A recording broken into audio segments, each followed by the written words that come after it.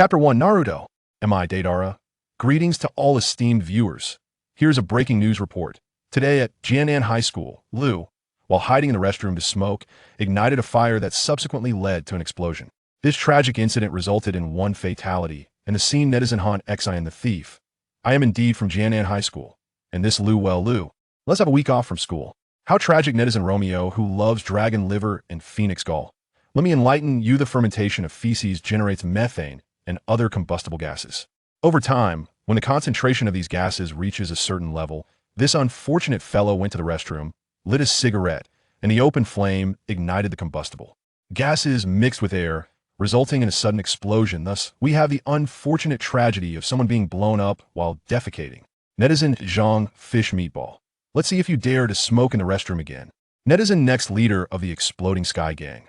The chrysanthemum blooms, and the explosion is grand. The deceased has passed, while the living must carry on. Fortune resides in misfortune, and misfortune hides in fortune unknown to all. The victim Liu, during the explosion, experienced a soul departure and unexpectedly transcended to another world. Ninja Naruto. Am I Deidara? His golden bangs covered half of his face as he gazed down at his grimy little hands, each palm adorned with a mouth. This was a distinctive feature unique to Deidara in Naruto. Liu had been sitting on the ground for over half an hour, and at this moment he had no choice but to accept the reality he had transcended. Indeed, suddenly, a harsh voice echoed in his mind, responding to him. System? He lifted his head, and his dirty face, framed by azure eyes, sparkled with intrigue.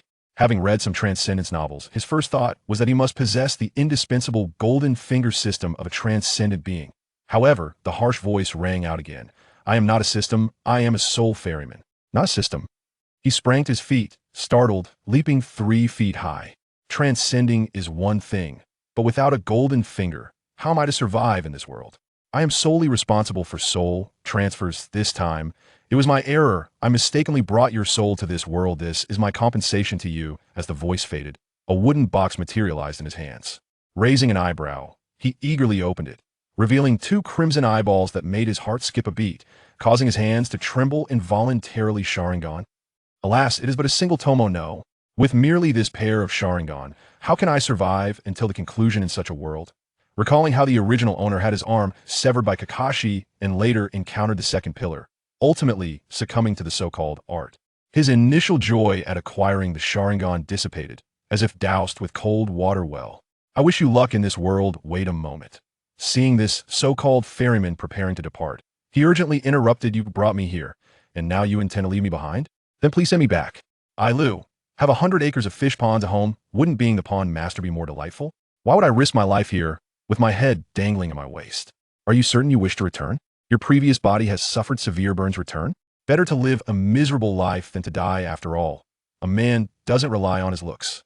Liu's actual name was indeed Liu. He truly had 100 acres of fish ponds, with friends visiting daily to fish, regardless of the weather. That was, quite literally, reaping the benefits as a fisherman. Thus, he resolved that although this world was splendid, it paled in comparison to his own life. Better to return and become a salted fish. A high-dimensional soul can descend into a lower dimension, but a lower-dimensional soul cannot breach the dimensional wall. This is the rule. You. Are you saying I cannot go back? Deidara's face turned ashen. What sin have I committed? The ferryman, lost in thought, fell silent for a moment before transmitting. Indeed. How about this? I can grant you another ability. I want the cells of Hashirama. Deidara, with Liu's essence within, blurted out without a second thought. Since returning was not an option, he had to accept reality. Becoming stronger was the way forward. With the Sharingan and Hashirama cells, he could one day summon the Susanoo and annihilate 4 nations. At that moment, Deidara Liu would stand atop this world. No, I have already given you the Sharingan. Granting you Hashirama cells would cross my limits. The ferryman replied decisively, leaving no room for negotiation. Thus, the ideal was grand, yet reality was stark. The smile on little Deidara's face instantly froze. Then what else can I ask for? For a moment, he found himself at a loss. Aside from Hashirama's cells, he couldn't think of anything that would catapult him to the pinnacle of his career. Gazing at the mouth in his palm, he paused momentarily, which reminded him of another classic anime he had been watching a couple of days prior. Suddenly, he lifted his head. The wind hole. I want Moroku's wind hole from Inuyasha. In Inuyasha, Moroku is a monk obsessed with continuing his bloodline, and Liu had always admired that character. Though Moroku's wind hole was a curse, if one could eliminate its negative effects. It would transform into an astonishing ability to devour, to consume all things, a human-like glutton. Imagining devouring the 9 tails and 8 tails, Little D grinned slyly, his potential as a dragon king already beginning to surface. The wind hole belongs to another dimension that won't do.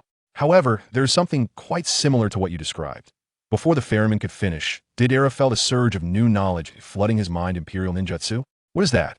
Imperial ninjutsu is one of the bloodline limits controlled by the character Bairu, the inheritor of the Will of Fire in the Naruto movie. Having not seen this film before his crossing, he was now filled with confusion, racking his brain to recall where this Imperial ninjutsu originated, capable of absorbing any. Ninjutsu is this not akin to the path of the evil spirits?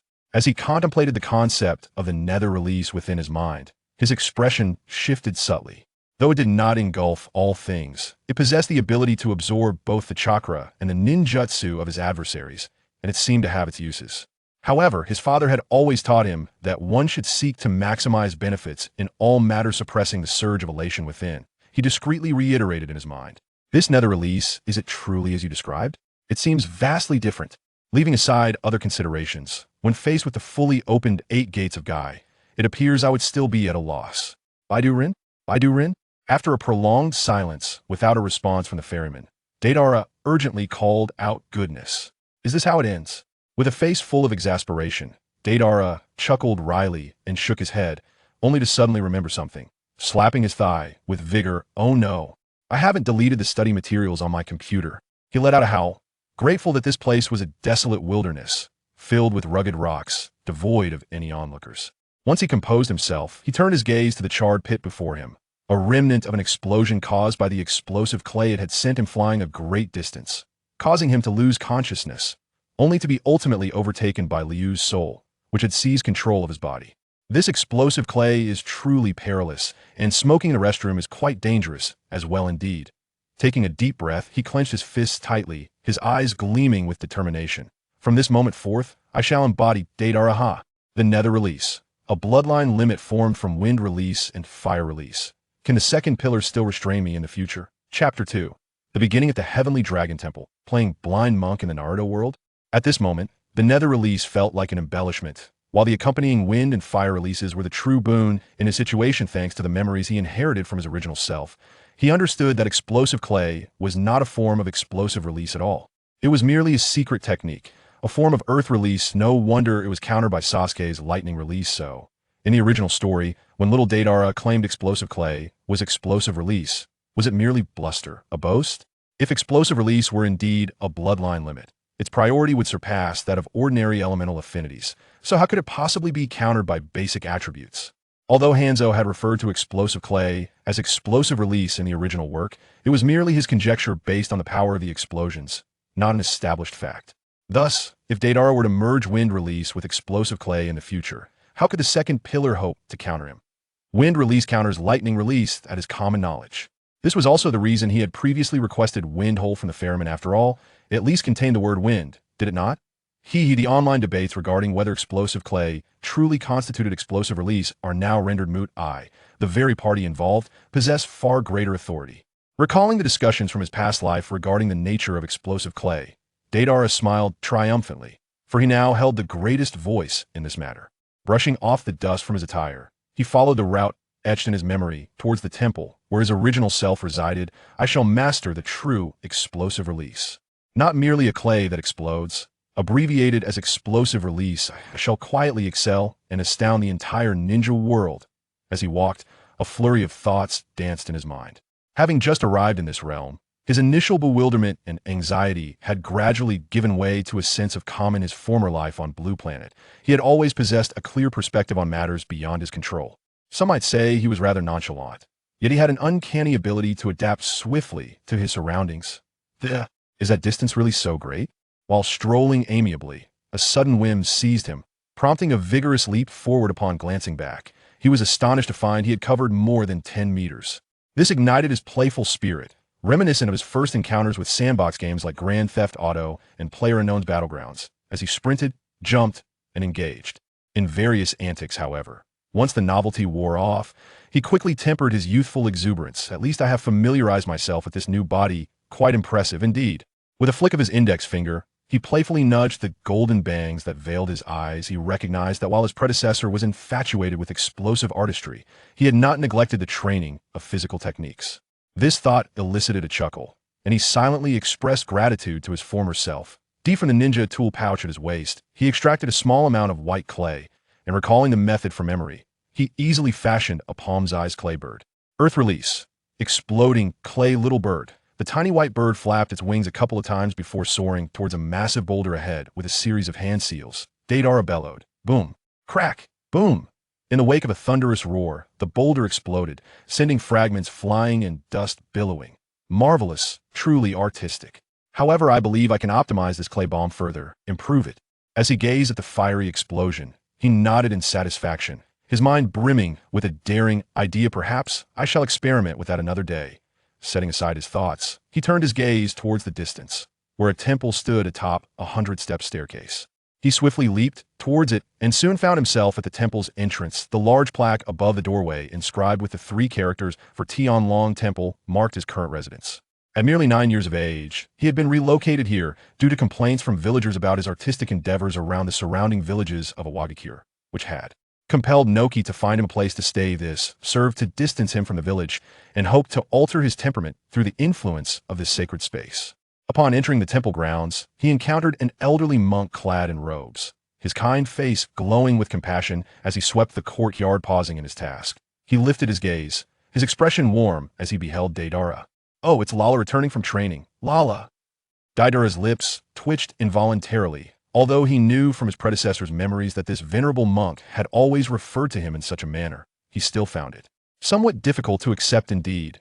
Master Huitu summoning a strained smile, Deidara greeted him, recognizing that the old monk was responsible for his daily meals, making it unwise to offend him. With a beaming smile, Huitu nodded.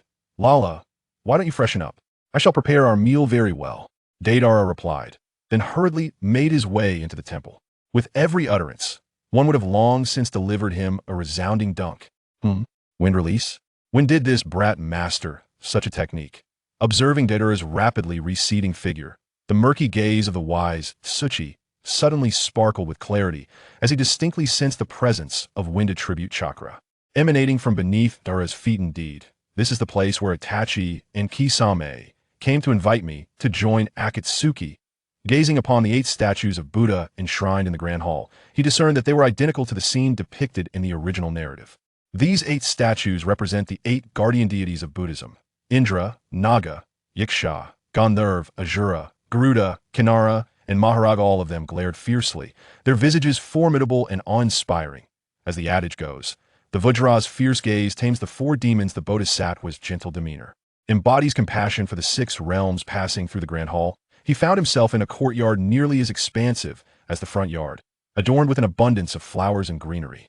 Deidara made his way directly to the hot spring, appearing disheveled and ragged, resembling a small beggar, which likely explained Tsuki's insistence that he take a bath. Yang release. Is it soaking in the bath? Deidara glanced at the mouths on his hands, then looked down at the sealed mouth on his chest, deep in thought. Previously, while watching Naruto, I thought this mouth on my chest was a transplant from Kakashi. Perhaps many Naruto fans share this assumption.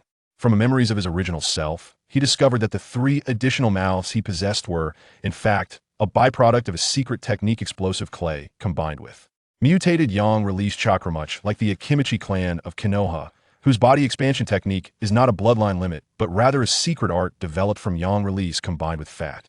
However, unlike the Akimichi clan, due to his ancestors' long history of playing with clay and eating dirt, a peculiar evolution began to manifest in Deidara's lineage over generations, resulting in abnormalities. During his father's era, some developed mouths on the back of their heads, others in their armpits, and some even on their legs, soles of their feet, or groin. This evolution not only led to the premature demise of many clan members, but, regrettably, also stripped many of them of their rights to choose partners. Thus, the tragic Deidara clan now finds itself with only him remaining, alas. Deidara is both fortunate and unfortunate. The villagers often voice such sentiments, expressing their sympathy for him. It was precisely due to this that the original Deidara harbored an obsession with explosive clay, showcasing an extreme fervor for art, akin to Naruto with his Hokage, Obito with Rin, and Madara with Transplanting the Sharingan, retrieving the wooden box given by the ferryman from his ninja tool pouch. Deidara furrowed his brow, momentarily perplexed.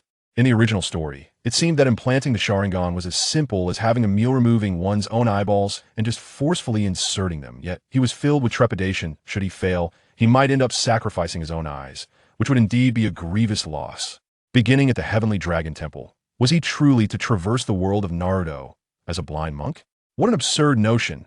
The Uchiha clan, the Akatsuki, Orochimaru, if they were to discover that I possessed the Sharingan, they would undoubtedly pursue me to the ends of the earth. Thus, I cannot afford to transplant it onto my visage. Little D furrowed his brow in contemplation. At merely 9 years of age, he resolved to bide his time. As the saying goes, crouch low to survive, and you may live to see 99. Just as he was about to set the box aside, his eyes widened in realization, and he raised his eyebrows in astonishment. Of course, I can simply transplant the Sharingan onto my hand. Chapter 3. What the heck? Is it my hand? With unwavering determination, Deidara swiftly brandished a kunai. However, for the sake of precaution, he first enveloped it in fire-infused chakra as a means of sterilization. Clenching a towel between his teeth, he briefly steeled himself and plunged the blade into the back of his right hand. Gritting his teeth, he inhaled sharply and pressed a Sharingan eye against the wound. Following the same procedure, he proceeded to implant another Sharingan into his right hand. Having completed these tasks with remarkable speed, he paid no heed to the blood cascading from his hand. Instead, he activated his healing jutsu with his left hand. His face alight with anticipation as he began the gradual process of mending the injury. His original body had sustained numerous injuries from the pursuit of his art, prompting him to acquire a basic healing technique for personal use. Were it not for this knowledge, he would not have acted so impulsively to transplant the Sharingan. A surge of exhilaration swept over him as he distinctly sensed the Sharingan taking root within his veins, akin to seeds germinating in fertile soil. The efficacy of the Sharingan was remarkably swift. Gazing at the two Sharingan nestled on the back of his hand, he exhaled deeply, a faint smile tugging at the corners of his lips. Yet, in an instant, his smile faltered, his eyes widening in horror as an expression of excruciating pain overtook his features, as if a violent agony had suddenly beset him. Ack! Boom! As Deidara's anguished wails reverberated through the air, an explosive surge of chakra erupted forth, shattering the surrounding bathhouse with a thunderous detonation. As Deidara felt a sudden darkness envelop his vision, he collapsed to the ground, unconscious. Hearing Deidara's anguished cries, Huitu hurried from the kitchen, and upon receiving no response at the door, he gathered his strength and forcefully broke it down. With a loud crash, he exclaimed, "What is this? The Sharingan?" Kneeling beside Deidara, he was taken aback to see the Sharingan in his hand, instantly realizing what Deidara had been up to. "You reckless fool. Where on earth did you acquire the Sharingan?" he murmured, pulling Deidara's clothing and carrying him toward the adjacent tatami room. "You dolt. The human body has a tendency to reject transplanted organs or tissues from external sources, and you dare to transplant the Sharingan. How can you be so reckless?" Sighing with a frown while gazing at Deidara lying on the tatami, Huitu appeared hesitant, as if pondering something. But soon, he made up his mind. His expression hardened as he formed a hand seal. Sage mode, activate. With this incantation, his hunched back gradually straightened. Suddenly, his entire body swelled with powerful muscles. His skin darkened, and his visage transformed into a fearsome and terrifying sight. Grasping Deidara's right hand, a pale blue substance began to flow from his own hand into Deidara's. Before long, Huitu's appearance returned to normal, though he appeared slightly more aged than before. "You're fortunate to have encountered me. The rejection reaction of organs can vary greatly. Forcing a fusion can indeed lead to death," he whispered softly, shaking his head as he exited the room. Unbeknownst to him, as he stepped outside, the pair of Sharingan in Deidara's right hand began to spin rapidly on their own. In an instant, the single tomo transformed into a double tomo. Strangely, the pupils slowly moved to the tips of his index and middle fingers. Moreover, a mysterious smile seemed to form on the mouth located in the palm of his right hand. Subsequently, his arm extended like a serpent, seizing a set of ninjutsu scrolls from the bookshelf, and inexplicably activated a self-learning mode. Its learning ability was remarkable. It rapidly formed hand seals while observing, achieving 5 seals per second. Amidst this, Deidara, lying in bed, murmured in his sleep, shifting into a more comfortable position, blissfully unaware. The hand seal motions momentarily paused as the double tomo eyes glanced at Deidara before resuming their sealing. 1 second, 6 seals, 1 second, 7 seals. In less than a moment, having completed a set of scrolls, it picked up another. Yet this time, it did not form hand seals. For it was perusing the lecture notes on explosive clay authored by its original self, Deidara. At the tender age of 9, young Deidara had already refined the explosive clay ninjutsu to C3, number 18. The C4, known as Garuda in the original narrative, was a technique devised specifically to counter Uchiha Itachi, developed after the 12-year-old Deidara was defeated by him through illusionary tactics. He had not yet reached that level. As for C0, referred to as Patrick Star, this explosive aficionado had already begun his research prior to Lu's arrival in this world. Truly, he is deserving of the title artist. The following morning, as dawn broke, a gentle voice interrupted Deidara's slumber. "Little me, stop it." In a daze, he seemed to sense a feline tongue licking his face, and with his eyes still shut, he mumbled a complaint. In Blue Star, he had once owned a cat. And instinctively reaching out to pet it, he was abruptly startled by an unfamiliar sensation, tumbling off the bed in shock. "What the? My hand." Upon noticing his right hand, which lay limply on the bed, extending 2 or 3 meters, Deidara stood frozen in disbelief.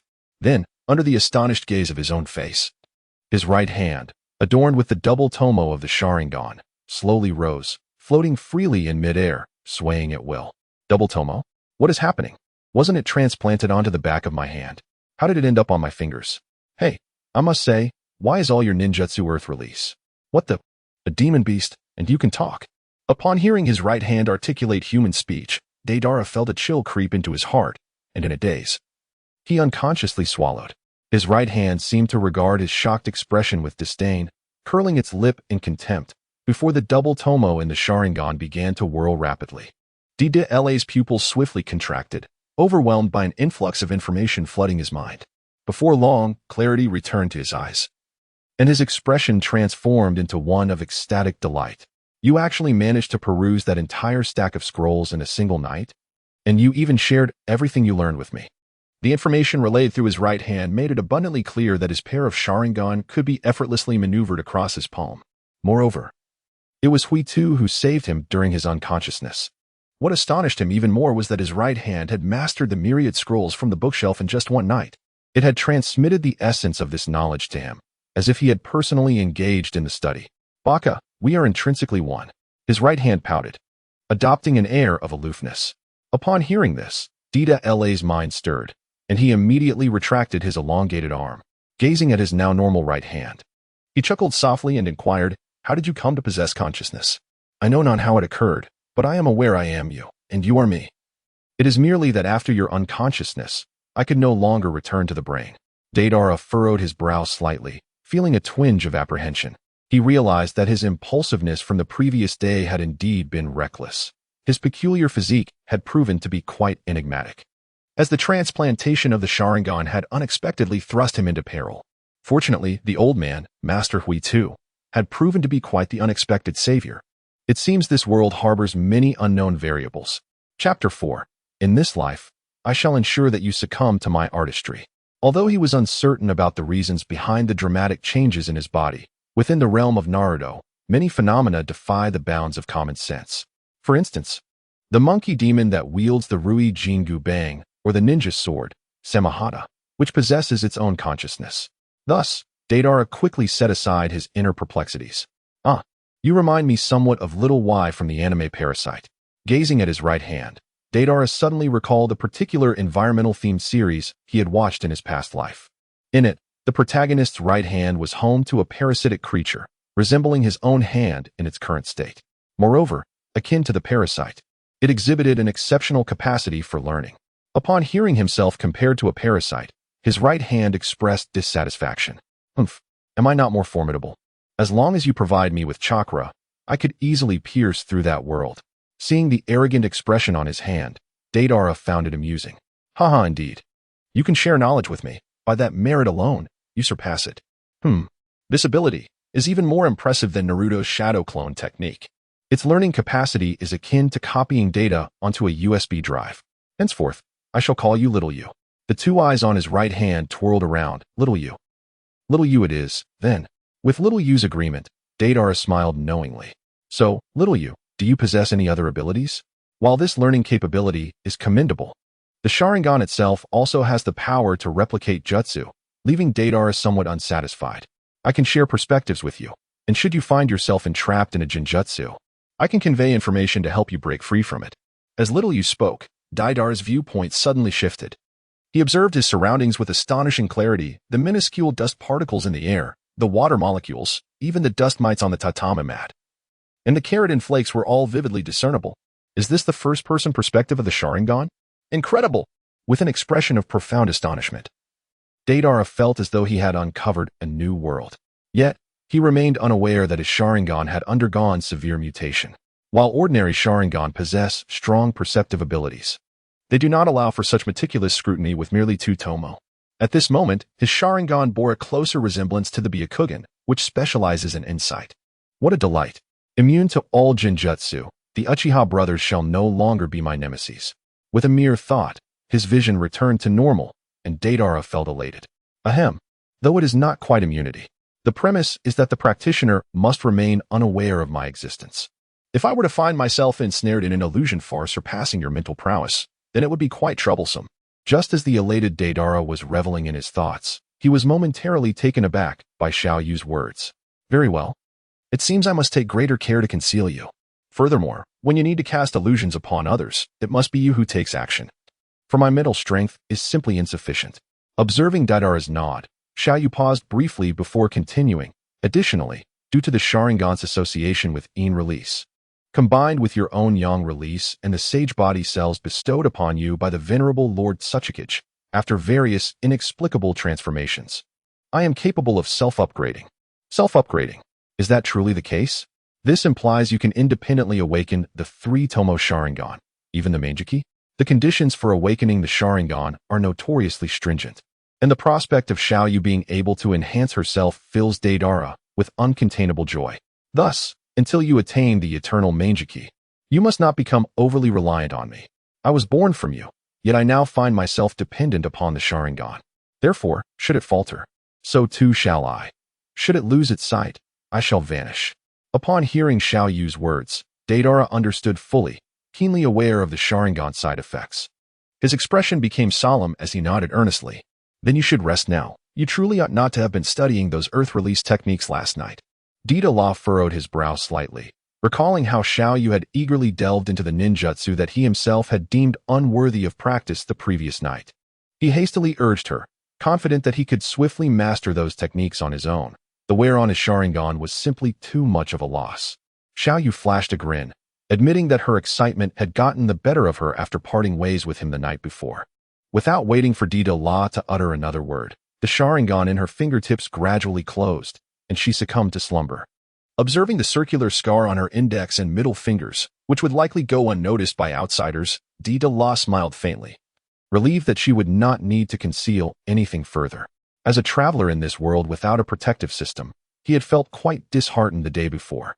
Being well acquainted with the storyline, the thought of facing the Otsutsuki alien loomed over him like a heavy stone. However, with Xiao Yu as his unexpected ally, he sensed that the path ahead would undoubtedly be much smoother. His stomach grumbled in protest from missing dinner the previous night, prompting him to don his clothes and step outside. Oh, Lala is awake. I was just about to call you for breakfast, he heard as he emerged from his room. Spotting Huitu exiting the kitchen across the way, a cheerful expression adorning his face as he waved at Deidara. Huitu. Thank you. Deidara approached him earnestly. Huitu, well aware of what Shadi was referring to, shook his head slightly. You must be starving. Today, we have your favorite. Odin. Noticing that Huitu seemed disinclined to discuss the matter further, Deidara nodded in acknowledgement and seated himself at the wooden table in the kitchen, eagerly diving into the meal. He had encountered Odin in his previous life, with its assortment of kelp knots, daikon radish, konjac noodles, tofu pouches, and various colorful fish balls. Yet, he felt that this rendition exceeded the flavors he had previously experienced. It was only after savoring a sip of the broth that he realized the secret lay in its exquisite base. Huitu watched with a satisfied smile.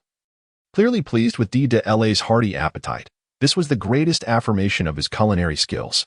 Your right hand. I shall keep your secret. Huitu spoke slowly, observing Deidara's astonished expression. Without waiting for a response, he turned and walked outside. The temple welcomed villagers daily seeking blessings. And although the numbers were modest, he still needed to preside over their wishes. Deidara paused momentarily, then resumed his hearty meal. Although Kido may possess extraordinary experiences, he was reluctant to delve into his past, and Deidara, out of respect, would not press him further. As for the Sharingan, he held no concern for Kido. If there were ulterior motives, he would have acted last night. The fact that Kido could remain secluded here suggested that he regarded the Sharingan with indifference.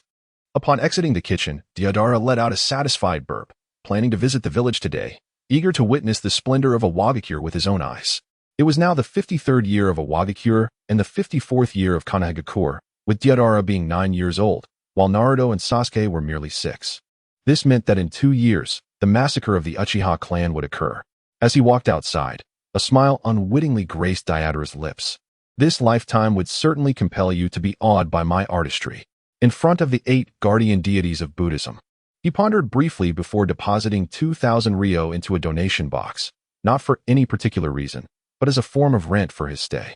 Upon leaving the main hall, he spotted a young IWNeen of about 15 or 16 years, sporting a wild hairstyle and leaning against the doorframe, seemingly waiting for quite some time. Straightening up, he called out to Deidara with a loud voice. "Hey, Deidara, there's a mission. Chapter 5. Are you searching for death by lighting a lamp in the restroom?" The individual before him was named H10, aged 15, and like Deidara, a member of the Wagakure's explosive corps. Though he was not mentioned in the original narrative, his father was far from obscure.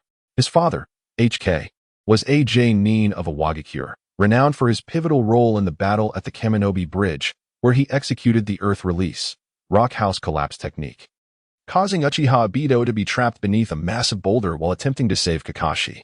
Later, Kakashi, who had received Obito's Sharingan, utilized the Chidori to kill him, marking the beginning of Obito's descent into darkness.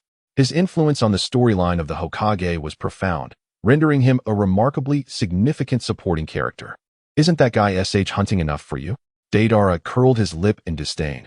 Ever since he had been exiled to this desolate place, the tasks assigned to him by the village had dwindled significantly. Unless there was a major undertaking requiring additional manpower, no one would bother to inform him.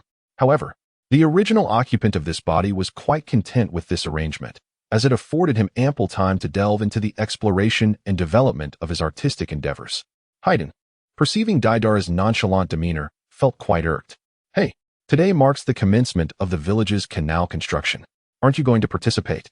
Deidara was momentarily taken aback, recalling that the last time he encountered Noki, he had urged him to participate without fail. The construction of irrigation ditches in the Earth-hidden village, aimed at facilitating agricultural endeavors for the villagers, had been a long-standing plan. Every eligible villager was expected to contribute, although Noki had, under pressure, expelled him from the village. He had not entirely forsaken him.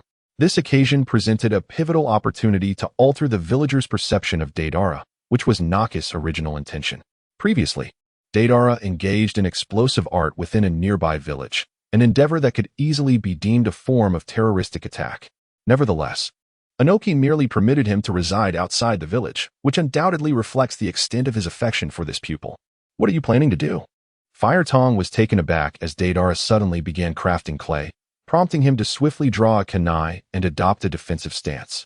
Earth Release, exploding clay, giant bird. With a resounding boom, a massive white clay bird materialized. Deidara leapt onto the bird's back, casting a look of bemusement towards Fire Tong. "Are you coming or not?" Embarrassed, Fire Tong scratched his head and, with a forced smile, joined him atop the giant bird, standing with his hands clasped behind his back. Deidara guided the giant bird towards the village of a Wagakure, which he recalled navigating with ease in his memories, yet experiencing it firsthand for the first time filled him with excitement.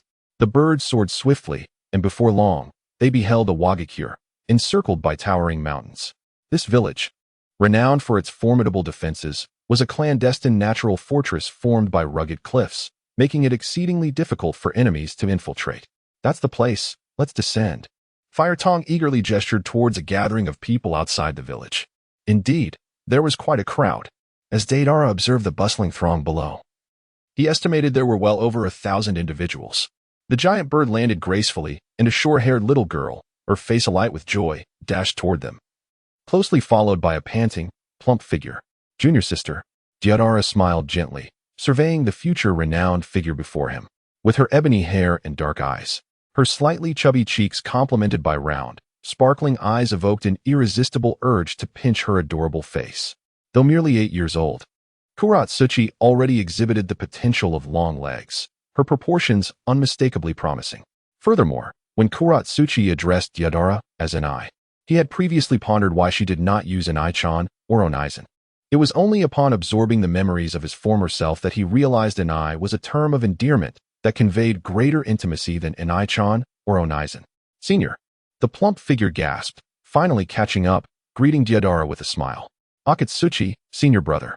Deidara felt a slight awkwardness at calling the 12-year-old Akatsuchi his senior, given his 2 lifetimes of experience. Lord Tsuchikage. Upon the sight of Inoki approaching with his hands clasped behind his back, the trio halted their conversation and greeted him in unison. Their titles for Inoki were rather amusing. Akatsuchi referred to him as Lord Tsuchikage, while Deidara instinctively spoke out in accordance with his previous habits. As Inoki's granddaughter, Kuratsuchi had followed the playful Deidara closely since childhood, also adopting the nickname Old Man for Inoki. This had led to numerous reprimands from Inoki during their youth, but as they grew taller and older, he allowed them more leeway. Well, Deidara, go join your explosive squad. The irrigation project is quite a significant undertaking. Inoki nodded, maintaining a serious facade. Initially, he had assumed Deidara would be too engrossed in his explosive artistry to come, so he felt a sense of joy at his presence. With a nod, Deidara smiled, unable to resist the temptation to touzle Kuratsuchi's short hair before leaping towards the group at age 10. Behind him, Kuratsuchi pouted, stamping her foot in protest. Deidara, you've messed up my hair. Deidara's lips curled into a subtle smile, though he couldn't quite fathom the reason behind such an action. Perhaps it was because Black Earth reminded him of the little cat he had cared for in his previous life. Furthermore, there was a striking similarity. Both would erupt in fury at the slightest touch. What is happening today? The great artist, who usually disdains participation in such tasks, surprisingly decided to join. As Deidara swiftly approached, a figure clad in a long robe, sporting a spiky hairstyle, spoke with a tone that was somewhat peculiar. Deidara furrowed his brow slightly.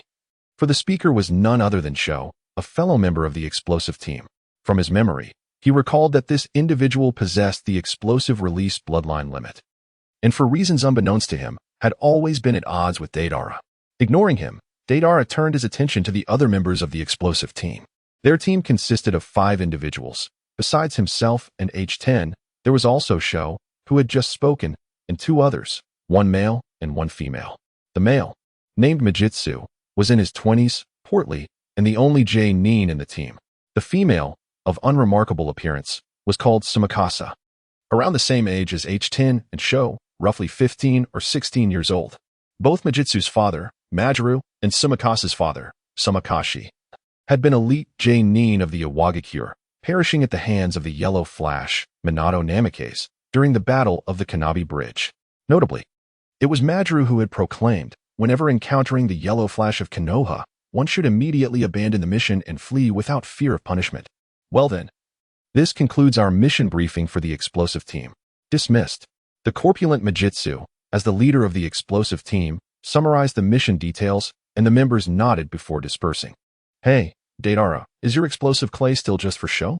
Just as Deidara was about to create a clay bird to launch towards the designated explosion point, an incongruous voice interrupted him from the side.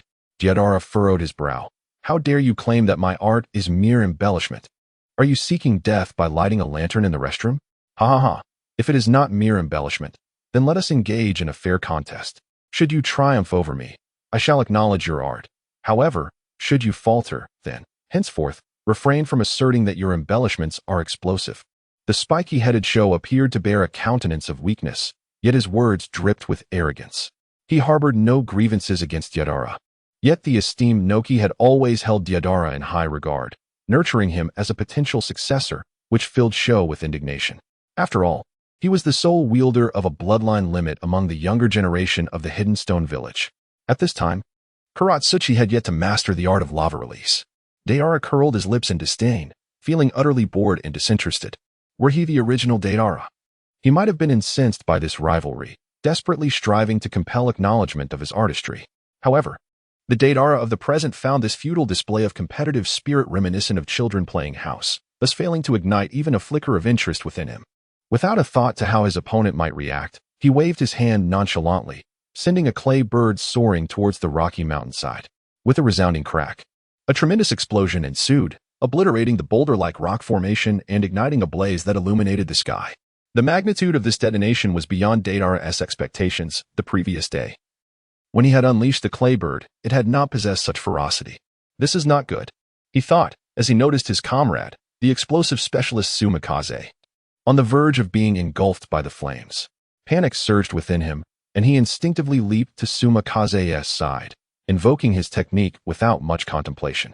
His right hand, with a mouth opening in its palm, emitted a crimson aura that swiftly quelled the explosion, dissipating it in an instant. Is that a bloodline limit? Chapter 6. The fusion of explosive clay. Surprised expressions adorned the faces of Kazu and Noki.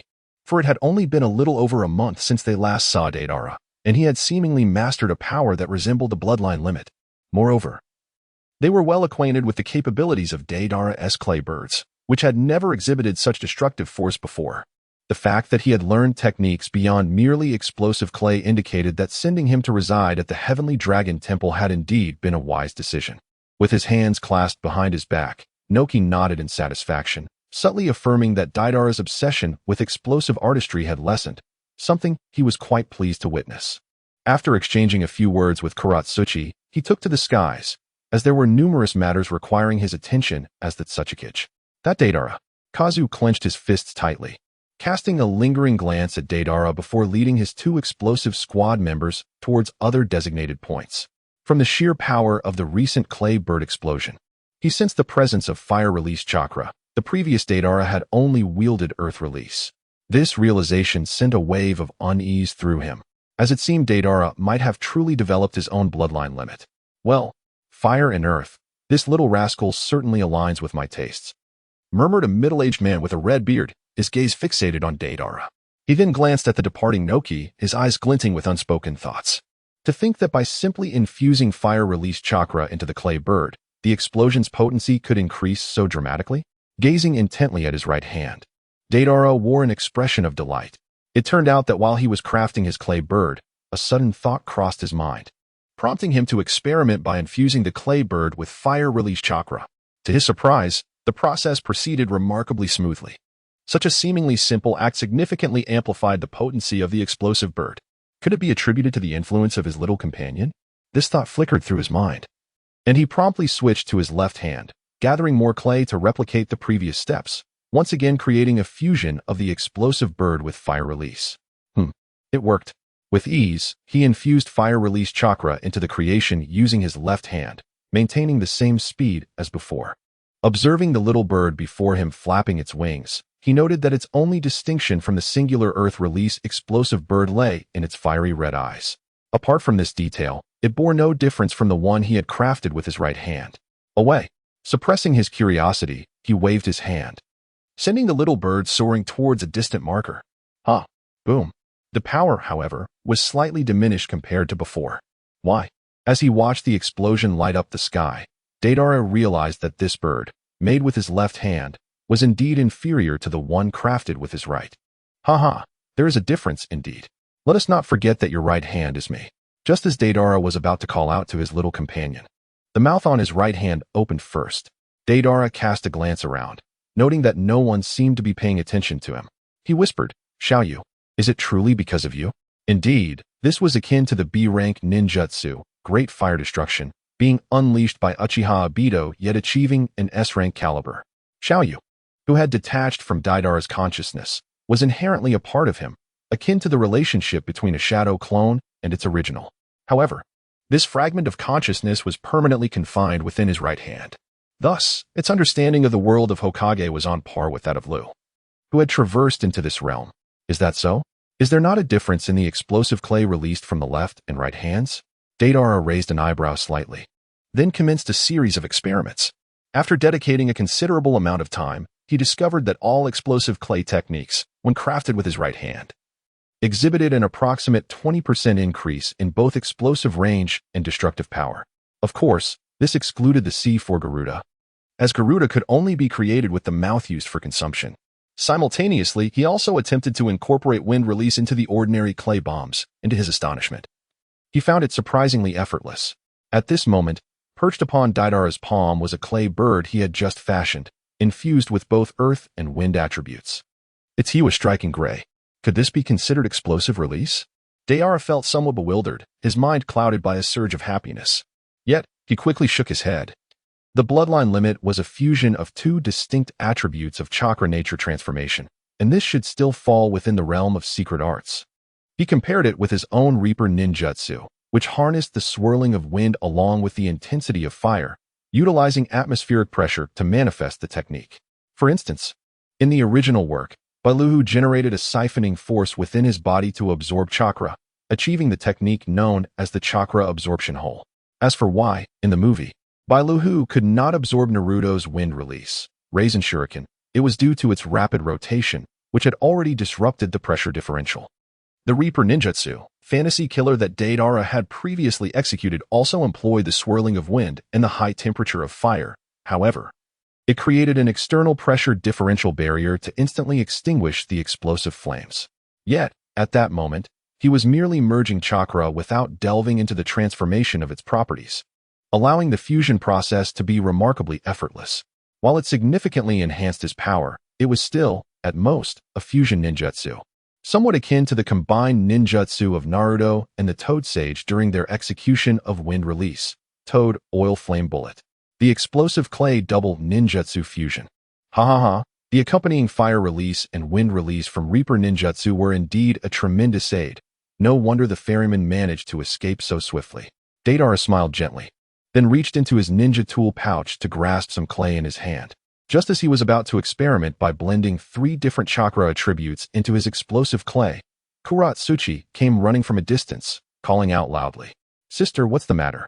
Kuratsuchi, hands on her hips and cheeks puffed in indignation, exclaimed, "Deidara, you truly are a source of constant worry. Just look around you." Deidara glanced around as instructed, observing that those who had initially been clearing rubble and digging ditches were now gradually making their way towards the village. "Fortunately, the old man reminded me to invite you for a meal. You truly are an insufferable stone." Deidara found the puffed-up expression of Kuratsuchi somewhat amusing. He leapt down from the rocky outcrop and playfully ruffled the hair of the girl who was a head shorter than him. "Time truly flies, doesn't it?" Kuratsuchi wrinkled her small, delicate nose and replied, "Even if the old man doesn't mention it, I would still come looking for you. You promised to treat me to some rock-grilled meat last time. Isn't it time to fulfill that promise?" Rock-grilled meat? Deidara was momentarily taken aback. But as he sifted through the memories of his former self, he recalled that indeed, there was such a promise. Previously, Deidara had been assigned by Inoki to reside at the Heavenly Dragon Temple, which he didn't mind at all. In fact, he was quite pleased. It afforded him the freedom to delve into his explosive art, which was the life he had always envisioned. However, upon learning this, Kuratsuchi had insisted on accompanying him. Faced with her tearful pleas, Deidara had casually mentioned that he would take her out for rock-grilled meat someday, which had calmed her down. Little did he know that she took his words very seriously. "Let us go. Rock-grilled meat. Rock-grilled meat. I want 10 portions." Without waiting for Deidara to respond, Kuratsuchi grabbed his hand and marched toward the village. Her small hand gripped his tightly, as if fearing he might escape. Deidara couldn't help but smile wryly, thinking that perhaps trying the barbecue of this world would not be such a bad idea. Deidara felt somewhat different this time. As he allowed her to lead him toward the rock-grilled meat, Kuratsuchi, usually so composed, blushed unexpectedly and flashed a sweet smile. Chapter 7, Bloodline Elimination. Dust Release. Sister, how has your training with the old man been? As Deidara and Kuratsuchi returned to the village, they found themselves dining at a rock-grilled meat establishment, engaging in light-hearted banter.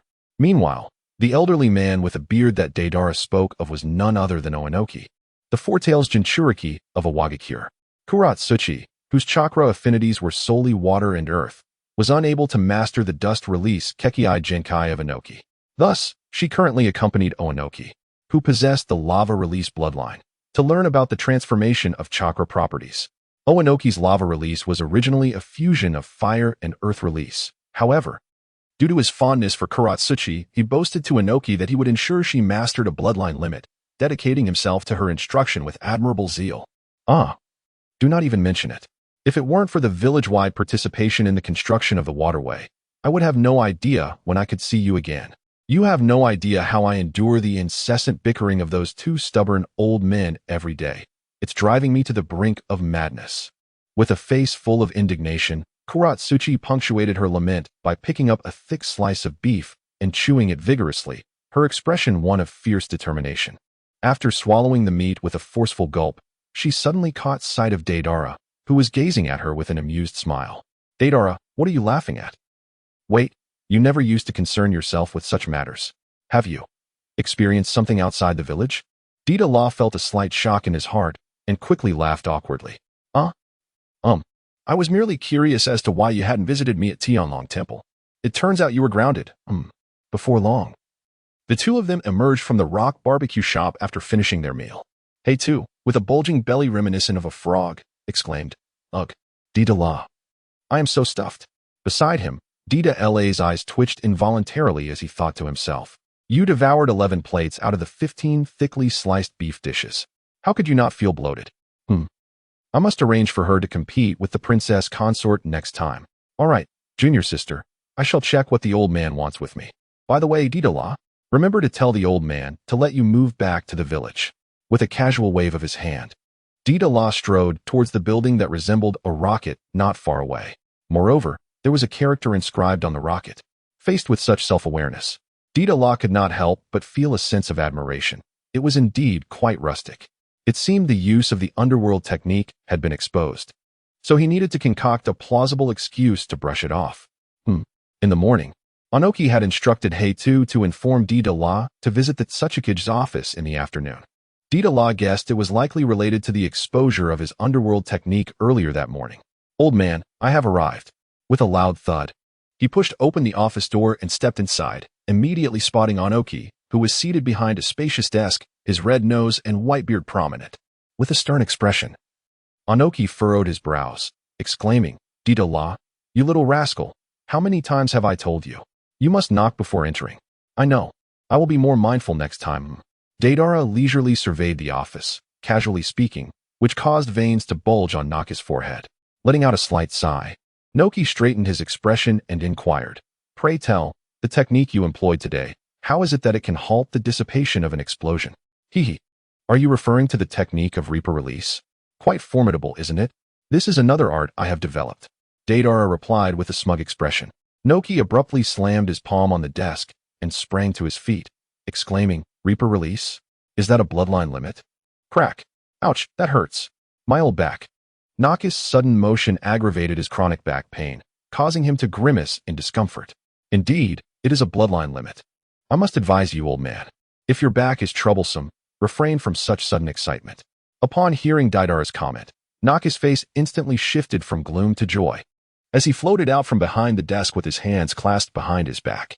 "How did you master it? What are the two nature transformations? It appears your technique involves wind. What is its capability? And no one else knows about this, right?" He rambled on, his voice resonating loudly, causing Deidara's ears to ring. Deidara tugged at his mouth, digging into his ear, and glanced helplessly at Noki. "It's deafening, with such a loud voice. It's only a matter of time before the entire village hears about it." Noki, puffing out his cheeks and glaring, retorted with irritation, "You little brat. Are you really lecturing me now? Speak up." As he said this, he placed his hands before his chest, fingers interlaced. Deidara certainly did not believe he was engaging in a heartfelt gesture. Thus commenced the hand signs for the dust release, original world disintegration technique. Deidara, startled, took a swift step back, pondering in his heart, is this old man truly that formidable? With a forehead creased in annoyance, he quickly spoke up. "The Reaper technique is a bloodline limit I developed after being expelled from the village, born from deep reflection. I once thought that creating an explosion was quite simple. Yet if I could make that explosion vanish in an instant, then I would have genuinely mastered it. That would be true artistry." On instinct, Noki nodded slightly, finding the response very much in line with Deidara's character. The Reaper technique is an alteration of the wind and fire natures. Its capabilities are, what did you say? Wind and fire? Noki abruptly lifted his head, his eyes widening in shock as he interrupted Deidara's discourse with an exclamation. Deidara was suddenly startled by Naka's shout. "Yes, indeed. Wind release, fire release, and combined with your original earth release." The diminutive Noki paced back and forth, hands clasped behind him, his face awash with excitement. He then turned his gaze to the two portraits adorning the wall, depicting the first Hokage, Ishikawa, and the second Hokage, Mu. You both have been safeguarding the village all along, haven't you? Mu, in this day and age, with the elimination of dust release bloodline limits. Perhaps there is hope for a successor. Naka's voice trembled with emotion, tears streaming down his cheeks. His mastery of dust release, inherited from the second Hokage, had long been a source of inner turmoil for him, as he could not pass it on. It is well known that a bloodline limit is a unique ninjutsu that can only be inherited through blood relations via genetic lineage. Only those sharing the same bloodline can inherit it. Outsiders cannot acquire it through training. A new chakra attribute is born from the fusion of two chakra types, which constitutes a bloodline limit. Conversely, the elimination of a bloodline limit introduces an additional chakra attribute, and it can be comprehended and mastered through experience. Furthermore, the difficulty of developing techniques associated with the elimination of a bloodline limit is exponentially greater than that of a standard bloodline limit. In the present ninja world, dust release is recognized as the sole known bloodline elimination. Listening to Naka's choked whispers and observing his small stature, Deidara found himself unexpectedly sympathetic toward the obstinate old man. Despite his advanced age, did Noki truly covet the thankless position of Hokage? Not necessarily. Rather, he had yet to find a suitable successor among the younger generation. Thus, he bore this heavy burden alone. As a traveler from another world, Deidara had already perceived dust release as his for the taking upon realizing it was a combination of wind and fire releases. He possessed the requisite conditions, and the opportunity to learn this bloodline elimination was simply too enticing to ignore. Chapter 8. Even Newton would be stunned, exclaiming, truly an expert. Dai, how have you acquired both wind and fire release in such a short time? Noki discreetly wiped away his tears and turned around, his face adorned with a gentleness that Deidara had never witnessed before. Although ninjas in this world can enhance their chakra attributes through diligent training, such endeavors require both innate talent and an extensive investment of time. Mastering one's existing chakra attributes is already a formidable challenge for most, and augmenting additional foundational attributes is a pursuit few would undertake unless they possess an unwavering confidence in their own abilities. This notion is not a secret, rather, it is an unspoken understanding throughout the ninja world. Earlier, while experimenting with a new explosive clay technique, a minor mishap occurred, leading to his own inadvertent unconsciousness. Upon awakening, he found himself inexplicably endowed with wind and fire chakra. This narrative was a fabrication Deidara had devised just before his arrival, and now, he was performing with remarkable flair, his large eyes fluttering with innocence. Yet, in truth, he had not entirely strayed from the facts. Setting aside the element of his transmigration, it was indeed as he described. Noki, with his characteristic downturned brows, furrowed them tightly before relaxing his expression as he gazed once more at the portraits of the previous Hokage. It indeed seemed to be the first and Lord Mu, the guardians of the village. Turning back, he fixed a serious gaze upon Deidara and said, "Young Deidara, now that you possess the attributes of wind, fire, and earth chakra, I wish to entrust you with a request. Consider it an old man's plea. Will you grant my wish?" Deidara slightly raised an eyebrow, pondering the humility displayed. Oh, how naive of him to believe that I remain the same infatuated boy captivated by the art of explosives. A subtle smile graced his lips as he mused, "Old man, are you truly suggesting that I should learn dust release from you? Indeed, young one, should you refuse, I shall ensure you comprehend the essence of true artistry." Initially intending to jest with Noki, Deidara was taken aback by the sudden shift in demeanor, as an overwhelming aura enveloped the old man. The earth shadow cloak billowed without a breeze, causing Deidara's lips to twitch involuntarily. "You old-timer, I never said I would decline." Deidara pressed his forehead, sensing that the upcoming days would be rather arduous. No wonder, in the original narrative, after being reincarnated through impure world reincarnation, Deidara reacted to Inoki like a mouse encountering a cat. Nonetheless, Inoki's feelings towards Deidara can be described as a mix of deep affection and stern disappointment. His favored disciple, utterly engrossed in the pursuit of art, was indeed a source of vexation for him. "Truly? You are quite astute." Concealing his elation, Inoki suppressed his joy and nodded in satisfaction, embodying the image of a teachable youth. Subsequently, with a hint of impatience, he began to elucidate the intricacies of dust release to Deidara. "What? You have already mastered the techniques of heavy stone and lightweight stone?" From Inoki's revelations, It became apparent that the essence of dust release lies in the advanced techniques of earth release, ultra-heavy stone and ultra-lightweight stone. By integrating the appropriate proportions of wind and fire release transformations into these two techniques, one could manifest the Kekei Tota, dust release. However, to command these two earth release techniques, one must first master their simplified versions, earth release, heavy stone, and earth release, lightweight stone. Hearing Deidara assert that he had already learned these techniques left Inoki utterly astonished, his expression one of disbelief. Previously, when he had encouraged Deidara to study these signature techniques of his, the latter steadfastly refused, insisting that only explosions constituted the pinnacle of art, nearly driving him to despair. Do you doubt it? Just watch. As he spoke, a somewhat smug Deidara placed his hand on Inoki's shoulder. Earth release, heavy stone. Feeling his body suddenly grow heavy, Inoki's countenance shifted, and with a sense of indignation, he swiftly shook off Deidara's hand. To demonstrate the heavy stone technique in front of him was akin to brandishing a large blade before Guan Yu. Indeed, haha. Sending you to reside at the Heavenly Dragon Temple was a most sagacious decision. It has transformed you significantly. Inoki chuckled in a low, gravelly voice. He was well aware that both the heavy stone and lightweight stone techniques required not only exceptional chakra control, but also demanded an immense investment of time for mastery. Initially, one must become proficient in dozens of hand seals to manipulate the chakra within their chakra points. Only when one can execute the technique without the need for hand seals, combined with precise chakra control, can they be said to have truly mastered the art of these ninjutsu. Deidara smiled lightly, recalling how little you had mastered over a dozen earth release jutsu in just one night, including these two techniques. Among them were others such as earth release, earth flow wall, earth flow castle wall, earth release, mind decapitation technique, earth release, earth dragon concealment technique, earth release, mountain earth technique, earth release, rock fist technique, and earth release, rock concealment technique, among others. Yet, among these techniques, it must be said, his utmost satisfaction lay with the heavy rock and light rock techniques.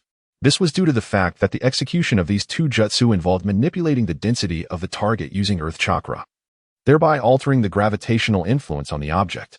Such microscopic control over matter was, to him, utterly marvelous. Even Newton would be left bewildered, exclaiming that it was truly an expert's work. Ah, haha, little brat, I knew you would be here. Just as Inoki raised his head with a smile, ready to speak. The office door swung open, and a middle-aged man with a red beard entered with a hearty laugh, striding confidently. Old Zetsu. The moment Deidara laid eyes on the red-bearded man, he recognized him as the Four-Tails Jinchuriki, Old Zetsu. However, at this moment, Old Zetsu was merely in his 40s. His physique robust, and in the prime of his life. Haha, come with me. I shall introduce you to my art. Upon entering, he grabbed Deidara's hand and began to lead him outside, much to Deidara's astonishment. Zetsu, can't you see I am still here? Inoki interjected, narrowing his eyes as he struggled to suppress his rising anger. Old Stubborn, step aside, for I do not wish to argue with you today.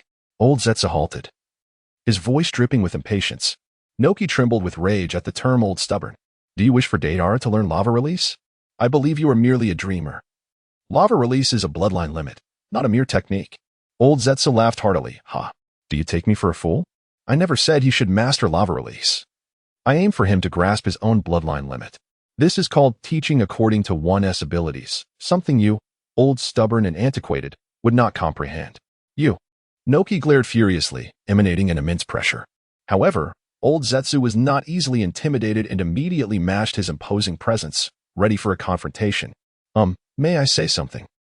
As the two men stood poised for conflict, Deidara, feeling somewhat exasperated, began to understand the sentiments of Kuratsuchi. Chapter 9. He said to believe in science and then flew away. At that moment, Inoki and Old Zetsu instantly ceased their hostilities, exchanging glances before turning their attention to him. I am only interested in art.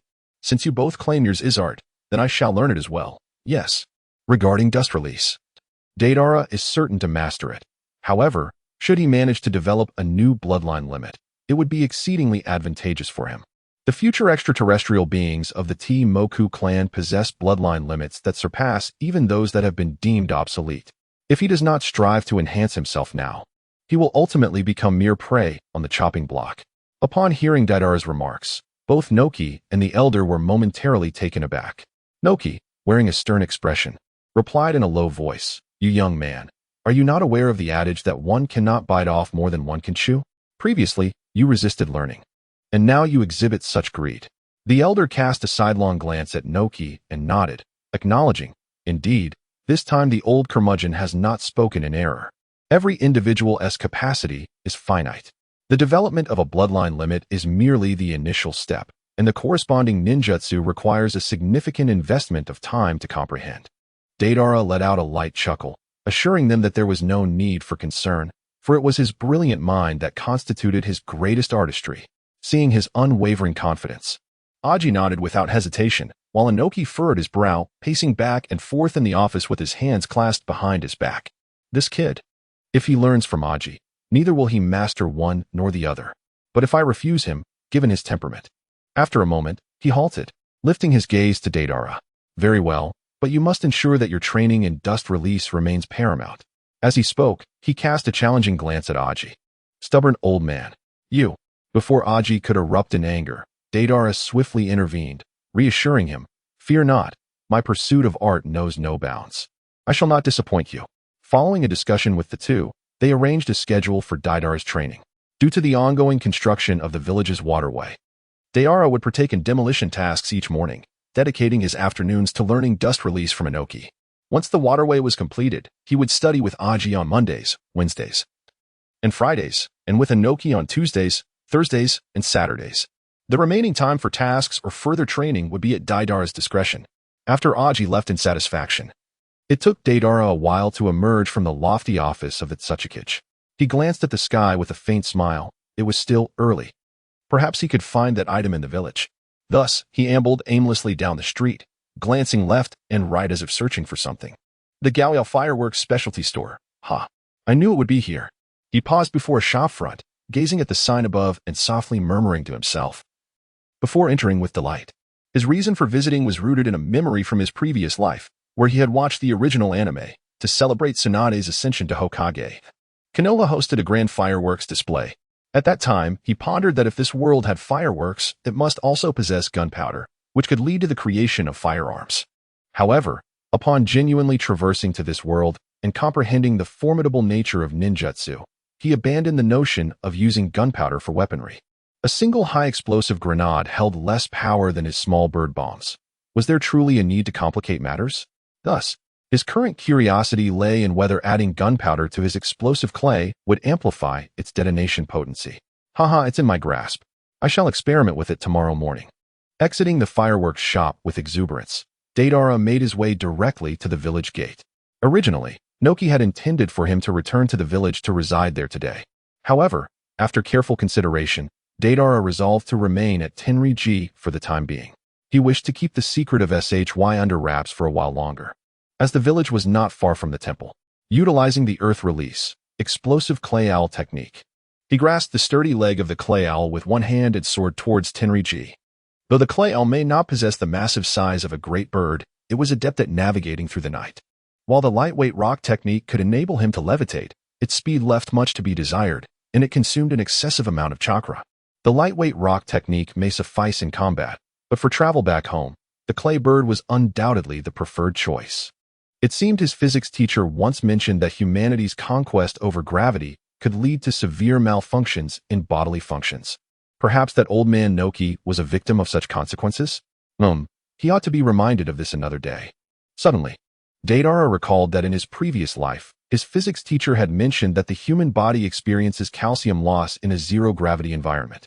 If one carries their own weight, it can lead to an increased risk of fractures. Reflecting on Naka's frequent use of the light-heavy rock technique for flight, he pondered the implications of his diminutive stature and frequent backaches. Indeed, this could be elucidated through the lens of physical science. Moreover, prolonged exposure to a weightless state diminishes the gravitational load on the body, resulting in bones that do not retain their former robustness. The absence of gravity can disrupt the circulation of blood and bodily fluids, leading to a cascade of health issues such as insufficient blood supply to the lower limbs, muscle atrophy, facial swelling, headaches, increased urination, and even loss of consciousness. The fact that Noki ended up in a wheelchair in Boruto can be attributed to these inevitable factors. Aside from the mere passage of age, it appears that the light-heavy rock technique should be employed with caution.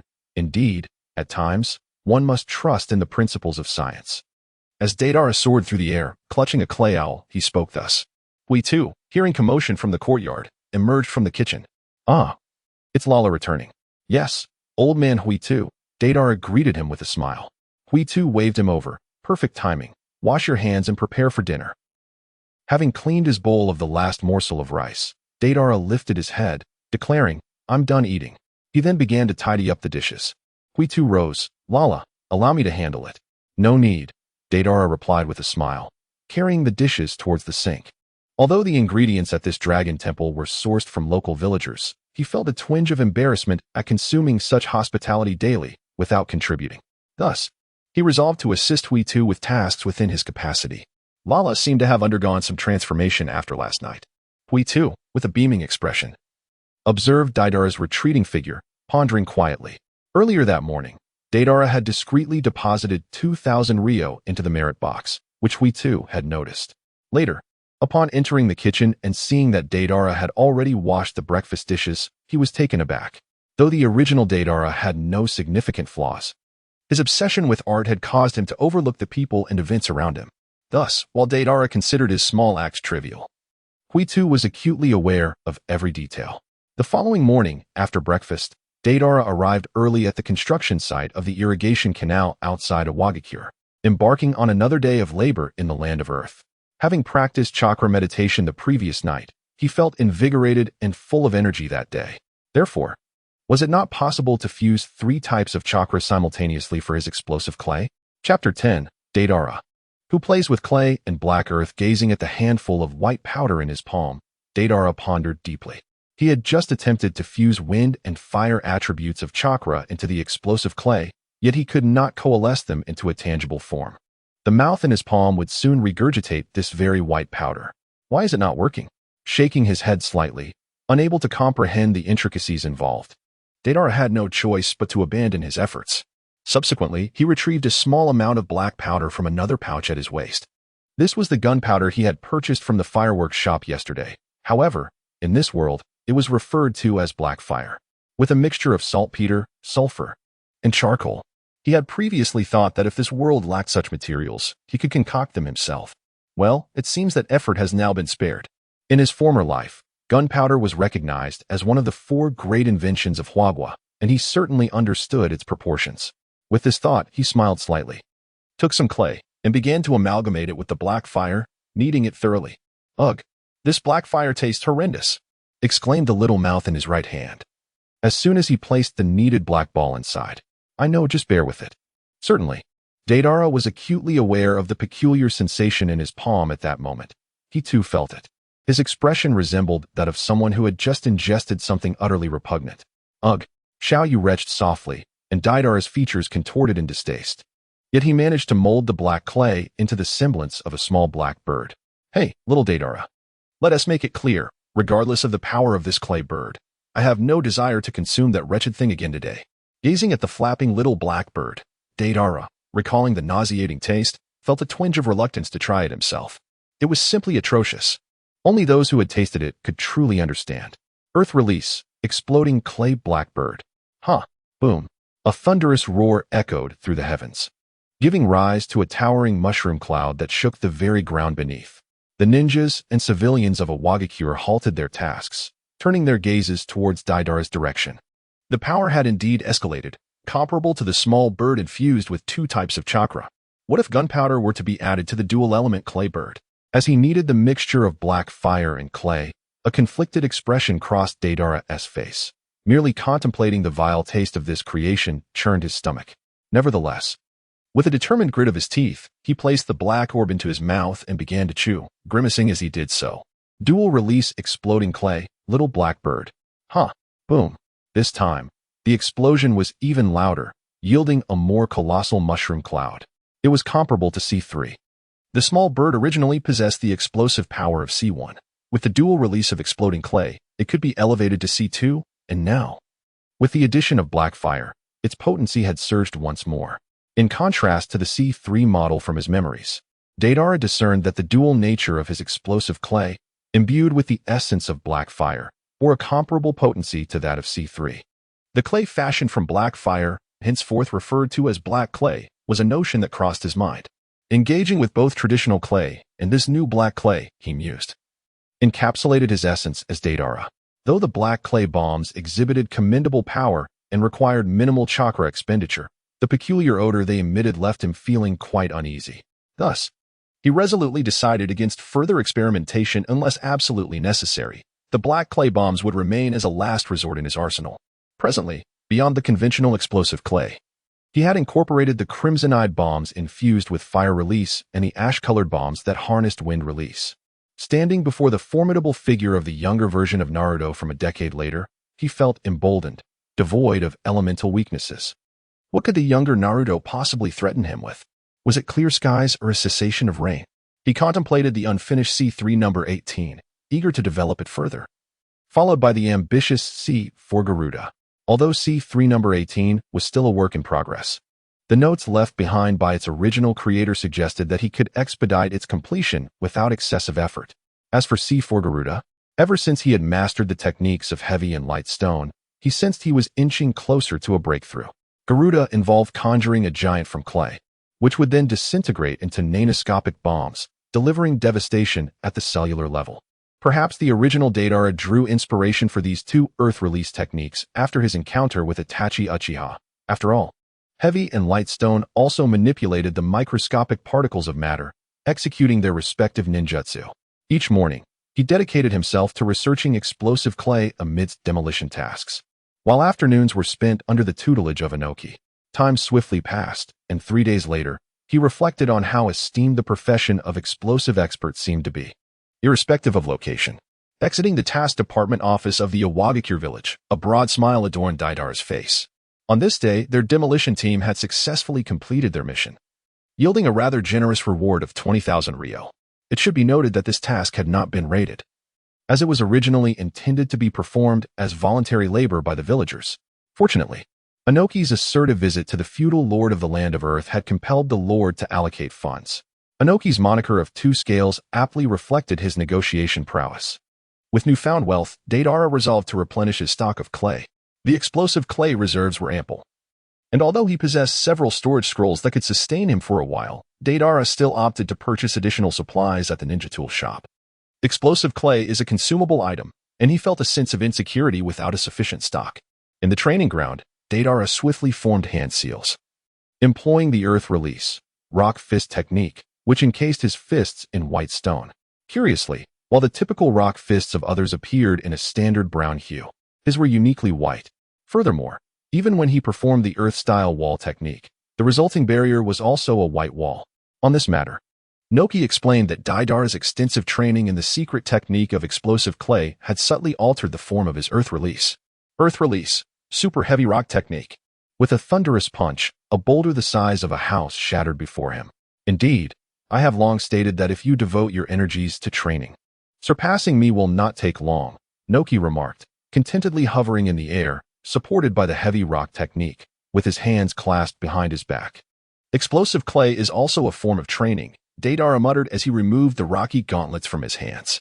Naka's expression shifted instantly. What did you say? I said it truly deserves to be recognized as the strongest auxiliary skill. Deidara grinned widely. Currently, you have merely grasped the fundamentals of the super heavy rock technique. What you lack is the volume of chakra to expand the technique's range and power. Since you are to begin learning the nature transformations of fire and earth release with Shi tomorrow, for now, you should master the nature transformation of wind release here with me. Inoki paused momentarily, then floated closer. Turning to Deidara with a question, what do you believe is the characteristic of wind? Wind release? Deidara raised an eyebrow, involuntarily recalling scenes of Naruto crafting various spheres. Speed? Cutting? Destructive power? Inoki nodded with a smile, affirming these aspects as valid. However, he added that within dust release, wind release primarily utilizes the characteristic of air pressure. Chapter 11. Using the Uchiha to perform in release, lime dust technique? The transformation of this young Deidara. Surely it is due to the influence of the Earth Sage. After conveying his insights regarding the transformation of wind release to Deidara, Inoki soared towards the Tsuchikage's office building. At that moment, he couldn't help but reminisce about the circumstances surrounding the arrival of the sage, Kutan, in the Hidden Stone Village a decade ago. Initially, He harbored numerous doubts about this sudden appearance of an elderly monk. However, despite the Umbu's thorough investigations, not a single piece of information could be uncovered, as if he had materialized out of thin air within the land of Earth. As time passed, it became evident that Kutan exhibited no peculiarities, leading Inoki to lose interest in him, and the inquiries into his background were ultimately abandoned. Compressing the storm into a single point, Deidara murmured softly, lost in contemplation. His right hand, the small U, inherently linked to the Sharingan, found his formidable aptitude for learning ninjutsu that altered chakra nature to be of little use, leaving Deidara to grasp the concepts independently. Subsequently, Deidara unleashed his wind attribute chakra and embarked on a series of endeavors. The next day, morning, riding upon a colossal clay bird, Deidara soared towards a massive mountain, spotting two figures at the foot of the mountain from afar, one tall and one short. A slight smile graced his lips as he guided the clay bird into a swift descent. At the base of the mountain lay a natural cavern, the dwelling of the elder Aji, who also utilized it as his training ground. Like other Jinchuriki from the various ninja villages, in his youth, the elder Aji had experienced the violent outburst of the tailed beast within him, leading to his ostracization by the villagers. Not wishing to instill fear in others because of his existence, he chose to leave the village and reside in this secluded area. It was only in the past decade, as he honed his mastery over the tailed beast, that the villagers began to reevaluate their perception of him. However, having grown accustomed to solitude for so long, returning to the village felt rather alien to him. Deidara, I am truly delighted to train with you again, exclaimed Kuratsuchi, running towards him with exuberance, her face radiant with joy. Nearby, the elder Aji crossed his arms and declared, all right, you two little rascals, hurry over for training. I must ensure you both grasp the Kekkei Genkai swiftly. I cannot allow that old stubborn fool any advantage. Understood, Grandpa. Kuratsuchi responded loudly, then turned to Deidara, wrinkling her nose and muttering softly, all he does is rush us every day. Come on now. Deidara playfully flicked her nose, and the two of them laughed as they approached the elder Aji. The thought crossed Deidara's mind about the old man Inoki, who had surprisingly permitted the Jinchuriki to depart. Reflecting on the original narrative, he pondered the reasons behind the elder Aji's eventual departure from Iwagakure, ultimately becoming a wandering monk. Deidara resolved firmly that such a formidable ally must be retained for the future. How could Sun Wukong be relegated to the periphery? Wouldn't you agree? Deidara, are you truly paying attention to my words? Observing Deidara lost in thought, seemingly adrift in another realm, Old Purple's expression immediately turned stern. Hiki. Beside them, Kuratsuchi stifled a giggle, reminiscing about the days they had spent training with the great Noki. Deidara's lips twitched involuntarily, a sheepish smile gracing his face. How is it that even in this world, he still finds himself facing the teacher's scorn? The old Z, seated cross-legged within the cavern, gently shook his head before speaking in a solemn tone. Very well. Now, as I have just instructed, you must combine the techniques of fire release and wind release. Focus your attention on exploring a direction. It could involve increasing the temperature of the fire, amplifying the density of the earth, or enhancing the hardness of the rock, among other possibilities. This method of cultivation, devised by the old Z, was derived from his own experiences with the melt release. Deidara nodded, rising to his feet and stepping aside, closing his eyes to attune himself to the chakra within. Lava release, lime solidification technique? Suddenly, he opened his eyes wide, extending his hands as two mouths in his palms began to spew forth a cloud of white powder. Deidara.This is the technique I have yet to complete? This little brat has succeeded already? Behind him, Kuratsuchi and Oinoki stared in astonishment, their eyes wide. Oinoki carefully sensed the situation, then shook his head and remarked, not yet. The new chakra nature has not yet materialized, but the transformation of properties and forms has been executed rather well. Gazing at the powder floating before him, Deidara appeared quite vexed. What is this? Lime? While Kuratsuchi can produce cement, I can create lime. Surely, the Iwagakure will be adorned with towering edifices in the future. But what can this do? Will it serve to cast the Uchiha's in release? Lime technique? A glint of mischief sparkled in Deidara's eyes as he chuckled. Ha ha ha, Deidara, you lack water release. So you cannot utilize my technique. Kuratsuchi finally reacted, bursting into laughter, clutching her belly. Recently, Deidara had been attempting to refine the C4 Garuda, thus inadvertently honing his earth release into a more intricate manifestation, leading to this outcome. This is the lava release, lime solidification technique. Kuratsuchi's eyes sparkled with inspiration as she leapt high, forming hand seals before unleashing quick-drying cement towards Deidara's feet. Her lava release had only recently been integrated, yet it was still incomplete, with its effects limited to the area beneath Deidara. Earth release, light and heavy rock technique. She altered the quality of the cement beneath him, causing Deidara to tremble slightly before shattering the cement effortlessly, freeing himself. Sister, your lava release requires a bit more effort, Deidara remarked with a smile. His arms crossed behind him. Humph, you secretly learned the old man's technique. Kuratsuchi pouted, feigning annoyance. Haha, but sister, you should integrate the old man's heavy rock technique into your lava release. It would surely yield remarkable results. Upon hearing Deidara's suggestion, Kuratsuchi's eyes lit up. That makes perfect sense. Deidara, let me give it a try. With that, Kuratsuchi began to form hand seals once more. Upon witnessing this, Deidara's eyes twitched, and he swiftly dodged, exclaiming, "What are you doing, you little girl? Using me as your test subject? Hee, don't run away, Deidara and I." Little brat. Why do I feel that this powder of yours is anything but ordinary dust?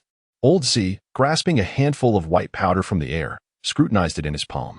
At first glance, the powder appeared white, yet upon closer inspection, it exhibited a hint of shimmering silver. With a thought, he summoned his fire-release chakra to surge toward the powder particles. Boom! A deafening explosion abruptly erupted, engulfing Old Z in a blaze of flames. Grandpa with the beard. Earth release. Earth flow wall. As the flames surged forth, Deidara had no time for further contemplation. He swiftly formed hand seals, conjuring a thick earthen wall to shield himself and Kuratsuchi. The immense shockwave caused the earth flow wall to crack, yet fortunately, it withstood the fiery blast. What? Suddenly, a suffocating sensation enveloped him. Deidara, horrified, glanced back at Kuratsuchi, only to find her also clutching her chest, gasping for breath. The two realized they were unable to utter a sound. Daida's eyes flickered momentarily as he grasped Haida's hand, ready to flee. However, just then, a wave of relief washed over him, and his breathing returned to normal. Daida, what is happening? Grandpa. Haida's face was a portrait of sorrow, her eyes brimming with tears. The sudden explosion had truly terrified her. Was it due to that powder? Deidara, equally astonished, momentarily lost in thought, quickly regained his composure and gazed towards the site of the recent explosion. Chapter 12. Dust explosion? Thermobaric bomb? Explosive release? Before them lay a vast chasm, surrounded by a multitude of fragmented stones, all exhibiting varying degrees of melting, a testament to the sheer force of the explosion. Had it not been for my granite technique, I would surely have perished here. From the swirling smoke and debris emerged the imposing figure of Old Purple, his fiery crimson form enveloped in a molten armor, seemingly unscathed by the chaos. Old Man Bearded, exclaimed Black Earth and Deidara in joyful disbelief upon witnessing Old Purple's safety. What kind of powder did you conjure up, you little rascal? It even has the capacity to explode. Old Purple inquired, his confusion evident as he dispelled the granite technique. Deidara shook his head slightly, furrowing his brow. The encounter with an open flame could lead to an explosion. This indicated that it was not merely ordinary dust. Little brat, are you back again? Do you truly wish to obliterate my cave entirely? Upon witnessing Deidara extend his hands, poised to expel the white powder once more, Old Z hastily interjected, urging him to stop. Deidara surveyed the severely collapsed cavern, a helpless smile gracing his lips. I shall venture outside. I too wish to take a look. Black Earth swiftly followed suit. Indeed, the dust was no ordinary substance. Given its potential to incite a dust explosion, it must harbor flammable minerals, magnesium powder, aluminum powder, or perhaps silica. As he gazed at a handful of powder in his palm, an epiphany struck Deidara. Dust explosion? Thermobaric weapon? My, explosive release? Upon his arrival in this world, he found himself amidst the conflict between the warlike nation and the Yu, having witnessed the devastating effects of thermobaric weapons on the news. Out of curiosity, he had even conducted online research. While many might have heard of cloud detonations, thermobaric weapons were developed as an advancement upon them, wielding even greater destructive power. The principle behind thermobaric weapons is akin to that of a dust explosion. Their fuel inherently contains oxidizers, solid materials combined with triethyl aluminum, while the projectile is filled with metal powders such as aluminum and magnesium, as well as non-metal powders like boron and silica. This fuel ensures that the thermobaric weapon ignites rapidly when exposed to extreme temperatures. The lethality of a thermobaric weapon stems from two primary factors: lethal heat and the shockwave causing mortality. At the moment of detonation, an enormous amount of heat is released, with surrounding temperatures soaring to a staggering 2,500 degrees Celsius. Simultaneously, a pressure exceeding 500 kilograms is generated in an area no larger than a fingernail, producing a formidable shockwave capable of piercing through 4 meters of reinforced concrete. This is the pressure effect. Those positioned at the epicenter of the explosion endure pressures 30 times greater than normal atmospheric pressure. What consequences does such overpressure entail? It shatters bones, causes internal bleeding, and ruptures eardrums along with various organs. The external environment can siphon air from the victim's lungs, ultimately leading to asphyxiation due to the loss of pressure. Though he remained uncertain about the exact nature of these powders, he realized that with a little enhancement, he could indeed wield the true art of explosive release. With a visage brimming with elation, Deidara pondered in solitude when a gentle breeze swept by, dispersing the white powder in his palm. Ah, I must incorporate the wind release for better control. The explosive clay technique composed of earth, fire, and wind. Does it belong to the realm of bloodline limits, or is it a mere bloodline elimination? The following morning, in the Tsuchikage's office, a resounding bang echoed. Curse be it. The hidden cloud village has audaciously pilfered my ninjutsu scrolls. Noki slammed his hand upon the desk, his face flushed with rage as he glared furiously. Deidara, feeling distressed, rubbed his ears. So what exactly is this task, old man?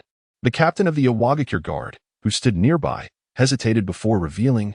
Earlier this morning, during our patrol, we encountered a suspicious individual, but he managed to escape during the pursuit. Following this, they swiftly investigated and discovered that the weighted rock technique scroll in the Tsuchikage's office had been stolen. It is highly suspected that the escaping individual was a ninja from Kumogakure.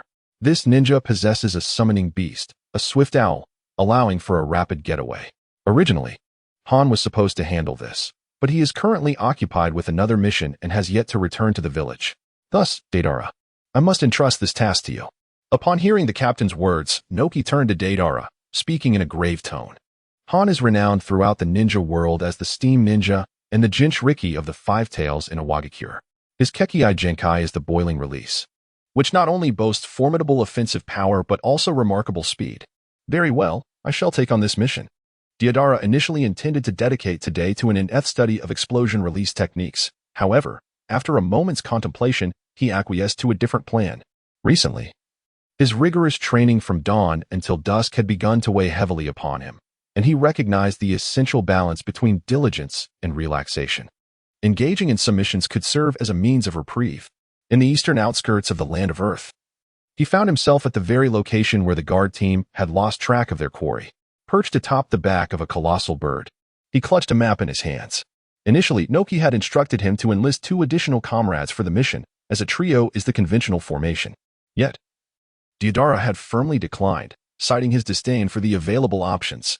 This sentiment struck a nerve with Noki, for the number of competent shinobi in Iwagakure was indeed dwindling. At this juncture, although Deidara bore the title of CH Nin, his true prowess was such that even the village's J Nin could scarcely match him. The reason Noki had withheld his promotion was twofold. Firstly, due to Deidara's previous acts of terror, and secondly, as a measure of protection. Only the J Nin of the shinobi village truly capture the attention of the various factions within the shinobi world. His summoning beast was an owl. However, with the dawn now upon him, he had to rely solely on his own capabilities to traverse the landscape. If I were in his position, this direction, analyzing intelligence, is an indispensable skill for a ninja. Utilizing the map, Deidara envisioned himself as that lone Kumogakure shinobi and swiftly chose a direction in which to soar. The Land of Lightning lay directly east of the Land of Earth, under normal circumstances. One would not take a direct path after escaping the Land of Earth, but rather a convoluted route back to the Land of Lightning. Yet, what one could conceive, so too could the adversary. The objective of this mission was singularly solitary. Whether he could elude pursuit was not his concern. His primary focus was to rendezvous with those sent to assist him, and taking a direct route was undoubtedly his optimal choice. Ahead lay the borders of the Land of Waterfalls. As he reached the frontier between the Land of Earth and the Land of Waterfalls, the vegetation began to flourish increasingly. As Deidara activated the Sharingan in his hand, he intended to conduct a preliminary investigation. Suddenly, he spotted a figure dashing through the forest in the distance. Ha ha, it seems there are indeed allies here. Perfect, I shall deal with all of you at once. Chapter 13. Thank you, Motoi. I shall remember your name. Riding upon a colossal clay bird, Deidara swiftly approached the individual. At that moment, the figure abruptly halted, revealing another person emerging from behind a large tree. Doton, exploding clay little spider. The clay bird soared silently into the sky, and as the two conversed, Deidara hurled a handful of C1-type clay spiders downwards. With excitement etched on his face and a hand forming the series of seals, he shouted, boom, crack, boom, boom, boom. A series of explosions erupted, instantly enveloping the area in a massive cloud of dust. Observing two wooden stakes flying out from the smoke, Deidara raised an eyebrow. A substitution technique? Have you discovered me? Those who can infiltrate the Earth Shadow's office possess remarkable sensory skills. Trying to escape? Catching sight of the two figures swiftly navigating forward while occasionally glancing back at him, Deidara accelerated in pursuit. Doubled ninjutsu. Exploding clay little gray bird. He spread his palm, and the gray bird, infused with both wind and earth release chakra, shot forth with great speed. Crack. Boom. Amidst the howling winds, sand and stones were thrown into disarray, and trees toppled. The little gray bird, enhanced by wind release chakra, not only soared rapidly, but also generated a tremendous shockwave upon detonation. Ah, you scoundrel! The two individuals clad in white cloaks and adorned with white patterned masks, despite narrowly escaping the epicenter of the explosion, were hurled far away by the shockwave and crashed to the ground. They exchanged glances, their eyes fixed on Deidara, who stood alone in the sky. Doton, exploding clay little spider. Deidara unleashed another handful of clay spiders, a technique that, while consuming minimal chakra and yielding modest explosive power, excelled in its extensive range. Lightning release, spider net. One of the individuals swiftly formed hand seals, and a sudden thunderous electric net materialized, severing Deidara's connection with the clay spiders. Deidara was filled with regret, having momentarily forgotten that his adversaries were ninjas skilled in lightning techniques. However, a glimmer of mischief sparked within him as he declared, haha, double ninjutsu. Explosive clay little spider. Laughter erupted from one of the cloud ninjas, who, trembling against a large tree, could not contain his amusement at Deidara's repetitive tactics. Lightning release. Web spider. Artist. Boom. What? Shimada. The cloud ninja, whose face remained obscured, undoubtedly wore an expression of sheer astonishment, as evidenced by the terror gleaming in his eyes. A horrific wail pierced the air, only to be abruptly silenced as the smoke cleared, revealing a chaotic scene below. I've done it. Deidara chuckled softly, directing his clay giant bird toward the two corpses lying beside the crater of the explosion. As he leaped down from the bird's back, he spotted a scroll nestled beneath the body. Striding forward, he exclaimed, bang. Suddenly, a cloud of white smoke erupted, and where there once were bodies, only a wooden stump remained, adorned with an explosive tag. Deidara swiftly retreated, jesting that after years of taming eagles, he wouldn't be so foolish as to be pecked in the eye. The wooden stake was obliterated into splinters, and he remained vigilant. With no time for further contemplation in such a precarious situation, suddenly, he heard the piercing sound of projectiles slicing through the air, a chill running down his spine as he rapidly formed hand seals. Earth style, Earth Dragon hidden technique. Boom.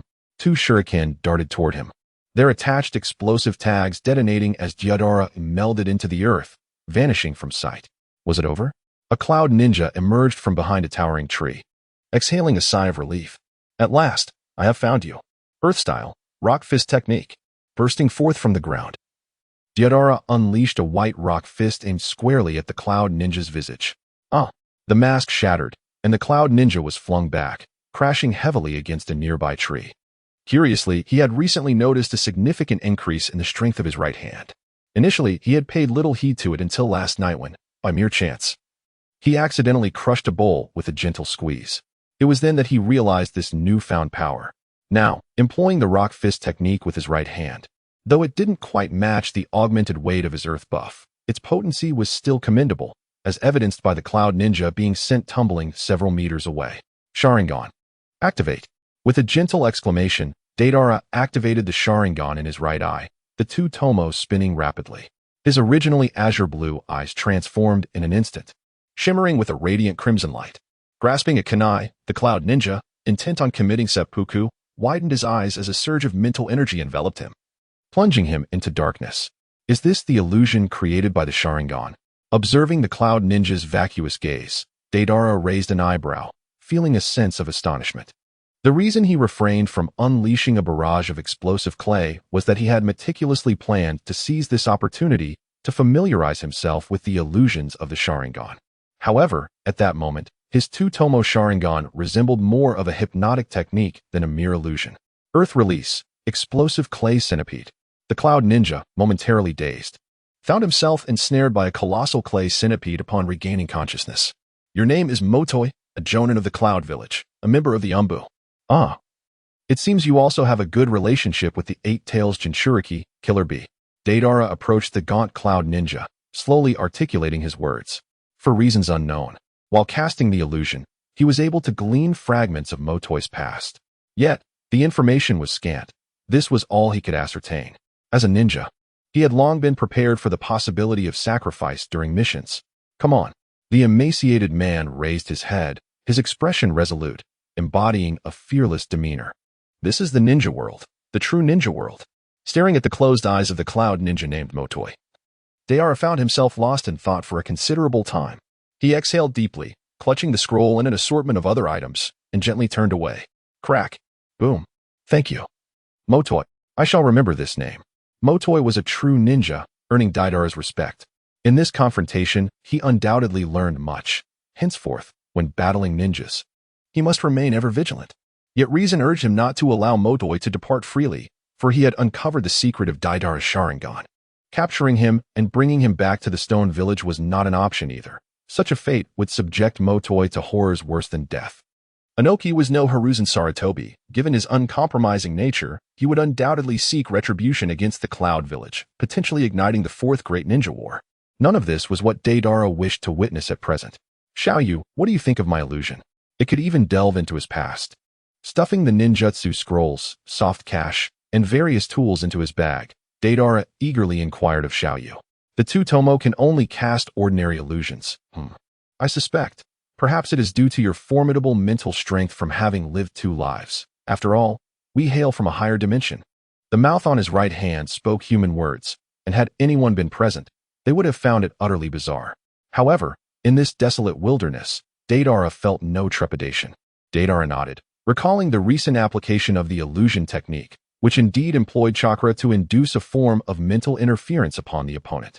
Reflecting on the process, he was suddenly reminded of the heart transfer technique of the clan residing in the mountains, which represented true mental invasion.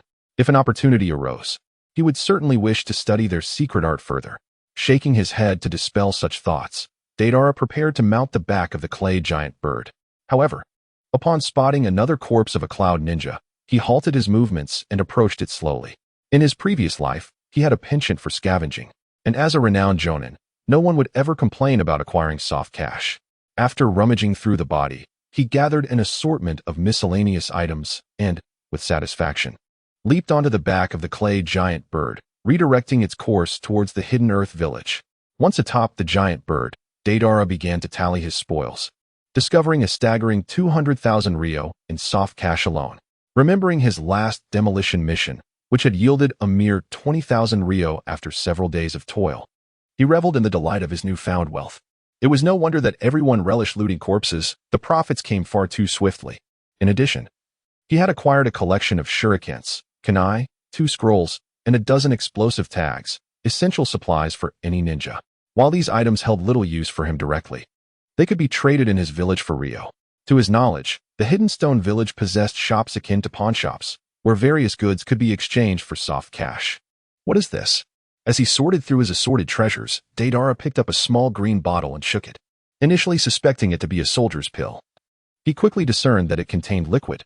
Chapter 14, Hero's Water, Power of the 10 Tails. What an intense chakra energy. What is this?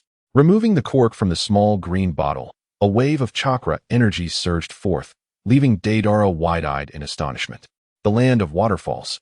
Could this possibly be the hero's water? Such a mysteriously potent liquid, coupled with his current location in the land of waterfalls, led him to suspect that what he held was indeed the fabled hero's water. The hero's water is a sacred liquid obtained once every century from beneath the great tree in the hidden waterfall village. Consuming it can amplify one's chakra tenfold. However, It bears a dual nature, as the price for such an augmentation is the consumption of the user's life force. Hence, the hero's water had been sealed away by the hidden waterfall village. In the grand tapestry of this world of shinobi, surely only the hero's water could contain such a rich reservoir of chakra energy. The deeper he contemplated, the more certain Deidara became of his hypothesis. Yet, how did that unknown cloud ninja come into possession of it? Although the village of Takigakure has long since faded into obscurity following Kakuzu's defection, Deidara found it utterly perplexing how this inconsequential character managed to obtain the hero's water, especially considering their recent battle. However, upon reflection, it is important to remember that he is an elite shinobi from the land of lightning, and perhaps possesses his own unique attributes.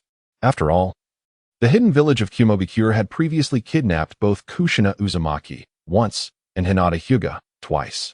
The fact that both subsequently became the wives of Hokages has led many fans to exclaim the remarkable prowess of Kumobikure Zumbu. Yet, the truth remains that this Kumobikure shinobi, despite his lack of combat strength, was exceptionally skilled in social maneuvering. After employing a minor ruse, he befriended a shinobi from Takigakure. Lured by the promise of wealth, he acquired the hero's water from him. This explains why Deidara was able to obtain a significant amount of cash from the Cloud Ninja. The combination of the heavy rock technique, Kumobikure's lightning release body techniques, and the hero's water is indeed a masterstroke of strategy from the hidden village. Observing the object in his hand, Deidara let out a cold snort. The quantity of chakra is my Achilles heel, but alas, the side effects of this item are exceedingly severe. With a sigh, Deidara contemplated putting away the hero's water, pondering whether he might discover a means to counteract its effects. Wait a moment, Deidara. May I have a try? Suddenly, Xiaoyu interjected. Huh, you wish to drink the hero's water? Deidara was taken aback by Xiaoyu. The side effects of this substance could indeed consume one's life energy. I am aware, he replied, but the sage body cells given by Grandpa Huitu have become increasingly extraordinary over time. Have you not sensed it as well? Upon hearing Xiaoyu's words, Deidara nodded. Recently, the strength in his right hand had been surging daily, and he speculated that it was closely related to these sage body cells. Speaking of Huitu, Deidara felt an overwhelming sense of gratitude towards him. Were it not for the old man, his right hand would likely have been rendered useless, and he would not have gained Xiaoyu, his true golden finger. Thus, his appreciation for Huitu far surpassed his curiosity, leading Deidara to hold a deep-seated respect for the humble monk. The sacred tree, the divine tree. Deidara toyed with the small green vial, recalling a theory he had come across in his previous life on a forum. It was said that the birth of the sacred tree in Takigakure village was actually related to the Ten Tails divine tree. Originally, the sacred tree was merely an ordinary sapling growing near the divine tree. After the divine tree transformed into the Ten Tails, the sapling absorbed some of the chakra left behind, gradually mutating into what ultimately became the sacred tree. The sacred tree could absorb natural energy and convert it into Ten Tails chakra, which the people of Takigakure could extract using secret techniques to create the hero's water. However, the reason those who consumed the hero's water were devoured of their life was due to the erosion of the Ten Tails power, ultimately leading to their demise. The Ten Tails. Contemplating the roots of this world, Deidara could not help but take a deep breath. Now, his right hand not only possessed a mouth and a pair of Sharingan, but also a fragment of his own consciousness and sage body cells. Damn it! With a bit of Ten Tails power added, what could possibly go wrong? Fine, I shall experiment upon my return, diluting it first, then gradually increasing the amount. Gritting his teeth, Deidara resolved to proceed, for the saying humans die for wealth, birds die for food resonated with him. After all, his journey to this realm felt no different from having died once before. Xiaoyu, observing his fearless demeanor, rolled her eyes. It's not that dramatic. Even if something goes awry, I will ensure the toxins do not spread. Deidara smiled faintly, first intending to complete his mission before indulging in a grand feast. The colossal bird soared swiftly, and upon returning to Awagakure, Deidara tossed the weighted rock scroll to Yama. He then turned left and entered the mission office to collect his reward for this A-rank task, amounting to a respectable sum of 120,000 Ryo. Boss, bring me a large bowl of ramen, with everything added, please. Deidara initially yearned for grilled meat, yet the cooking process proved exasperatingly slow, leaving him in a state of hunger that was becoming unbearable. As for the military rations, he had tasted them before, and their unpalatable nature rendered them utterly inedible. Thus, he resolved that unless absolutely necessary, he would avoid eating altogether. Is that him? The Jinchuriki of the Five Tails, Han? As he sat in contemplation within the ramen shop, his attention was drawn to a figure in the corner, adorned with a crimson conical hat, clad entirely in red armor. The individual was seated with his back turned, engrossed in his noodles. Recognizing the distinctive attire, Deidara immediately identified him as Han, the Jinchuriki from the Hidden Stone Village. Earlier that morning, the elder Anoki had mentioned this fellow had departed on a mission, and it seemed he had only recently returned. In Deidara's original memories, he had little interaction with the younger version of himself, having only crossed paths with Han a few times. His recollection painted Han as a rather reclusive and cold individual, both in the execution of missions and in daily life. Your ramen is served. Please enjoy. The waitress chimed cheerfully, presenting a large bowl of noodles. Deidara averted his gaze and nodded, immediately commencing his meal with the swiftness of a tempest. Still eating. The man on the battlefield, akin to the wind, devoured his food at an astonishing pace. One bowl of ramen down, he finally alleviated his hunger. Upon raising his head, he noticed that the man in the conical hat was still leisurely savoring his meal, prompting Deidara to silently scorn him in his heart. Upon returning to the Tianshan temple, Deidara greeted Hutu before retreating to his room and closing the door, preparing to experiment with the hero's water. He poured a cup of water and added a single drop of the sacred liquid, allowing little Yu to take a sip. After a while, when no reaction was observed, he dared to continue adding drops. At the 10th drop, a warmth began to emanate from his right arm. With 20 drops, the sensation intensified. At 50 drops, his arm started to darken. Was it truly all right? Deidara furrowed his brow as he gazed upon his darkened arm. Although it radiated an intense heat, he found it bearable. However, continuing the experiment could lead to unforeseen changes. The mouth on his right hand clenched its teeth as it painfully uttered, "It's fine. I can feel it." The sage's cellular essence is dividing and strengthening, and the evolution of my Sharingan has accelerated. With a resolute nod, Deidara persevered through the searing sensation and continued to pour the hero's water into his arm. After 100 drops, his entire right arm was enveloped in darkness. Sweat pouring down his brow, with only his fingertips able to move, each motion sending waves of agony coursing through him. "I can do this." 120 drops. The anguished scream did not belong to Deidara, but rather emanated from the mouth in the palm of his right hand. As Xiaoyu finally reached a critical threshold, amidst its roar, wisps of green smoke began to escape. Subsequently, the 2 tomo of his Sharingan spun rapidly, transforming into 3 tomo in the blink of an eye. The black substance on his arm gradually receded, restoring it to normalcy. "Haha, 3 tomo. Wait. My chakra, it's also." The astonishment on Deidara's face instantaneously morphed into euphoria. Chapter 15. To mend the crown with the soul. To buy the case and return the pearl, a torrent of chakra surged from his right arm, flooding every chakra point in his body, causing an explosive increase in his chakra reserves. He promptly closed his eyes and swiftly entered a meditative state. In this state, while his mental prowess could not introspect like the Byakugan, he could still utilize his perceptive abilities to gain insight. He guided the chakra into various points, ensuring that this concentrated chakra energy did not escape. What pure energy! Is this the power of the 10 tails? Gradually, he realized that the chakra flooding his being was overwhelmingly potent, wreaking havoc within him, causing him considerable distress. It even widened the meridians connecting the chakra points.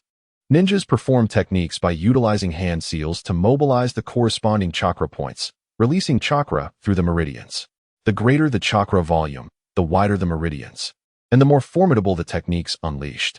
This explains why shadow-level warriors can wield B-rank ninjutsu with S-rank potency. Notably, the human body contains as many as 461 chakra points, and even elite jonin can only access a fraction of these. This was clearly articulated during the Chunin exams in the original series. Initially, Deidara had filled only 52 chakra points, but now he had reached 131. Moreover, the purity of his chakra now possessed an immense power unlike before. Truly, the hero's water is worthy of its name. It has augmented my combat strength by more than 5-fold. As he opened his eyes and felt the abundant chakra within him, Deidara's azure gaze shimmered with brilliance. Were he to rely solely on meditation and self-cultivation to attain his current level, he estimated it would take him at least a decade. It is well known that this world places great emphasis on lineage and heritage. An ordinary individual, lacking a unique constitution, Achieving the rank of Jonin through mere meditation and training in adulthood would indeed be considered exceptionally gifted. The foremost ninjas in the world of Naruto nearly all possess their own roots. They either harbor formidable bloodlines, Kekkai Jinkai, or are endowed with powerful legacies. Otherwise, aspiring to become a strong warrior, let alone a peak warrior, might be akin to dreaming without having awakened. After all, there is but one might guy. Xiaoyu. How have you accomplished this? Through the consumption of hero's water with his right hand. He not only disregarded its life-draining side effects, but also advanced his Sharingan to its third tomo, significantly enhancing his chakra capacity. While filled with joy, Deidara could not help but feel perplexed. Well, how should I put it? Xiaoyu pondered for a moment, then turned to ask, "Do you still remember the conditions for the evolution of the Sharingan?" Deidara nodded slightly, acknowledging the rigorous evolutionary conditions of the Sharingan, a well-known fact among every Naruto enthusiast. The narrative reveals that the second Hokage's research on the Uchiha clan indicates that only after members of this clan undergo significant emotional stimuli can a unique chakra be generated in the brain, leading to a transformation in their ocular abilities. The Sharingan grants the Uchiha formidable powers, yet this stringent requirement also seals the tragic fate of the clan.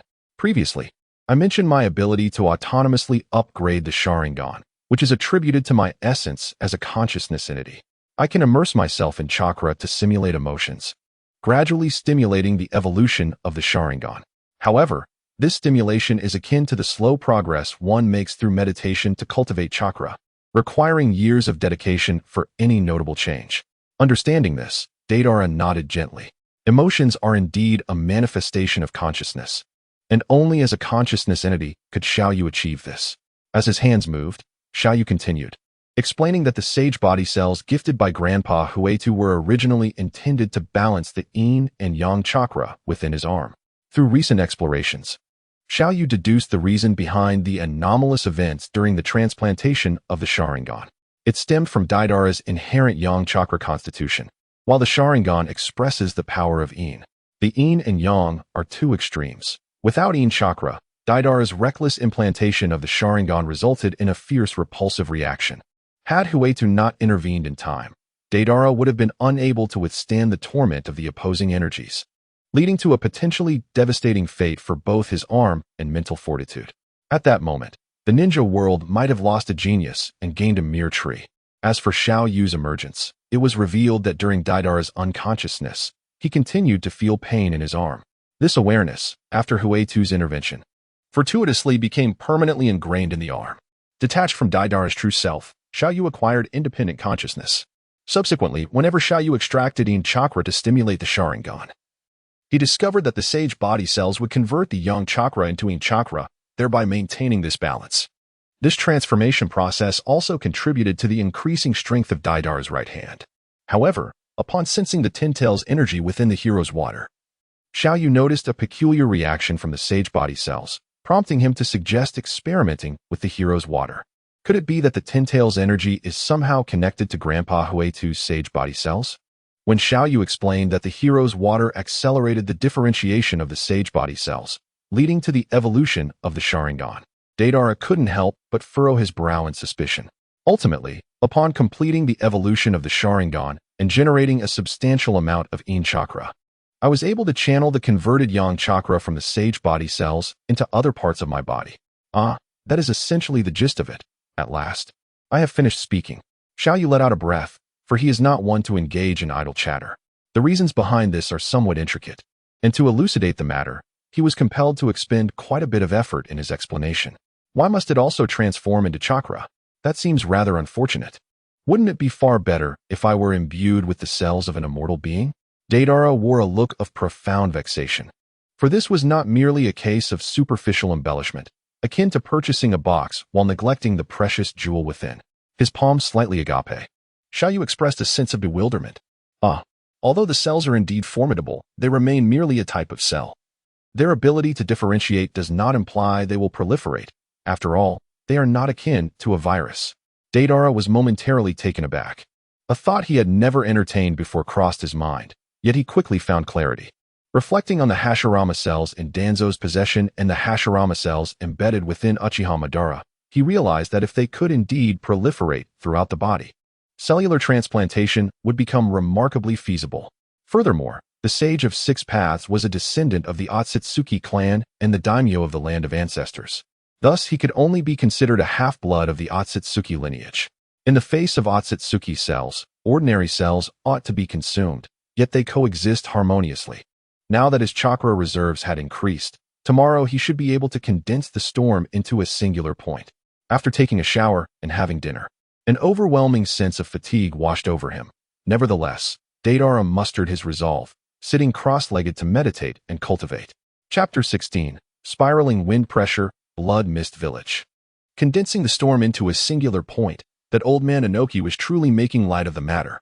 Slumping on the ground, Deidara softly murmured to himself. On that day, Inoki had simply uttered a casual remark, leaving him to grasp the concept on his own. Several days had passed, yet he still failed to comprehend the essence of it. While creating a storm externally with wind release was straightforward, altering the technique after it was unleashed proved exceedingly challenging. Initially, he had thought his previous chakra levels were insufficient for compression and control. However, now that his chakra reserves had multiplied several times over, he still found himself at an impasse. This left him somewhat despondent, contemplating surrender. Naruto must have felt similarly when learning the Rasengan, remembering Naruto's journey with the Rasengan. Deidara suddenly slapped his thigh. Of course, the Rasengan also involved compression. The original text elucidated the training method for the Rasengan with remarkable clarity. Anyone who paid a modicum of attention would grasp its principles. Essentially, the Rasengan entails concentrating chakra in the palm while directing it to flow continuously in multiple directions, thereby compressing it into a rotating sphere of dense chakra. This technique was conceived by the fourth Hokage, Minato Namikaze, inspired by the tailed beast ball. Is it truly that simple? Gazing at the chakra sphere in his palm, Deidara was astounded. What began as a mere attempt unexpectedly resulted in the creation of the Rasengan. With a swift motion, he hurled it towards a nearby boulder, instinctively shouting, and the Rasengan shattered the rock, creating a deep crater in the ground. This left him utterly astonished. Am I truly this talented? What Deidara was unaware of was that in recent days he had set aside his study of explosive techniques and had devoted himself to the intricate properties of wind manipulation. This shift had significantly enhanced his ability to concentrate and control chakra, making the execution of the spiral technique a natural progression. The Rasengan, which involves drawing in surrounding air to create a high-pressure vortex, led him to ponder the reverse. What if he extracted the air from within? As he observed the rapidly spinning Rasengan in the palm of his hand, a thought flickered through his mind. He immediately dispersed the technique and embarked on his experimentation. Could it be impossible? Watching the wind-based chakra in his hands dissipate quickly caused a furrow to form on Deidara's brow. Vacuum. Suddenly struck by inspiration, he felt a surge of energy and began his attempts anew. The rapidly swirling airflow would expel the air inside, creating a vacuum region, akin to the center of a tornado where the pressure is significantly lower. Yet, at the core, there existed an inward force, so when the compression reached a certain threshold, the chakra sphere would implode. Success. Delighted by the small white point compressed between his fingers, Deidara felt a rush of joy. Even though he was uncertain why Inoki had instructed him to grasp this particular aspect of wind manipulation. However, recalling how dust release could decompose matter into atoms, he sensed a subtle connection with the wind release, Rasen Shuriken that could sever cells. Just as he was reveling in his achievement, the petite figure of Kuratsuchi came rushing from a distance. This little girl, always so fiery and spirited. Deidara raised his head with a light chuckle, shaking it in amusement. With such dedication to daily training, it's no wonder that even as Tsuchikage, he was often ridiculed as the weakest of all the Kage. Deidara, old man. The old man said he needed to see you. Kuratsuchi panted as she approached, leaning on her knees to catch her breath. Tsuchikage's office. Old man, you called for me. As Deidara pushed the door open, he was surprised to find not only Inoki, but also a man wearing a conical hat present, which caused him to raise an eyebrow slightly. Deidara. Inoki beckoned him over, swiftly closing the door behind him. The man needed to hasten to the hidden mist village, surrounded by the sea. Inoki spoke with a serious demeanor, articulating quickly. In the year 52 of the Leaf, the fourth Mizukage, Yagura, abolished the blood mist policy. Although the policy was rescinded, he chose to maintain a closed-off nation. Due to the weakness of the hidden mist village, he required an air of mystery to instill fear in the other ninja villages. Little did he realize that this approach only intensified the scrutiny from the neighboring villages. After all, the more one conceals, the greater the suspicion they evoke, such is human nature. The impetus for this mission arose from the fact that an infiltrator from the Earth village, currently embedded within the Hidden Mist's Umbu, had lost contact. Historically, this indicated that the Hidden Mist village was poised for significant action. Thus, the task assigned to the man was to infiltrate the Hidden Mist and gather intelligence. Possessing the boil release technique, which closely resembles the jutsu of the Hidden Mist, he could effectively deceive their sensory capabilities. Your clay dragon can traverse the strait in a brief span. Your mission is to transport him to his destination and then provide support outside the Hidden Mist village. Do you understand? Deidara furrowed his brow slightly, realizing that he was being treated like a mere chauffeur. However, upon witnessing Inoki's urgent demeanor, he exchanged a glance with Hans, who stood resolutely and eventually nodded in agreement. Very well, time is of the essence. You shall depart at once. On the back of the clay dragon, Hans, clad in crimson armor and donning a straw hat, sat cross-legged, lost in meditation. Meanwhile, Deidara occupied the front, his brow deeply furrowed as he pondered in silence. So, the blood mist policy of the village hidden in the mist was not orchestrated by Obito? Recalling Inoki's earlier words, a myriad of doubts began to swirl within him. He remembered from his days watching Naruto that it was Obito who had manipulated the fourth Mizukage, leading to the implementation of the blood mist policy. Yet, Inoki asserted that Yagura had abolished it 2 years prior. This left him utterly perplexed. What Deidara remained unaware of was that the blood mist policy had long been in existence. Perhaps its inception dated back to the Second Shinobi World War, when the village hidden in the mist, severely damaged from the First Shinobi World War, lacked the financial resources to sustain itself. Thus, the blood mist policy emerged during this tumultuous period. Initially, the fundamental nature of this system was survival of the fittest, compelling ninjas to engage in mutual slaughter, leaving only the strongest few to prevail. It was akin to the practice of placing hundreds of venomous insects within a sealed container, allowing them to fight and gnaw at one another, with the last one standing becoming the victor. While this system could reduce expenses and yield exceptional talents from the ranks, it fostered an overwhelming sense of fear and hatred among the common populace towards those possessing Kekkei Genkai. Over time, the atmosphere of the village hidden in the mist grew increasingly oppressive and bleak. Furthermore, the incessant killings led to the permeation of sanguine mist throughout the village, earning it the ominous title of the Village of Blood Mist. As for Obito's control over the fourth Mizukage, that occurred after Itachi had joined Akatsuki and Yagura was assassinated by Kisame. Chapter 17. The sound of duong duong duong resembles special effects GUH. After soaring through the skies for an extended period, Deidara's stomach voiced its discontent. Staring at the soldier pills in his palm, he found himself devoid of appetite, feeling as though no amount of hunger could compel him to consume them. Turning to glance at Hans, he observed him methodically crushing the soldier pills and savoring them piece by piece, as if indulging in the finest black truffles or caviar. Deidara involuntarily twitched the corner of his mouth and tentatively inquired, well, Han, we are nearing the borders of the Land of Fire. Perhaps we should descend for a moment to recuperate and have a bite to eat? Han looked up in surprise. Don't you enjoy the military rations? Deidara nodded eagerly, his eyes brimming with anticipation. Han surveyed the surroundings below and remarked, your dragon is quite swift. We should reach the Land of Water before dusk. Afterwards, we shall head to the Land of Iron for a brief respite. As he spoke, he nodded and carefully rewrapped the soldier's food pills in paper. Ha, splendid. Great fat dragon, charge forth. Deidara exclaimed joyfully, dancing with excitement as he urged the clay dragon to soar ahead. The clay dragon, resembling a western dragon, was indeed plump but possessed surprising speed. The Land of Iron, neighboring the Land of Fire, was not far from their current location. It served as a neutral territory predominantly inhabited by samurai, and in the original narrative, every summit of the 5 Kage was convened there. Resting in such a place was undoubtedly a wise choice, as it would help avoid unnecessary conflicts and delays. In the Land of Iron, at an unnamed village, a bowl of noodles contained approximately 100 strands. If one were to consume 2 strands per minute, it would take 50 minutes to finish the bowl. Yet, within just 2 minutes, Deidara had polished off a bowl of noodles and was now idly watching Han across the table. Daida's face was etched with a blend of helplessness and torment. He deeply regretted bringing Han along for ramen. This fellow always maintained an air of nonchalance while eating, methodically picking up exactly 2 strands and savoring them with deliberate slowness.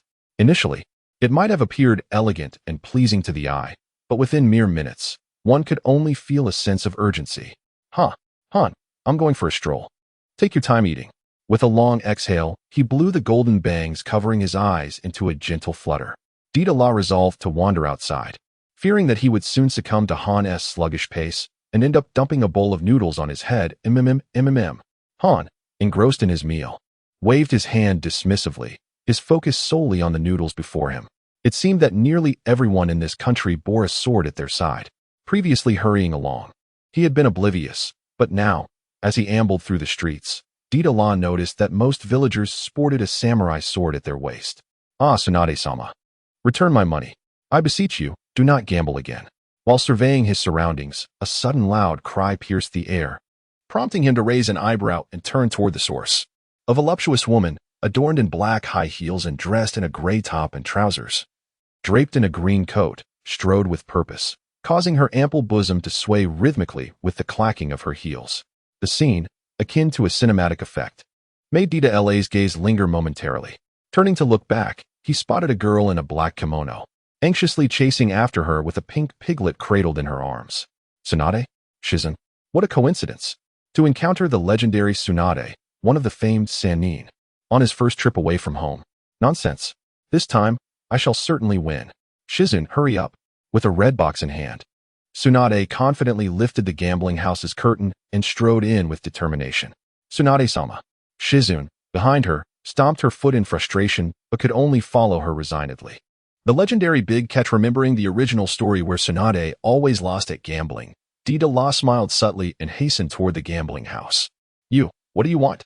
A burly man at the entrance of the gambling house blocked Deidara's path with a stern expression. This is a gambling house. What business do you, a child, have here?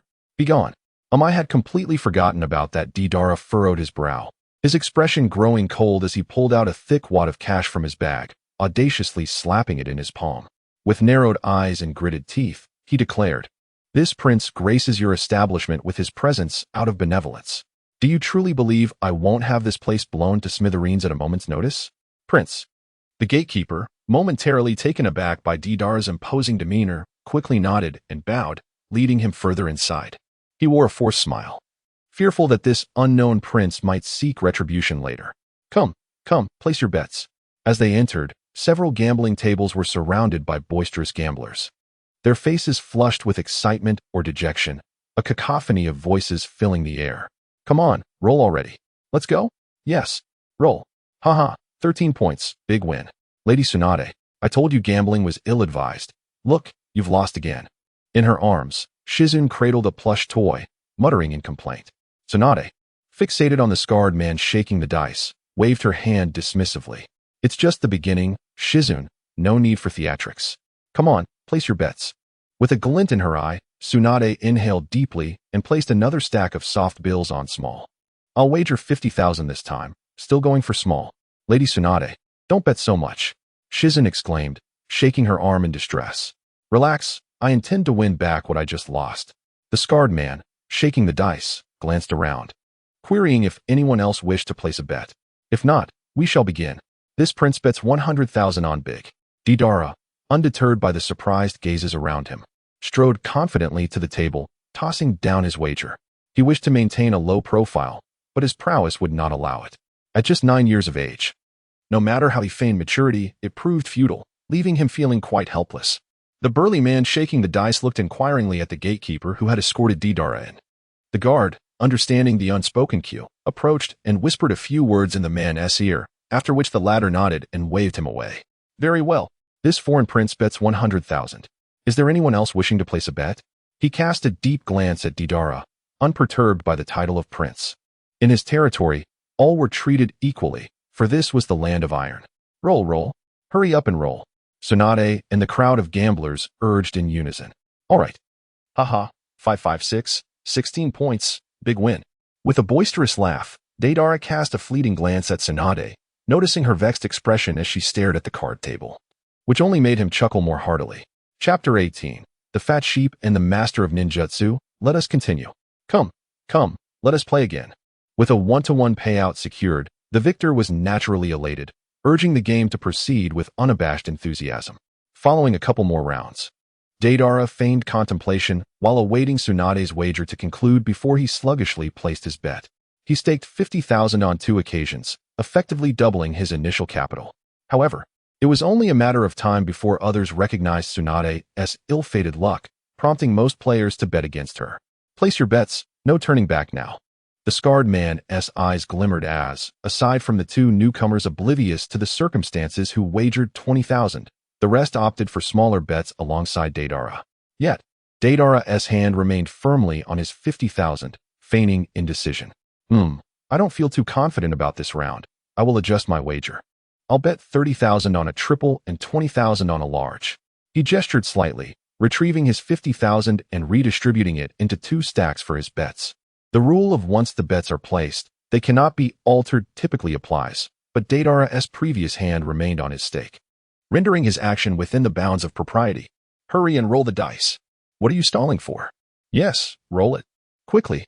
As a throng of confident gamblers urged him on, the scarred man cast a glance at Deidara, his eyelids twitching slightly before he abruptly lifted the dice cup.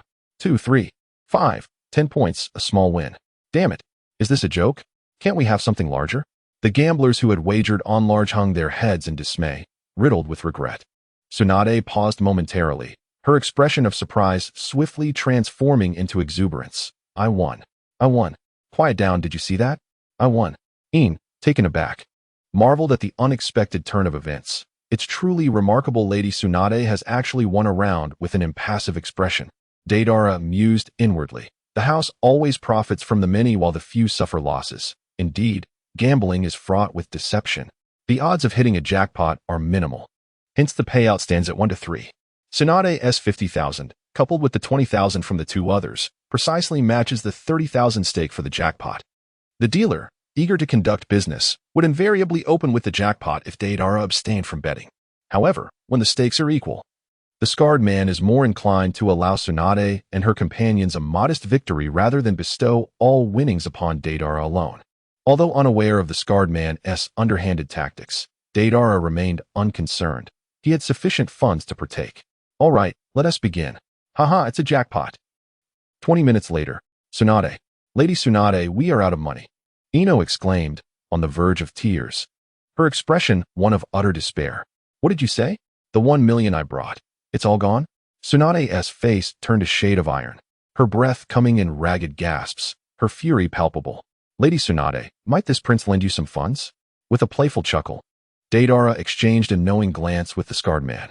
The latter was struck with confusion. Did this young lad uncover something? Was he offering me money? Just 20 minutes had passed, yet it was indeed the scarred man's deliberate targeting.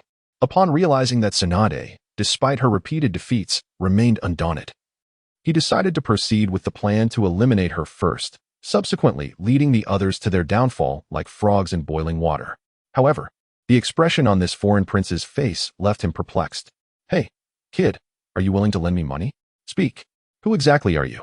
I cannot believe you are truly a prince. Tsunade rose, slamming her hands on the gambling table, leaning forward to fix her gaze on Deidara. Oh, don't give up just yet. This prince has no intention of lending you anything. Come, let us continue.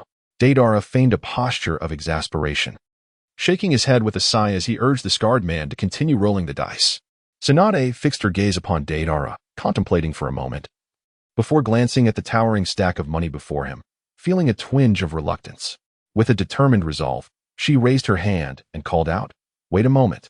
Lend me 500,000. Deidara cast a glance at her, refusing to lend. Such is the nature of humanity. When you eagerly offer, others will never appreciate it. Having spent a lifetime among fishing companions, Deidara has come to understand this profound truth. Often, retreating can serve as a means to advance one's aims. Tsunade's face flushed crimson.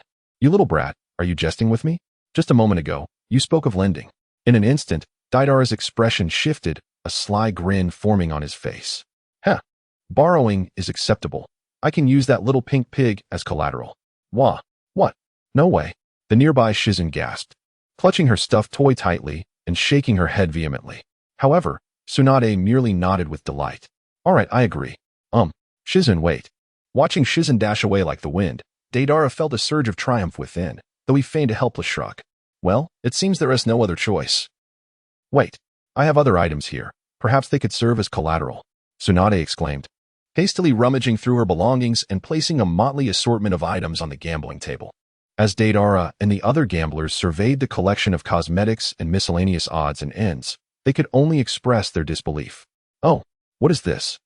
Suddenly, Deidara's gaze fell upon a scroll among the clutter, and he reached for it. Medical ninjutsu and common ailments. Huh, I thought it was genuine healing techniques. What a letdown. After glancing at it briefly, he pouted and tossed the scroll back onto the table. You desire medical ninjutsu? Tsunade inquired, having overheard Deidara's mumble. Upon seeing him nod, she furrowed her brow in contemplation. While medical ninjutsu is indeed precious, its dissemination could also yield beneficial outcomes. This is true medical ninjutsu. With that, she produced another scroll from behind her. Deidara extended his hand to receive the item, and upon opening it, he was overwhelmed with joy. The coveted healing technique was finally within his grasp. Earlier, he had proactively offered to lend money to Tsunade, which had been a ruse aimed at acquiring this very technique. When he later proposed using the pig as collateral, it was merely a diversion intended to send Shizune away. After all, that pig was the very essence of Shizune's affection. She would never part with it. It must be said that Deidara's keen understanding of character dynamics served as an invaluable asset. The healing technique was an advanced form of medical ninjutsu, demanding exceptional control over chakra. Only elite medical personnel could master it. In a Wagakure, those proficient in this art could be counted on one hand, and to learn it, one would either need to pass rigorous assessments in the medical division or find a mentor among skilled medical ninjas. Deidara had long desired to learn this life-saving skill for self-treatment. However, joining the medical division was out of the question. The healing ninjutsu he sought, the palm technique, was still somewhat attainable. Nodding, Deidara transferred 500,000 ryo to Tsunade, then pocketed his remaining wealth, preparing to depart.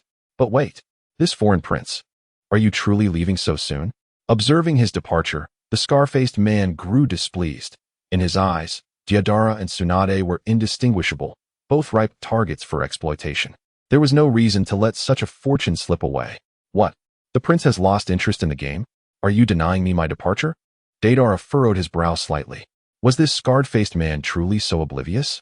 Lending Tsunade 500,000 was hardly different from giving it to him outright. The scarred man wore a broad grin and exclaimed, "Not at all. It's just that I suddenly feel a desire to indulge in a game or two. Might you be interested?" "Not interested. This prince is not short of money. I'm leaving," Deidara replied coolly before turning to depart. Come on, let us continue." "Let us continue," Tsunade urged impatiently, arranging the stack of money. The scarred man furrowed his brow once more and, upon catching sight of Tsunade's pile of cash, shouted, "Young prince, wait a moment. I recently acquired a treasure that might pique your interest." Deidara paused at the sound, pondering the notion of a treasure. Chapter 19. To the marketers, do you truly believe that being a Grim Reaper is as trivial as a cabbage? Is this what you refer to as a treasure? Shortly thereafter, at the gesture of the scarred man, a guard presented a white mask. Deidara picked it up and held it to his face for a moment. The mask in his hand was an eagle-faced artifact, adorned with patterns that hinted at an air of mystery. Beyond this, Deidara could discern no peculiar attributes. The scarred man nodded, a smile playing on his lips, stating that this was a mask pledged to him by a rogue ninja from the Hidden Mist 2 days prior. It is no ordinary mask. It possesses the ability to obstruct the perception and probing of chakra. Upon hearing this, Deidara unleashed his chakra towards the mask. Indeed, beyond the mask, there seemed to be an intangible force that rendered his perception hazy, severely disrupting his senses. The mask is quite impressive. It is truly an essential item for both domestic travels and the art of destruction. Delighted by the prospect of the hunt, Deidara lifted his gaze and spoke in a nonchalant manner. "Go ahead. How do you wish to wager?" The scarred man responded with a knowing smile, exuding the satisfaction of a scheme well executed. "Gambling on high or low lacks intrigue. Instead, let us wager on the numbers. The one whose guess is closest to the actual roll shall be deemed the victor." "Guessing numbers?" Deidara mused, stroking his nose thoughtfully. "Very well. But she must be the one to shake the dice cup." "Me?" Tsunade, who had been resting her chin on her hands, propped up on the table, straightened up at Deidara's indication. "Fine. Considering you lent me 500,000. Deidara was aware that the scarred man possessed a peculiar talent for cheating. Yet he was intrigued to witness it firsthand, suggesting that Tsunade act as the dealer and roll the dice. The scarred man paused momentarily, contemplating whether this golden-haired youth was wary of him. He cast Deidara a cryptic glance before nodding in agreement. "Are you prepared?" Tsunade inquired, seizing the dice cup and commencing to shake it with skilled fervor. It must be said, this scene was quite a visual delight, evoking in Deidara a nostalgic sensation reminiscent of watching a captivating beauty livestream, a train shake. Indeed, a live broadcast featuring Tsunade would undoubtedly garner significant attention. Turning to glance at the scarred man, he noticed him positioned sideways, seemingly unfazed by Tsunade's vigorous shaking. Deidara was filled with admiration. Yet he soon noticed the scarred man's ears twitching. Could it be that this fellow possesses acute hearing? With a resounding thud, Tsunade forcefully slammed the dice cup onto the table, causing the scarred man's expression to shift slightly. "Now jot down your points," Tsunade remarked, glancing back and forth between the two, finding this wager quite intriguing. The scarred man cast a sidelong glance at Deidara, a sly smile creeping across his face as he picked up a pen and swiftly inscribed 3 numbers on the paper. Although the sound of Tsunade's slap on the table had disrupted his ability to discern the dice through sound, he remained confident compared to the other's blind guesses. "Sharingan, activate." Deidara remained composed, his expression unchanging as he peered ahead through the Sharingan hidden within his long sleeves. The scene before him, although anticipated, caused his cheeks to flush and his pulse to race. This was due to the fact that just days prior, upon upgrading his Sharingan to the 3rd Tomo, he had acquired the ability to see through objects. This perplexed him. How could his Sharingan have diverged from its intended path? Why did its evolution seem to lean towards the Byakugan? Unbeknownst to him, his right eye had possessed an enhanced perceptive ability far superior to that of an ordinary Sharingan since the day it was transplanted. After reaching the 3rd Tomo, the overall capabilities of his Sharingan had amplified, naturally enhancing its perceptive prowess as well. As for the ocular technique, Tsunade narrowed her eyes, sensing the chakra emanating from Deidara. 144. The inappropriate scene rendered Deidara unable to look directly, and he took a deep breath to steady his mind, retracting his Sharingan. Perhaps due to the 50,000 he had lent her, Tsunade refrained from saying much more. "Now, let us reveal the numbers you've written." The scarred man guessed 154, while Deidara wrote 144. This yellow-haired lad.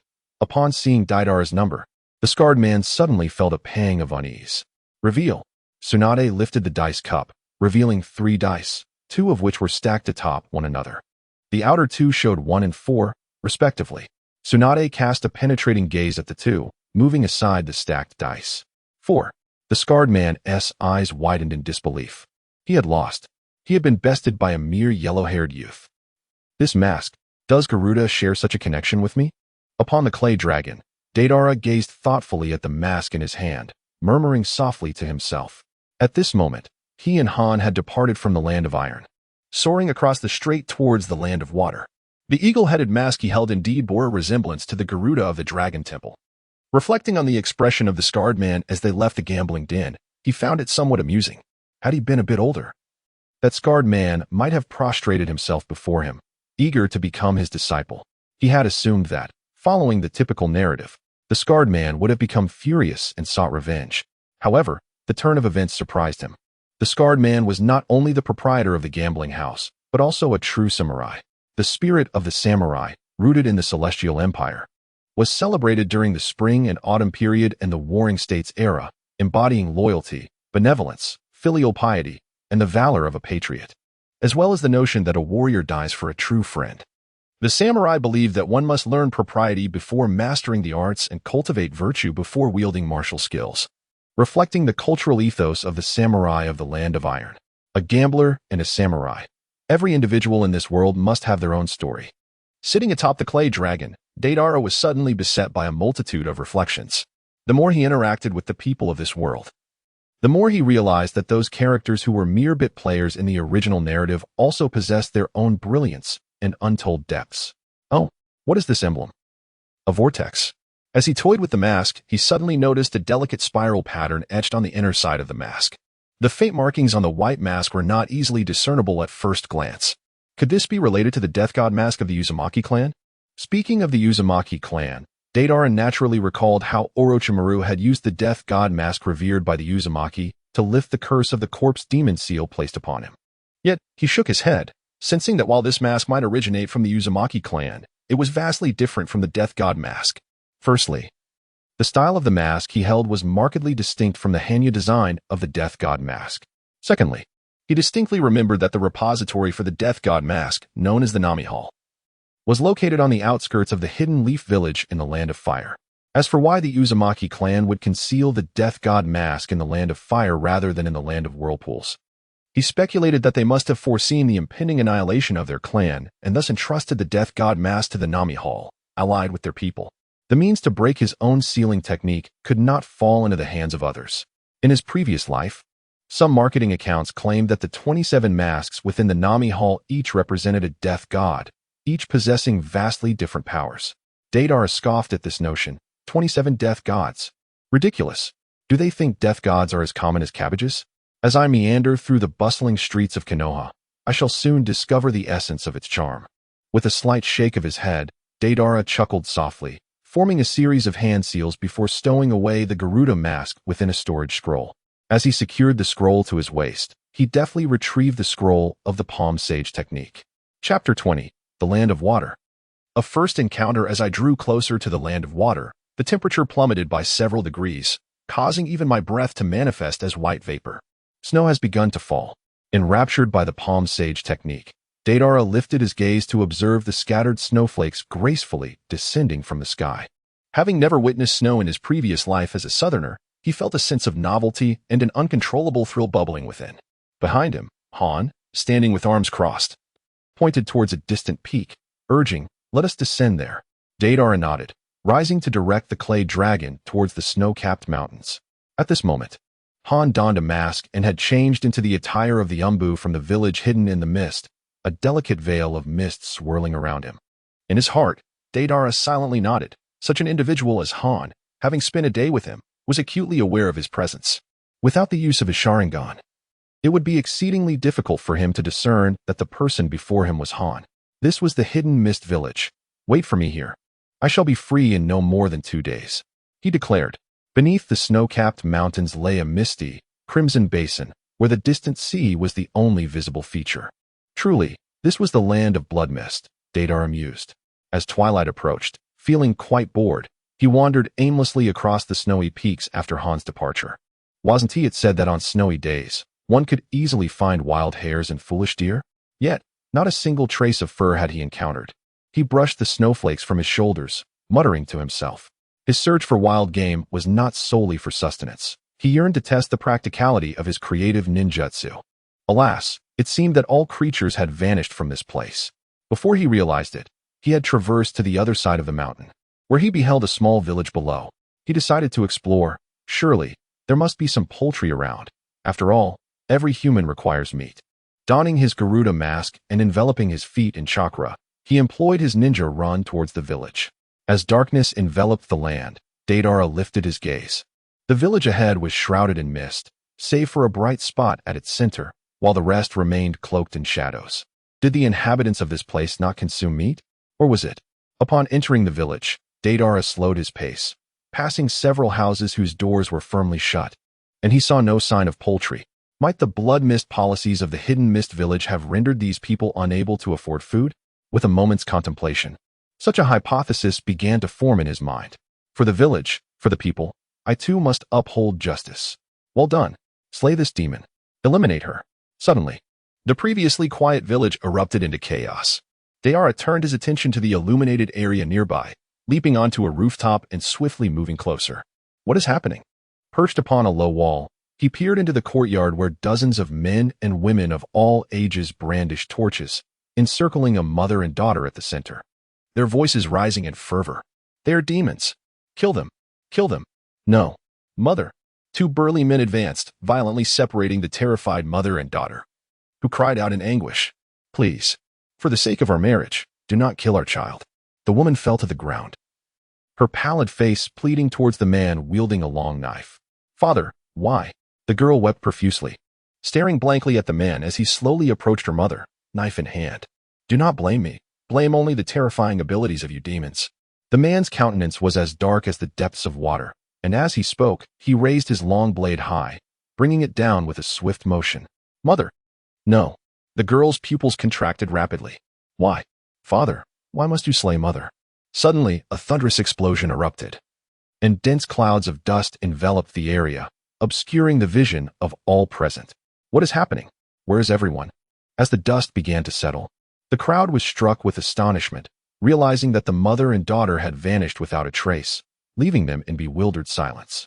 Deidara rescued the mother and daughter from the clutches of that man, and at this moment, they were soaring towards the snow-capped mountains upon a colossal clay bird.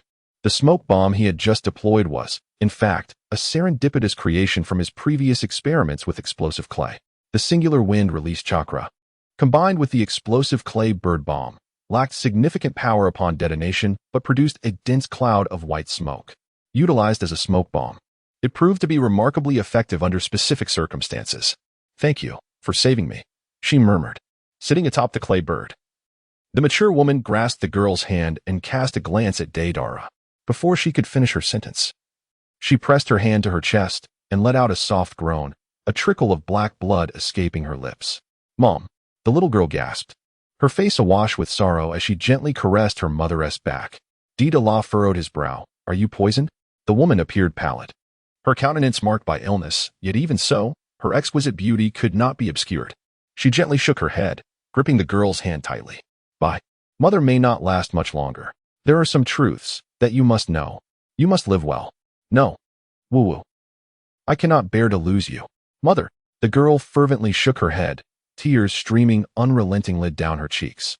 "Bye." Upon hearing that name, Deidara raised an eyebrow in surprise. He then turned his gaze to the girl, who was around 6 or 7 years old, with fair skin, black hair, and dark eyes. Could she truly be the Bai? How could it be? The woman struggled to pat the girl's hand. "Bai, my poor child." A cough erupted from her, spewing forth dark blood, rendering her even more frail, her hand trembling as if she were enduring immense agony. The girl, in a state of panic, cried out, "Mother!" "Woo-woo." Deidara felt a flicker of emotion and hesitated slightly. He crouched down to look at the girl and asked, "May I show her something?" The girl, with pleading eyes, implored, "Big brother, do you know medicine? Please, I beg you, save my mother." Her sobs ceased, as if she had grasped a lifeline. "I will give it a try." Taking a deep breath, Deidara steadied his mind and placed his hands upon the woman's forehead, channeling his chakra. If Tsunade were to witness this scene, she would likely deliver a swift kick to Deidara, reprimanding him for his audacity. He had only just acquired the healing palm technique and felt he had grasped its essence. Yet the disparity between medical ninjutsu and ordinary ninjutsu was vast. The principle of the healing palm involved utilizing gentle chakra to revitalize damaged cells. The practitioner must not only be wholly dedicated but must also possess precise chakra control. Furthermore, understanding the principle did not guarantee successful application and treatment. Deidara was acutely aware of these challenges, but at that moment, he had no alternative and was compelled to proceed despite his trepidation. After a brief interval, Deidara, beads of sweat forming on his forehead, withdrew his chakra and sighed in relief. "Mother, how are you?" The girl leaned closer to her mother, her face etched with concern. "I feel a bit better, thank you." The woman's complexion appeared slightly improved, and she nodded in gratitude to Deidara. "There is no need to thank me. I cannot eliminate the poison, only provide a modicum of relief." Deidara felt a sense of embarrassment, not due to a lack of proficiency in the art of sage technique, but rather because, in his first practical application, he managed to achieve a level of skill that would rival even Tsunade's, should she rely solely on the sage technique. While this technique possesses remarkable efficacy for various injuries, it is rendered ineffective against toxins. In the realm of medical ninjutsu, only the detoxification extraction technique specializes in purging poisons. The reason Deidara could skillfully employ the sage technique on his first attempt is twofold. Firstly, his habitual transformation of clay into various forms, such as spiders and birds, has endowed him with an astonishingly refined chakra manipulation ability. Secondly, there exists a certain commonality between the sage technique and the super lightweight and heavy stone technique, as both involve alterations at the cellular level of matter. Descending, he brought the colossal clay bird to a halt before a cave nestled in the snow-covered mountains, gently assisting the mother and daughter as they disembarked. This cave was a serendipitous discovery during his aimless wanderings earlier that day, once a den for wolves. It had evidently been abandoned by the pack. "Little brother, thank you for allowing me to spend a little more time with my child," murmured the woman, a faint smile gracing her lips as she reclined beside the warmth of the fire. Deidara waved his hand, Rescuing the mother and daughter from a throng of ordinary people, he felt no particular sentiment, merely acting on impulse. The woman turned to the girl beside her. "My poor child, there are some truths I must share with you now, Mom. What is it?" The girl stifled her sobs, biting her lip in a bid to maintain her composure. "In truth, Chihane Yuki is merely a pseudonym. My true name is Mizuki Murasaki, hailing from the clan of Snow. My father is the third Mizukage Mizuki Ran." Upon hearing the woman's words, both Deidara and Haku gasped in astonishment. Deidara suddenly turned to the young girl, pondering within himself. "So, he truly is that Bai? Is she really a male? I had always believed Bai to be female while watching Naruto, yet one fateful day, I learned from an online acquaintance that he is, in fact, a male. How could Bai, with flowing black hair and exquisite features, be a man?" However, the argument presented was logical and irrefutable, leaving me with no choice but to reluctantly accept the truth. Yet now, the real Bai before me reignites my doubts. Is she truly a male? What Deidara was unaware of was that, in the early stages of Kishimoto's design, Kaguya was indeed female. However, due to concerns regarding underage implications, modifications had to be made later on. Thus, setting aside certain factors, Kaguya's actual gender is female. Her grandfather was the third Mizukage, so how could her mother? Kaguya firmly believed in her mother's words. She merely questioned how her mother could marry such a man as her father. The third Mizukage, Mizuki Ran. It seems they all shared the same ebony hair. Deidara quietly scoffed at the thought. Regarding the third Mizukage, whose name barely deserved to be remembered, Deidara's only recollection was of his long, flowing hair. Years ago, her father took over the war-torn village of Kirigakure and, for the sake of the village's progress, enacted the blood mist policy. Little did he know, this would mark the beginning of a nightmare. Mizuki Murasaki sighed deeply. She harbored no blame toward the third Mizukage, only an endless sorrow. She then slowly recounted the past, revealing that mere years after the blood mist policy was implemented, issues arose, leading everyone to despise the Kekkai Genkai users. Although this was not the third Mizukage's intention, he met a tragic end through assassination. Some say the original purpose of the blood mist policy was to eradicate Kekkai Genkai users. Does that not seem a bit far-fetched? All major ninja villages treasure their bloodlines. Yet Kirigakure opted for self-sabotage. After Mizuki Ran's death, the Yuki clan was brutally exterminated, while Mizuki Murasaki narrowly escaped. She fainted outside the village beneath the snowy mountains, only to be rescued by Kaguya's father. Someone from Kirigakure had been relentlessly pursuing her, yet unexpectedly, this small village, right under the nose of Kirigakure, became the safest haven. Disheartened, Mizuki Murasaki, seeing Kaguya's father was a man of integrity, soon took on the name Senbai Yuki and became devoted to him, giving birth to Mizuki Kaguya. She thought they would live peacefully in this manner, but their tranquil existence was shattered just days ago. On that day, a pack of wolves descended upon the village, and in the moment of crisis for Kaguya's father, Mizuki Murasaki ultimately revealed her ice-release ninjutsu. Tears streamed down Mizuki Kaguya's cheeks as she cried, "Mother, why is father so cruel? He poisoned you. He wants to kill us. Your father's father was once a ninja, but was slain by a Kekkai Genkai user. Poor child, it is I who has brought you harm." The two women wept in each other's embrace, and Deidara felt a pang of sorrow. Such a tale of vengeance left him at a loss for words. "Kaguya, leave this place. You must live well, whether as a ninja or a common person. Just live on. Go out and see the world for me. And. Mizuki Murasaki's breath grew shallow, the poison taking its toll, extinguishing her vitality. "No. Mother, please wake up. Do not succumb to slumber." Mizuki Bai was engulfed in profound despair, her cries resonating with heart-wrenching agony. Just a few days prior, everything was in perfect harmony. Now, this abrupt and tragic misfortune has plunged her into an abyss. Mother, has she departed from this world? No. A chilling wave of dread suddenly erupted from within Mizuki Bai, encasing the surrounding stone walls of this den in a delicate layer of ice. Deidara widened his eyes in astonishment.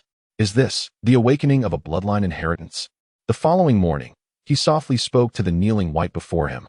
"I am sorry for not being able to save your mother. Do you have any plans for the future?" Gazing at the earthen grave, he felt a twinge of emotion as he observed her sorrowful state. Her fate had already been tragic, and the thought of encountering Zabuza again was disheartening.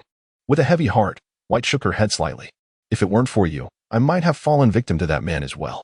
Her fists were clenched tightly, consumed by rage at the cold-bloodedness of that individual. Out of sheer fear of the bloodline's power, he could show no mercy, even to his own wife and daughter.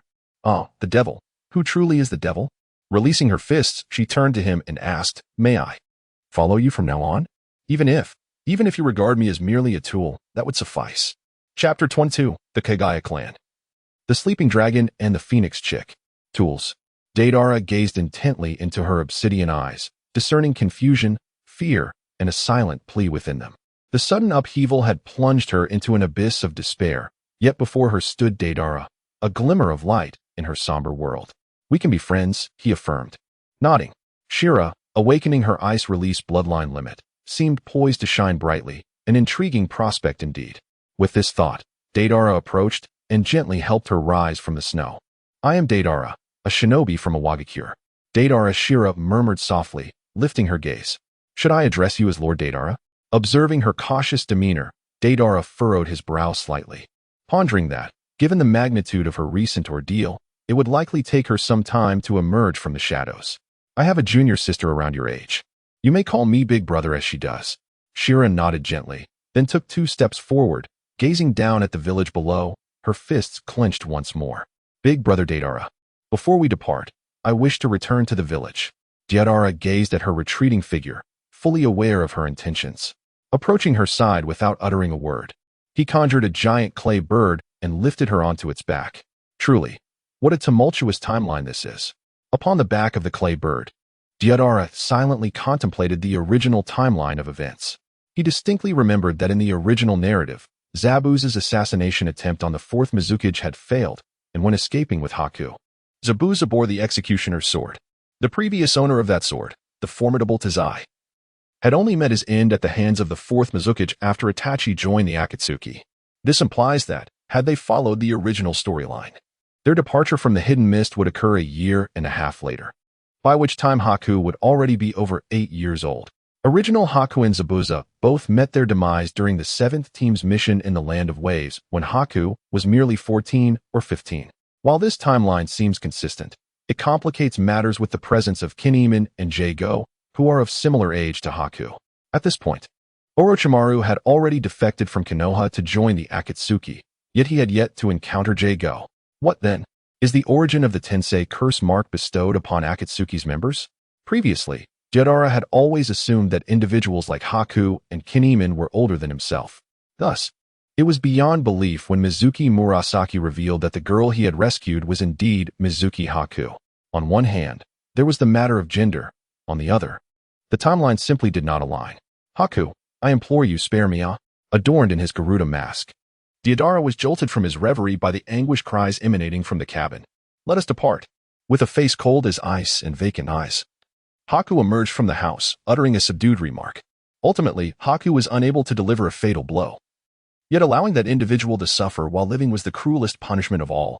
Casting a lingering glance at the cabin, Deidara steered the clay bird back into the heights. Here, by the bonfire in the wolf's den, Deidara tore off a roasted rabbit leg and offered it to Haku, who was engrossed in the ninjutsu scroll left by Mizuki Murasaki. Haku looked up, extending her hand to accept it, thanking him. This rabbit had been captured during their excursion to the distant mountain earlier that morning. Though she had initially been reluctant, fond of small creatures as she was, she ultimately succumbed to Deidara's persuasion, unable to escape the allure of the delicious meal. Given that Haku's storyline was only just unfolding, the Kagaya clan had yet to meet their demise. Observing Haku as she gnawed on the rabbit leg, Deidara pondered deeply. Besides Haku, Kinemon was another character he held in high regard. The bloodline of Kinemon, possessing the ability to manipulate his entire skeletal structure, was one of immense potential. His bones represented the hardest material in the world, versatile and dynamic. In attack, they served as the mightiest spear, while in defense, they could transform into the strongest shield. Regrettably, in the original work, he, afflicted with a hereditary ailment, forcibly activated the second state of the Earth Curse mark to fulfill Orochimaru's ambitions, ultimately meeting his demise. "Bye. After we finish our meal, I shall take you to a certain place," Deidara suddenly remarked. "What place?" Mizuki inquired, a hint of curiosity gracing his features. Recalling that Deidara had previously mentioned waiting for a friend here, Deidara smirked enigmatically and remarked, I am on a mission to rescue someone who will eventually become our comrade. By bringing along Kunmaru, he believed he could not only alter the course of his destiny, but also form a trio. He yearned for those characters who, much like his original self, met untimely ends in the original narrative, to shine anew in this life due to his arrival. In the Land of Water, on the outskirts of the Kagaya clan territory, he instructed, White, wait here for me. I will venture in to scout the area. Donning the Garuda mask, Deidara spoke to White. Having learned of the Kagaya clan's whereabouts, he and White swiftly arrived at the location. Unsettled by the thought of leaving White alone, he crafted 2 clay puppets to accompany her. The legendary Crouching Dragon and Phoenix Chicks. Though these clay figures appeared somewhat unappealing, they would convey to enemies the essence of being troublesome. When an enemy severed their forms, the puppets would immediately replicate. The more one killed, the more the clay puppets would multiply. Of course, this replication was not limitless. It depended upon the chakra Deidara had infused them with. For those of the Kagaya clan, who specialized in physical techniques and blade work, the advantages of these puppets were apparent. The moment the clay puppets emerged, White was taken aback. Unable to resist touching and prodding them, she turned back, her face filled with concern. Deidara brother, please be cautious and stay safe. Beneath the mask, Deidara nodded. And in a swirl of white smoke, he vanished using the body flicker technique. As evening fell, Kagaya Shoto was approached by a chubby boy who cheerfully inquired, Are you delivering food to that monster again? Holding a bento box, Shoto replied with a smile, Indeed. Let me see what that fellow is eating today. The chubby boy said, reaching for the bento box. With a thud, the box fell to the ground, spilling a few dark, unappetizing dumplings. The chubby boy grimaced, EW. Expired military rations? Even dogs wouldn't eat this. Haha, what else could there be?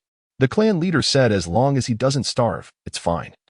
Shoto replied, shaking his head in resignation as he picked up the dumplings and placed them back in the box.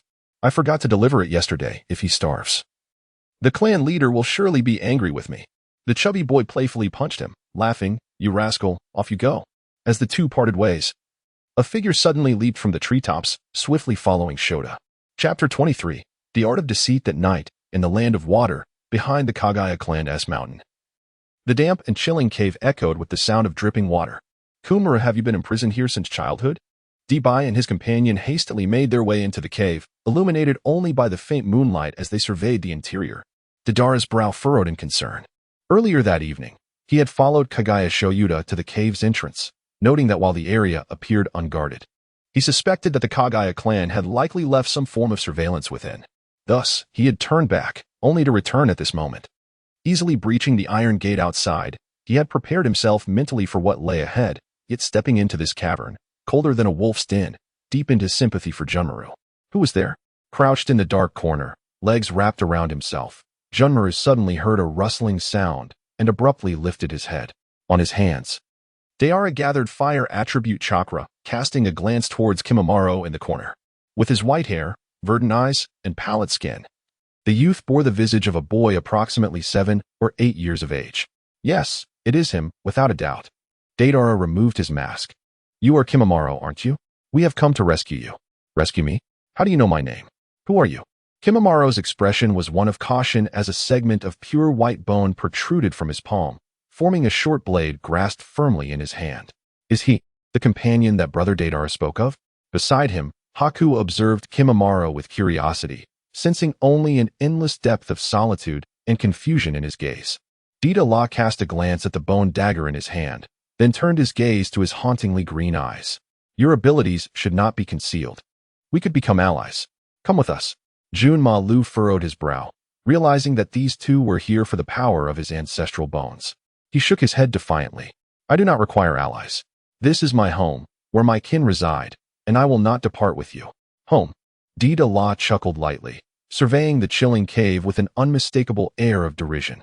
Just as Junma Lu was about to retort with stubborn determination, Shui Weibai stepped forward with an inquisitive expression, prompting Junma Lu to instinctively retreat 2 steps in caution. I picked up a black orb from the lunchbox resting on the stone. What is it that you are consuming? In the depths of his heart, Deidara silently praised the assist from Bai, then spoke. That is an expired military ration pill. I have heard even dogs refuse to consume it. Is this how your kin treats you? A fleeting expression of anguish and desolation crossed Junmaru's face. This is none of your concern. You should leave at once. My kin will arrive shortly. Deidara raised an eyebrow slightly, realizing that this cave indeed possessed means of perception. His gaze fixed on Junma Lu, admiration gleaming in his eyes. He was determined to take Junma Lu away today.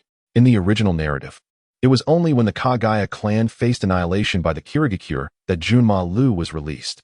Though his family treated him like a dog, he never fled, instead aiding in the collective resistance against Kirigakure. Such loyalty, albeit somewhat foolish, mirrored that of Bai. Once they set their hearts on someone, betrayal would never cross their minds. It was precisely individuals like them that Deidara sought as companions, those with whom he could safely entrust his back. You should be well aware of how your kin regard you. A mere tool? No, if you were merely a tool, you would be cherished. But what about you? You are willing to sacrifice everything for them, even your life. Yet have they ever acknowledged you? Observing Junma Lu furrowing his brow in contemplation. Though unaware of his thoughts, Deidara felt a surge of joy, secretly believing he had a chance. This verbal jutsu, the great deception technique, lived up to its reputation as the strongest secret art of the Hokage. With an expression of righteous indignation, he pressed on, deep within your heart. Do you truly find this fair? Have you not longed to explore the broader horizons outside? Have you not wished to cure your bloodline illness and seek the truths of this world? You once. Who are you really? Junma Lu interrupted, his gaze piercing into Deidara's eyes, his expression fluctuating between light and shadow. Deidara's words had struck directly at his innermost thoughts, fantasies he had indeed entertained. Yet, he recognized them as mere fantasies, dismissing them as such. However, when articulated by another, he began to ponder, could these be achievable? I am your companion. Should you truly? Suddenly, a noise erupted from behind them, prompting Deidara to turn, furrowing his brow as he glanced toward the cave's entrance. Earth-style, explosive clay C2 puppets. He raised his hands, clay spewing forth from his palms, transforming on the ground into two grotesque clay figures. What on earth are these? A dozen Kagaya clan members entered the cave, colliding with the awkwardly shuffling clay puppets, halting in their tracks. Whatever it is, die. A burly Kagaya warrior, undaunted, strode forward, swiftly swinging his bone sword, cleaving the clay puppet in half. Is that all? But then, four more clay puppets rose from the ground, causing his smile to falter. In his moment of shock, the puppets lunged at him, and as he swung his sword again, the puppets multiplied once more. What in the world are these abominations? The Kagaya clan members found themselves obstructed by the multiplying clay puppets, each forced to evade incessantly. The clay-like monsters divided into over 20 entities, suddenly surging towards 3 individuals, enveloping them completely. A resounding crack echoed, followed by an explosion that sent the remaining members of the Hui clan tumbling back towards the cave entrance. What transpired? Outside, a middle-aged man, accompanied by around 20 Hui clansmen, stood vigilantly, his brow furrowed as he inquired in a deep tone. Clan leader. Inside there are monsters that cannot be killed, they can self-destruct. Useless. Before the middle-aged man could respond, a robust figure beside him stepped forward, angrily berating those who had been hurled from the cave. Clan leader, I shall lead a group inside to investigate, the muscular man declared, turning back. Wait.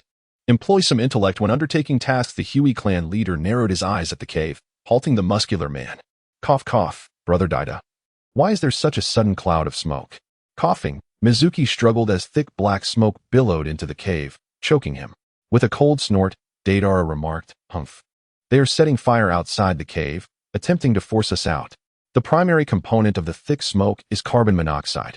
Even if one can endure the irritation of the fumes, prolonged exposure will inevitably lead to suffocation. Turning around, Deidara gazed at the despondent expression of Kinmaru. Did you see that?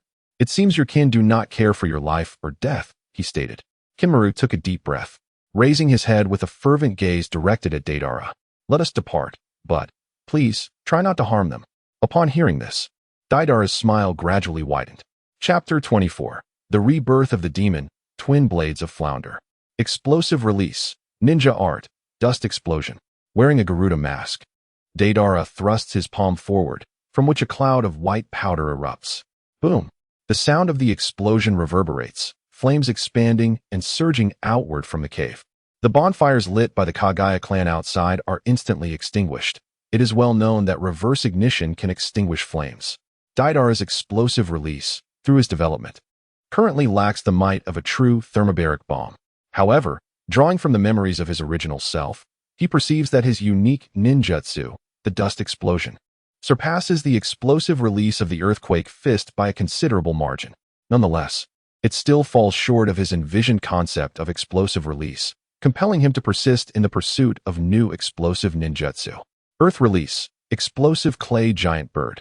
The trio soared from the cavern atop the colossal bird, while outside, several members of the Kagaya clan, having failed to evade the surging flames in time, lay on the ground, grievously burned and wailing in agony. "Chief, what should we do? They have ascended into the sky." The clay giant bird soared above the Kagaya clan members, who could only watch in helpless astonishment.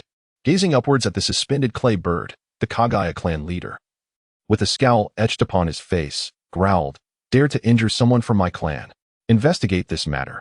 If we are unable to confront them, let others deal with them." If I were to drop a C3 directly, the scene below would be quite picturesque, mused Deidara with a slight smile, observing the Kagaya clan members at the cavern's entrance. Had he not vowed to Kisame to spare his kin, he would have relished the opportunity to showcase his explosive artistry. The C3 gigantic puppet was a technique that his original self, little Deidara, had yet to complete, though he had perfected it days prior. Moreover, akin to other explosive clay ninjutsu, when infused with dual nature chakra or augmented with black earth, its power would significantly amplify. Deidara withdrew his gaze, aware of the unfolding narrative. Thus, he found little merit in concerning himself with these soon-to-perish souls. Beneath the resplendent moonlight, a colossal clay bird flapped its wings and soared into the distance. In the Mist Village, within the Water Shadow's office, a panicked voice exclaimed, "Fourth Hokage. It's terrible. Biwa Juzu, Kurozai Raiga, and others are in an uproar over their punishment." Causing chaos in the security team, a mist ninja burst through the Water Shadow's door, breathless. Yasakura lifted his head, contemplating whether these individuals were finally prepared to take action. "Inform Mangetsu to remain vigilant," he commanded. "Understood."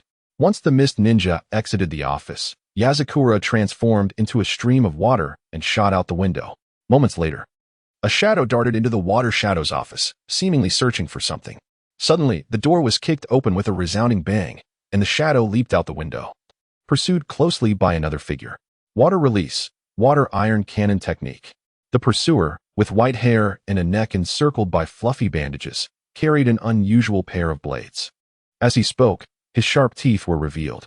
He formed his hand into the shape of a pistol, shooting a liquid resembling bullets from his fingertip towards the fleeing shadow. The shadow deftly evaded, turning to face the pursuer in an open area. I wondered who it was. It turns out to be the new generation of the 7 ninja swordsmen, the wielder of the double blades. Zuki Mangetsu. Zuki Mangetsu snorted disdainfully. "Daring to infiltrate my mist village, you ought to be prepared for death." Water release, great water arm technique. Upon finishing his declaration, Zuki Mangetsu's figure vanished, reappearing behind the shadow. He raised his muscular right arm, launching a surprise attack. Boil release, unmatched strength. The shadow appeared to be ready, exuding steam from its body as it swiftly turned and delivered a powerful punch. With a resounding crash, Zuki Mangetsu was struck, his chest punctured by the blow. Yet, his body immediately transformed into liquid. "Indeed, you are truly a genius worthy of the title reincarnation of the demon," the masked shadow spoke, a hint of admiration in his tone. However, boil release, scalding heat. "Ah, so you are the steam ninja. What have you done to me?" Zuki Man gets aghast, his body swelling in agony. "Your water transformation technique is commendable, but unfortunately for you, you have encountered me. I merely used high-temperature steam to bring you to a boil." The masked figure continued to unleash steam from his hands. And knowing that Zuki Mangetsu had discovered his identity, he resolved to strike decisively. "I will take you down, even in death." Zuki Mangetsu struggled to lift his hands, grasping the handles of his double blades. Ninja Blade, Hiramiki release. With a fierce struggle, Han found his arm ensnared by the chest of Kaido Mangetsu, desperately attempting to free himself. Yet, the piercing strike of a chakra-imbued flounder left a horrifying wound upon his abdomen. Kaido Mangetsu, wielding dual blades, was severely compromised by Han's boiling release chakra, his body now a mere shadow of its former strength. Suddenly, several mist ninjas arrived, rushing towards the scene. Clutching his belly tightly, Han cast a final profound glance at Kaido Mangetsu before turning to flee into the distance. He understood that Kaido Mangetsu was doomed, his survival now solely reliant on sheer willpower. Yet, he couldn't help but feel a sense of admiration for Kaido Mangetsu, recognizing him as a truly remarkable ninja. In the snow-capped mountains, within the wolf's den. Junmaru, do take your time and savor your meal. There's plenty more. Junmaru ravenously tore into the meat of a wild hare, leaving Mizuki by beside him utterly astonished. With his mouth full, Junmaru nodded, speaking in muffled tones. As Deidara observed the two individuals, a faint smile crept upon his lips, and the scene before him inevitably evoked memories of the moment they first encountered each other in the original tale. On the fateful night of Kagaya's clan's annihilation, Junmaru fortuitously crossed paths with Haku and Zabuza, during which Haku discerned the depths of Junmaru's soul through his gaze alone. Subsequently, the two became like parallel lines with no further intersection. Yet their destinies unfolded in strikingly similar ways, both ultimately sacrificing their lives for the individuals they cherished most, one for Zabuza, the other for Orochimaru. Suddenly, a tremor reverberated through the ground, causing Deidara's expression to shift. He promptly urged the two to flee towards the cave's entrance. Water release, water bullet technique. Behind them, several mist shinobi, gliding on their snowboards, pursued with remarkable speed. Two of them leapt high into the air, forming hand seals and unleashing twin jets of water towards the fleeing Han. Sensing the impending attack, Han, despite the excruciating pain from his wounds, hastily formed seals. Blow release, steaming mist. With a loud hiss, steam erupted from his back, reminiscent of a train's whistle, propelling him forward with increased velocity as he dashed recklessly, narrowly evading the oncoming water jets. However, the strain on his abdominal wound caused him to collapse, rolling several meters across the snowy ground. Earth release, mud pig.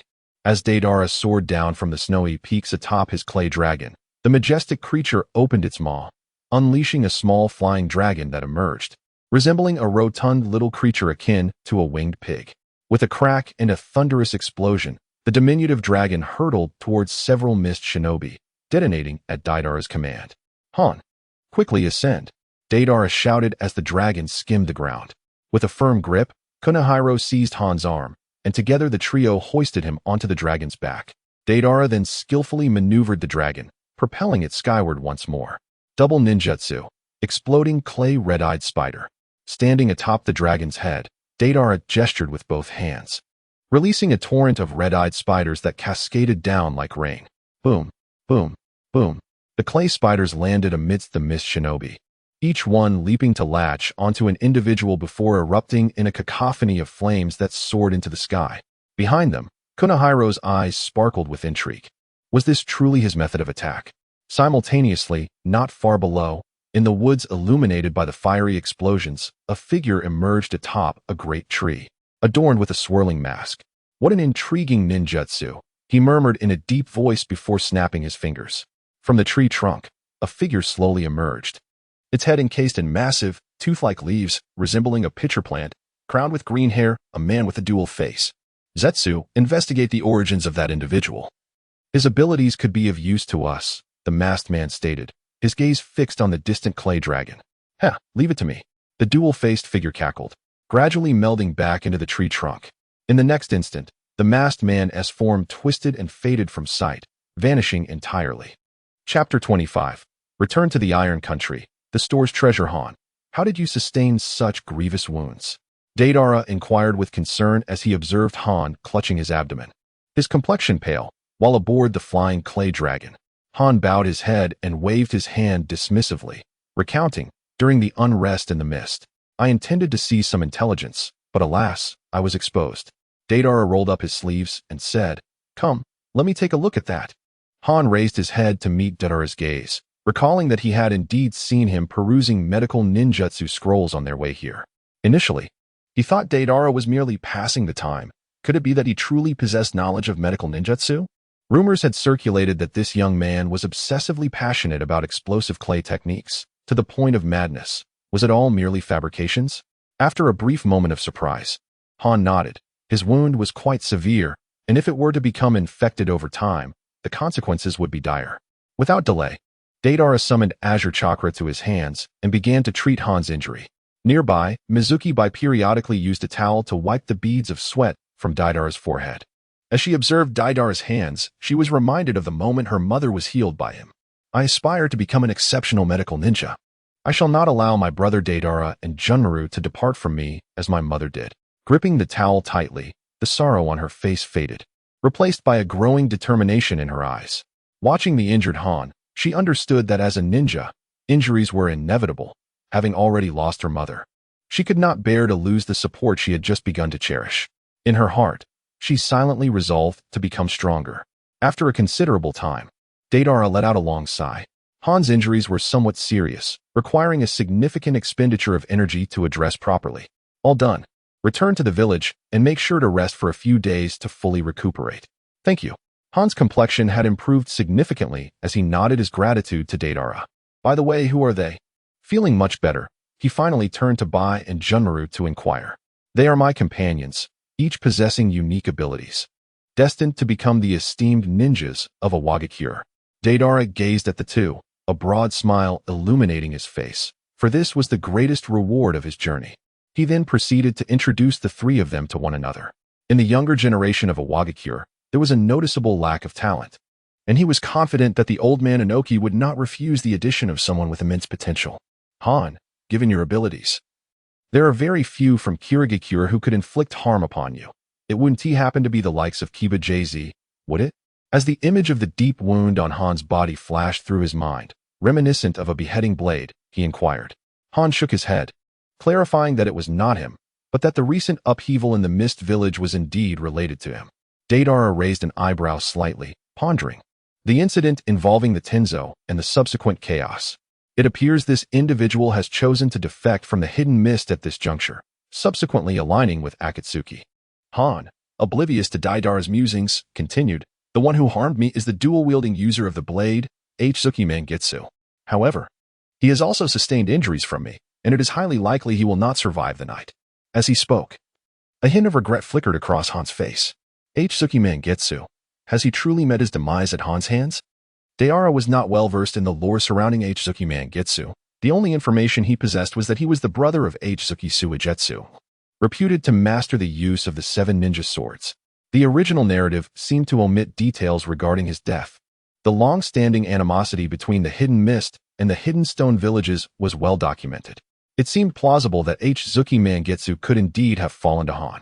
Could it be that behind the original storyline, both Deidara and Han were tasked with executing this mission together? As Deidara's thoughts cascaded, he discerned a profound connection. In the original narrative, the Akatsuki's retrieval of the 5 tails was merely mentioned in passing, indicating the swift conclusion of the battle. Considering the injuries sustained by Hans, it was evident that without prompt medical attention, he would inevitably bear lingering ailments, significantly diminishing his combat prowess. Weaving these threads together, Deidara could not help but entertain the notion that there might indeed have been a similar mission lurking in the shadows of the original story. The absence of mention in the original text does not imply that such events did not transpire in this realm. After all, having traversed into this world, every individual he encountered was genuine, each with their own thoughts and experiences. Beyond the main protagonists of the original tale, in every nook of this world, their own stories quietly unfolded. Do you wish to learn medical ninjutsu? Deidara turned to gaze at Mizuki Bai, whose face was brimming with hope. Having just shared her aspiration to become a medical ninja, she now appeared anxious, fearing Deidara's potential refusal. Yet, upon hearing her, Deidara recalled that in the original narrative, Bai wielded the 1,000 needles as her weapon during the battle in the Land of Waves. She had utilized 2 of those needles to place Sabuza into a state of false death, successfully deceiving Kakashi and his comrades. This indicated that at that time, she must have possessed medical ninjutsu skills, and her abilities were likely formidable. Is it impossible? Mizuki Bai lowered her head, a look of despondency on her face. Witnessing her pitiable expression, Deidara chuckled. I never said it was impossible. Bai's countenance brightened as she lifted her head. Really? With a smile and a nod. Deidara produced 2 scrolls from behind him and handed them to her. Currently, I only have healing techniques and sage techniques for you to master. Overjoyed, Mizuki Bai eagerly accepted the scrolls and immediately began to delve into their contents. Seeing her enthusiasm for learning, Deidara smiled gently. Originally, her weapon had been the 1,000 needles. Soon they would arrive at the Land of Iron, where he thought it prudent to visit a weapons shop. just as before. They decided to take a respite in the neutral land of iron before returning to the land of earth.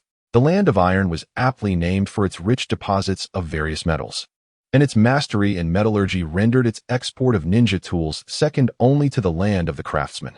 After a while, within the borders of the land of iron, in the village of Bin, "Sir, are you still not satisfied?" Matsushita Yoshi looked helplessly at the trio before him. He had already presented the highest quality of 1,000 needles. Yet the man with the spiky hair merely glanced at them and shook his head. "Deidara, is it still not acceptable?"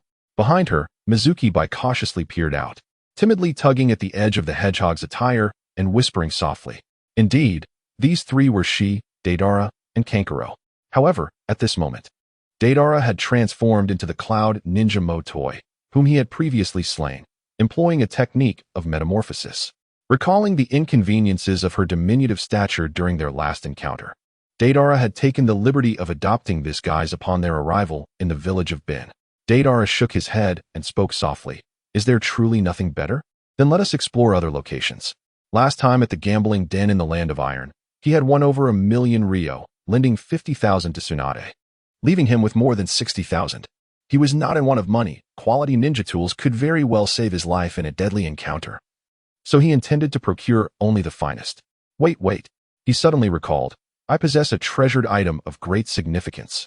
As the trio prepared to depart, Matsushita hurriedly stopped them. He then turned and began rummaging through his belongings, eventually retrieving a wooden box from atop the shelves. With a smile, Deidara inquired, "Is this truly the treasure of your establishment, boss?" As Matsushita brushed off the dust from the box, he chuckled. "This item has been sitting here for several years. If it weren't for you all, I would have completely forgotten about it." "Haha, Matsushita, what remarkable item has been left untouched for years? Allow me to behold it." Just as Matsushita finished speaking, a man donned in splendid attire entered the weapon shop with a hearty laugh. Chapter 26. Crystal Senbon. The demon blade Muramasa, the man in elegant garments, robust and in his 30s, wore a sword at his waist, accompanied by 2 attendants, exuding an air of affluence.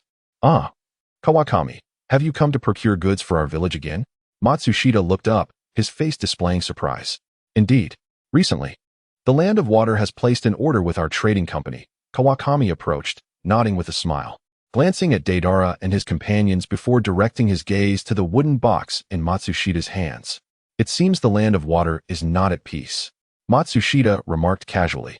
Yet Deidara took note, realizing that these merchants of ninja tools were perhaps the most attuned to the shifting winds of various nations. As the saying goes, before the troops move, the provisions must be prepared. They invariably hold the most immediate intelligence.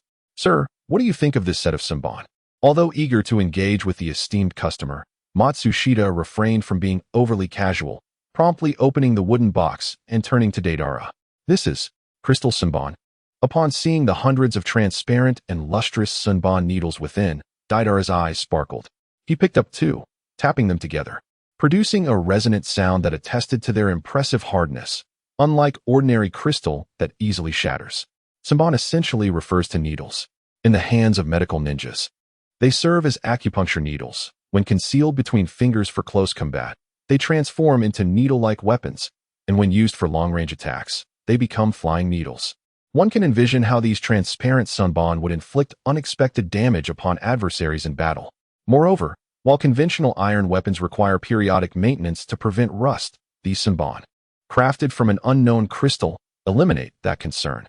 It is no wonder Matsushita had forgotten about them in the corner. "Matsushita, I shall take this set of Senbon." Just as Deidara was about to speak, Kawakami unexpectedly interjected. Deidara furrowed his brow, asserting that there ought to be an order of precedence in all matters. "How much is the boss Matsushita offering?" Upon realizing he was disregarded by Deidara, Chuanshang's expression turned frosty. "Kid, Qian Ben belongs to him. He can sell it to whomever he pleases." "Your words are futile." This left Matsushita in a quandary. Faced with such a predicament, he found himself at a loss for how to proceed. Observing Deidara's growing ire, Shui Wuyu gently tugged at his sleeve and whispered, "Brother Moto, perhaps we should." Deidara waved his hand, interrupting Bai's words, and asserted firmly, "No, this set of 1,000 books is perfectly suited for you. I shall not relinquish it to him." Chuanshang narrowed his eyes, gesturing grandly. "Matsushita, sell me this set of 1,000 books." I shall procure this order from you. Upon hearing this, Matsushita was elated and was about to agree, but Deidara let out a cold snort and remarked, Matsushita, in the realm of commerce, integrity is paramount. If such matters were to be disseminated, it would undoubtedly tarnish your reputation, wouldn't it? Upon hearing this, Matsushita's expression shifted. The warriors of the Land of Iron place great importance on their honor, and should this incident become known, it could severely hinder his future business endeavors. Just then, Matsushita caught sight of the sword at Chuanshang's waist, and a scheme formed in his mind as he proposed. How about this? Since both of you have an interest in this set of 1,000 books, why not engage in a wager? The victor shall claim this set for themselves. A wager? What shall we bet on? As Deidara and Kawakami simultaneously expressed their confusion, Matsushita smiled meaningfully and said, each of you shall produce a weapon, and I will test them.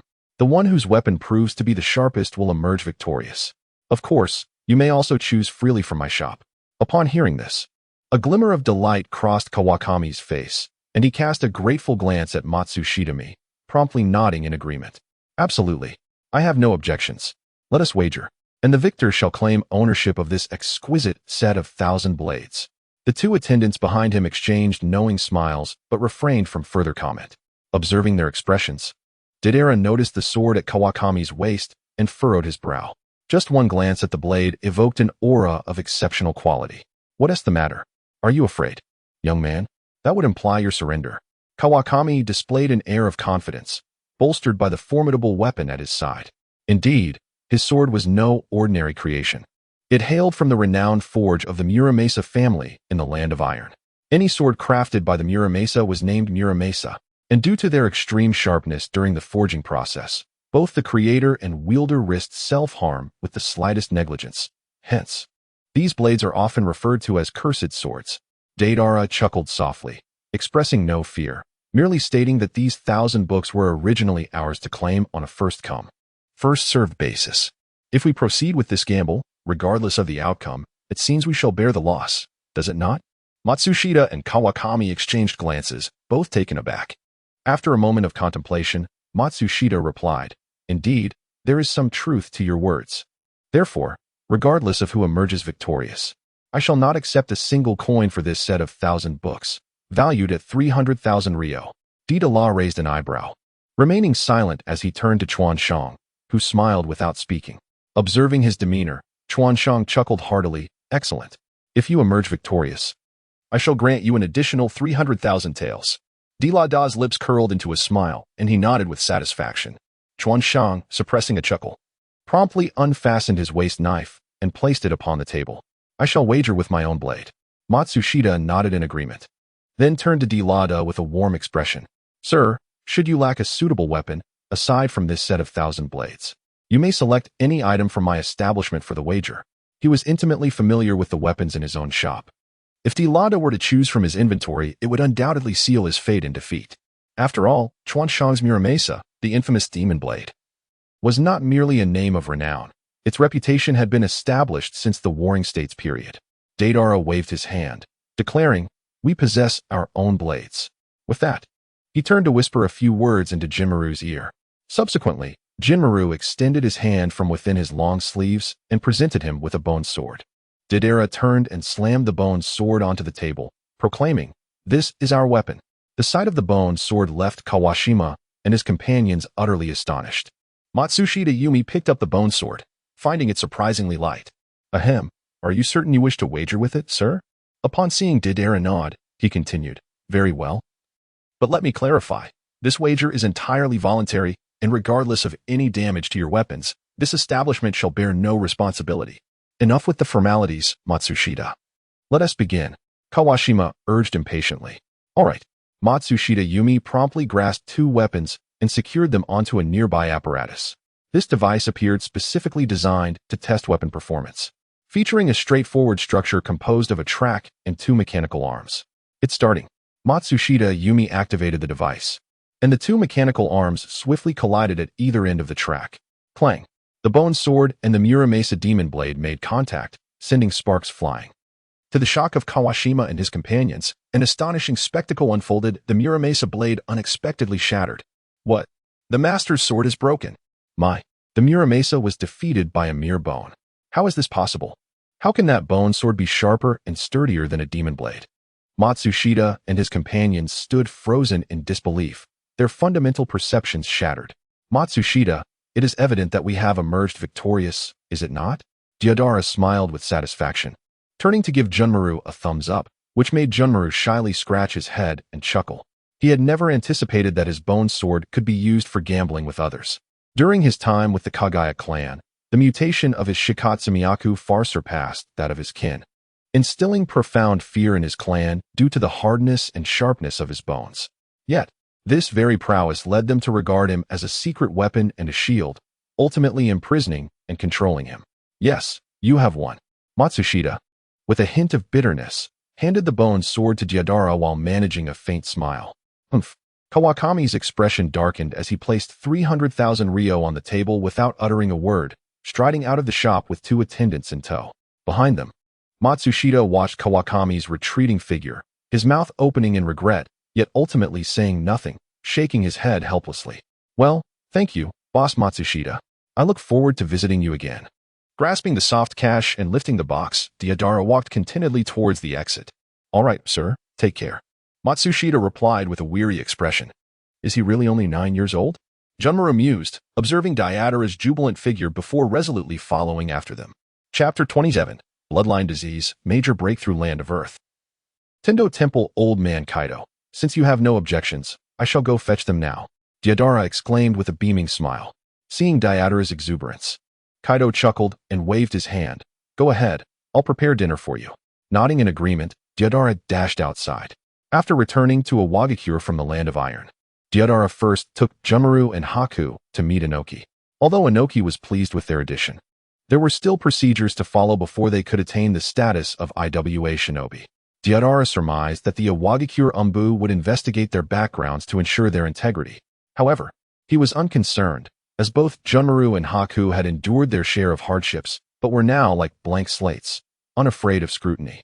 Once he had settled them in a Wagakure, Deidara returned alone to Tendo Temple. He could not recklessly bring them here without Kaido's consent, as it was a sacred Buddhist place. Initially, he planned to leave if Kaido did not agree, but to his surprise, Kaido readily consented upon hearing his request. The back courtyard of Tendo Temple had several rooms, alleviating his need to search for accommodation. Moreover, having grown accustomed to the serene environment of the temple, he found great pleasure in its tranquility and comfort. That evening, as night fell, the serenity of Tendo Temple grew even more pronounced. Haku, what troubles you? Deidara inquired upon noticing that Haku was eating, yet tears streamed down his face. An unexpected scene left Deidara somewhat bewildered. Beside her, Quit and the focused Jinmaru, who was engrossed in his meal, turned their gaze toward her upon hearing the commotion. Shiranui wiped her tears and, lowering her head in embarrassment, softly murmured, I'm fine, it's just that Quit's cooking reminds me of my mother. Quit reached out, gently stroking Shiranui's head with a benevolent smile. Poor child, it's all right. From now on, I shall be your grandfather. Yes, thank you, Grandpa Quit. Shiranui nodded earnestly, and the 4 exchanged smiles. Come, there has plenty made today. You mustn't let it go to waste.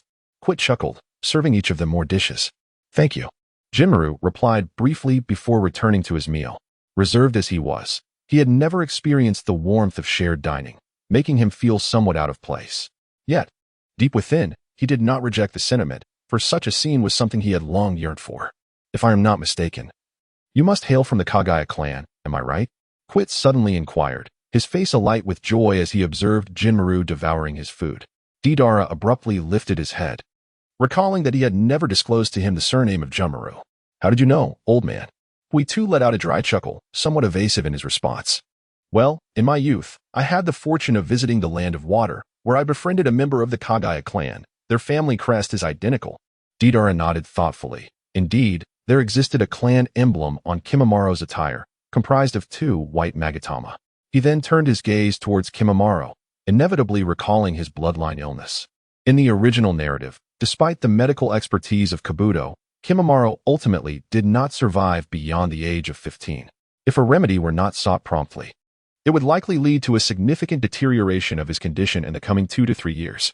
Within the depths of his heart, Deidara contemplated, silently resolving, I must seize this opportunity to devise a means of curing his bloodline disease.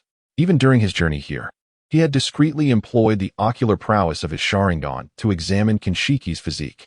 Through his observations, he discerned that within Kinshiki's body, the bones, nourished by chakra, birthed a peculiar white cellular substance.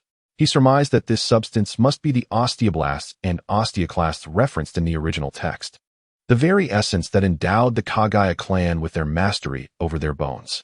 Simultaneously, Deidara noted that when a portion of this substance infiltrated Kinshiki's bone marrow, liver, and circulatory system, it severely impeded his hematopoietic functions.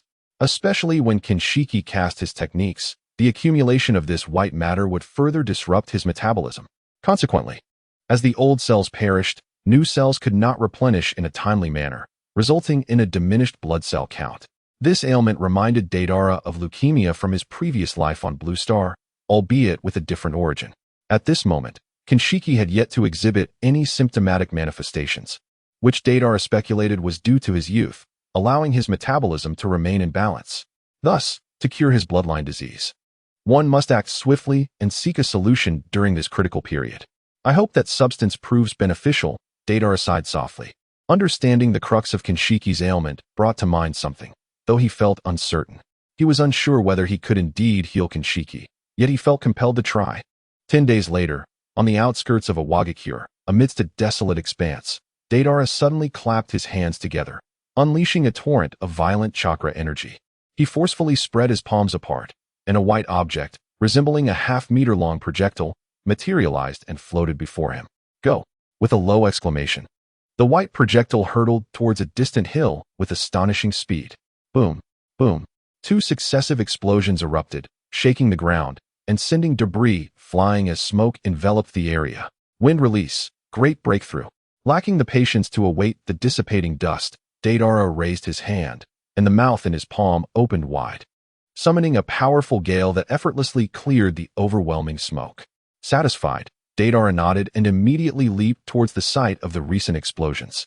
This technique, wind release, great breakthrough, had been acquired from a cloud shinobi companion of Motoi. During his moments of leisure, he had easily mastered it. After all, with the presence of the more profound in release, these ordinary techniques seem somewhat trivial. This exemplifies the principle that proficiency in one begets understanding in many. The designation of camp level is quite promising. I find myself anticipating the subsequent squad and army levels. Observing the explosion crater, approximately 500 meters wide, Deidara's lips curled into a slight smile as he murmured to himself. This was the new jutsu he had developed using his explosion release over the past 10 days. The technique that can truly be deemed a thermal pressure projectile. One strike of the thermal pressure projectile obliterated the original hill, leaving behind only a profound pit of 500 meters.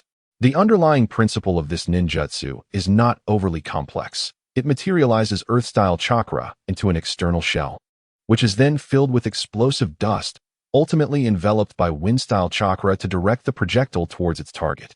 However, this intricate process required him to conduct thousands of experiments before achieving success. Upon launching, the thermal pressure shell triggers 2 consecutive explosions. The first explosion disperses the explosive dust into the air, which subsequently ignites a second explosion of immense heat and pressure. Thus, had there been a high-powered camera, one would observe that the initial explosion flattened the hill, while the second released a formidable shockwave, instantaneously forming a vast chasm in the ground. Chapter 28. Like thorns in the back, like a bone stuck in the throat, the bone pulse, dance of the Camellia Kimimaro. Executing the fluid techniques of Kagaya with a gentle grace, twirled and maneuvered with his bone sword, unleashing a flurry of attacks at a speed so swift that only countless phantoms could be seen darting about. Truly, it is no wonder that his taijutsu can rival that of the Leaf Village's Might Guy and the 8 Gates technique. Having concluded his explosive training, Deidara perched upon the back of his clay bird, observing Kimimaro's taijutsu practice with a sense of admiration. Reflecting on the original tale, he recalled his exhilarating battle with Drunken Lee. Just days prior, Kimimaro and Haku had successfully passed the special examination set by the Hidden Stone Village, thereby earning the rank of Chunin. As neither of them had attended the Ninja Academy, Deidara had dedicated the past few weeks to fervently tutoring them on the fundamentals of the ninja world, including the basic transformation technique. Both possessed remarkable talent. Deidara needed only to explain a concept once for them to grasp it, requiring minimal effort on his part. Meanwhile, Haku was immersed in the medical team of the Hidden Stone, excelling in medical ninjutsu. Her aptitude for healing techniques was indeed extraordinary, as she mastered both the healing practice and the sage art within a mere 2 days.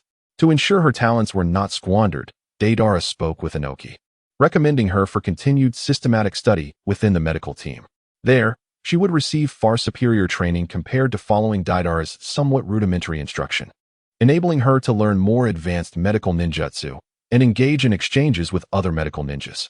In Boruto, the Hidden Stone's ability to create artificial beings from white zetsus remains stems from their medical technology, which is not significantly inferior to that of the Leaf Village, boasting numerous commendable medical techniques. For instance, the extraction technique that Deidara has always praised, along with nerve repair, disruption techniques, can be learned through contributions within the medical team. There are ranged techniques, close combat, assassins, and healers, and perhaps one could count Kuratsuchi as a form of control. Or perhaps the tank, Chitetsu? Deidara pondered quietly, analyzing the young generation he was familiar with.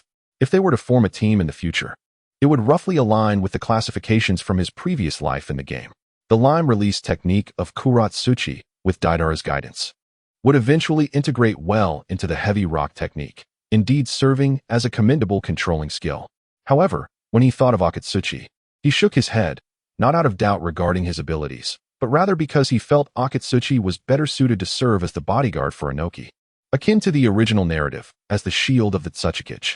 Given that Shiro's medical talents were commendable, he decided to delve into sealing techniques. A squad without anyone versed in sealing arts would inevitably encounter complications. Thus, Deidara resolved to master a few sealing techniques himself. After all, possessing a diverse skill set would prove advantageous at some point. Immediately, he redirected his clay bird and soared towards a Wagakure. Uncle Kuratsuchi. Just as he was about to seek out Inoki for the sealing scrolls, Deidara arrived at the foot of the Tsukikage's building and spotted Kuratsuchi's father, the weary Uncle Kuratsuchi, hastily approaching from the opposite direction. Through the memories of his former self, Deidara recalled how he often visited the Kuratsuchi household for meals during his childhood, thus establishing a close bond with the family. Uncle Kuratsuchi, you seem in quite a rush. Has Kuratsuchi gotten into trouble again?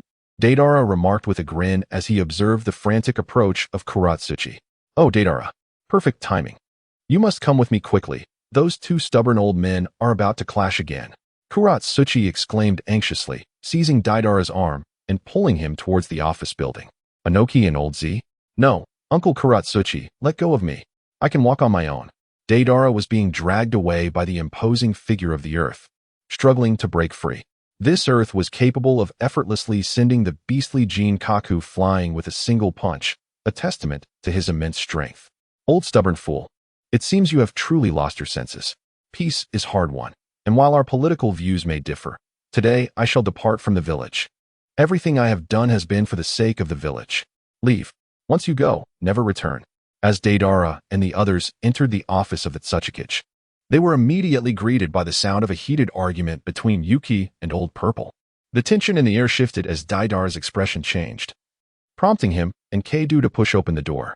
Uncle Purple, why are you two quarreling again? Upon entering, they found Old Purple, visibly enraged, preparing to leave. Keidu, with a look of resignation, reached out to stop him. You should ask him. I'm leaving. Old Purple snapped, pushing Keidu's hand away as he attempted to exit. Please, don't be so hasty. Let us mediate your dispute first. Sensing that Old Purple's departure might be final, Deidara quickly stepped in front of him. The sight of Deidara softened Old Purple's demeanor slightly. Kid, this stubborn old fool refuses to listen to reason. I have no desire to stay. Come now. Let me and Uncle Keidu hear what has you both so incensed. Before Old Purple could finish his thought, Deidara seized his arm, forcibly guiding him to the desk. After some persuasion from Deidara and Keidu, the irate Yuki finally recounted the events that had transpired. At the border between the Land of Earth and the Land of Fire lies a small nation known as the Land of Forests. This nation has long been an ally of the Land of Fire, serving as a forward base to monitor the Land of Earth. Although a ceasefire agreement had been established between the two larger nations, the situation left Yuki and other high-ranking officials in a Wagakure feeling uneasy and threatened.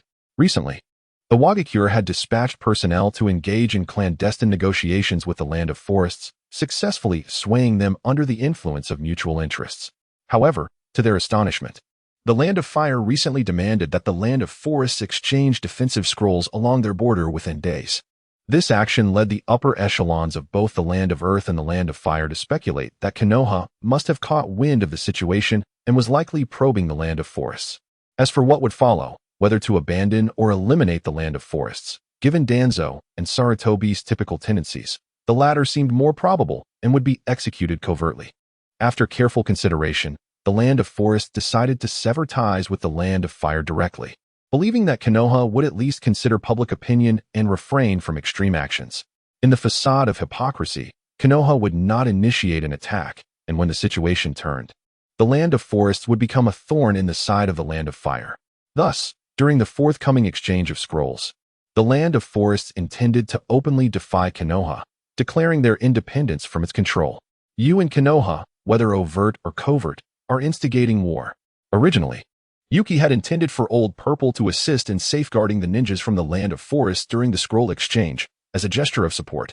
Yet, upon learning of the situation, Old Purple deemed the risks posed by the Land of Earth's actions to be far too great, fearing it would reignite the flames of war once more. Breaking the covenant, allowing the hard-won peace to be shattered in an instant, would only plunge the village back into turmoil. He not only berated Daimyo vehemently, but also subtly indicated that the root of all this chaos lay in the machinations of their higher-ups. Thus, with their differing stances, their viewpoints clashed, leading to an incessant argument. Upon hearing this, Deidara felt a sense of clarity arise within him. Indeed, there was such a plot in the original narrative concerning the exchange of scrolls between the Land of Wind and the Land of Fire. He had often pondered how a small nation like the Land of Wind could dare to resist the might of the Land of Fire, only to discover that there were so many intricacies involved. Most importantly, if the emotional turmoil of the old man could not be resolved, it was likely that he would leave the village in frustration. In this matter, neither he nor Inoki seemed to be at fault. Both shared the same noble intention of safeguarding their village. As Deidara's mind raced with thoughts, he resolved to retain Old Purple, and given the circumstances, he could not neglect the affairs of the Land of the Forest. Chapter 29. Underlying Currents. The Lock of Soul Suppression. Deidara turned his head to Old Z, his expression grave, and earnestly remarked, "Elder Z, I confess my understanding of political matters is limited. However, in the current ninja world, lacking certain means could render us mere fish on a chopping block. Do you not agree? Although the war has temporarily ceased, turbulent undercurrents still prevail. Human nature dictates everything. Often, the tree desires tranquility, yet the wind does not relent." Upon hearing this, Old Z furrowed his brow, plunging into contemplation. He was not one to dismiss reason, yet his conflicting views with Noki made calm dialogue challenging. Meanwhile, Noki and Kuratsuchi exchanged bewildered glances, astonished that Deidara could articulate such profound insights. Noki, having observed Deidara's transformation through recent encounters, attributed these changes to the influence of the Tenri Temple. Kuratsuchi, however, regarded Deidara as if meeting him for the first time, his jaw nearly dropping in disbelief. Was this truly the same Deidara who had incessantly prattled about art? Kuratsuchi, a prominent general of the Iwagakure, unfortunately struggled with the intricacies of social interaction, often being rather blunt, an attribute that rendered him unsuitable for consideration as the future Tsuchikage Nakasai's. Ignoring the trio's internal musings, Deidara continued, "We all act for the sake of our village. Moreover, our Land of Earth must partake in this matter.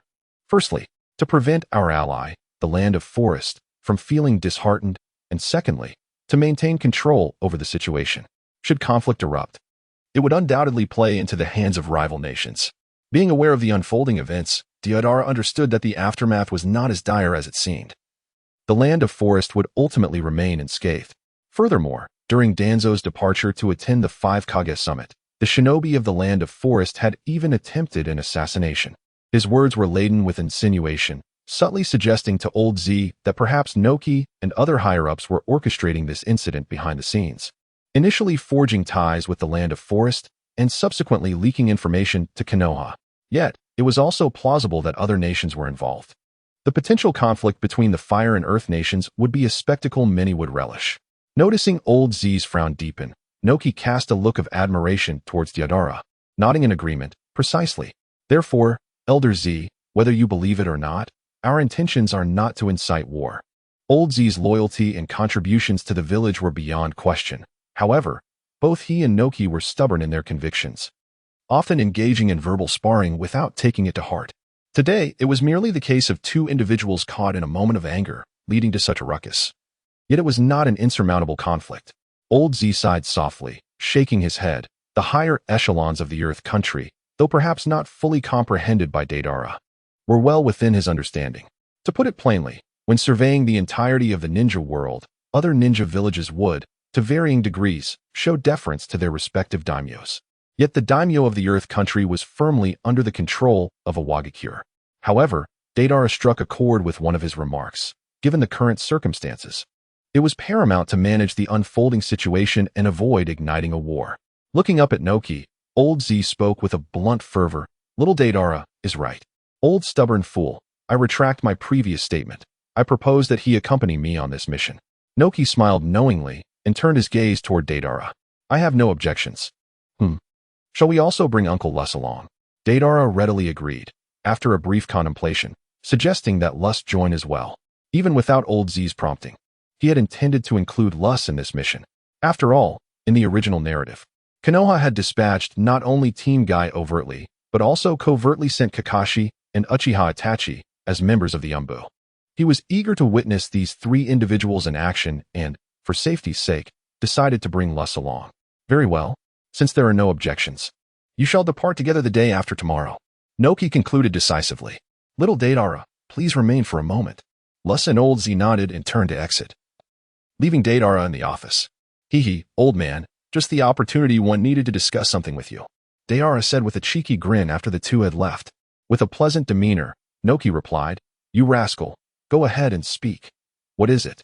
The recent transformations of Deidara have not escaped his notice. Previously, he was filled with disappointment, feeling that every encounter with Deidara revealed a disarray in his features, as if his eyebrows were not truly eyebrows and his eyes were not truly eyes. However, now, whenever he gazes upon him, he finds him increasingly pleasing to the eye, growing ever more satisfied with him. With a mischievous chuckle, Deidara remarked, Lately, I've developed a sudden interest in sealing techniques. Surely, our rock-hidden village possesses an abundance of exquisite sealing arts, does it not? To this, Noki, his expression stern, retorted, Sealing techniques? You have yet to master dust release, and yet you wish to delve into sealing arts. While I appreciate your eagerness to learn, I cannot feel at ease until you have fully grasped dust release. Deidara smiled faintly, as if to say he anticipated such a response. I see no hindrance in this, he remarked. And did you not mention previously that dust release also encompasses the principles of sealing techniques? I am merely drawing inspiration and making reference. Upon hearing this, Anoki nodded slowly, conceding, that makes sense. Now follow me. Subsequently, Anoki floated gracefully before the portraits of the two former leaders, forming hand seals before pointing forward. Open. A stone door gradually creaked ajar, revealing a staircase within. Deidara raised an eyebrow, surprised to discover that this office of the Tsuchikage held such hidden depths. This is the repository for our Wagakure's secret scrolls. Come along. On that note, Anoki beckoned and ascended the stone staircase with grace. Deidara smirked, following suit. Upon reaching the enclosed attic above, Anoki illuminated the space to reveal several large bookshelves adorned with numerous scrolls. So, the Tsuchikage's building is designed like a rocket for this purpose. Deidara mused quietly to himself. Yet, a twinge of doubt emerged within him. This place should be off limits to anyone but the Tsuchikage, should it not? Was Anoki granting himself special access? Unbeknownst to Deidara's thoughts, Anoki gestured towards a particular shelf and spoke. The scrolls on that shelf pertain to sealing techniques. Feel free to choose 2 sets. Hearing this, Deidara did not hesitate, striding forward with purpose to begin his meticulous selection. After a short while, he approached, cradling 2 scrolls in his arms, prompting Noki to set down the scroll he was holding, the core seal and the soul lock. Upon noticing the core seal in Deidara's hands, Noki nodded, yet his brow furrowed at the sight of the soul lock. Old man, is there something wrong with the soul lock? Deidara inquired, puzzled by his expression. The soul lock was obtained by the second Tsuchikage from a mist ninja, yet this sealing technique originates from the Uzumaki clan. It must have been seized during the invasion of the Land of Water against the Land of Whirlpools. Upon hearing this, Deidara's face lit up with joy. To which Noki chuckled lightly, "Do not rejoice too soon. The soul lock is exceedingly profound. Even during my extensive studies with the second, we were unable to comprehend it and ultimately had to abandon it. Are you certain you wish to select it? Is it truly that difficult?" Deidara grinned, expressing his gratitude to the old man. "I relish challenges. I shall take it." Chapter 30. The Core Seal, the Duo Team. Old man, did you not mention you had something to discuss with me? Back in the Tsuchikage's office, having stowed away the two scrolls, Deidara cheerfully queried Noki. "My guard has remained unfilled, and upon the completion of this mission, I intend for you to take the position. Do you have any objections?" Noki asked, his tone light yet probing. What on earth? The unexpected statement nearly caused Deidara to leap from his seat. "Me? As your guard? Old man, are you out of your mind? This is a waste of talent. Do you refuse?" Noki's eyes widened as he hovered slightly above the ground, his robes billowing as if caught in a breeze. This little brat, does he not realize how many have their eyes on this position? And he dares to express discontent. "Old man, let us speak civilly. No need to resort to dust release." Seeing Noki's demeanor, Deidara instinctively took 2 steps back. No wonder he brought me to the attic. Waiting here for me. The position of Tsuchikage's guard, number 97? After finally escaping the endless sea of suffering, he only craved freedom. Clenching his fists, he gazed intently at Noki, mustering his courage as he boldly stepped forward, clearly conveying his thoughts. "I shall not be intimidated by you. Do as you wish." Truly unwilling? Observing Deidara's demeanor, Noki suddenly resembled a deflated balloon, gradually descending back to the ground. Deidara was momentarily taken aback, then nodded his head vigorously, akin to a chick pecking at grains. "I am merely 9 years old. You expect me to serve as your bodyguard?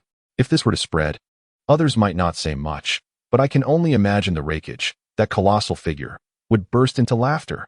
On the other hand, Yuki sighed, lost in thought. Indeed, perhaps waiting a few more years would be prudent. His intention was to keep Deidara close, nurturing his growth, thereby allowing himself to relinquish the burdens of being the Tsuchikage sooner.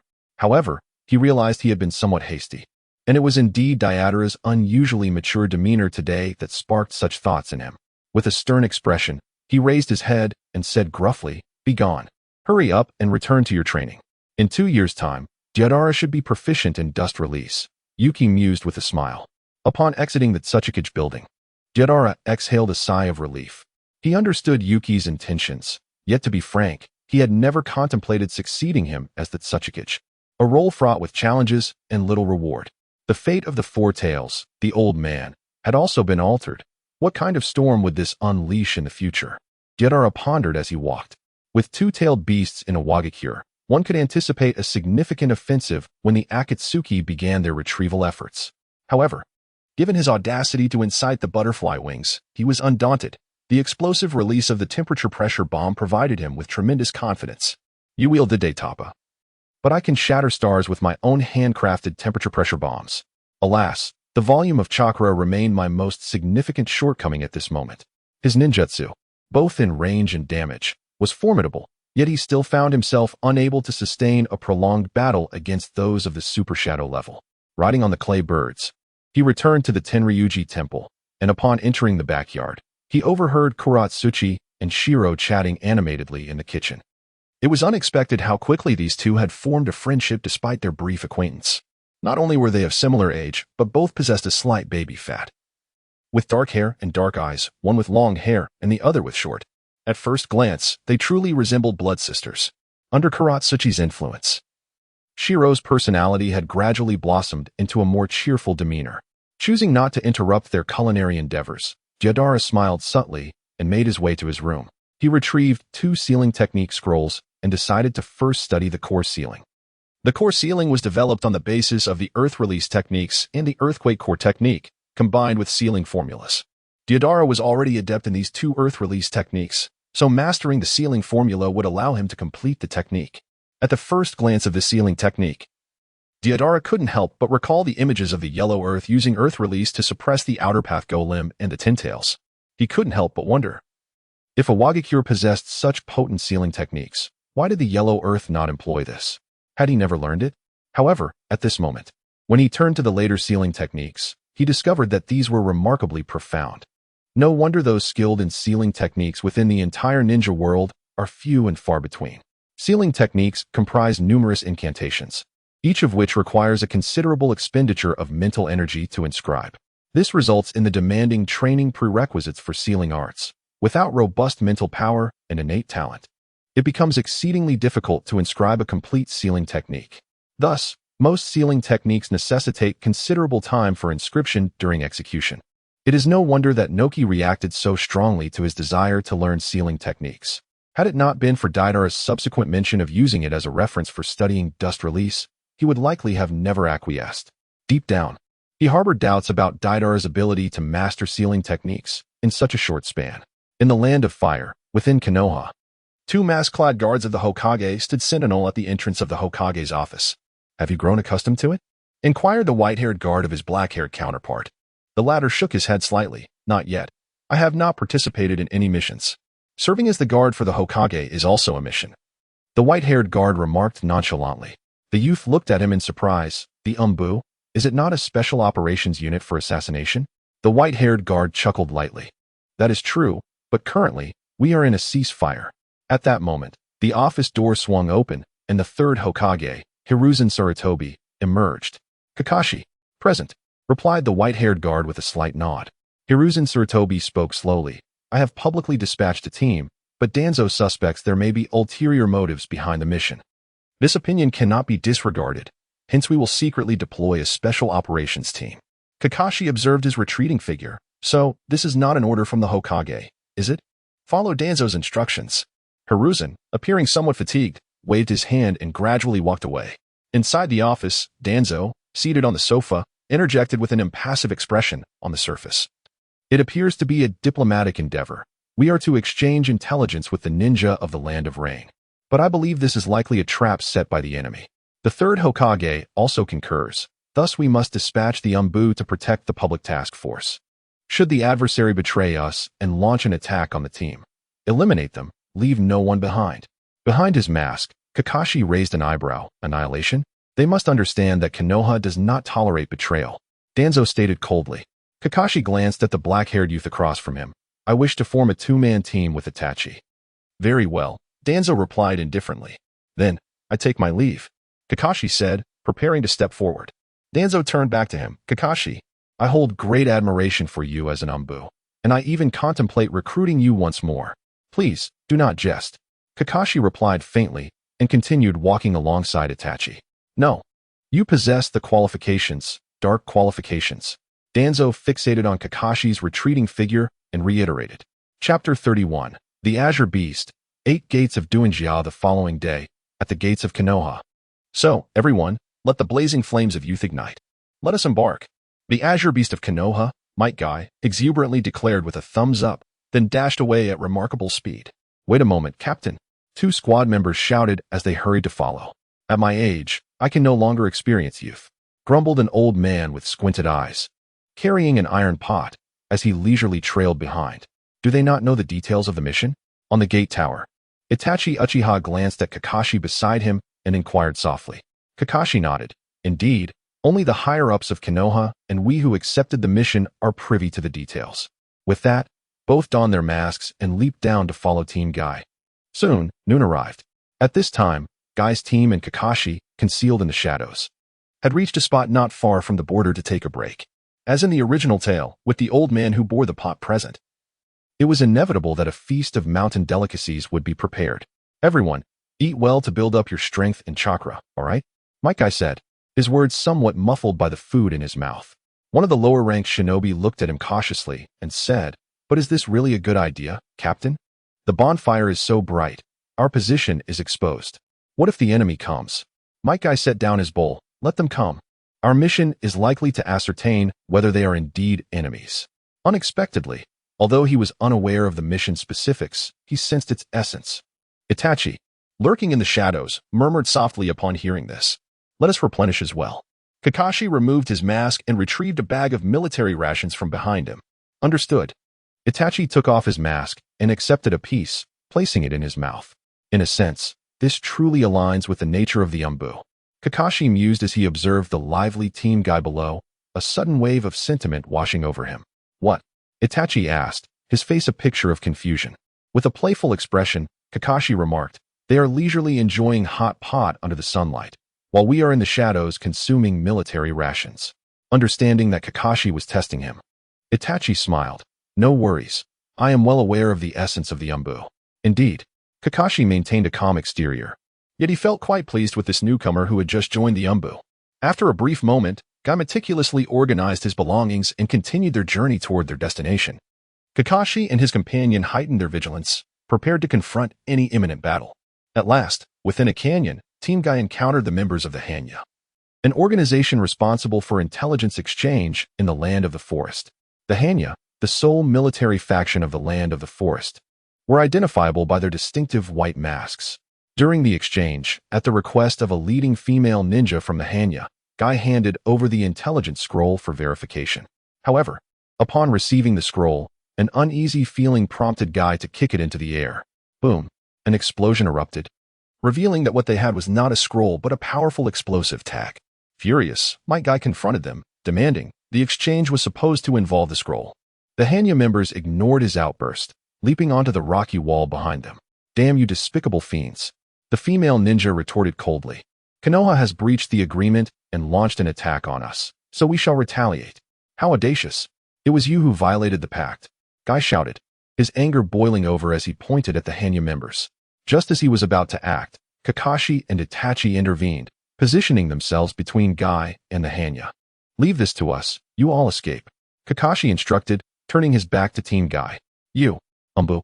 The members of Team Guy were astonished, only now realizing that these two Umbu had been stealthily protecting them all along. Despicable Konoha ninjas, prepare to face justice. The leading female Hanya scoffed, and several Hanya members, utilizing the terrain, unleashed a technique. Earth release, rock collapse. Massive boulders plummeted from the cliffs above. Run, Guy urgently commanded his teammates. Knowing they were too inexperienced to withstand such an assault, Kakashi swiftly performed hand seals. Earth release, earth flow wall. A wall adorned with the heads of dogs erupted from the ground, shielding them from the falling debris. Continue. As the dust settled and revealed that the Konoha members were unharmed, the female Hanya signaled for another attack. Earth release, rock collapse. With several thunderous sounds, the canyon filled with dust, and the Hanya mistakenly believed their enemies had been vanquished, lowering their guard. 8 gates, 5th gate, open. Might Guy clenched his fists, his entire being radiating a wild chakra energy. He leaped into the air, using the falling rocks to propel himself toward the Hanya. Earth release, rock fist technique. A rugged voice resonated through the dust as Guy unexpectedly engaged in a fierce exchange of blows, swiftly retreating afterward. What immense power! A robust man adorned with a wisdom mask emerged from the swirling smoke, his imposing figure invoking a sense of trepidation regarding Might Guy's formidable power. Let youth blaze. Let the proud azure beast of Konoha ignite, Might Guy proclaimed, charging once more towards the assembly of the wisdom masked. Leaf Village, strong force whirlwind. Earth release, heavy stone technique. The stalwart man, undeterred, met the attack with his own rocky fists. While the two engaged in a fierce clash, on the other side, Kakashi and Itachi ascended to the precipice. Lightning blade. Kakashi sprinted towards the assembly, as crackling electricity enveloped his hand following his hushed exclamation. You all should leave. We will handle this. A yellow-haired member of the wisdom masked fixated on the approaching duo, displaying no hint of fear, spoke coolly. The earlier leader, a female member of the wisdom masked, nodded in agreement and promptly retreated with her companions, leaving only the yellow-haired man and a red-haired counterpart. These two were none other than Deidara and Old Purple from the Rock Village, while the one currently battling Might Guy was the earthy-toned individual. After initial discussions and negotiations with the wisdom masked in the land of forests, the trio had disguised themselves and infiltrated the group, arriving at this very location. The task assigned to Deidara and his two companions was quite straightforward, after the split between the Phantom Group and Konoha. Their objective was to ensure the safe retreat of their team without inflicting harm on the Konoha ninjas, thus preventing any grounds for retaliation against the land of the forest. However, at that moment, several shurikens suddenly assaulted from the side of Deidara and his companion. Bang! Bang! Kakashi and Itachi, rushing from a distance, vanished in a cloud of white smoke. A clone. Deidara, concealed beneath his mask, curled his lips into a slight smile. Itachi's shuriken struck him and Old Purple at that precise moment. Bang! Bang! 2 more clouds of mist erupted. Were they not also clones? Where was the real body? A chill ran down Kakashi's spine. Chapter 32. Enchanted Shackles. Hurricane Water Vortex. Fire Release. Green Silk Fireball Technique. Suddenly, a searing wave of heat surged from behind, prompting Kakashi and his companion to pivot sharply. An unusual green flame surged toward them, eliciting surprise. Water Release. Water Chaos Wave. Kakashi formed hand seals and unleashed a torrent of waves to counter the flames. Nani! Shimada! As the green flame met the crashing waves, steam billowed upwards. However, the potency of the fire did not wane, as the fiery tongues continued to advance toward the two. This green silk fireball technique, empowered by the Four-Tails might, was a transformation of the fire release into an emerald blaze. Though it was fire, it bore a closer resemblance to burning gas, consuming more chakra but remaining impervious to water release. Notably, the intense heat of this flame was also the source of his lava release. Perceiving the dire situation, Kakashi and Itachi swiftly dispersed to the sides, narrowly avoiding the attack. You are not the phantom group of the land of the forest. Who exactly are you? In a flash of thought, Kakashi deduced that the two before him could not possibly belong to the phantom group. After all, it was implausible for a mere ninja of the small land of the forest to possess such capabilities without Konoha being aware. Deidara, hidden behind his mask, raised an eyebrow in surprise, secretly acknowledging Kakashi as Konoha's foremost technician. Ha ha ha, you are indeed remarkable to have seen through us so quickly. Indeed, we are mercenaries, here to bring calamity upon those who pay us. Today, you encounter us, the Heavenly Dragon Trio. May fortune favor you. Deidara feigned arrogance, putting on a complete performance and even bestowing upon them the title of the Three Dragons. This elicited a bemused glance from the elderly Zetsu beside him. So, they are mercenaries, Kakashi murmured with a frown. Well then, let us proceed. With a fervent gleam in his eyes, Deidara gazed intensely at Uchiha Itachi, brimming with a fierce resolve.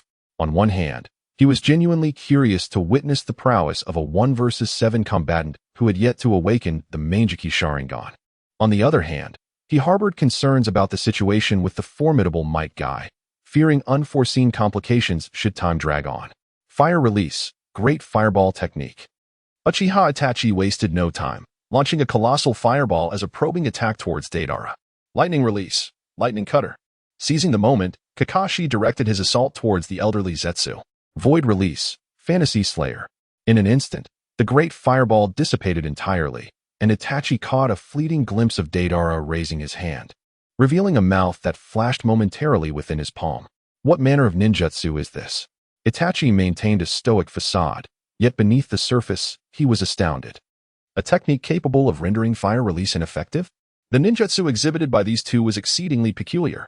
Meanwhile, Kakashi, engaged in battle with the elderly Zetsu, caught sight of this extraordinary event out of the corner of his eye, equally astonished. He contemplated rushing to assist, but found Zetsu's defenses formidable after activating lava release. Granite, encased in a protective layer of molten rock. This armor rendered most ninjutsu impotent, and any physical strikes would inflict severe burns. With kunai in hand, Kakashi could only evade repeatedly, employing defensive maneuvers as he sought an opening. Water Release. Water Fong Bullet. Uchiha Itachi performed hand seals once more, unleashing 2 conical water projectiles that converged on Deidara from either side. Earth Release. Earth Flow Wall. Deidara clapped his hands against the ground, and towering white earthen walls rose on either side, effectively blocking the water release bullet. As he crouched on the ground, just as he was about to rise, his eyes suddenly dimmed. His body remained in a half-squat, rigid and seemingly imprisoned. The illusion technique, Kage-Kan, must come to an end. Itachi Uchiha exclaimed softly, producing a kunai in his hand and casually throwing it towards Deidara. Little D awakened swiftly. A sudden telepathic message from Little U reached Deidara's mind, illuminating his understanding. Release. Just as the kunai approached, he disrupted his own chakra, breaking free from the illusion, and promptly utilized the body flicker technique to evade the kunai. Kage-Kan. Truly a formidable illusion that even Orochimaru fell victim to.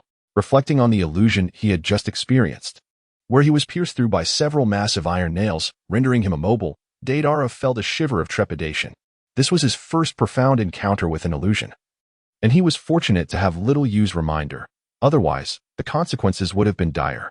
The Kage-Kan technique is an illusion ability acquired by Itachi after his Sharingan evolved to 3 Tomo. It serves as the foundation of Tsukuyomi, capable of rendering opponents immobile and subjecting them to torment within a mental realm. In the original narrative, Itachi employed this technique to thwart Orochimaru's ambush, dispatching him in a mere instant. How could he escape my illusion so swiftly? As Deidara's heart raced, he noticed the crimson eyes of Itachi, who was equally astonished. Ever since awakening his three-tomo Sharingan, Itachi had been invincible whenever he unleashed the Kage Shuriken technique. This was the first time he encountered someone who could extricate themselves so swiftly. Lightning release, Kunai Thunderstrike. At a distance, Kakashi finally found an opening. His kunai enveloped in lightning as it surged toward Aji. Earth release, Earth Mount. A colossal stone sphere materialized before Aji, exploding as Kakashi's kunai struck it. Lava release, Mountain Rock Fire. With a fiery fist raised, Aji charged through the smoke, delivering a powerful blow to Kakashi that sent him flying. I am not old yet. Aji fixed his gaze on Kakashi, his voice resonating ominously from beneath the mask. The bloodline limit, indeed formidable, but against one who has replicated over 1,000 jutsu, you stand no chance. Kakashi slowly rose, lifting his forehead protector to reveal his concealed left eye. Sharingan. Gripping his kunai, he charged once more at Aji. Aji leaped high, forming hand seals. Lava release, erupting river rock technique. Several lava fireballs rained down on Kakashi like meteors. Wind release, spiraling sphere. Water release, breaking torrent. Kakashi chose not to evade this time. His left hand ignited the spiraling sphere while his right unleashed water release technique simultaneously. Combination ninjutsu, hurricane water vortex technique. A massive whirlpool of water engulfed the lava fireballs, maintaining its momentum as it surged forward. Ugh! Aji, unable to evade in time, was caught within the whirlpool.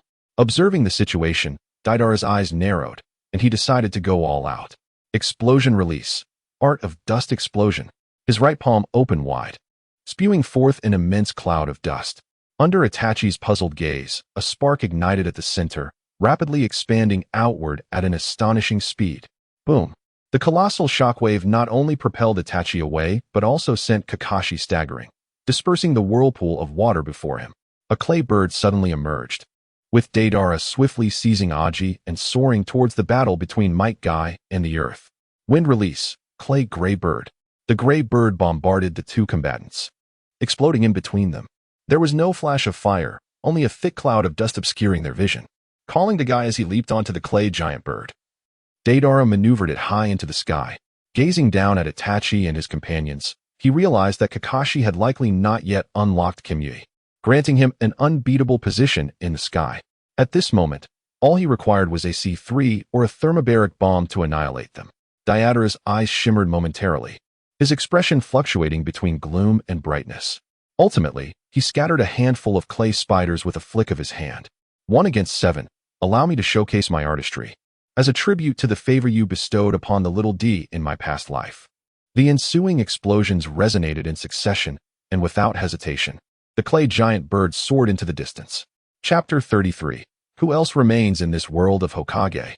Upon the clay giant bird, Deidara cast a healing jutsu upon old Z, who had now fully recovered. He had sustained little harm, merely experiencing a disruption of chakra after being caught in a whirlpool technique.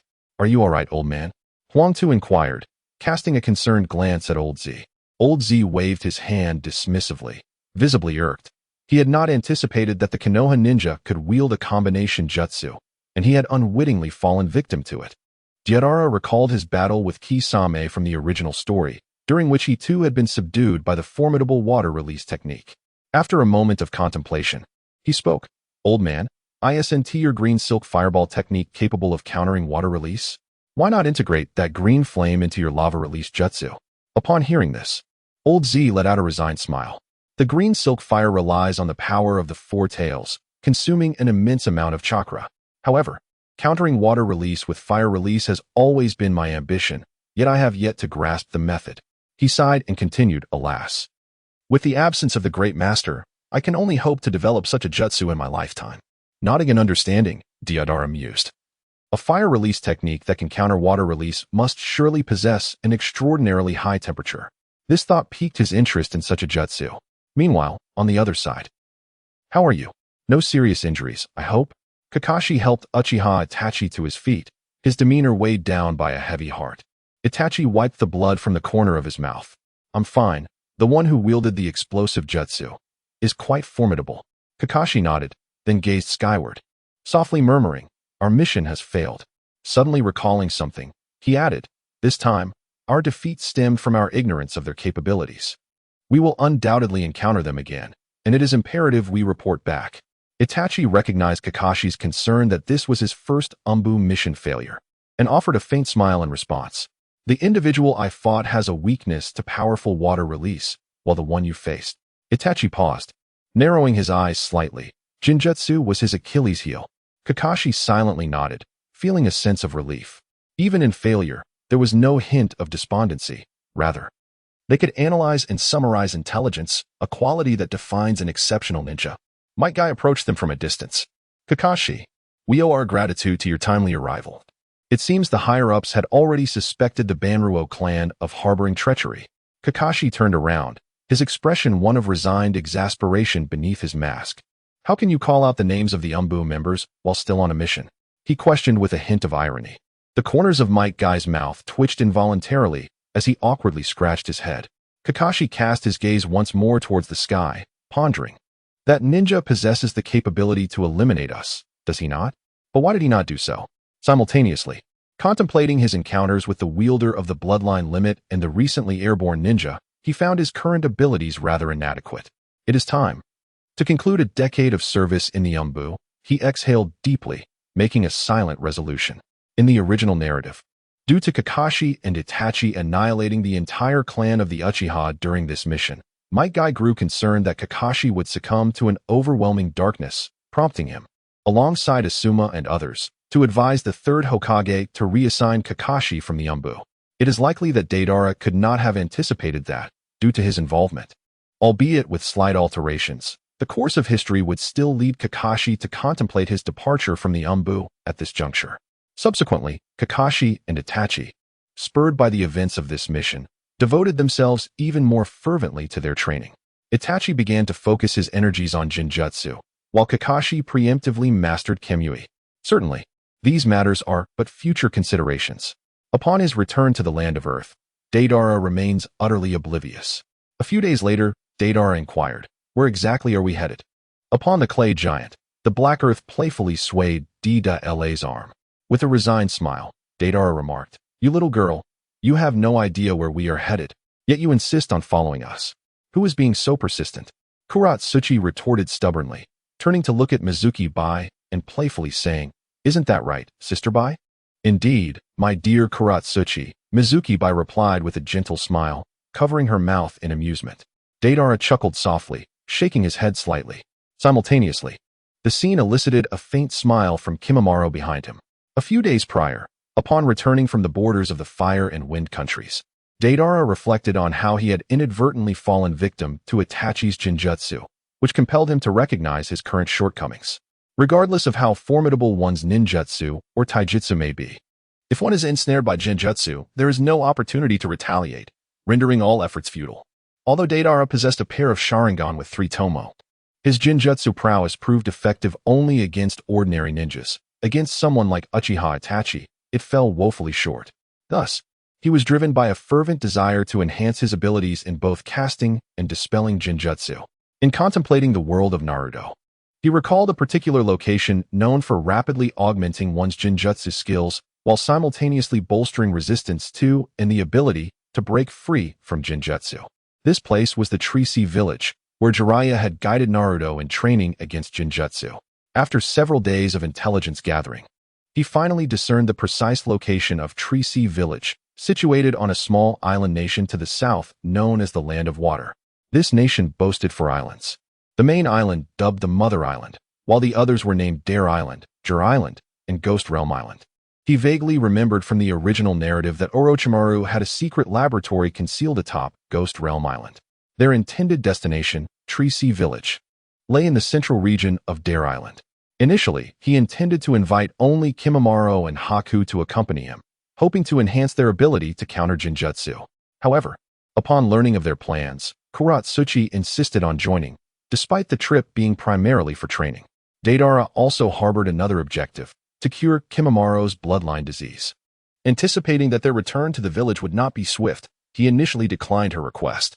Yet, he ultimately succumbed to Kuratsuchi's pleading gaze, her large eyes glistening with unshed tears. Deidara, your clay dragon is truly convenient. It can take us wherever we desire, Kuratsuchi remarked. Reclining upon the dragon's back with her arm resting beneath her head, the sound of the rushing wind in her ears, a look of contentment gracing her face. Deidara smiled faintly, feeling a sense of relief that he had manifested as the younger version of himself, sparing him from the arduous journeys that characterized a ninja's life. Were it another ninja, despite their seemingly glamorous facade, most of their time on international missions would be consumed by travel. After several consecutive days of such exertion, the disheveled appearance would be nothing short of pitiful. At that moment, Kuratsuchi suddenly sat up. Hey Deidara, how about we first visit the land of hot water for a soak in the hot springs, then admire the snowy scenery in the land of snow. Indulge in seafood in the land of water, and feast on beef in the land of lightning. Stop. Hold it right there. Deidara interjected. A frown etched across his forehead. This girl seemed to think of nothing but amusement, although he too yearned to visit those places she mentioned. The timing was simply not right. Many predecessors had imparted to him the wisdom of enduring hardship before savoring sweetness. Ugh. Kuratsuchi scrunched her delicate nose and stuck out her tongue in a playful grimace. I thought you had changed, Deidara, but it turns out you're still the same. Always focused on training. She pouted, her face clouded with disappointment. Deep within, Deidara silently shook his head, then seemingly recalled something. A smile gracing his lips as he said, Junior sister, it is not impossible to venture into the ninja world for some leisure, unless what? Noticing the gleeful anticipation in Kuratsuchi's eyes as she gazed at him, Deidara smirked and continued, once you have successfully merged the heavy stone jutsu with the lava release, crafting 2 ninjutsu that would elicit my applause, we shall traverse every place you mentioned. Humph. Very well, as you say, let us seal it with a promise. Kuratsuchi huffed, her demeanor exuding determination. Deidara smiled as he extended his hand, sealing their pact with a handprint. This young lady was perhaps the most carefree soul in the world of Hokage. Even Sarutobi Konohamaru could not claim to be as blissful as she. With a grandfather who was the longest-living Tsuchikage and parents who were healthy and content, her life was devoid of worries, rendering her as pure as a blank canvas. One must ponder, who else in this realm of Hokage shares such fortune? Yet, this life of ease had rendered her somewhat lacking in ambition when it came to her training. At this moment, Deidara had inadvertently provided her with a goal. Chapter 34. Life is but a dream, how much joy is there? The journey was quiet, with the 4 of them pausing only briefly in a small village located in the southern part of the Fire Country. It was only due to Kuratsuchi's incessant cravings for the Fire Country's dango that they descended to the ground for a brief respite. Ah, that must be the island ahead. Deidara murmured softly, cradling a map in his hands atop the clay dragon, turning to see the trio still engrossed in their training. He noted that while Haku and Kinshiki had been diligently focused, Kuratsuchi had just made a newfound commitment to her efforts, which was quite a rare occurrence. This brought great solace to Deidara. Little did he know, however, that after young Deidara graduated from the Ninja Academy at the tender age of 7, Kuratsuchi had also strived vigorously to keep pace with him. Ultimately, her hard work bore fruit, and she graduated early 6 months prior, becoming a genin. Kuratsuchi's natural talent was exceptional, and what she lacked was merely a target to strive for. Could a future Tsuchikage, capable of developing her own unique bloodline limit, truly be considered weak? With a slight smile, Deidara roused the trio. Prepare yourselves, we have arrived. At the sound of his voice, they simultaneously opened their eyes. Kuratsuchi sprang up, stretching lazily. We've finally made it. Beneath them lay a thick fog enveloping the island. Haku was reminded of her hometown in the water country. The land of water was in close proximity to the land of sea, which, lacking ninjas of its own, often rented mercenaries from the water country. This place, it surprisingly influenced the chakra within them. Upon landing on the island, the group immediately recognized this fact, their faces reflecting a mix of astonishment. This locale, surrounded by sea mist year-round and veiled in a forest of trees, created a unique magnetic field that disturbed chakra, making it easier for the visiting ninjas to fall prey to illusions and unable to break free. Faced with an unseen force that perpetually disrupted their internal chakra, the 4 could only secretly mobilize their chakra to defend against it. Deidara chuckled. The village of the tree sea lies just ahead. If we fail to traverse this mist before nightfall, we shall have to endure the elements tonight. With that, he strode forward, swiftly vanishing into the fog. The other three exchanged glances, a resigned smile upon their faces, and followed suit. Deidara, Sister Bai, where are you? As they stepped into the misty forest, the figures of the group were lost to sight, and Hei-Tu, his expression shifting, cried out in a state of panic. An hour later, they arrived at the village of the Tree Sea. Please enjoy, a middle-aged man said as he placed a pot of wild chicken stew with mushrooms on the wooden table before Deidara and his companions. Thank you, Uncle Kongin, they replied in unison. I shall dig in, exclaimed Hei-Tu, clapping his hands together before indulging in the meal. Their passage through the natural illusions of the misty forest had been relatively safe and swift. However, merely traversing the fog seemed to have subtly enhanced their resistance to illusionary techniques. This so-called resistance refers to one's ability to awaken promptly from an illusion. The greatest fear lies in becoming ensnared without awareness, ultimately leading to complete entrapment. Excuse me, are you all ninjas? Just as they were enjoying their meal, a timid little boy, around 4 or 5 years old, peered in from the doorway, curiosity evident on his face. Indeed. What is your name, little brother? Shui Bai waved at the boy with a smile. I am Gu Sure, he shyly responded, stepping forward. Upon seeing Gu Sure, Deidara suddenly recalled that in the original story, it was he who had helped Naruto break free from an illusion using a special chili pill. The people of this village were ordinary folk, and the misty forest outside served as their natural barrier. Typically, they relied on a homemade chili pill to dispel the mist's illusions when entering or leaving the village. In the original narrative, the leader of the rain-hidden village, Hanzo the Salamander, was slain by pain, and some of Hanzo's subordinates fled here to hide. Later, when Jiraiya brought Naruto for training, a confrontation ensued, and both Naruto and Jiraiya fell into the Rain Ninja's illusion, which was dispelled by Gu Sure using the chili pill. A notable plot twist was that the Nine Tails within Naruto did not warn him to break the illusion at a critical moment. Of course, it could also be suggested that the Nine Tails was aware of Jiraiya's intentions and chose to test Naruto. Little brother, would you like to eat? Hei-Tu asked with his mouth full. Gu Sure shook his head, waving his hands, then looked at them with eager eyes. Do you know Lord Jiraiya? Jiraiya, one of the legendary Sannin of Konoha? No, I do not know him, Hei-Tu exclaimed, startled, causing Gu Sure's expression to shift, ultimately becoming quite dejected as he looked at her. Deidara cast a feigned glare at her before turning his attention to Kushi. Little brother, has Jiraiya also visited here? When did he come? Lord Jiraiya came to my house a few months ago. Kushi was softly responding when his mother's voice drifted in from outside. Kushi, do not disturb the guests. Yes, Kushi replied loudly, then glanced apologetically at the others before bowing and rushing outside. A few months ago? What a pity. A sense of regret washed over Deidara for missing the chance to meet Jiraiya, and he shook his head before resuming his consumption of chicken claws. Half a month later, within the misty forest, Deidara and his 3 companions sat cross-legged in a circle. Release. The trio of Kuratsuchi simultaneously uttered, successfully dispelling Deidara's illusion. Excellent. You have indeed improved significantly since yesterday. Deidara observed the trio with a smile, offering them his commendation. Yes, Kuratsuchi has finally caught up this time. Heh. Kuratsuchi crossed her arms, beaming with pride. However, Deidara, in your life is but a dream illusion. You actually stole my dumplings. You owe me compensation. 10 skewers? No, 20 skewers. Deidara found himself at a loss for words. Could the events occurring within the illusion truly be considered real? Previously, his Sharingan, even at the stage of 2 Tomo, had allowed him to glimpse fragments of his opponent's past. For instance, when he confronted Motoi, he learned that Motoi had once been a close friend of Killer Bee in his youth. Yet, after Killer Bee became the 8 Tails Jinchuriki, Motoi, armed with a kunai, prepared to assassinate him. Although the broad-shouldered Killer Bee bore no ill will, this incident became an enduring pain in Motoi's heart. With the awakening of his 3 Tomo, Deidara's illusionary techniques had significantly advanced. No longer were they mere fleeting glimpses. He could now ensnare the weak-willed deeply within their past memories. Prior to arriving at the village of the Tree Sea, while there were still some flaws in his technique, a fortnight of training harnessing the village's unique magnetic field had perfected it. He named this illusion life as a dream, a name of exquisite elegance. Drawn from the phrase life is but a dream, how much joy can one truly find within life as a dream? The memories that ensnare the subject are not influenced by Deidara. Whether they evoke pain or joy, they are solely determined by the subject's genuine emotional state at that moment.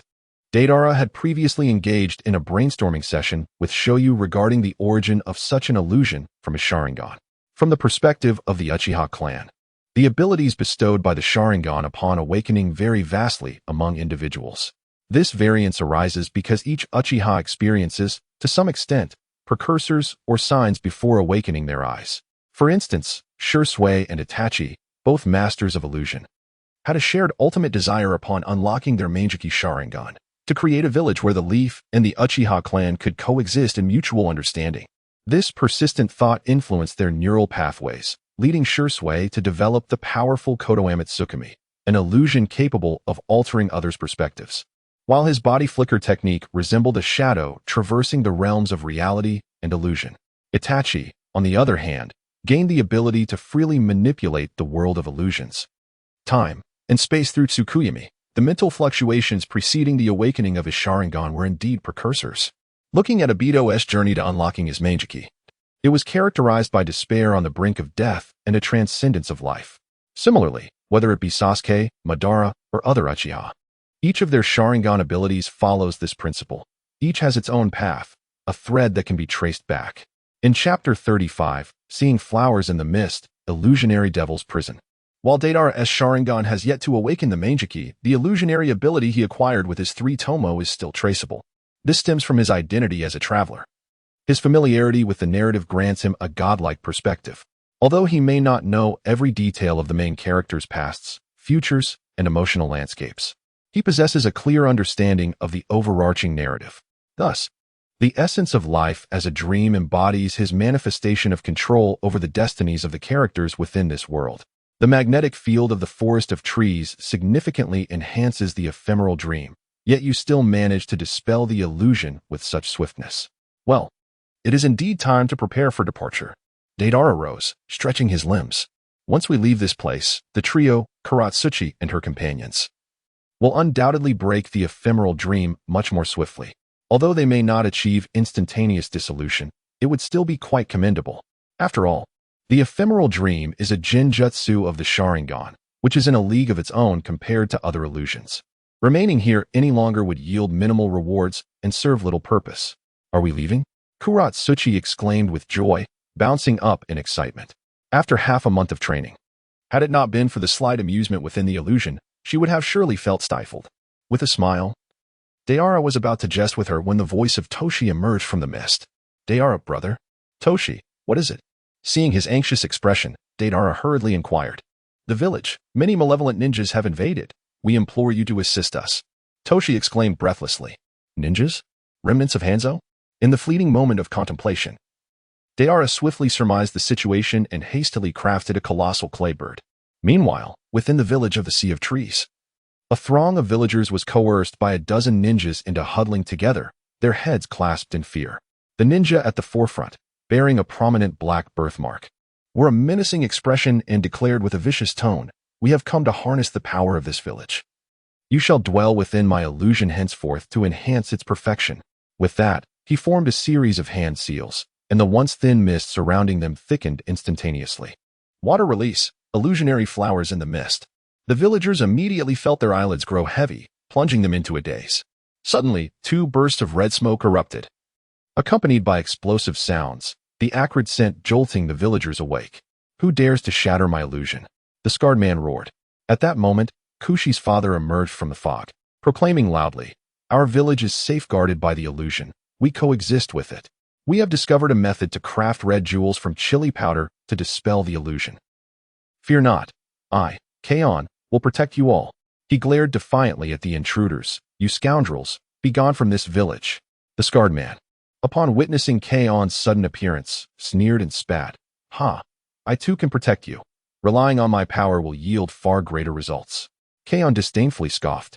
"The illusion brought forth by the Sea of Trees is a divine gift meant to safeguard our village, not to shield you. Indeed, depart, depart." The villagers, inspired by Kaon's fearless resolve, joined in a collective roar against the malevolent ninjas. The scarred man, with a cold smirk, ceased his words and formed hand seals, striking the ground fiercely. Summoning technique, King of the Conch. With a thunderous crash, a massive sea conch creature erupted from the nearby waters. Its grotesque form a fusion of clam and conch, adorned with numerous orifices and crowned with a pair of horns. A fleshy whip shot forth from its shell, sending K-On hurtling through the air. What is this? K-On gasped, fear etched across his face as he gazed at the summoned beast.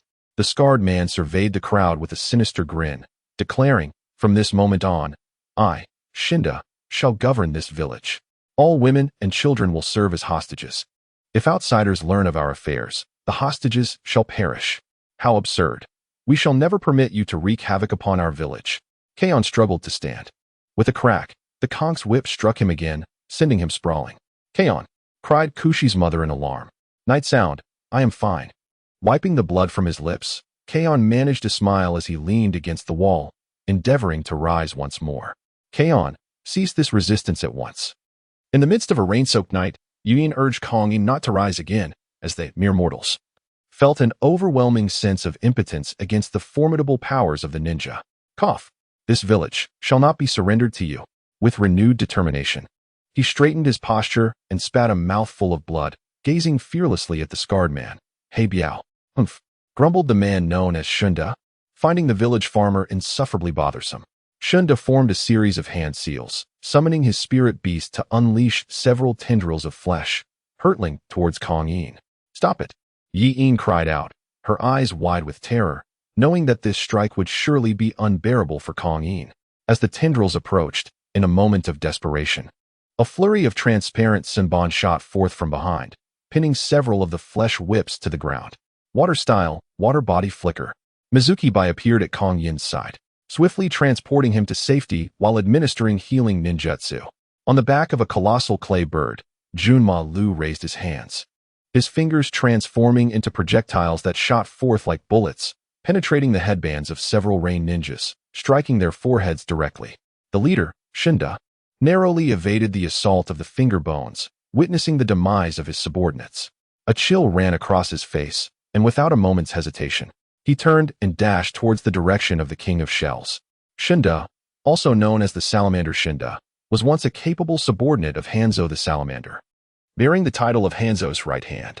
The King of Shells was his greatest asset, albeit limited to combat upon the water's surface. This suited him perfectly. Deidara let out a light chuckle, realizing that engaging in battle within the Sea of Trees village would undoubtedly constrain him at every turn. He promptly directed his clay giant bird to pursue Shinda. There was no rush to eliminate him just yet. He would serve as a perfect subject to test our progress in illusion techniques. Standing with his hands clasped behind his back, Deidara suddenly conveyed a message to Junma Lu and the others. This serendipitous training partner was indeed to his liking. Ninjutsu, Shellfish Whip. Standing atop the Shell King, Shinda felt a surge of confidence as he grinned sinisterly, forming hand seals with both hands. A dozen eerie flesh whips shot forth from the shell's sheath, swirling and attacking Deidara and his companions. Water style, water trumpet. Heitu swiftly performed hand seals and unleashed a torrent of water, akin to a trumpet's blast, which swept back the shellfish whips. Shinda's expression twisted into a snarl. You bastards! After finally discovering a suitable hiding place, you dare to slay my subordinates. Die! With a furious roar, he formed seals once more. Ninjutsu, Shellfish Spear. Whoosh whoosh. Whoosh. Sharp iron spears erupted from the holes in the Shell King, hurtling towards the group at breakneck speed. Corpsebone Pulse. Dance of the Camellia. Junma Lu's joints erupted with bone swords, rapidly spinning and deflecting the iron spears, producing a symphony of metallic clinks. You remnants of Hanzo, do you possess any other tricks? Unleash them all. Deidara remarked with a calm demeanor, hands still clasped behind his back. Bastard. Then, I shall conclude this with my ultimate move. Shinda's face darkened as he gritted his teeth and formed seals once again. Water-style illusion technique. Mist, illusion prison. Upon completion of Shinda's seals, the bodies of Deidara and his companions were immediately immobilized. The shell of the Shell King slowly parted, and amidst a swirling haze of white mist, crystalline snowflakes began to cascade down. The shellfish whips re-emerged, but they bore no aggression, instead gliding gently over the immobilized figures, gradually enveloping them in a delicate layer of ice. The unique magnetic field here indeed amplified the Shell King's illusion techniques significantly. Gazing at the entranced Deidara and his companions, Shinda's face lit up with fervent excitement. He could feel the enhancement of the Shell King's illusions compared to before. Surely, such potent illusions would plunge you into terror, wouldn't they? He cackled. Soon, you shall succumb to mental collapse. Chapter 36. The Flash of Swordsmanship, Island of the Demon Realm. Haha. The seemingly entranced He-Tu suddenly broke into laughter, clutching his belly. The others, including Deidara, regained their clarity in an instant.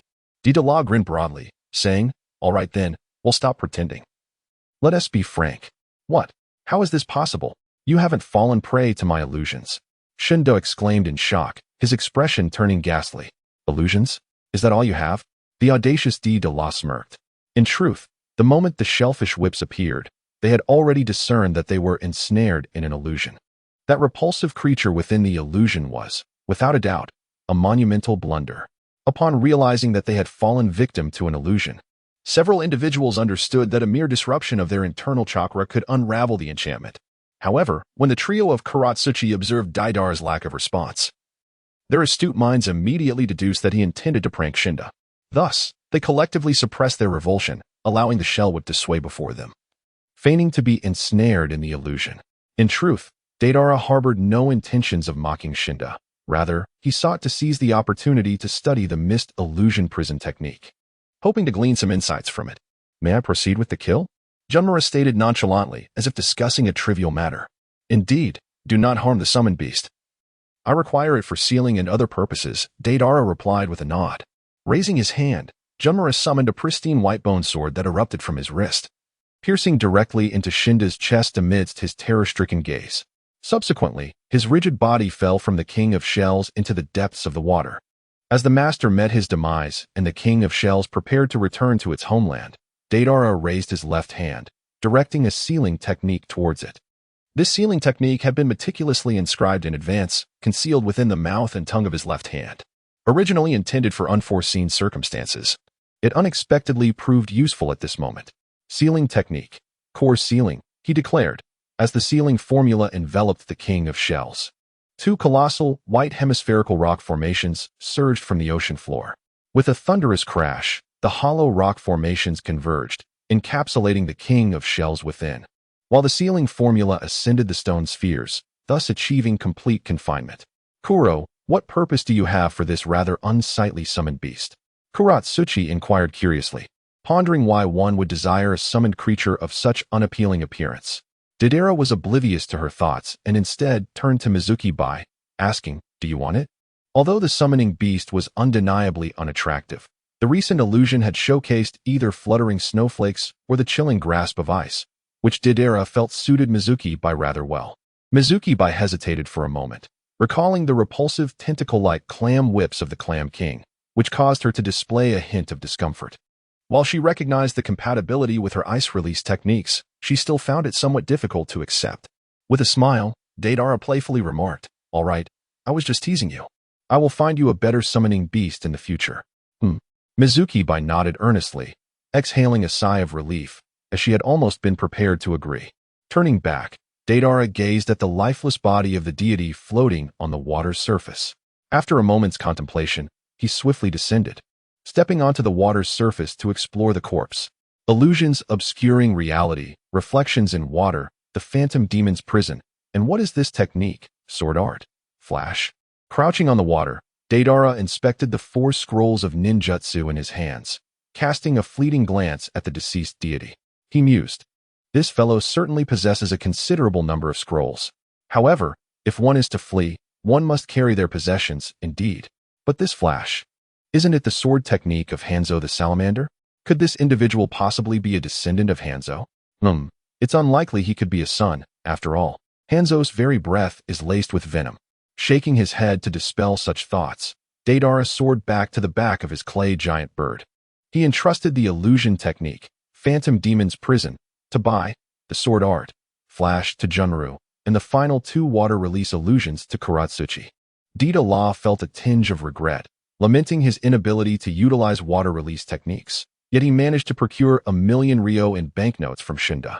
Upon returning to the village of the Tree Sea, he scavenged a few corpses of rain shinobi, ultimately acquiring 2 water release jutsu and several 100,000 ryo in cash. After bidding farewell to the Gu family in the village, When Deidara placed the substantial sum of money before them, their simple nature compelled them to decline repeatedly.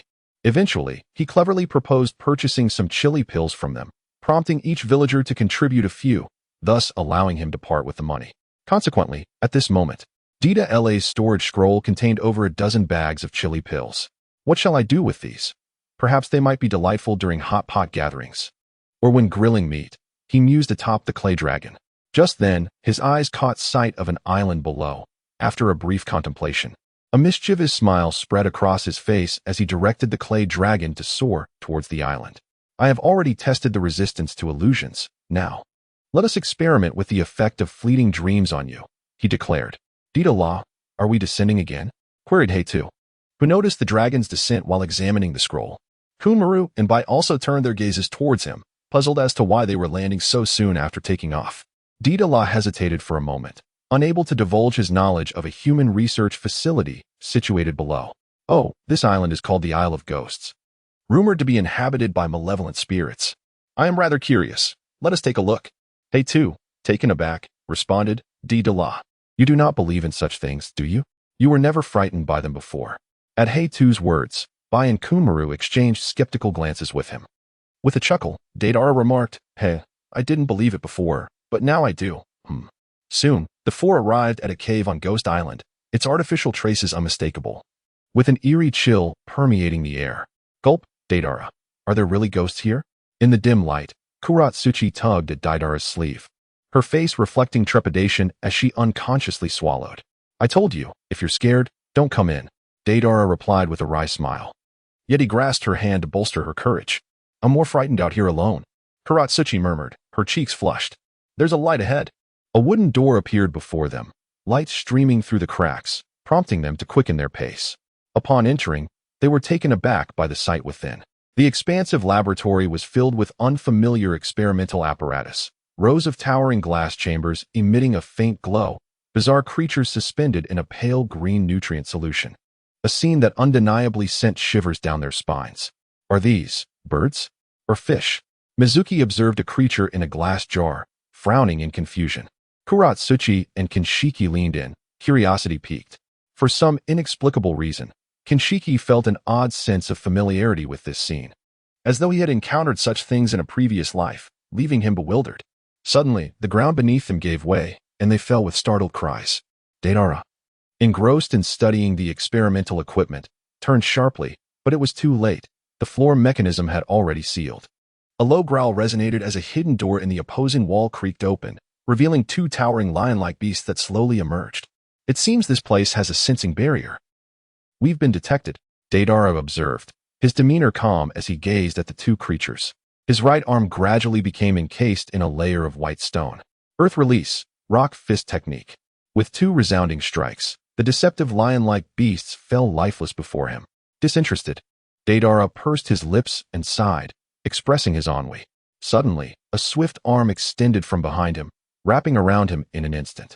Those who dared to intrude upon this place must be prepared for death. From the depths of darkness emerged a short-haired man wearing glasses. Is that so? Deidara smiled faintly and slowly turned his head. The man's pupils dilated in shock, and he felt as if a few white clouds had drifted past before he lost consciousness. Jin Meichung, originally a genin from Konoha, had suffered severe injuries during a mission. Fortuitously, he was rescued by Orochimaru, who undertook a series of modifications to his broken body. His entire form became a weapon, with every part capable of softening and extending freely to strike at opponents. Since then, he regarded Orochimaru as a parental figure, willing to sacrifice himself without hesitation when necessary. 5 years ago, he was dispatched on a mission by Orochimaru to capture and torment civilians for human experimentation. However, 4 years ago, with Orochimaru abandoning this research base and most personnel withdrawing, Jin Meichung was assigned to serve under the local leader, Tenchi. This was the past that Deidara gleaned from the illusion, floating life as a dream, regarding the man in glasses. A pitiful soul. May you drown in the depths of this illusion. With a gentle sigh from Deidara, the scene shifted and time transformed. It was then revealed that Deidara's elongated right hand, resembling a serpent, had firmly ensnared the dazed Jin Meichung. Deidara gradually retracted his right hand, and the rigid figure of Jin Meichung toppled backward. Exiting the laboratory, He proceeded into an adjacent stone chamber. Within were 2 bookshelves and a desk, undoubtedly. This was a repository of information: cellular traction, endocytosis, and exocytosis. After scanning the surroundings, Deidara's gaze was ultimately drawn to 2 scrolls upon the desk. As he grasped them, poised to examine their contents, 2 figures flitted past outside the door. In a swift motion, he tucked the scrolls into his waist and darted out in pursuit. Deidara, that man conducts experiments on living subjects. He must not be allowed to escape. The voice of Kuratsuchi echoed behind him. Deidara slowed his pace and turned back. Are you all right? Mizuki Bai, employing his instantaneous technique, appeared at Deidara's side and replied. We are fine. We just fell underground and confronted that malevolent ninja, but he managed to evade us. Deidara nodded, urging to pursue them. They vanished into the vast ocean. From a distance atop the clay giant bird, Deidara and his companions observed as the 2 figures plunged into the sea, disappearing from sight. With a chilling laugh, Deidara declared, Watch as I unleash their demise. He launched the dual release, clay deep-sea gray fish bomb, casting a lifelike gray clay fish into the water, which gracefully swam towards the ocean's depths, its body swelling. Boom! A colossal column of water surged skyward, simultaneously stirring up immense waves. As 2 figures were propelled into the air, tumbling wildly. How infuriating! What kind of ninjutsu is this? After tumbling several times upon the surface of the sea, the 2 finally regained their footing, their faces aflame with fury. Kisame, eliminate them, commanded a man clad in a white robe, his eyes resembling those of a dead fish. To a nearby individual donning round dark sunglasses. The man in sunglasses nodded and immediately began forming hand seals. Magical, hellfire. Above Deidara and his companions, a fireball materialized in the sky, rapidly expanding and descending with overwhelming force, its magnitude breathtaking. Goodness, such formidable fire release. No, this can't be. Release. As Deidara's vision cleared, he discovered that Kuratsuchi and her companions had inexplicably leaped into the sea, their expressions blank. He could only manage a wry smile, realizing the elusiveness of this illusion technique. When the overwhelming flames surged towards them, they mistakenly believed it to be a fire-release ninjutsu and hastily dove into the water. Little did they know, it was merely an illusion. Had Deidara not reacted swiftly and sensed the anomaly, he too might have ended up like Kuratsuchi and her companions. How could this be? To have unraveled my illusion so swiftly. The man in sunglasses gazed at Deidara, his face a portrait of disbelief. He was intimately familiar with his own illusion, and never before had anyone faced it and deciphered it with such remarkable speed. Deidara chuckled softly. Acknowledging the unique aspects of your genjutsu, yet the flaws are glaringly apparent. The man in sunglasses visibly altered his expression, inquiring about these flaws. Ha! Do you not find that somewhat exaggerated? Such formidable fire-style ninjutsu. Do you think you are Uchiha Madara? Deidara scoffed. The ferocity of the flames in that illusion was indeed thunderous, but to go so far as to exaggerate it is simply excessive. The man in sunglasses fell momentarily silent, rendered speechless. Damn it, Chikinkai, what are you doing? Why are you not making your move? The man with dead fish eyes, observing the stunned figure of the man in sunglasses, vented his frustration with an irritated shout. Wagada. Chikinkai straightened his expression, nodded in response, and then once more formed hand seals, forcefully slapping his hand against the surface of the sea. Water style, great waterfall technique. Instantly, a colossal whirlpool emerged, centered around the 3 individuals ensnared in the illusion, threatening to engulf them into the depths of the ocean.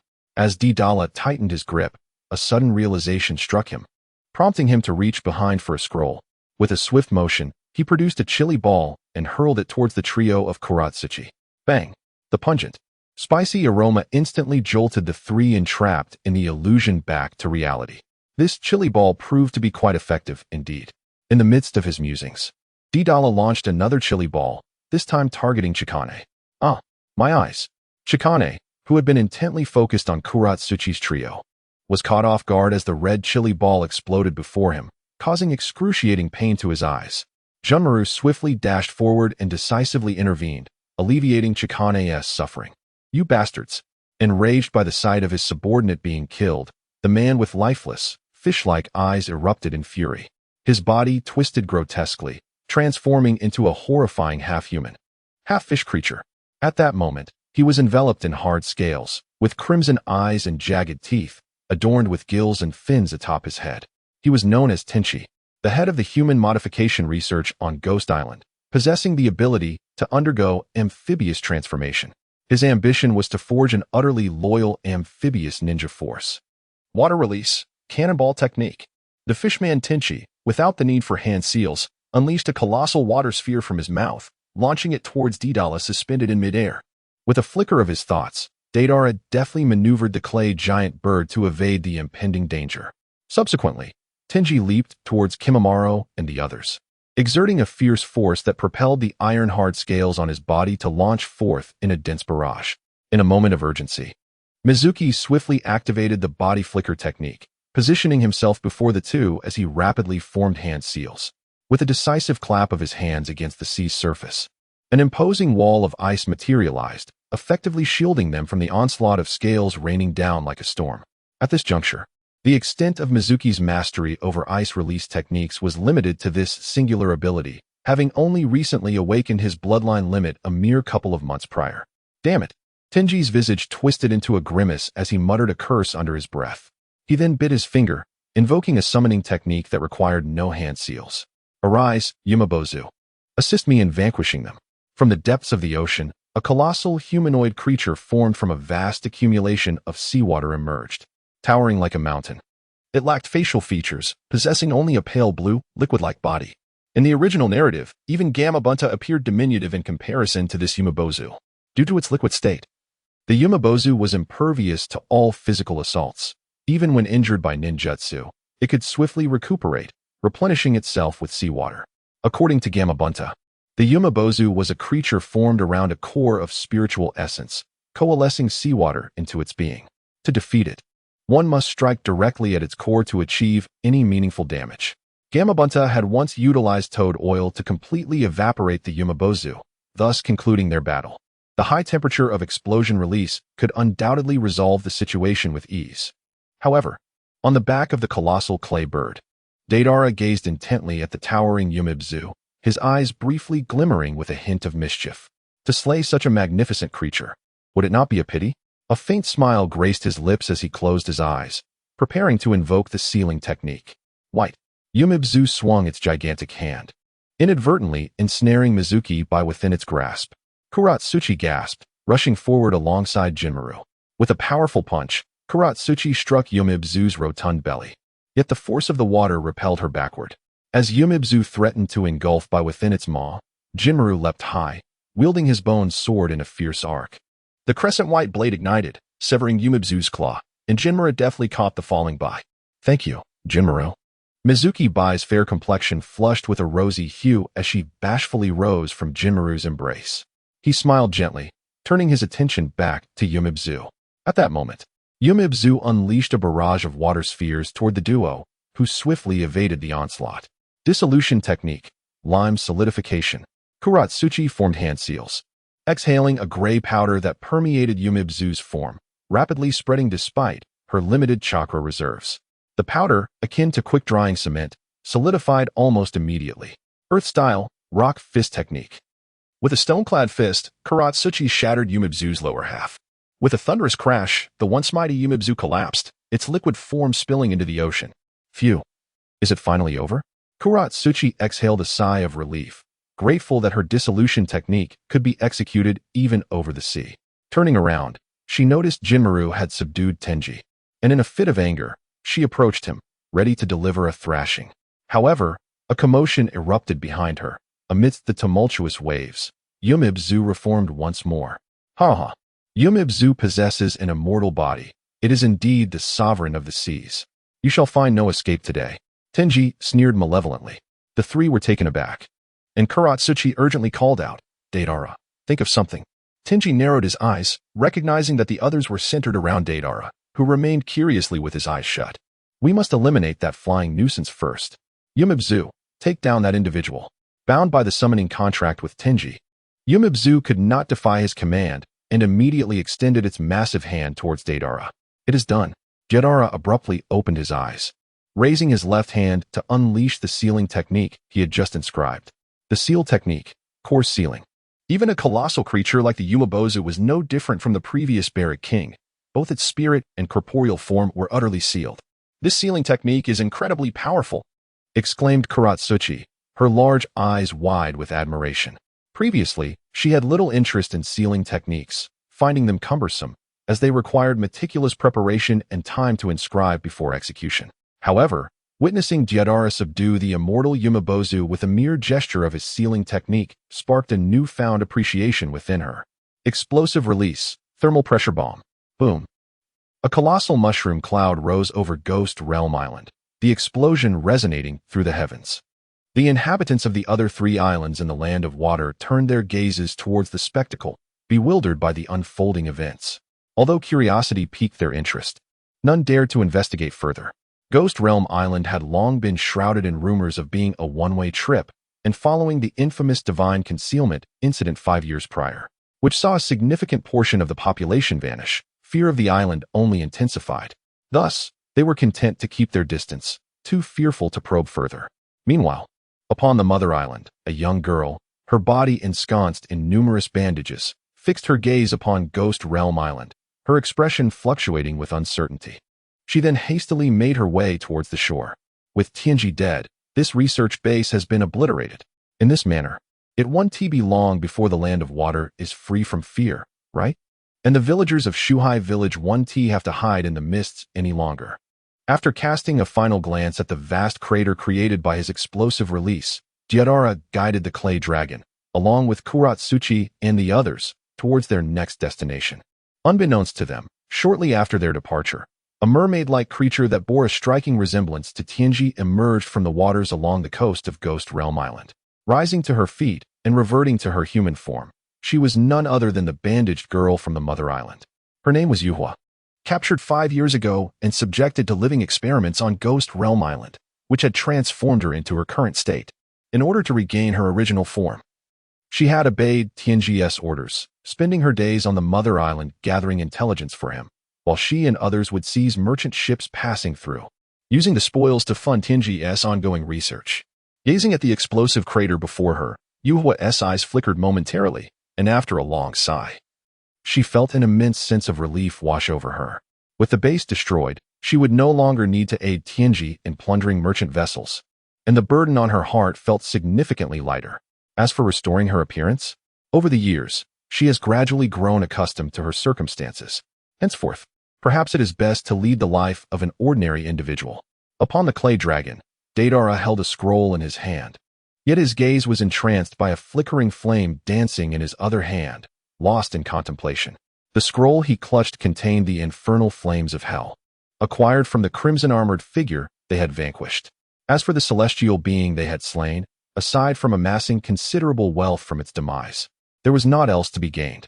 It was rather expected, given that he served as a scientist under Orochimaru, who was not particularly adept in ninjutsu. Behind him, Kuratsuchi and Taiyuya sat closely together, engaged in hushed whispers. A moment later, Kuratsuchi, with a playful smile, lifted her head and exclaimed, "Deidara." "Huh, what is it?" Deidara's reverie was interrupted, and he extinguished the flame at his fingertips, turning to gaze at Kuratsuchi with curiosity. I would like to have that Yumibozu as my summoning beast, if possible," Kuratsuchi shyly admitted, scratching her head. The Yumibozu's immortality and its immunity to all physical attacks had astounded her, leading her to believe it could become a formidable ally in the future. Furthermore, its rotund, slightly comical form, composed of condensed seawater, did not deter her. In fact, she found it rather endearing. Deidara grinned. "Well, I was actually pondering who among you and by desires the sea boss. Perhaps it would be better suited for my dear sister Haidu. Today, I found myself ensnared by the sea boss, and even now, I am still filled with trepidation." Shui Wuyuebai chuckled. Deidara nodded, explaining that the Sea King primarily engulfs individuals within its body, akin to an immense water prison technique. Indeed, without substantial chakra, it would be exceedingly difficult to escape from such a confinement. As he spoke, he retrieved a sealing scroll from behind him. Upon hearing this, Kuratsuchi's face lit up with joy, and her satisfaction with the notion of employing the Sea King as a summoning beast grew. Eagerly accepting the scroll from Deidara, she awaited the moment to establish a contract upon their descent. To forge a pact with a summoning beast, the creature's voluntary consent is essential. However, given that the Sea King was already sealed, There were certainly methods, whether through coercion or persuasion, to ensure its compliance. Chapter 39. This is not theft. It is appropriation. Could the meteorite from Star Hidden Village truly cure my bloodline disease? Komodori pondered while observing Deidara, who was engrossed in examining a map. Previously, Deidara had broadly outlined the purpose and itinerary of their journey. The prospect of a potential cure for his bloodline ailment brought him immense joy. So much so that he had been restless with excitement in the days leading up to their departure. Initially, Deidara had utilized the insight provided by his Sharingan to discern the root cause of Komodori's affliction. His bloodline disease bore similarities to leukemia, influenced by the osteoblasts and osteoclasts within his body, leading to severe hematopoietic dysfunction. In theory, to remedy this condition, one would need to find a way to entirely eliminate the osteoblasts and osteoclasts, thereby eradicating the root of the illness. Yet, even if such a feat were achievable, it would undoubtedly render Komodori an ordinary person, for osteoblasts and osteoclasts are also the source of the Shikatsumiyaku. The alternative approach would involve utilizing medication or other means to sustain the activity of his blood cells, achieving a state of equilibrium between his cellular metabolism and the osteoblasts and osteoclasts. This would engender a symbiotic relationship, mitigating any adverse effects on his body. Upon realizing this, Deidara immediately thought of the radioactive meteorite known as Star, which could invigorate chakra and cellular activity. While the radioactive properties of this meteorite would enable the body to accumulate chakra more rapidly, it also posed a chronic toxin risk. Prolonged reliance on it for cultivation could lead to an overactive body facing collapse, ultimately resulting in weakness and even death. However, it was precisely this radioactivity that could sustain the activity of Komodori's blood cells. The Bear Country, neighboring the Fire Country, is a semi-island nation, separated from the Sea Country by merely a strait. At this moment, atop the clay dragon, Deidara and his companions were engaging in casual conversation. Deidara, why is the leader of Star Hidden Village referred to as Kage? Kuratsuchi inquired, her face adorned with confusion, recalling the mention of Star Shadow by Inoki in the past. Deidara chuckled softly, acknowledging that only the 5 great nations ninja villages held the privilege of establishing a Kage. The Star Ninja Village was merely a self-proclaimed entity from 2 centuries ago. It was during that time, when a meteorite fell, that the first-generation Star Shadow discovered that absorbing and cultivating the power of the meteorite could enhance one's abilities. Thus, he regarded this meteorite as a treasure and summoned a group of individuals to train together, leading to the establishment of the Star Hidden Village. Due to the unfathomable mystical powers of the meteorite, the inhabitants of the Star Ninja Village believed that as long as they possessed the stars, their village would inevitably become renowned in the ninja world. Perhaps it was this fervent belief, coupled with their desire to strengthen their village, that led the people of the Star Hidden Village to prematurely elevate their leader to the position of Star Shadow. With his smile fading, Deidara turned to the 3 individuals and, adopting a serious demeanor, stated, as it stands, the Star Hidden Village has now prohibited the use of the meteorite for training. Although they may still possess it, should we approach them to request it, they are unlikely to comply. Are we then planning to steal it? Kuratsuchi raised an eyebrow, her large eyes sparkling with excitement. With a mischievous grin, Deidara exclaimed, "This isn't theft, it's acquisition." His laughter resonated through the air, prompting a chuckle from Shimonosuke-bai, who found his antics amusing. Hee. I've never engaged in such exhilarating escapades before. Kuratsuchi, brimming with impatience after a fortnight of restraint, felt an overwhelming urge to stir up trouble. In her previous exploits alongside Deidara, sowing chaos in the Hidden Stone Village had earned her the moniker of a little demon, and now, with the opportunity to strike at another village, she could hardly contain her excitement. Did I ever suggest you should go?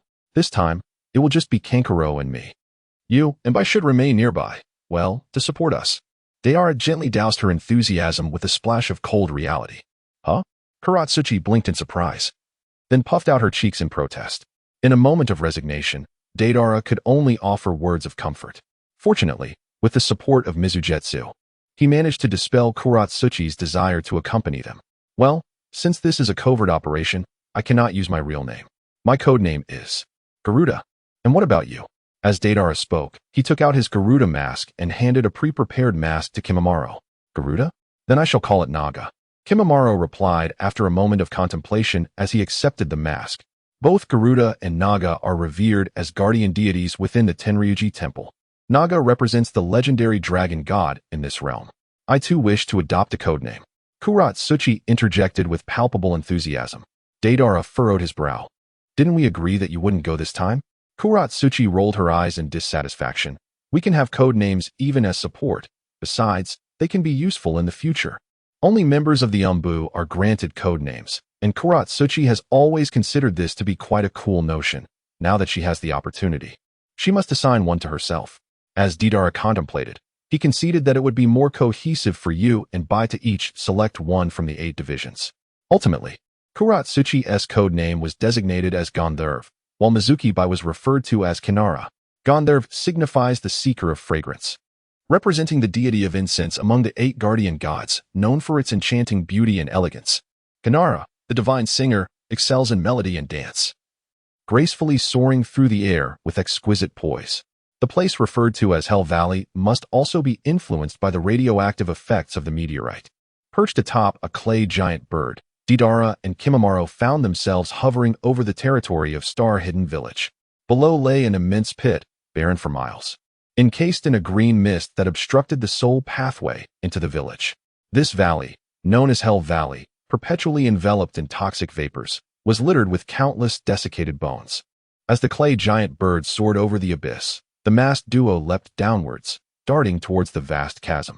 Behind them, the giant bird vanished amidst the rising mist. Peering from behind a colossal rock at the edge of the meteorite pit, Deidara, utilizing his Sharingan, gazed down to observe 2 rows of houses standing at the center of the pit. At one entrance, 2 guards were stationed, clearly indicating that this was the repository of stars. Due to the radioactive nature of the meteorite, the villagers of Star-Hidden Village and the Star Shadow Office had constructed their quarters on the opposite side of the chasm, rather than within it. The structures nestled in the meteorite pit served dual purposes: to house the stars for the ninjas' rotational training and to offer a brief respite for their rest. With the prohibition on training using the meteorite, the area remained devoid of any other presence. Without further hesitation, Deidara nodded at Kimimaro, and the two approached the wooden cabin by flanking it from either side. The endeavor required little effort. They stealthily incapacitated the guards at the entrance and easily infiltrated the room. Before them, the meteorite sphere radiated a faint, dark purple luminescence upon the eagle claw rack, prompting a smirk to form on Deidara's lips. Seizing the palm-sized meteorite, he exchanged a glance with Kimimaro, and they swiftly darted out. Above. Within the Star Shadow Office, an elder adorned with a star-styled had abruptly opened his eyes, sensing an unusual presence. Alas, once more, someone covets the power of the stars. Chapter 40. The Marvelous Peacock Technique. Transforming into a feathered beast, we have been exposed. As they leapt from the meteorite pit, Kimimaro cast a glance behind. Momentarily startled, Deidara let out a light chuckle, declaring that it was an opportune moment to engage in some playful antics. He did not hastily create his clay giant bird. Instead, he and his companion charged into the dense forest ahead. Although Kamui was puzzled, he refrained from voicing his thoughts. Soon after, over 20 star ninjas pursued them into the thicket. Were they not fleeing? Were there traps? The leader, a star ninja with flowing lavender hair, subtly narrowed his eyes before deliberately slowing his pace, allowing 2 ninjas behind him to pass by. This long-haired ninja was named Akahoshi, who, in the original narrative, would conspire to assassinate the current Star Shadow years later in order to reignite the meteorite training. However, at this moment, Akahoshi was clearly overthinking. Deidara was merely seeking to hone his combat skills and had no intention of setting any traps. They lingered there solely for practice, opting not to kill but instead to engage in hand-to-hand combat, throwing punches and delivering strikes. Your taijutsu is quite lacking. Dodging a thrown kunai? Deidara executed a precise hand strike, incapacitating another opponent. In no time, 4 or 5 star ninjas lay defeated at Deidara's feet, while Kamui's performance was even more impressive, effortlessly dispatching one after another with ease. This star ninja village had previously relied on meteorite training, neglecting physical combat, and it was only in recent years, after the prohibition of meteorite training, that they began to focus on this aspect. Taijutsu requires a solid foundation. Otherwise, no matter how hard one strives, the heights one can achieve will be inherently limited. Peacock Mystique, Feather Transformation. The previously retreating Akahoshi formed a series of hand seals, channeling a robust stream of purple chakra from within, which coalesced behind him into a shape reminiscent of a peacock fanning its tail. This then morphed into a chakra beast that lunged fiercely at Deidara. Boom! A cloud of white smoke erupted, and a pile of rocks tumbled down. It was merely Deidara's rock clone. Akahoshi's face was etched with astonishment. Where was the real body? Here, utilizing the Earth Dragon concealment technique. Deidara suddenly emerged from beneath Akahoshi's feet and delivered an uppercut, sending him soaring into the air. The Star Ninja's Peacock Mystique is a unique secret technique, resembling a tailed beast, enabling the user to unleash chakra externally, transforming it into various forms for attack and flight. While its offensive power is formidable, its fatal flaw lies in the inability to maintain awareness of the surrounding environment due to the need to control such vast chakra. It seems they have done their homework. Being so well acquainted with our weaknesses, a voice emanated from the shadowy woods, and Deidara looked up to see the star shadow, adorned with a conical hat, stepping forth from the depths. I trust you are aware of the perils posed by the stars. This is precisely the reason we have forbidden its use for cultivation. Our village has already lost far too many lives due to it. Young ones, the future is long. Heed my advice, desire is akin to. In this enchanting yet ephemeral world, the people truly have a penchant for verbal evasion. Casting a glance at the third generation of Star Shadow, who stood there with his mouth agape in astonishment, Deidara could only shake his head in resignation. This elder has managed to restrain his craving for power and possesses commendable qualities, yet Deidara finds himself lacking the patience to endure his incessant prattling any longer. Have you cast an illusion upon them? Seeing the surrounding star ninjas standing in a daze, Kamaru turned back in astonishment and inquired. With a smile, Deidara nodded. Crafting clay as he spoke, you can simply knock them all out. We have further tasks to attend to.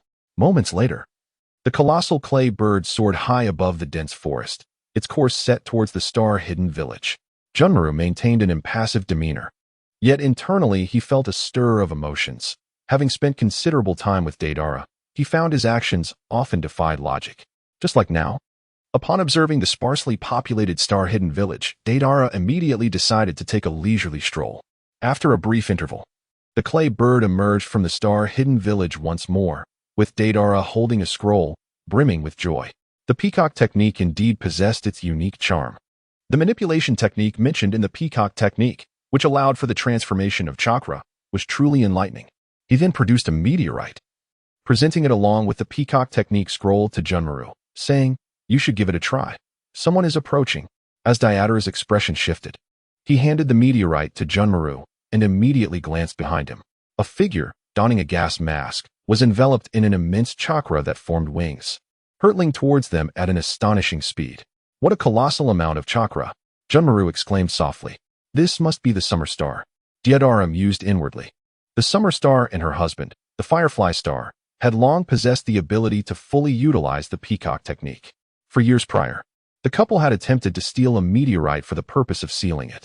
However, they were ultimately thwarted by the third Star Shadow, who had pledged to prevent villagers from utilizing meteorites for training. Consequently, the Summer Star and her husband departed from the village, secretly observing and guarding the star-hidden village. Tragically, her husband, the Firefly Star, succumbed shortly after their departure due to the adverse effects of training with the meteorite. Disinterested in engaging with her, Deidara commanded the clay giant bird to accelerate and change direction, aiming to shake her off. Yet, before long, the Summer Star was in pursuit once again. I nearly forgot they could sense the meteorite, he muttered softly, deciding to turn the clay bird around and wait for her to draw near. Those who had trained with the meteorite could perceive one another from great distances, as their essence was fundamentally intertwined. Peacock technique, beast, roaring with ferocity, the Summer Star, having gathered a chakra beast several times larger than that of the Red Star, unleashed a thunderous attack towards the clay giant bird. Deidara skillfully maneuvered the clay giant bird, executing a series of evasive spiral movements, dives, and flips with remarkable finesse. Suddenly, the wind release. Clay gray bird erupted before the figure of Summer Star, enveloping her in a cloud of dust that obscured her vision. As she blinked to clear her sight, the figure adorned with a Garuda mask loomed larger in her eyes. With a resounding thud, a powerful punch sent Summer Star hurtling away, causing her gas mask to fall and reveal her cascading red locks and striking features as she plummeted towards the ground. Regaining her composure, she swiftly landed on the back of the clay giant bird, and the duo soared away. Moments later, Summer Star stirred from her fall, picked up her gas mask, and once again manifested chakra wings, pursuing Deidara and his companion. Deidara, we're right here. Below, Kuratsuchi and White eagerly awaited their arrival, waving their hands and calling out loudly at the sight of the clay giant bird approaching. Deidara, seated atop the bird, chuckled in resignation at the girl's boisterousness. Wait, what is that in Kuratsuchi's hands?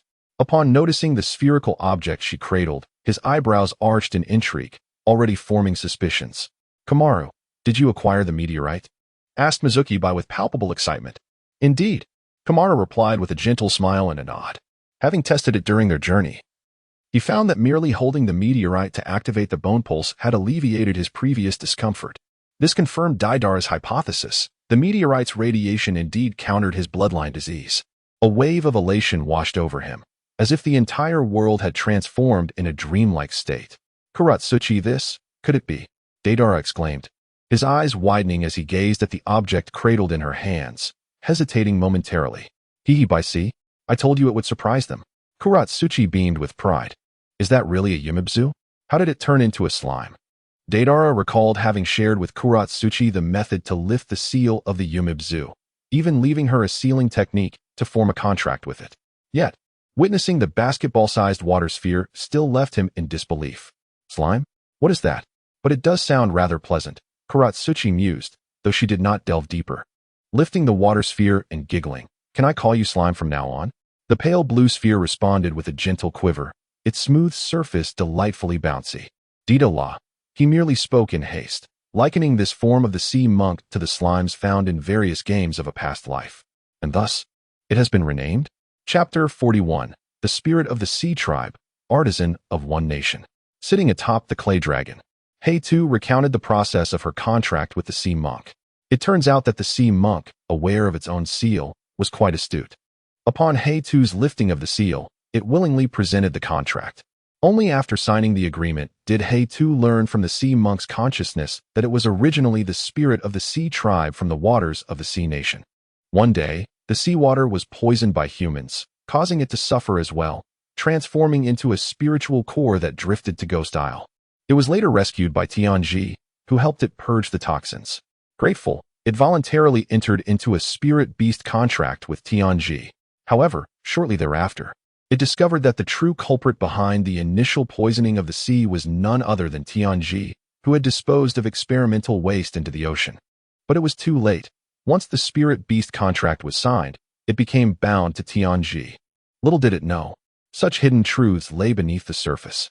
As Deidara listened to the indignant words of Kuratsuchi, he couldn't help but feel a sense of lamentation. That day, it was truly a loss not worth mourning.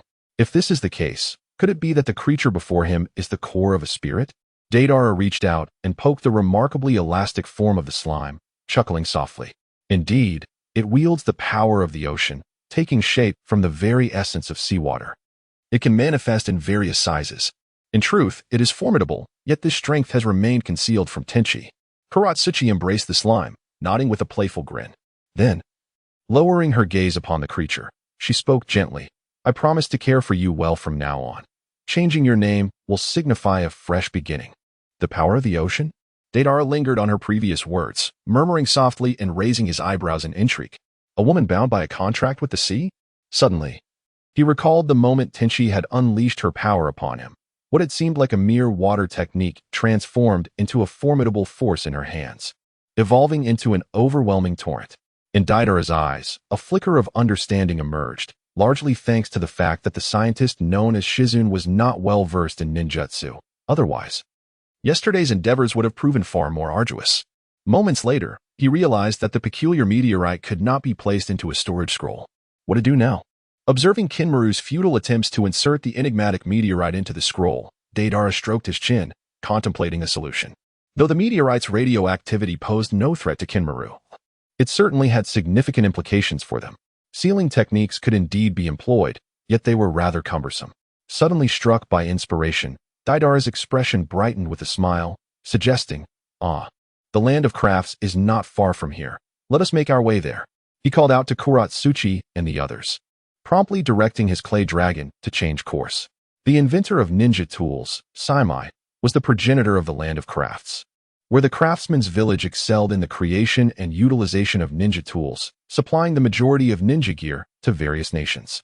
The forging techniques mastered by the land of crafts greatly surpassed those of other countries, including the land of iron, which could not hold a candle to them.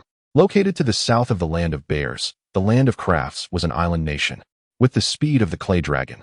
The group finally arrived at a coastal village named Konoha just before nightfall. The prosperity of this village was something Deidara had never witnessed before in this world. Konoha, along with several other coastal villages, relied heavily on the craftsman's village.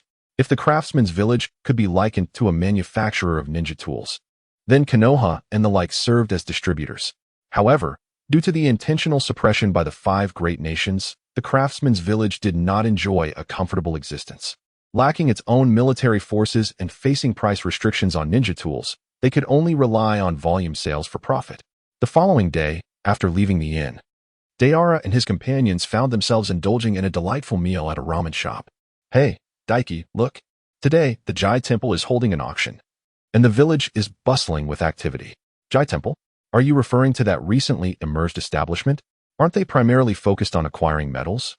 They are even organizing an auction? You didn't know? I've heard they are offering some rather unique ninja tools. They likely seek to establish a foothold here. I see. But what is the true origin of this Jai Temple? They have swiftly acquired and consolidated several small merchant associations. That remains a mystery. A table of diners sat behind Deidara, their hushed conversations effortlessly reaching his ears. An auction. What ninja tools could possibly be worthy of such an event? Deidara maintained a facade of indifference while a flicker of intrigue ignited within him. Suddenly, a voice chimed. Deidara, do you find me beautiful? In a secluded alley, Kuratsuchi utilized a transformation technique, enveloped in a cloud of white smoke, morphing into a figure of alluring elegance. Ah, the art of seduction, Deidara thought, his eye twitching involuntarily. It was no wonder that the men in this world enjoyed a high index of happiness. Ugh, too eye-catching. Change it, Deidara remarked dismissively. Yet his gaze couldn't resist stealing glances. Moments later, Motoi emerged from the alley, accompanied by 3 individuals of unremarkable appearance. However, a woman trailing behind wore a face of discontent, her mournful eyes fixed on his retreating figure as she muttered softly to herself. The quartet navigated the bustling streets. The vibrancy of this village reminiscent of the commercial streets from Deidara's past life. On either side, shops catered exclusively to ninja tools, and their breakfast had been enjoyed on another street. This zoning had naturally evolved over many years. As Deidara stepped into a raw materials store, he surveyed the surroundings, which bore a resemblance to a product showroom, neatly displaying an array of metallic materials.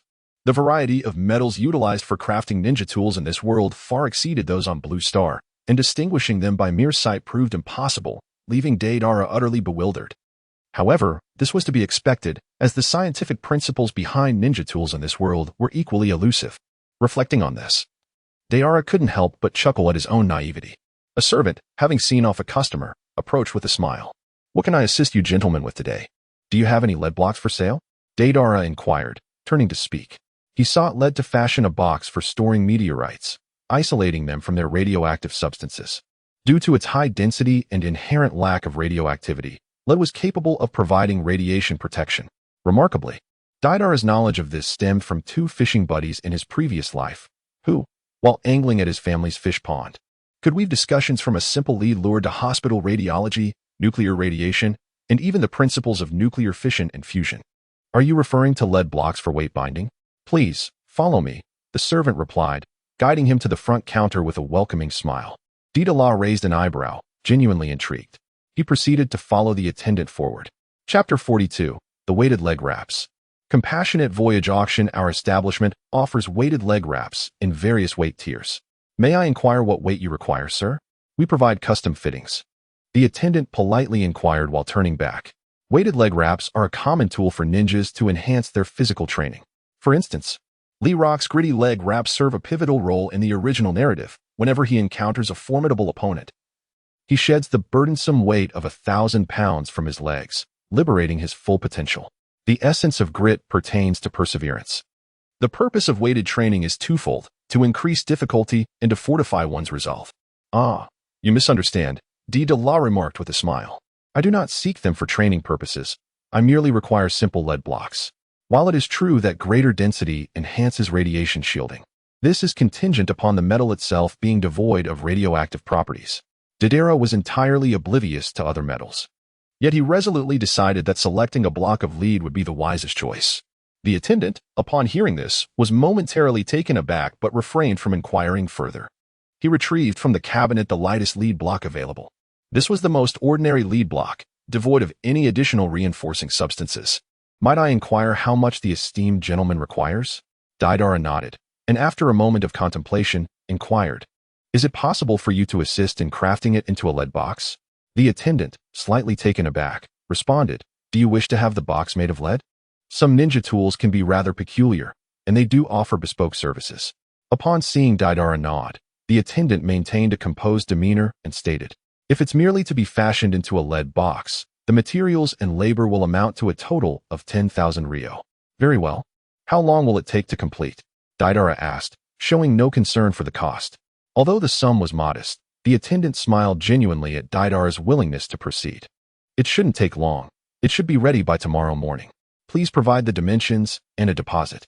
Upon hearing that he would have to wait until the following day, Deidara felt a twinge of disappointment, but as he had no pressing matters, it was of little consequence. He complied and followed the attendant to pay the deposit. "Let us go then. Since the box won't be ready until tomorrow, we might as well explore." Deidara called to the three companions nearby, who were idly examining various metallic materials as they exited the merchant's establishment. "Deidara, where shall we go now?" inquired Kuratsuchi, who had transformed into a woman of unremarkable appearance.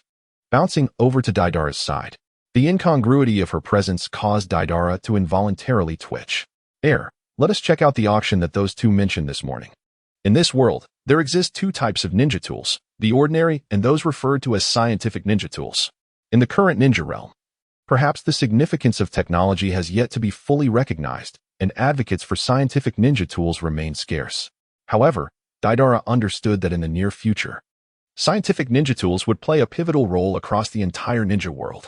As the times progress, technology is indeed the foremost productive force, he mused inwardly, leading the trio toward the thronging building ahead.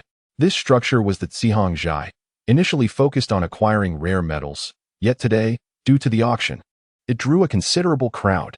However, the atmosphere was rife with discontent. It seemed a dispute had arisen, with curses and complaints echoing throughout.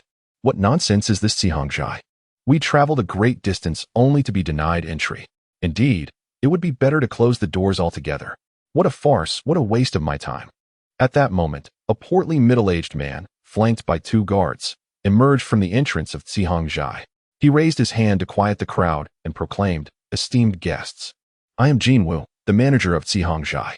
I sincerely apologize. Due to limited space, we cannot accommodate too many individuals at once. However, considering your enthusiasm, for those without an auction invitation who wish to participate, a deposit of 200,000 ryo is required." Upon hearing the need for such a substantial deposit, the crowd erupted once more in uproar. Jinwu, appearing helpless, raised his hand again and urged, "Everyone, please listen. This 200,000 ryo is merely a deposit. It will be fully refunded after the auction concludes. This is also a measure to guard against malicious bidding at the auction. Moreover, those who failed to bring the required 200,000 taels today and missed the auction may, as a gesture of goodwill, later collect a commission voucher issued by our establishment. Holders of this voucher will be entitled to a 10% increase in the price when selling foreign currency to our store in the future. Naturally, each voucher can only be utilized once." Upon hearing this, a chorus of cheers erupted among the crowd. Those who had previously grumbled and cursed were now beaming with joy. Their anger dissipated. Ultimately, people delight in seizing opportunities, and most attendees were initially drawn merely by the allure of the event. The prospect of receiving this so-called commission voucher for free could hardly fail to elate them. Some astute individuals present were already scheming, contemplating selling their vouchers to others. For a 10% increase in price could indeed fetch a handsome sum for those in need. Truly, the strategies of the Zhihang studio are remarkable. Deidara and Haida stood aside, observing the exuberant crowd, and he couldn't help but exclaim. First, they captured attention with the auction, and then spread their influence through the so-called commission vouchers. It is foreseeable that anyone wishing to sell precious metals in the future will undoubtedly first think of Zhihangzhai. Come, let us also witness this auction. Deidara greeted the three individuals behind him before making his way towards the Uchiha studio. At that moment, the crowd instinctively divided into two factions. One group was there to collect commission vouchers, while the other consisted of only a few individuals eager to participate in the auction. Shortly thereafter, Deidara and his companions pledged 800,000 ryo, and after a brief registration, the attending steward provided each of them with a mask. Guided by a steward, they soon arrived at a brightly lit hall. Within, rows of individuals had already taken their seats. These were the invitees of the Uchiha studio, all adorned with masks like Deidara's group. The corpulent Jin Woo had also arrived, standing on a raised platform. "Jingguan, we can commence now, can't we?" A robust man from below urged impatiently. Jin Woo chuckled twice, then waved his hand grandly. "Ha. Well, I shall dispense with the formalities. The auction is now underway." As his words echoed, an elegantly poised woman approached Jin Woo, carrying a square wooden tray draped in red cloth. Without further ado, Jin Woo unveiled the red cloth, revealing a long cylindrical ninja tool, which he grasped in his hand. Behold, the first item for auction, known as the fire token. By merely channeling chakra, it enables even those without fire release to perform the fireball technique. Do not underestimate its value. It can decisively alter the tide of battle and divert crises, he proclaimed loudly. After setting down the fire token, Jin Woo turned his gaze toward the audience, smiling as he stated, "The starting bid is 50,000 ryo. I invite you all to place your bids." Allowing those without fire release to execute the fireball technique, Deidara muttered to himself, feeling only mild interest. Indeed, the fire token might hold some utility for ordinary genin or chunin, yet Jin Woo's exaggeration was evident. However, as soon as his words fell, a flurry of bids erupted throughout the auction hall. The initial bidding persisted for several minutes before a slender man triumphantly secured the item for 80,000 ryo. Following this, the Uchiha studio introduced various other items, such as wristbands capable of launching shurikens, syringes that could continuously fire thousands of needles, and chakra blades designed for chakra storage. The founder of the Land of Crafts, Saimai, was said to possess ninjutsu crafting techniques that originated from the same source as the Six Paths ninja tools, falling outside the realm of scientific ninja tools. Moreover, his techniques had not been passed down through generations. Thus, the present scientific ninja tools represent a fresh beginning. Yet to fully manifest the true essence of technological innovation, nevertheless, it is undoubtedly a promising sign. Although Deidara displayed a lack of interest, he nonetheless broadened the horizons of the three individuals from Karatsuchi. Now, we present the Paisi de assistants of this auction. With a smile on his face, Jin Woo dramatically unveiled the crimson cloth, revealing an amber-hued pickling jar inscribed with the character for dust before the astonished audience. Deidara's eyes widened in astonishment. How could this object be here? Chapter 43, The Amber Clan and the Six Paths Treasures. Deidara, is this pickled jar extraordinary? Black Earth inquired softly, noticing Deidara's unusual reaction. After witnessing this final auction item, the atmosphere in the room was filled with murmurs of disbelief. Although Deidara wore a mask, his frozen demeanor stood in stark contrast to the others. Before Deidara could utter a word, Jin Woo on the high platform raised both hands to signal, "Ladies and gentlemen, please do not rush. Since this item is chosen as the grand finale of our auction, it certainly will not disappoint. This is by no means the pickled vegetable jar you all speak of. It is a treasured artifact left behind by the Sage of Six Paths." "What? Ha, Jin. Surely you jest. This pickled vegetable jar as a Six Paths treasure? No way, you cannot be serious." The scene descended into chaos, with everyone exchanging remarks, struggling to connect this pickled vegetable jar with the legendary treasures of the Six Paths. Is it truly the amber purification vase? How could it have ended up here? Deidara, concealed beneath his mask, furrowed his brow in contemplation. While he could not speak for other Six Paths ninja tools, he was quite certain about the amber purification vase. It was not stored in the Land of Clouds.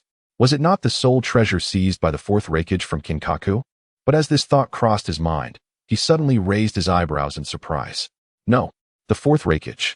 His era seems to differ significantly from that of Kinkaku and Ginkaku. In the original story during the Fourth Great Ninja War, the fourth Hokage had explicitly stated that he had seized the amber purification vase from Kinkaku. Yet the age difference between him and the brothers was indeed substantial. Faced with this tangled timeline, Deidara found himself at a loss for words, and a wry smile crept beneath his mask as he shook his head in resignation. At that moment, Jin Woo, equally perplexed, once again addressed the crowd with a raised voice. Esteemed guests, this is indeed a Six Paths treasure, known as the Amber Purification Vase, a sealing artifact. As for its specific abilities, I cannot elaborate further at this time. I can only disclose details to the final bidder. I apologize for keeping you in suspense, but Jinwoo paused slightly, a smile playing on his lips. I can share with you that it originates from the Amber clan of the Land of Rain. I believe some of the elder attendees may have heard of them. The Land of Rain? It seems the Amber clan resides near the borders of the Land of Fire, came a voice of dissent from someone familiar with the Amber clan. Subsequently, others chimed in. Indeed, the Amber clan is clearly from the Land of Fire. They are renowned for their expertise in explosive tags and are a well-known family there. I am referring to the Amber clan that is not from the Land of Fire. Jinwoo chuckled softly and shook his head. As the crowd exchanged glances, questioning one another, a hoarse voice emerged from the shadows of the corner, murmuring, over a decade ago. At the border of the Land of Fire and the Land of Rain, there indeed existed two clans of the Amber lineage. Family disputes led to their division, resulting in an irreconcilable conflict. Turning towards the source of the voice, they beheld a figure cloaked in gray. Though masked, the age-worn eyes and raspy tone revealed him to be an elder. A hush fell over the gathering as the gray-clad elder continued. Later, during the Second Shinobi World War, the Amber clan of the Land of Rain was annihilated. Their ancestral secret technique was that of the paper god. If it originated from them, then these 6 legendary artifacts would indeed be authentic. The paper god. Is it the paper technique of Conan? Deidara exclaimed, raising his brows in disbelief, questioning whether he had misheard. 2 Amber clans belonging to different nations? Deidara was momentarily taken aback, yet upon reflection, he realized that the original text did not elaborate on Conan's origins, leading him to a sense of acceptance. Although the gray-robed elder in the corner spoke only a few words, they were enough to evoke the narrative of the Amber clan, filled with familial grievances and inter-country strife. At the same time, this revelation made him ponder how fortunate he was to know details that were omitted from the original story. Such secrets were indeed another benefit of his status as a traveler through time. The novelty of learning about figures like the earlier H.B. Zoo and now Conan's background brought him a delight akin to discovering a new map in a game, bestowing upon him a unique thrill. Amber Conan. It has a nice ring to it. As Deidara mused quietly, the bidding for the 6 sacred treasures in the auction house escalated to a heart-stopping fervor. In a brief span, the starting bid of 1 million for the Amber Purity Vase surged to over 1,700,000, and the fierce competition showed no signs of abating. 2 million. The gray-robed elder, who had previously unveiled the secrets of the Amber clan, suddenly entered the fray. 2 million won. The burly man in the front row shot a cold glance at the elder before continuing to raise the bid. The two engaged in a back-and-forth until the price reached 3 million, at which point the elder sighed lightly, signaling his withdrawal. 3 million. Is there anyone willing to bid higher? Jinwoo inquired with a smile, surveying the crowd below. Initially, he had anticipated that the bids would cap at around 200,000, but the figures had far exceeded his expectations, filling him with delight. 3 million once, 3 million twice, 3 million. 3,500,000. At this moment, Deidara raised his hand, calmly interrupting Jinwoo. His soft voice shattered the silence in the hall, drawing countless gazes toward him, accompanied by murmurs of curiosity. The trio of Kuratsuchi beside him were taken aback, unsure why he had suddenly developed an interest in these 6 sacred treasures. Don't you possess sealing techniques? Kuratsuchi whispered in a tone audible only to him. While she was aware of his recent financial windfall, she couldn't fathom why he would squander it in such a manner. Deidara remained silent, subtly raising his index finger to shake it gently. Upon witnessing this, Haida ceased her words. The burly man in the front row stood up in a fit of rage, staring at Deidara for a prolonged moment before once again raising his hand, exclaiming fiercely, 360. Today, this final highlight item had already come to the attention of his elder brother, who had instructed him to secure it at any cost. Yet, just as victory seemed imminent, Deidara intervened, igniting his fury. For Million Tales, Deidara appeared nonchalant, reclining against the plush chair, his tone as if casually engaging in a gamble. For 150,000 taels. With a piercing gaze fixed on Deidara, the burly man waved his hand, increasing the bid by another 50,000. The two glared at each other, and when the bidding reached 8 million, Deidara ultimately conceded, for his current wealth was limited to that amount. Initially, he held little interest in the sealing capabilities of the Amber Vessel, but upon discovering its connection to the 6 Paths treasures, He felt a sudden inclination that perhaps he could glimpse the enigmatic power of the six paths through it. Although he failed to acquire it, he remained unfazed, promptly calling upon Haitu and the others to follow the departing crowd outside. To think we wasted so much money, we must not let that brat escape. The burly man, trailing behind, glared at Deidara's retreating figure, grinding his teeth in frustration.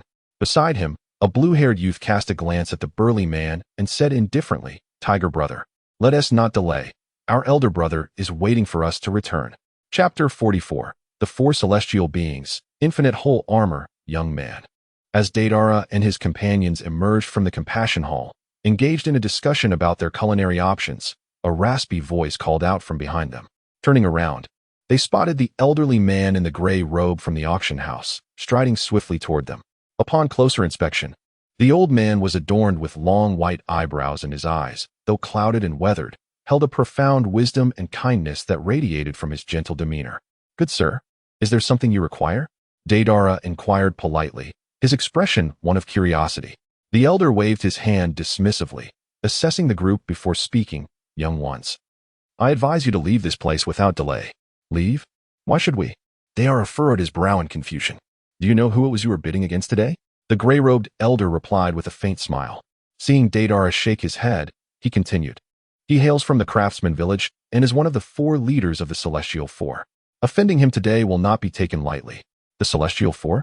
At the elder's words, Deidara's mind raced, recalling their notorious actions in the original tale, where they had utilized the chakra of Shikaku within Gaara to resurrect the progenitor of the Land of Wind, intending to wage war against the 5 great nations and bring an end to the era of shinobi.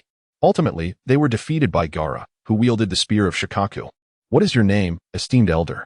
Deidara asked, feeling a newfound respect for the stranger's well-intentioned warning. "Hiroso," the elder replied, pausing briefly to glance back before hastening away. "Hiroso," Deidara murmured, feeling a sense of familiarity with the name, though it eluded his memory for the moment. If the Celestial Four are truly so short-sighted.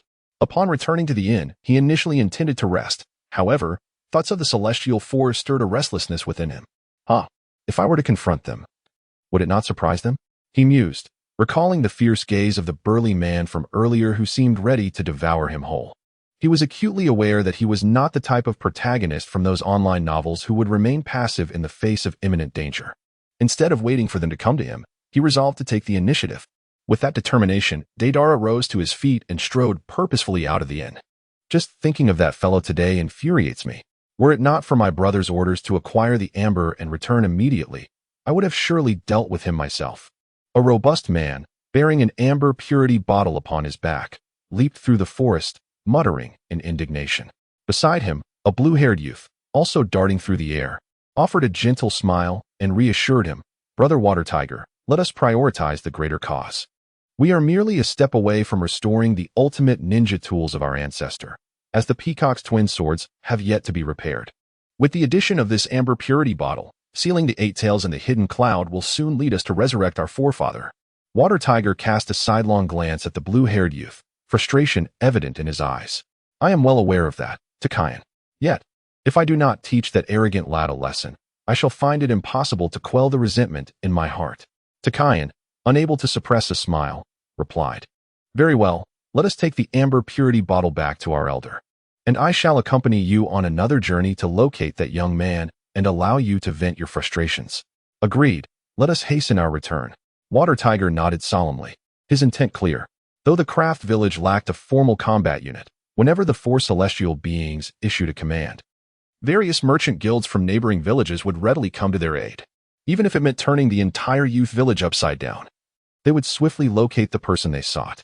Someone ahead, the 2, moving with great speed, suddenly spotted an individual standing with hands clasped behind his back atop a nearby tree. It was Deidara, who, upon spotting the 2 from his clay giant bird, had crossed their path to wait for them ahead. Earth Release, Explosive Clay C2 Puppet. With an unperturbed expression, Deidara raised his hand, unleashing clay from his palms that transformed into 2 puppets, charging towards the 2. "Who are you to dare attack us?" Water Tiger bellowed, evading the assault of the puppets as he glared at Deidara. Deidara smiled gently, forming a hand seal, and with a resounding poof of smoke, transformed into Motoi. "It's you. Ha ha ha. I haven't come to find you, yet you come to me." Upon seeing the familiar figure and attire, Shuehu was initially taken aback, but then burst into a boisterous laugh. He unfurled a scroll, revealing a long-handled chain hammer and the infinite whole armor. In an instant, a set of tiger head armor adorned his body, and wielding the chain hammer, he lunged fiercely at the clay puppet. The puppet was sent flying, and Shuehu, brandishing the hammer, leapt towards Deidara. "Dragon Eye extending sword!" exclaimed Takagen, who at that moment infused his blue trident with chakra. The trident's blade elongated, transforming into 3 robust serpents that sliced another clay puppet into several pieces. Earth release, rock fist technique. With his arms encased in rock, Deidara charged at Shuehu, delivering a powerful punch towards his tiger head armor. "Infinite whole armor, drain him dry," declared the immovable Shuehu with a fierce grin. Layers of white rock crumbled from Deidara's fist, while his own chakra was pulled by an unseen force, surging into the tiger head armor. However, Deidara maintained a composed demeanor, not the least bit alarmed, and smiled lightly. "Chakra absorption is impressive. I will take that armor." Earth release, super heavy rock technique. Bam! In the astonished gaze of Shuehu, Deidara unleashed his strength, sending him flying. Meanwhile, Takagen found himself ensnared by the incessantly multiplying clay puppets, his face stricken with fear, unable to act recklessly, only able to evade. At that moment, dozens of clay puppets surged forth, enveloping him tightly in clay. "Brother Tiger, save me!" Takagen cried out, but Shuehu, just regaining his footing, found himself in peril as well. Earth release, heart's decapitation technique. Suddenly, 2 hands emerged from the ground, grasping his legs, and Shuehu's heart sank, realizing the dire situation.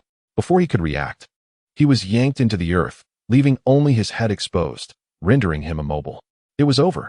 Not far away, Takagen, bound by clay, witnessed this and immediately fell into despair, akin to a frostbitten eggplant, wilted and defeated. Deidara slowly emerged from the ground before the water tiger, crouching down to brush the dust from his hands. With a light chuckle, he remarked, "This is not the sandwater burial. Without chakra, you are powerless, aren't you? Damn it. You bastard, I will kill you." The water tiger retorted, shaking its head in struggle and muttering curses under its breath. The surreal essence of life resembles a fleeting dream. As Deidara's expression shifted to one of seriousness, he cast the illusion technique floating life is but a dream, enveloping the 2 individuals in an intangible mental force. Upon uncovering certain truths, Deidara showed no mercy, sending 2 shurikens to guide them on their journey to the afterlife. It is said that if one does not eliminate such individuals, they may later bring significant trouble. As the saying goes, it is easier to deal with the king of hell than with troublesome little ghosts. After thoroughly emptying their belongings, Deidara grasped the amber jar and leaped onto the clay giant bird. It became evident that the 4 heavenly symbols were intent on using this artifact to seal the 8 tails. Gazing at the amber jar and recalling the past he had gleaned from the water tiger duo, "Through floating life is but a dream," Deidara murmured softly. He then chuckled lightly, noting their audacity. If they truly proceeded, they would be inadvertently gifting this amber jar to the Cloud Village. It dawned on him that this was precisely how the Cloud Village acquired the amber jar in the original narrative. After the failure of the 4 heavenly symbols, their focus shifted to Gaara. Setting aside his distractions, Deidara raised his gaze to the setting sun and promptly urged the clay giant bird to accelerate toward the hidden village of the children. The following day, as the sun rose over the shimmering sea, the land of crafts lay ahead, and the stars beckoned. The crimson-haired summer star stood anxiously upon a vessel, her heart racing. Although the peacock mystical method enabled her to manifest chakra wings, it could not sustain her flight across such a vast strait. It was only through her faint connection with the meteorite that she had arrived here by boat. As the ship anchored, a flicker of purple light sparkled in her eyes, and she hastily strode in a specific direction. Chapter 45. It was my choice to select you. Yet was it not also your choice? How could she pursue me from so far away? As a few individuals emerged from the materials shop, Deidara's gaze fell upon the summer star, who was scanning the surroundings. However, they had all employed transformation techniques, altering their appearances dramatically. The meteorite was safely contained within a lead box, currently nestled in the arms of Kimimaro. Exchanging a knowing glance with Kimimaro, Deidara maintained a composed demeanor as he passed by the summer star. What is happening? Suddenly, I can no longer sense the presence of the star. No matter where it may be, I must find the star. Hearing the bewildered murmurs of Shiori Shing behind him, Deidara suppressed a smile, glanced back at her momentarily, and then strode away. The gaze of that individual. Shiari Xing fixed her eyes on Deidara's retreating figure, observed for a while, then shook her head and resumed her search in the quaint village of Qiantong. Upon the clay dragon, Deidara and his companions finally embarked on their journey homeward, soaring towards the land of Earth. At this moment, a small flame danced upon Deidara's fingertip, swaying with the breeze. Ever since his previous discussion with Old Z regarding countering water-based ninjutsu with fire techniques, he had taken to studying it during his leisure time. The nature of fire release, particularly the high temperatures involved, fascinated him. Thus, although the flame upon his finger was diminutive, it harbored an exceedingly high temperature. It is widely understood that flames are the result of combustible materials decomposing into flammable gases at elevated temperatures, which then react vigorously with oxygen in the air. In simpler terms, what we perceive as wood burning is, in fact, the wood releasing combustible gases at high temperatures, igniting in the presence of air. Similarly, fire release ninjutsu operates by releasing flammable gases through a vigorous reaction of chakra, which then combines with changes in form to generate fire. The transformations of fire are limited, primarily encompassing light and heat, alongside the duration of the flame. At this moment, Deidara was contemplating how to elevate the temperature. On the surface, he appeared as tranquil as a placid lake, yet within him, his chakra had reached an extraordinary state of activation. He urged the flames to make swift contact with the air. With a quiet murmur to himself, Deidara rapidly expelled chakra from his fingertips. Subsequently, the small flame transformed in hue from red to a brilliant yellow-white, a testament to the transformation that occurs when flames burn at their fullest, significantly increasing their temperature. A glimmer of delight appeared between Deidara's brows as he delved deeper into his endeavor. Suddenly, with a resounding boom, an incredibly intense wave of heat erupted just as the flames at his fingertips transformed into a pale white hue. The scorching wave surged forth, and Kuratsuchi gasped in alarm, teetering on the brink of falling from the clay dragon. Fortunately, Deidara's quick reflexes allowed him to grasp her just in time. Phew, that was a fright. Kuratsuchi patted her chest, still bearing traces of her shock. Deidara, brother, have you succeeded? Mizuki-bai asked, wide-eyed in astonishment.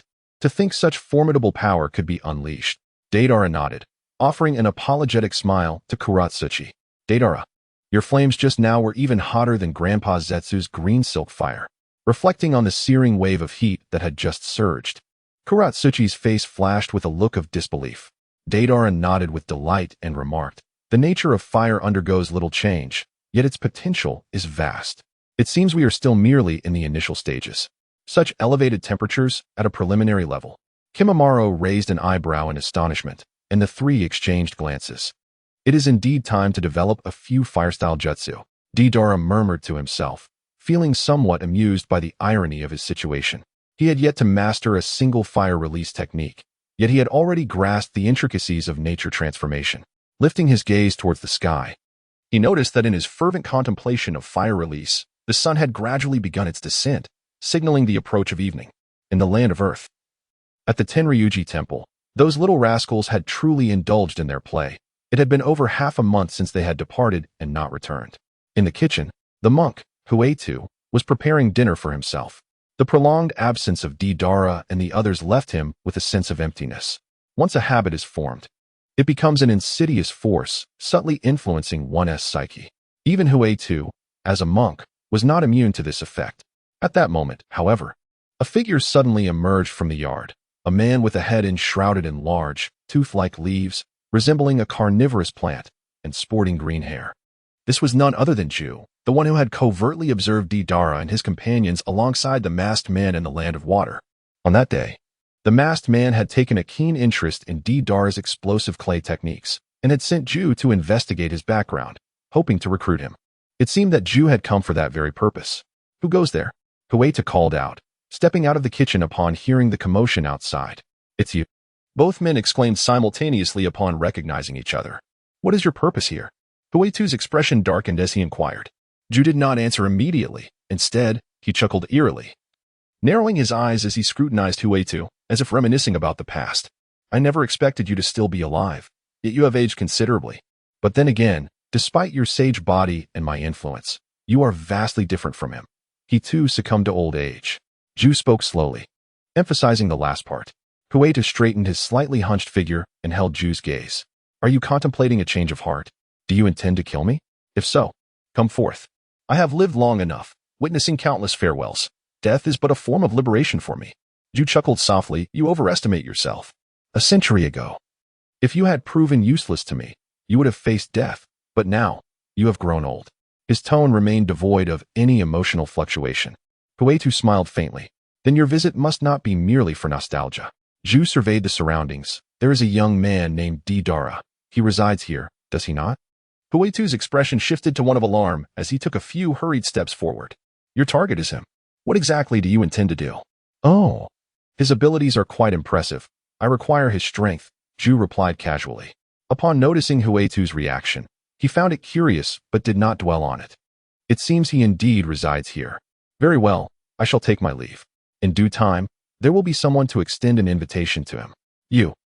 Take care of yourself. Wait. As the figure of Ju slowly sank into the earth, Huetu immediately called out to him. Though uncertain of his intentions, I shall never allow you to take him away. Huetu erupted with an astonishing aura, locking his gaze onto Ju. Ju, half submerged in the ground, was momentarily taken aback. Oh? Are you resisting me now? The you from a century ago would not have acted this way. Do not forget that everything you possess is bestowed by me. Ha ha ha. What you have given me, had it not been for my desire to avenge my mother, I would never have bowed to you. Nor would I have transformed into a devil. Huetu laughed towards the heavens. Yet within that laughter was a profound sorrow. Hee, it was I who chose you. But was it not also your choice? Ju remarked with a mocking grin, laden with meaning. However, this time, I have resolved to protect this place. Should you wish to take Lala, then you must tread over my corpse. Huetu declared in a deep voice, his expression resolute. Sage mode activate. Chapter 46. The Black Tiger's Heart Extraction. Huetu's muscles surged. His skin turned pitch black, and a robust, fleshy tail emerged behind him, while two horns sprouted from his head, resembling a humanoid beast. Roar!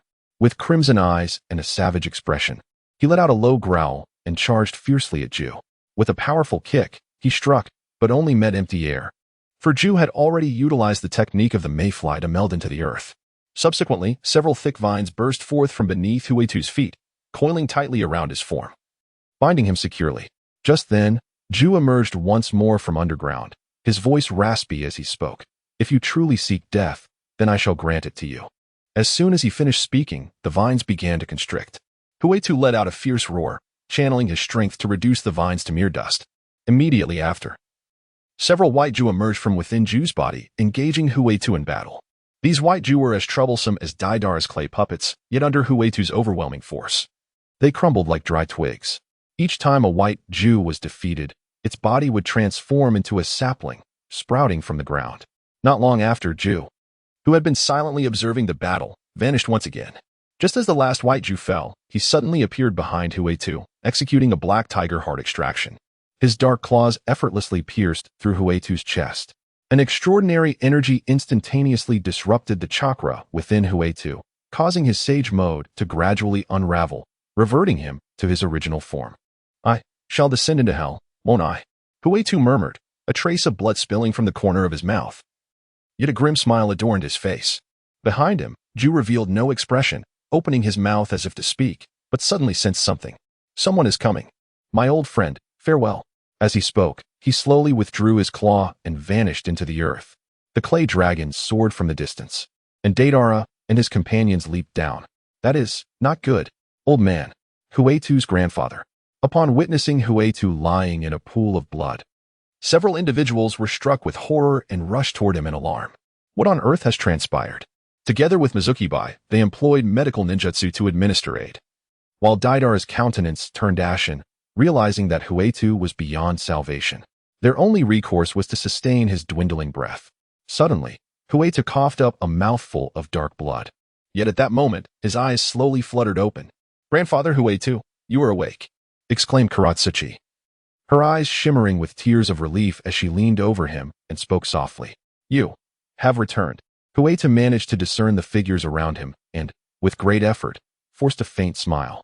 Lala, Xiaobai, do not expend your energy. Old man, what on earth happened? Who sought to take your life? As Deidara endeavored to provide aid, his face clouded with concern. He internally regarded the elderly man as kin, feeling an overwhelming urge to seek vengeance on his behalf. Huitu slightly shook his head, lifting his gaze to the moon above, and softly murmured as if to himself, "I have lived for over a century. Death, to me, is a release. Yet, until the end, I cannot absolve myself of my sins." A century? Several were taken aback. The previously encountered Huitu did not seem to bear the weight of such age. Huitu turned his gaze towards Deidara and suddenly spoke with solemnity. "Deidara, if, in the near future, a being named Ju approaches you to take you away from the village, you must not acquiesce. Remember." Upon hearing the name Ju, Deidara's expression shifted. "Is Ju out to kill you?" "Why?" Huitu replied. "He is a mysterious figure. I know little of him, but he has lived even longer than I." The revelation that Huitu had some connection to Ju sent a tremor through Deidara's heart. "Old man, how do you know him?" Huitu sighed deeply and said, "Well, it is of little consequence to share this with you now. It was 100 years ago." With a profound sigh, Huitu began to recount his past during those final moments. A century ago, in the era of the shinobi world, the land was rife with conflict, and chaos permeated the air. At that time, Huitu was but a youth. His mother, his sole companion, was brutally murdered by a ninja after enduring an insult. As despair engulfed him, a shadow materialized before him. The shadow was Ju, who promised Huitu power to exact revenge, but in return, required him to assist in certain tasks. Without hesitation, Huitu acquiesced. For the ninja who had slain his mother hailed from a prominent family, and he needed immense strength to reclaim his vengeance. Subsequently, for reasons unknown, Ju became intertwined with him and guided him to a place known as Longdi Cave. There, many serpents resided, some capable of transforming into human forms. Driven by his thirst for vengeance, Huitu persevered through numerous trials until he encountered the white snake sage within. After passing the sage's rigorous assessments, he remained there to cultivate Senjutsu chakra. However, perhaps influenced by the presence of Ju within him, his ability to tap into sage transformation began to spiral uncontrollably. When absorbing the chakra of, he found himself completely devoid of control, which significantly influenced his temperament, rendering him exceedingly irritable and volatile, as though he had succumbed to madness. In his frenzied state, he possessed no awareness, driven solely by an insatiable desire to annihilate everything in his path. After vanquishing several colossal serpents, he departed from the Dragon Cave, with the first order of business being to avenge his mother, slaughtering hundreds from that ninja clan, his bloodlust intensifying. Subsequently, Zetsu detached from him, declaring the experiment concluded, and abandoned him. It was at that moment he realized that Zetsu had merely regarded him as a test subject, assessing his compatibility with chakra. Following his separation from Zetsu, he occasionally succumbed to violent outbursts, unintentionally taking lives. Consequently, he withdrew from society, taking refuge in the deep mountains, believing he would spend his days there in solitude until he encountered his future wife. He began to learn how to suppress his emotions, and the intervals between his episodes of rage gradually lengthened, resulting in the birth of their offspring. Unbeknownst to him, however, his abilities, akin to a curse, were also inherited by them. In search of a remedy, he left his family behind, traversing much of the ninja world. Yet, upon his return after many years, he found his homeland engulfed in war, and he could not ascertain the fate of his family. Years later, having finally relinquished his search, he assumed the name of Huitu and constructed the Temple of the Celestial Dragon, dedicating it to the Eightfold Path, seeking atonement for himself and praying for his missing family. Interestingly, Huitu's original name was Tianqing Huishan. Chapter 47, The Land of Rice. The Arhut Hall. Upon hearing Huitu's recounting of his past, the four felt a profound resonance within their hearts, deeply moved. However, when Deidara heard Huitu reveal his true name, he was utterly astonished, instantly reminded of a boy named Go. Initially believing that the name Tianqing Go, like Naka's two scales, was merely a moniker. The connections he began to piece together compelled him to accept that Go was indeed a descendant of Huitu. His ability to absorb natural energy was a trait inherited from Huitu. Simultaneously, he found himself hesitating, pondering whether or not to inform Huitu that, in fact, his descendants were still alive. Old man Huitu, if we were to meet your descendants in the future, what message would you wish to convey to them? Deidara opened his mouth and finally uttered these words softly. Huitu paused for a moment before responding with a faint smile. If you happen to encounter them in the future, please deliver the wooden box in my room to them. At this point, a wave of intense pain made him groan. You need not go out of your way to search. If I could have found them, I would have done so long ago. Hui Tu's breath was shallow, his speech fragmented. Hei Tu's face reflected sorrow, and she could no longer hold back her tears, exclaiming, Lu, Grandpa Hui Tu, do you have anything else to tell us? You must be wary of Ju. With those final words, Hui Tu's head tilted, and he breathed his last. Grandpa Hui Tu. The others cried out in anguish. Deidara and By desperately channeled their green healing chakra, but to no avail. Days later, as the doors of the Tianlong temple were locked, Deidara turned to Hei Tu and the others and said softly, let us go. They nodded in agreement and descended onto the back of the clay giant dragon together. Several days prior, they had laid Hui Tu to rest. Yet, whenever Deidara thought of Chong Wu, an urgent desire to find him surged within him. In the original tale, Chong Wu was taken by Junma Lu to meet Orochimaru, so theoretically, he had yet to encounter him at this point. Deep down, Deidara was certain that Chong Wu was a descendant of Hui Tu, and the thought of Orochimaru abducting him for experiments with cursed seals weighed heavily on his conscience. However, the original text did not specify where Chong Wu was before meeting Junma Lu. In the vast ninja world, locating a single individual was an arduous task. Nevertheless, based on the narrative that Junma Lu ventured alone to seek out Chong Wu, Deidara surmised that he must be in a location not far from the land of rice, or perhaps even within it. Thus, after making some preparations, Deidara invited the others to set off that very day. On the back of the clay giant dragon, Hei Tu appeared bewildered and asked, Deidara, where are we going to search for Grandpa Hui Tu's descendant? Let us first head to the land of rice, Deidara replied with a gentle smile. A day prior, he had learned from Han, who had been on a long-term mission, that the current land of rice did not possess any ninja villages. This indicated that Orochimaru, who was still idling within the Akatsuki organization, had yet to establish the Sound Ninja Village. They would investigate there first, and if no clues were found, they would then proceed to the surrounding frost and vegetable countries. The land of rice, situated directly north of the fire country, was not vast, yet searching for someone within it was akin to finding a needle in a haystack.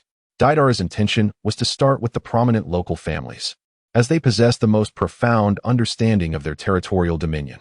The land of rice, as its name suggests, primarily sustains itself through agriculture, earning the reputation of being the granary of the ninja world. Thus, the local customs are simple and unpretentious. After several days of investigation, although there were no significant leads regarding heavy burdens, they found their endeavors relatively unimpeded.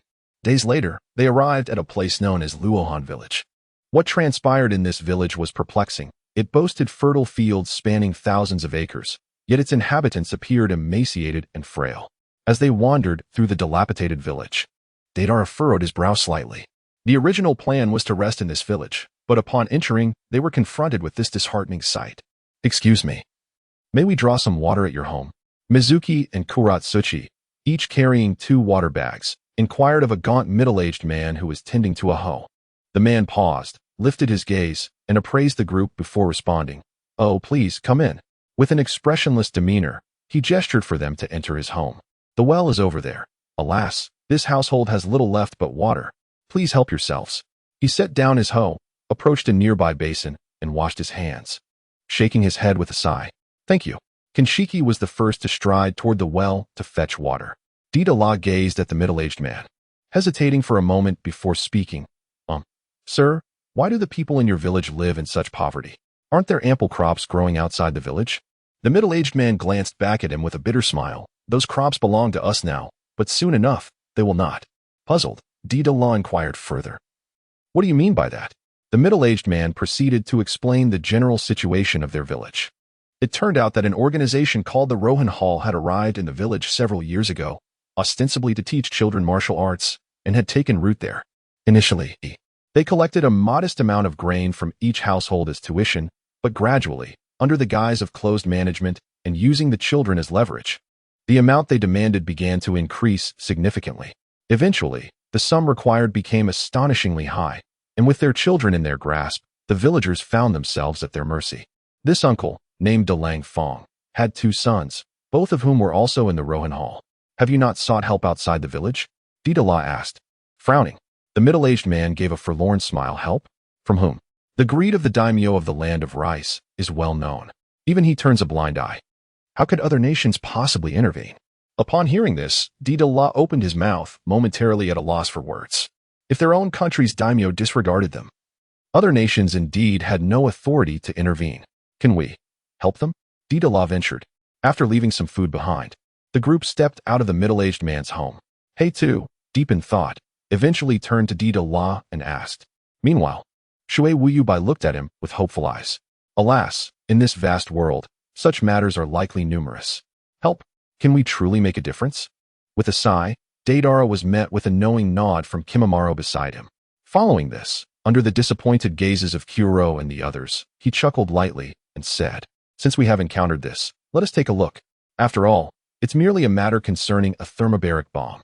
Chapter 48. The Essence of Taijutsu. Concealed techniques, is that the place? The group followed the main road of the village, and not long after, they beheld an imposing tall building standing before them. Surrounded by high walls, it occupied a considerable area. Bang! Bang! Two knocks resonated against the grand iron door, and moments later, a commotion could be heard from within. The door did not open, but a small window on the iron door slid open, revealing a vigilant guard who scrutinized Deidara and his companions. Who are you? What business do you have here? Transforming into Motoi, Deidara grinned widely and declared, We are here to challenge. Clang. The guard promptly shut the window and went to report. After a brief moment, the guard returned, stating, Lord Tenkai has said that we do not accept challenges. You are asked to leave. Very well. Deidara replied with a warm nod, much to the astonishment of Kuro and the others. Yet, unbeknownst to them, he was stealthily crafting some clay. Doton. Explosive clay C2 grasshopper. A vividly animated grasshopper materialized in his palm. Deidara chuckled softly. This is how one should first show courtesy before resorting to arms, without the need for words. Kimimaro and the others instinctively leapt aside. As the clay grasshopper was launched from Deidara's palm, he too sprang backward with a deft motion. Ha! Boom! The clay grasshopper detonated, obliterating the towering iron gate, and immediately, a cacophony of startled shouts erupted from within. A dozen muscular men, bare-chested, rushed out, glaring furiously. Who the hell do you think you are? Shouted a bald man, evidently the leader, with a furious roar. Kill them. Wait. Just as the group of bare-chested men was about to attack, a long-haired man called out loudly to stop them. The recent explosion was clearly not triggered by a detonating tag. As he stepped forward, passing by the bald man, he spoke coolly. Then, narrowing his eyes, he surveyed Deidara and the others with an impassive expression, saying, Did you not claim you were here to challenge? Are you aware of the rules? Kuro and the others exchanged bewildered glances, turning to Deidara. Isn't it customary for the dojo to treat the challengers, regardless of victory or defeat? Deidara ventured to ask, echoing a line from a movie. Are you perhaps here just for a free meal? At this moment, before the long-haired man could respond, the bald man bellowed in rage. The rules for challenges are as follows. First, challengers may only enter vertically and exit horizontally. Otherwise, it is deemed a successful challenge. Second, the rules are set by the one being challenged. Please, the long-haired man coldly uttered, then turned and stepped into the Rohan Hall. Is it really that cool? Intriguing. Deidara adjusted his nostrils and beckoned to Kuratsuchi and the others, who followed him inside. The interior resembled the architectural style of a ninja academy, with several guards stationed at the iron gates leading to the classrooms. At that moment, with the members of the Rokutten Hall, they arrived at the training grounds. Our Rokutten Hall specializes in physical techniques, thus we propose the rule that you may only utilize physical techniques as well. Who among you will step forward first? The long-haired man regarded Deidara and his companions with an expression of indifference. Under such rules, my chances of victory are greatly enhanced. These troublemakers must be eliminated. Upon hearing that only physical techniques were permitted, Deidara furrowed his brow slightly. Although his physical skills were not insignificant, they were hardly exceptional. However, with Kankuro by his side, he felt no fear. The descent of Lord Tenka into the fray certainly bestowed them with honor. Indeed, this round seemed secure, not far off. A group of guards exchanged words, expressing their unwavering confidence in the long-haired man, Tenka. Kankuro stepped into the arena, and the life-and-death confrontation was imminent. The essence of physical techniques, Rokutten Fist. As Kankuro assumed the starting stance, a surge of raw strength erupted within Tenka, accompanied by an overwhelming aura. He raised his fist and charged towards Kankuro. Without employing the bone pulse technique, Kankuro swiftly dodged by twisting his waist, delivering a rapid punch. The Kagaya style of physical techniques emphasizes agility and speed, complemented by the hard and sharp bone pulse. Had there been a knowledgeable member of the Hyuga clan present, they would have noted the striking similarities between Kankuro's Kagaya techniques and the Hyuga's gentle fist. This was something Kankuro himself was unaware of, as he had yet to encounter any Hyuga clan members. Observing the two in the arena, it was astonishing that they had exchanged over 10 strikes in mere moments. Although a contest of physical techniques, their figures danced, one fierce and robust, the other supple and elusive, creating a captivating spectacle. Rokuten fist, rising knee. As Kankuro leaped forward once more, Tenka raised his leg and struck with his knee. However, Kankuro swiftly countered, striking Tenka's knee with both hands, using the momentum to deliver a rapid punch aimed at his face. Rokuten fist, shoulder charge. Twisting his form, Tenka crashed into Kankuro with his shoulder, the tremendous force driving him back several meters. Excellent. Truly, Lord Tenka is remarkable. The guards outside erupted in cheers. This Rokuten fist can indeed contend with Kankuro's physical techniques. Deidara felt a slight chill of surprise, realizing that this world indeed harbored numerous hidden techniques unknown to him. However, the Rowan fist had been mentioned in the original text, which Deidara had merely overlooked. Moreover, it is worth noting that in the original timeline, the Rowan fist had some connection with Junmaru, a detail that few, apart from seasoned Naruto enthusiasts, would remember. Rowan fist, crushing palm. Just as Junmaru steadied himself, the opponent, Tianhai, inhaled deeply and unleashed a powerful palm strike. This produced an immense surge of energy in the form of a giant palm. Junmaru's pupils constricted sharply, prompting him to swiftly leap aside. Boom! The palm energy crashed into the surrounding wall, utterly demolishing it and leaving behind a colossal palm imprint. At this moment, even Deidara raised his brows, intrigued by the Rohan fist. Junmaru's eyes glinted with determination as he charged towards Tianhai once more, now prepared to engage earnestly. Dance of the Cherry Blossom. With fists blurring in motion, he struck with astonishing speed. Although originally a technique of the Shikatsumiyaku, Junmaru's execution with his fists imbued it with a unique potency. Such speed. Tianhai struggled to keep pace, continually blocking but finding himself increasingly overwhelmed by the rapid barrage. Bang! Bang! After enduring 2 fierce punches, Tianhai staggered back 2 steps. Yet Junmaru had no intention of allowing him respite. Seizing the moment of weakness, he shouted, "You dare to harm my brother? You shall pay dearly." Dance of the Willow. Leaping into the air, Junmaru spun, delivering a flurry of punches. 1, 2. His fist relentlessly battered Tianhai, who could only passively endure the onslaught, leaving the surrounding spectators in stunned silence. How could this be? A bald man with a fierce expression murmured in disbelief. Bang! Junmaru's final punch connected squarely with Tianhai's forehead. "Brother!" the bald man exclaimed, rushing into the fray. Tianhai's eyes widened as he was thrown to the ground, blood streaming from his 7 orifices, a sight most gruesome. Chapter 49, Jirobo. Inheritance of the chrysanthemum lying on the ground, Tianhai lifted his gaze towards the 2 combatants, murmuring, "Konghai, you are no match for him." Unmoved by the chaos, the bald man roared, "You dare to harm my brother? You will pay with your life." Raising his fist, he invoked the Rohan fist, rock strike. His fist, now glowing a deep crimson, surged forward with a fierce wind, striking heavily towards Junmaru. However, Junmaru deftly ducked, retaliating with a powerful punch directed at Konghai's side. With a pained grunt, Konghai staggered backward. Konghai, Tianhai, still on the ground, tightened his expression before silently launching a surprise attack with a kunai towards Junmaru. Clang! The metallic sound echoed as Mizuki's crystal kunai shot forth from the side, striking it down to the ground. The atmosphere surrounding Deidara was somewhat somber. He displayed a lack of martial ethics and decreed their demise. While a direct confrontation is easily evaded, a concealed assault poses a formidable challenge. Fortunately, Mizuki intervened just in time. What if the ambush had gone unnoticed? With a cold expression, Mizuki nodded and swiftly launched another Senbon needle, piercing directly into the center of Tenkai's brow. Meanwhile, Junmaru ceased to hold back, unleashing a barrage of punches aimed squarely at Kukai's chest. Blood gushed from Kukai's mouth as he collapsed thunderously to the ground. "Thank you all, we can finally return home." After the demise of the Tenkai brothers, Deidara and his companions instructed the guards to release the hundreds of children.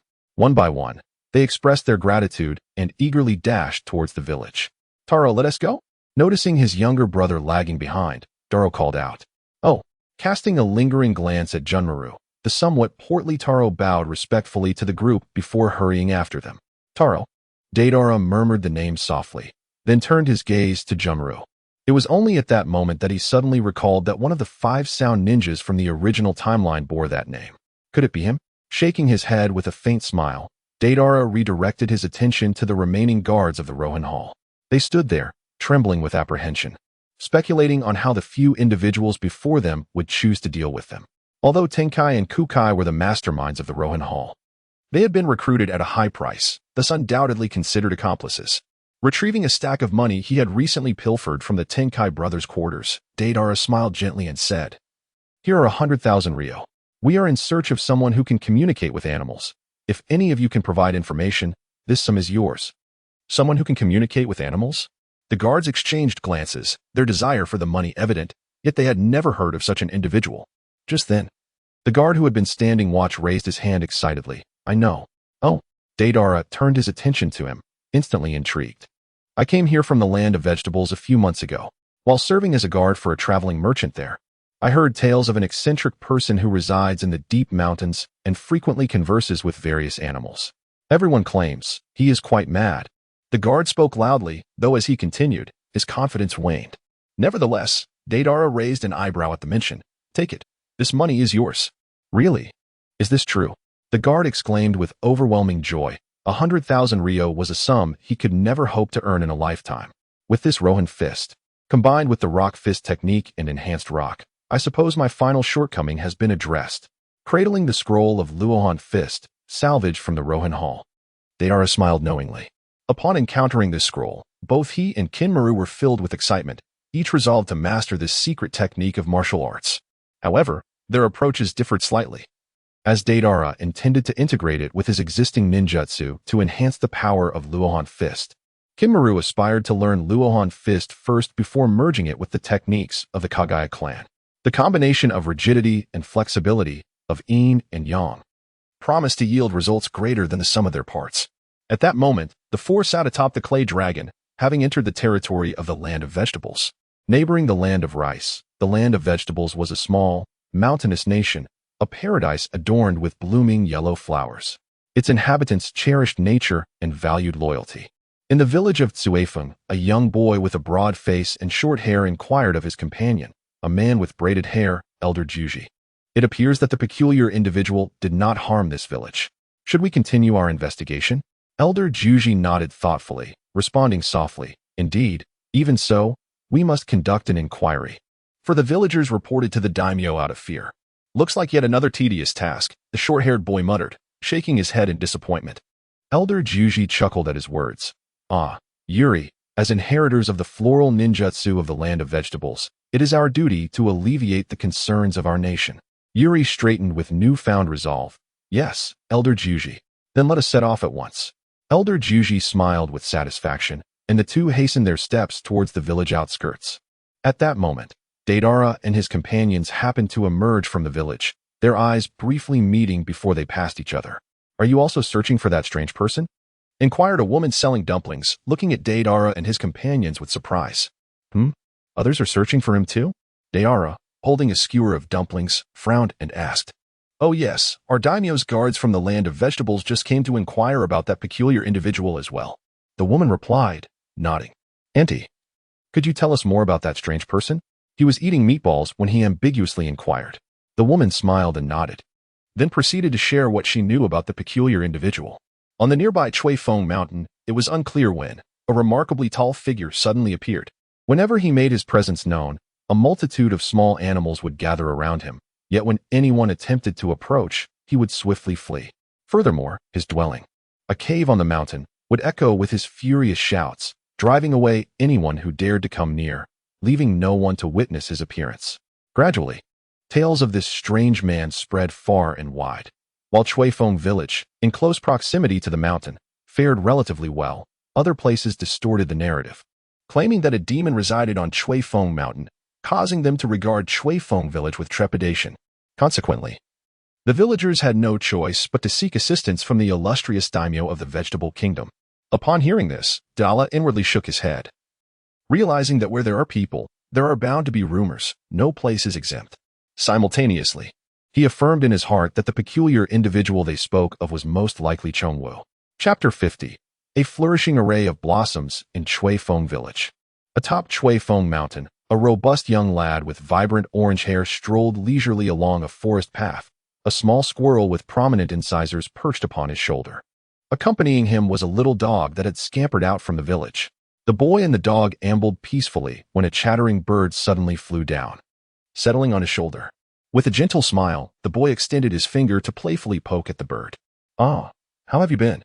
It's been a while since we last met." The bird chirped in response, as if acknowledging his words. "Is that so? You must be cautious not to get caught by the village children. Be careful." At this moment, the boy's expression shifted abruptly. "My time outside is up. You all must leave now." The squirrel immediately leapt down and scurried away, while the bird took flight in a flurry. The little dog, however, whimpered and halted in its tracks. "You should head home," the boy urged, frowning as he glanced back at the dog. "Woof woof." The dog barked twice before wagging its tail and scampering back down the mountain, glancing back every few steps.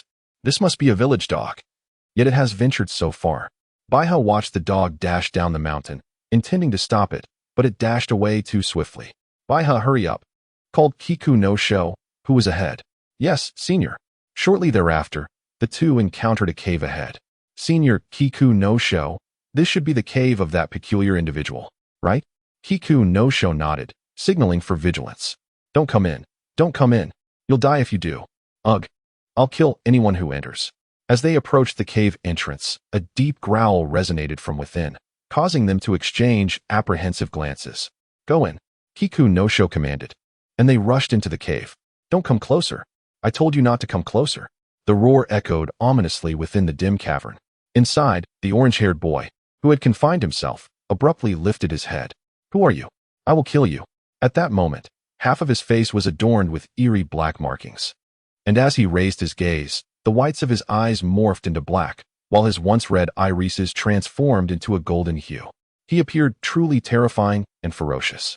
He is indeed a monster. Baiha retreated several steps, frightened. The rumors were evidently true, although Kiku no Sho was also startled. His extensive experiences prevented him from succumbing to fear. He began forming hand seals. "You wish to kill me? Before you do, I shall eliminate you first." The orange-haired youth let out a fierce roar, raising his fist as he shattered the confines of his prison. Behold, floral shuriken, falling petals. With a powerful thrust of his hands, Kiku no Sho unleashed a barrage of flower-shaped shurikens towards the orange-haired youth. Clang, clang, clang. Yet, in a remarkable twist, Shu Wu's right hand transformed into the form of a broad axe, deflecting the incoming projectiles. Wielding the axe with ferocity, Shu Wu resembled a human beast, charging forward with tremendous force towards Kiku no Sho. Die! The axe, now resembling a colossal weapon, passed through Kiku no Sho's form, but no blood was shed. Instead, Kiku no Sho disintegrated into a flurry of yellow petals, scattering in every direction. Shadow clone technique. Lily flee. Kiku no Sho reappeared at a distance, and upon seeing Shu Wu turn towards Lily Chang, he shouted urgently. The elder intends to use that technique. Understanding the cue, Lily Chang promptly turned and sprinted towards the cave's exit. Flower ninjutsu, blossoming flowers. Boom, boom. Kiku no Sho formed hand seals, exclaiming softly, as numerous explosive flowers crafted from explosive talismans soared towards Shu Wu, triggering a series of detonations. A cloud of dust billowed forth, causing the cave to collapse. "Elder," Lily Chung called out as she dashed from the cave's entrance. "Lily." Kiku no Sho emerged from the thick smoke, a faint smile gracing his face. "Is that strange man dead?" With Kiku no Sho unharmed, Lily Chung felt a wave of relief wash over her.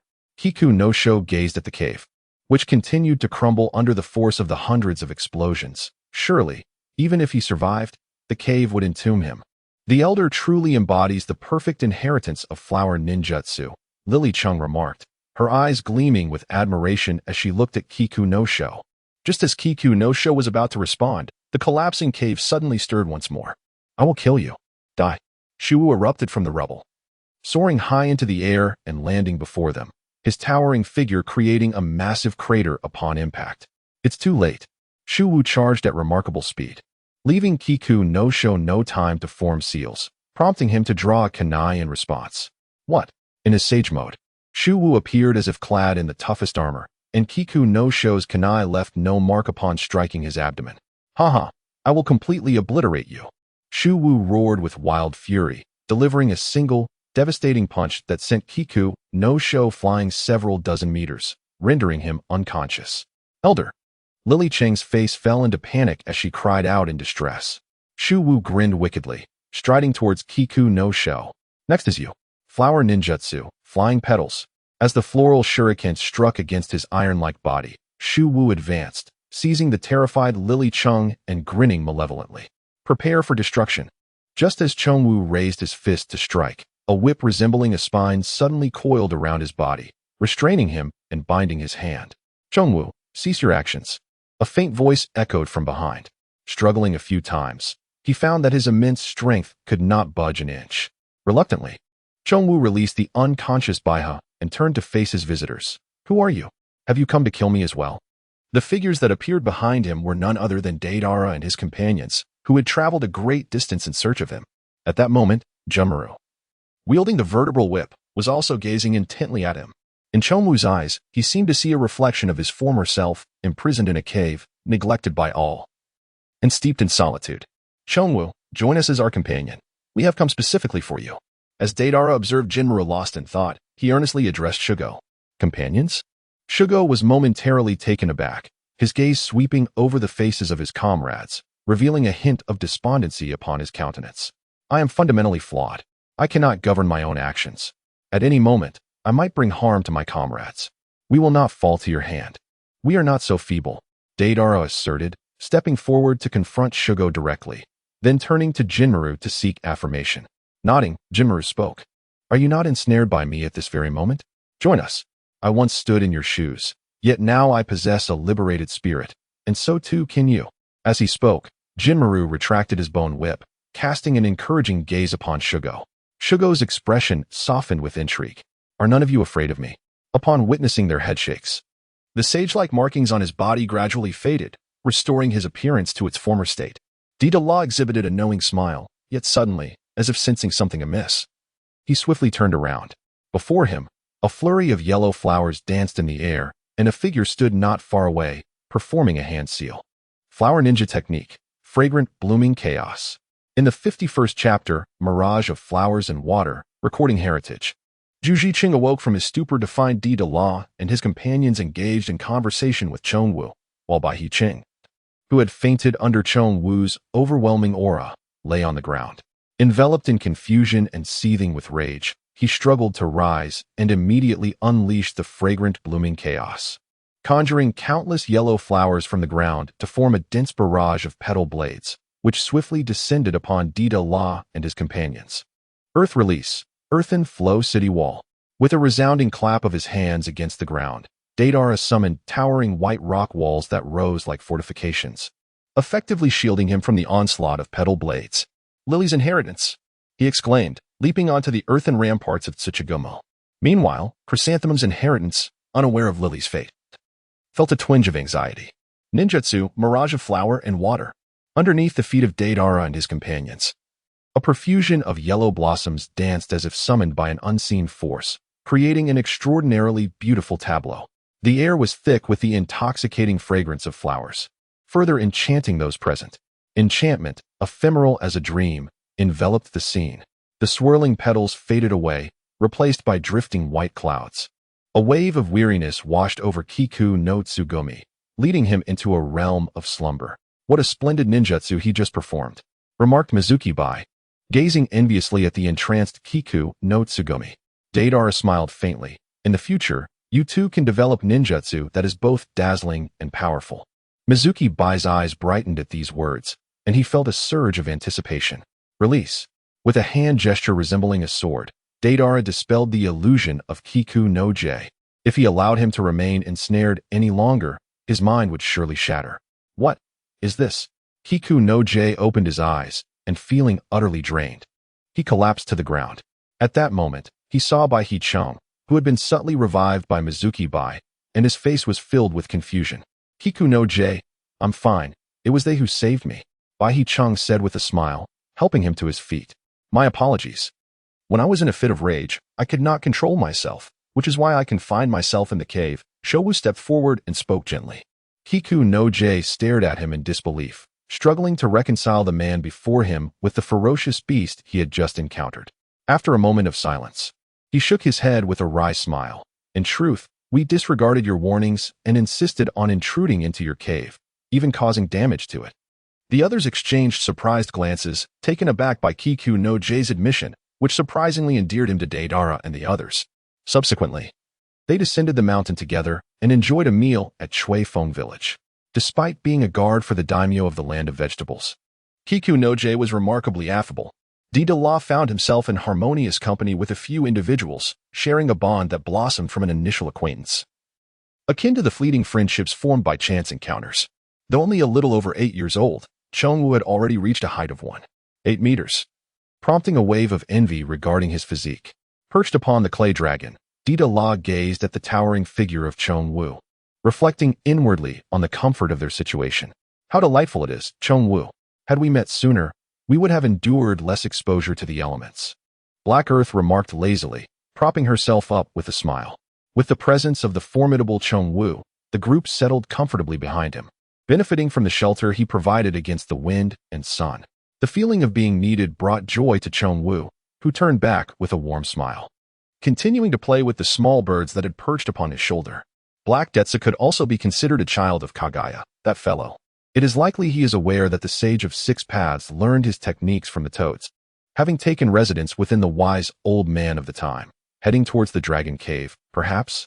Looking at Chongwu inevitably reminded Deidara of the origins of his sage body. The original work left many blanks, forcing him to speculate based on scant clues. Shaking his head slightly to cast aside these distractions, he recognized that pondering such matters was futile. It was far more practical to focus on self-improvement. Currently, he still felt a sense of trepidation. Not to mention, he possessed the ability of underworld ninjutsu, which allowed him to absorb ninjutsu and render it ineffective. This skill seemed almost otherworldly at present. Yet, Deidara was acutely aware that in the future, such abilities would be commonplace. The thought of an ordinary lower-ranked ninja wielding scientific ninja tools capable of absorbing ninjutsu left him feeling despondent. However, it was precisely this sense of impending crisis that fueled Deidara's intense desire for power. After organizing his thoughts, Deidara resolved that upon returning to the land of Earth, he would set aside all other pursuits and dedicate himself entirely to mastering dust release. This technique, capable of disintegrating matter into atomic states, combined with the ultimate insight granted by the peculiar mutation of his Sharingan, hinted at the possibility of acquiring an extraordinarily powerful ability. Thus, upon his return to Awagakure, Deidara proposed to Noki the idea of entering seclusion for intensive training.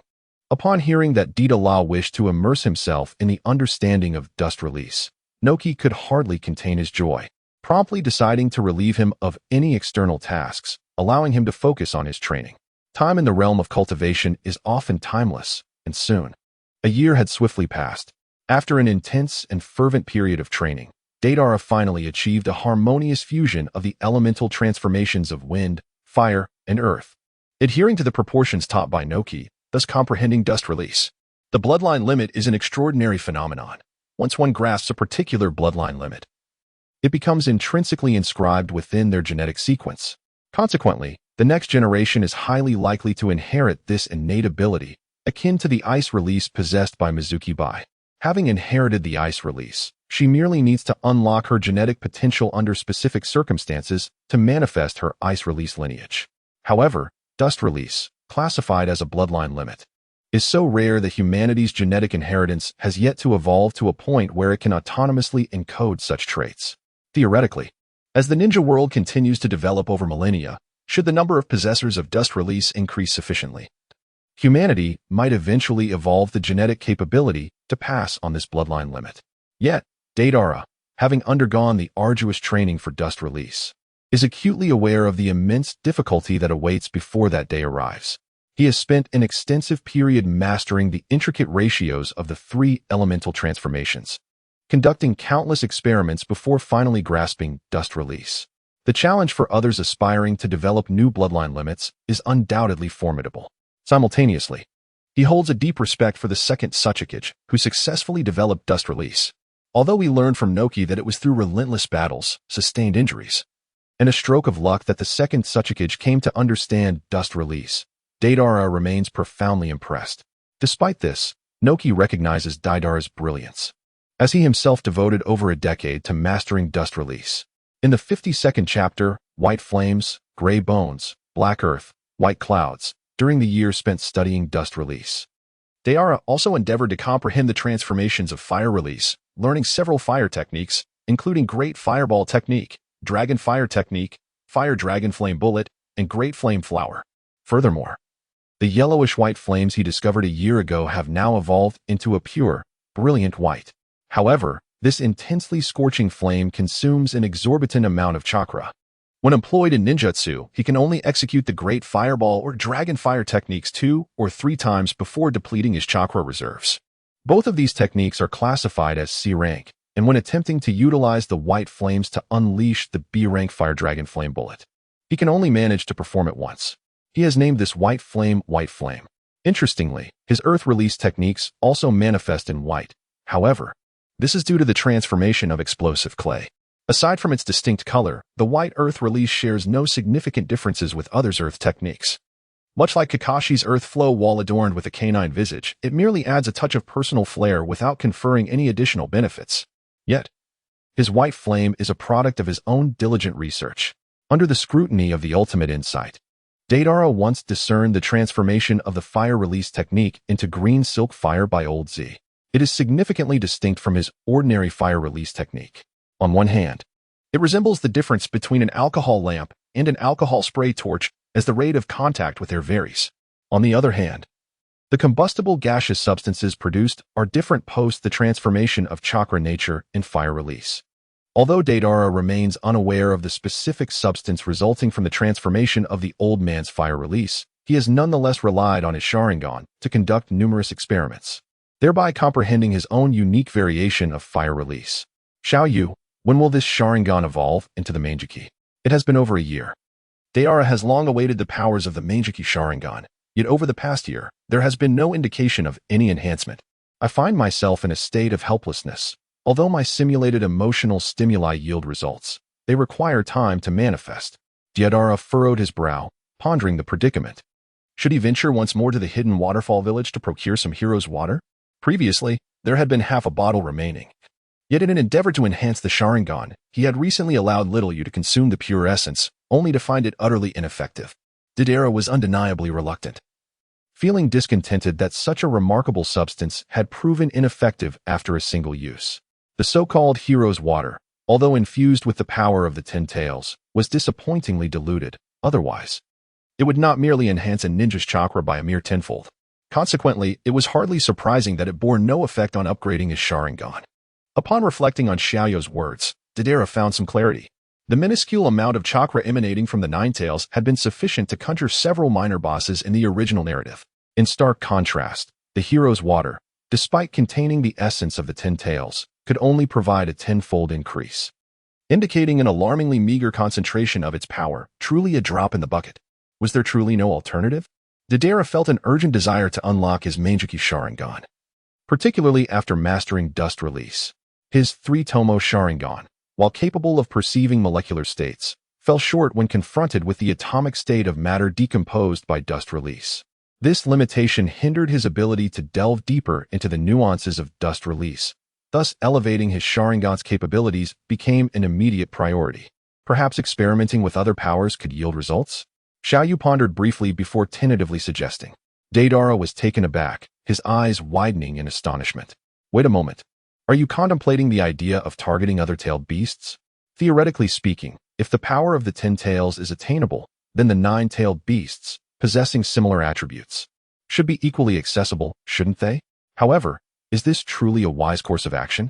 If so, wouldn't the objective of the 5 Kage summit inevitably center around him, Deidara? Of course not. For now, it would be prudent to refrain from such reckless ambitions. I mean, aside from the tailed beasts, haven't we yet to explore other sources of power? Upon hearing this, Deidara raised an eyebrow. Other powers? Could they truly yield results? The sage body cells are uncontrollable. Can they assist as they did last time? The previous enhancement of the Sharingan to the 3-tomo state was largely thanks to the sage body cells bestowed by the late Huitu, a fact that even Huitu himself was unaware of. However, Huitu's foundation was intertwined with the Dragon Cave and the Black Zetsu, which, to some extent, still connects to the Ten Tails. When it comes to other powers, Deidara remained rather skeptical. Little Yu flashed a grin, insisting that it was worth a try, wasn't he it? Deidara nodded, finding merit in the words spoken. After all, there was little to lose in trying. However, after a moment's contemplation, he smiled and remarked, I believe I understand the power you refer to, but preparation is essential before venturing there. In the entirety of the ninja world, it seems that only that place possesses such immense chakra. Deidara, dinner is ready, came the voice of Kuratsuchi from outside the door, prompting Deidara to rise and step outside. Deidara, you promised that once I integrated the weighted stones into the dissolution technique, we would explore the ninja realm together. When will you fulfill that promise? Pouted Kuratsuchi as she served some dishes into Deidara's bowl, her tone tinged with a hint of melancholy. Over the past year, Kuratsuchi had made significant progress. Not only had she successfully merged the weighted stone technique with the dissolution technique, but she had also revealed a remarkable aptitude for sealing techniques. Initially indifferent to the art of sealing due to its complexity, her perspective shifted after witnessing Deidara effortlessly subdue the Kaibutsu using sealing techniques. Consequently, 6 months prior, she commenced her studies in this art, and to her astonishment, her talent proved to be exceptional. This stood in stark contrast to her father, Inoki. In just half a year, aside from mastering Deidara's core sealing technique, she had also learned another sealing method. However, despite her keen interest in Genjutsu, she found herself devoid of any natural talent in that area, a twist of fate that elicited a sigh of resignation. The two water-based Genjutsu techniques, Flowers in the Mist and Moon Reflected in Water, which Deidara had previously gifted her, she later passed on to Mizuno Kunibai. To her surprise, Bai demonstrated unexpectedly high aptitude in Genjutsu, excelling not only in medical ninjutsu, but also in the aforementioned techniques, alongside Mist Illusion Magic Prison. By the end of the year, she had mastered all 3 techniques taught by the legendary Sanins. Moreover, she had gleaned unique insights from Flowers in the Mist and Moon Reflected in Water, suggesting that she might soon develop a novel genjutsu of her own. Additionally, both Jae-go and Kimimaro had made strides in their respective abilities. Starting with Kimimaro, he had perfected his sword technique, One Flash, and his mastery of the Rohinquan had also reached new heights. He was on the verge of merging the Rohinquan with Kagaya's fluid arts, with the development of a new body technique seemingly just a matter of time. Noteworthy was the peculiar transformation occurring within his Shikatsumiyaku, which had turned from a stark white to a slight gray after a year of training with meteorite materials. Fortunately, Deidara, upon examining him with his insightful eye, discovered that this change had no adverse effects on his internal organs. In fact, Kimimaro felt no discomfort. Rather, the hardness of his Shikatsumiyaku appeared to be enhancing. Simultaneously, the gray bone sword emanating from his body seemed to have absorbed some mysterious essence from the meteorite, radiating an enigmatic aura. Chapter 53. The Ksitigarbha Sutra and the Art of Rock Concealment. Lastly, there is the figure of Chonwu. Upon their return from the land of vegetables a year prior, Deidara and his companions presented the relics of the Wise Earth before him, thus revealing the past of the Wise Earth and its profound significance. Certainly, Deidara could never reveal his identity as a time traveler. Instead, he merely mentioned the shared ability to communicate with animals as a means of locating Hui Tuesday. It took Chonwu a moment of astonishment before he opened the wooden box left by Hui Tuesday. Inside, there lay a single scripture and a map. The scripture, titled the Earth Store Sutra, appeared to be an ordinary text, yet from it, Hui Tu discovered a method to suppress his own ascension-induced rampage. With this revelation alone, Chonwu felt a burgeoning certainty that he was indeed a descendant of Hui Tu, evoking a complex array of emotions within him. On one hand, he felt elated to have a means to manage his ascension from this point forward. On the other hand, he lamented the fact that he could not meet Hui Tu in person. As for the map, it astonishingly depicted the route to the dragon's lair. On the reverse side, Hui Tu had penned several records, detailing individuals he had inadvertently slain and their respective residences. It turned out that periodically, he would use the offerings from Tianlong Temple to covertly support the descendants of those individuals, seeking to atone for his past transgressions. Although Hui Tu did not elaborate further, certain notations on the map suggested he harbored intentions of revisiting the dragon's lair. Perhaps due to an unpleasant encounter with the white snake immortal, he refrained from doing so out of fear. Throughout the course of the year, Chongwu initially experienced 2 more episodes of rampage. Yet through the methods outlined in the Earth Store Sutra, he gradually gained full control over himself, and thus, no further incidents occurred. Deidara, as she noticed him lost in thought while eating, Hei-Tu waved her hand in front of his eyes. Oh, junior sister, what did you just say? Deidara snapped back to reality, gazing at her in confusion. I said, shouldn't you fulfill your promise? I have completed the lime binding technique. Hei-Tu exclaimed, exasperated. Deidara couldn't help but smile. Then, as if recalling something, he nodded and said, all right, no problem, but we'll need to wait a few days. Akatsuchi, with a look of delight, playfully exclaimed, really? So where shall we go? The land of soup? Or the land of birds? Deidara bit down on his chopsticks, pondering for a moment. A place you can only visit once in your lifetime. Huh? Are there such places? Mizuki-bai was also intrigued.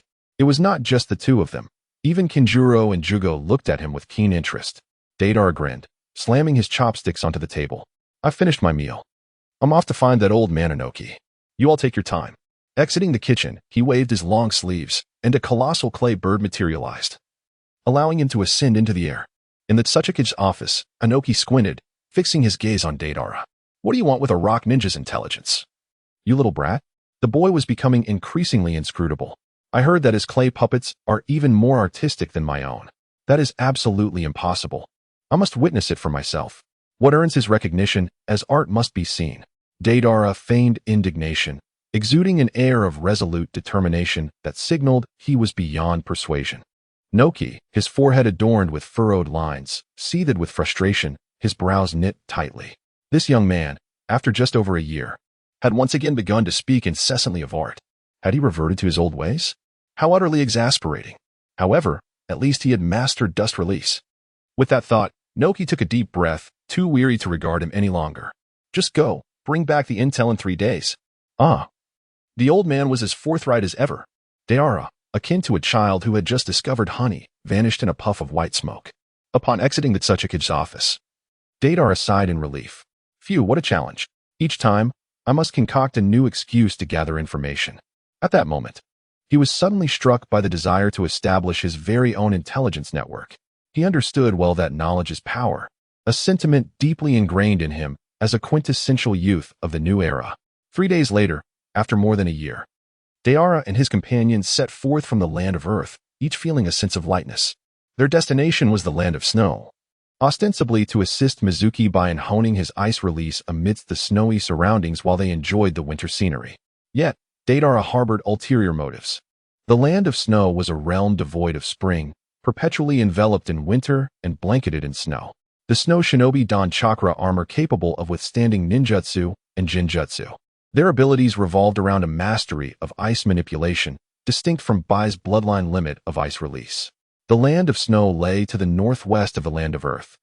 As the clay dragon journeyed further in that direction, the temperature steadily declined. Fortunately, the group was well prepared, donning fur cloaks retrieved from their storage scrolls to shield against the biting wind and snow. Yet, even so, Karatsuchi's enthusiasm remained undimmed. Those who were playful felt invigorated by the outdoors. By the afternoon, the group finally arrived at a village, planning to acclimatize to the climate before scaling the snow-capped mountains the following day to revel in the winter vistas. Nightfall arrived swiftly in the land of snow, the pristine white ground seemingly absorbing all sound from the surrounding space.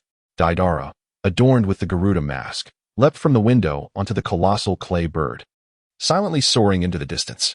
Soon, he arrived at the edge of a canyon, descending from the bird with a graceful leap. Were it not for my identity as a ninja and the mastery of fire release, I would never venture out at this late hour. He exhaled a puff of mist, pinching his icy earlobe as he muttered to himself.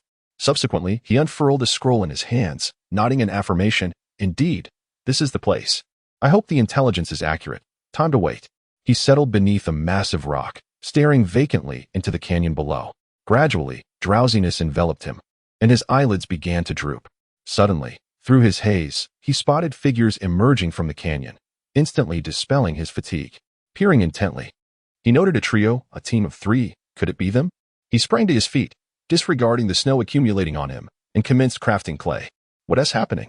A conflict among themselves?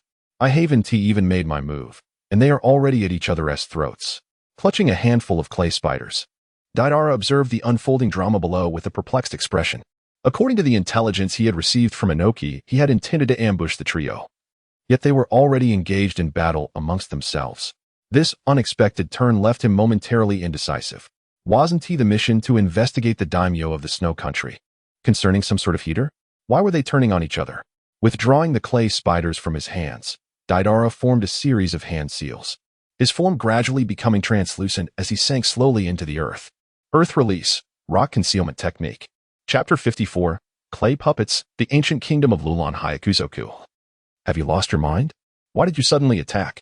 A sand ninja, his face half hidden by a cloth, inquired with an expression of indignation. He found it utterly incomprehensible that Hyakuzoku, who typically displayed deference and flattery towards the Kazekage and most others, would unexpectedly turn against his teammates during a mission. The gaunt figure across from him cast a glance at the medical ninja he had slain, lying motionless on the ground, and smirked malevolently. Maki, stop pretending. For such a trivial C-rank mission, the fourth Kazekage actually sent you? Humph. I am certainly not like that foolish woman, Yakura. Maki furrowed his brow. What do you imply? Do you think that I am your target this time? Hyakuzoku narrowed his eyes. Are you still playing games? Recently, there have been Umbu monitoring me in the shadows.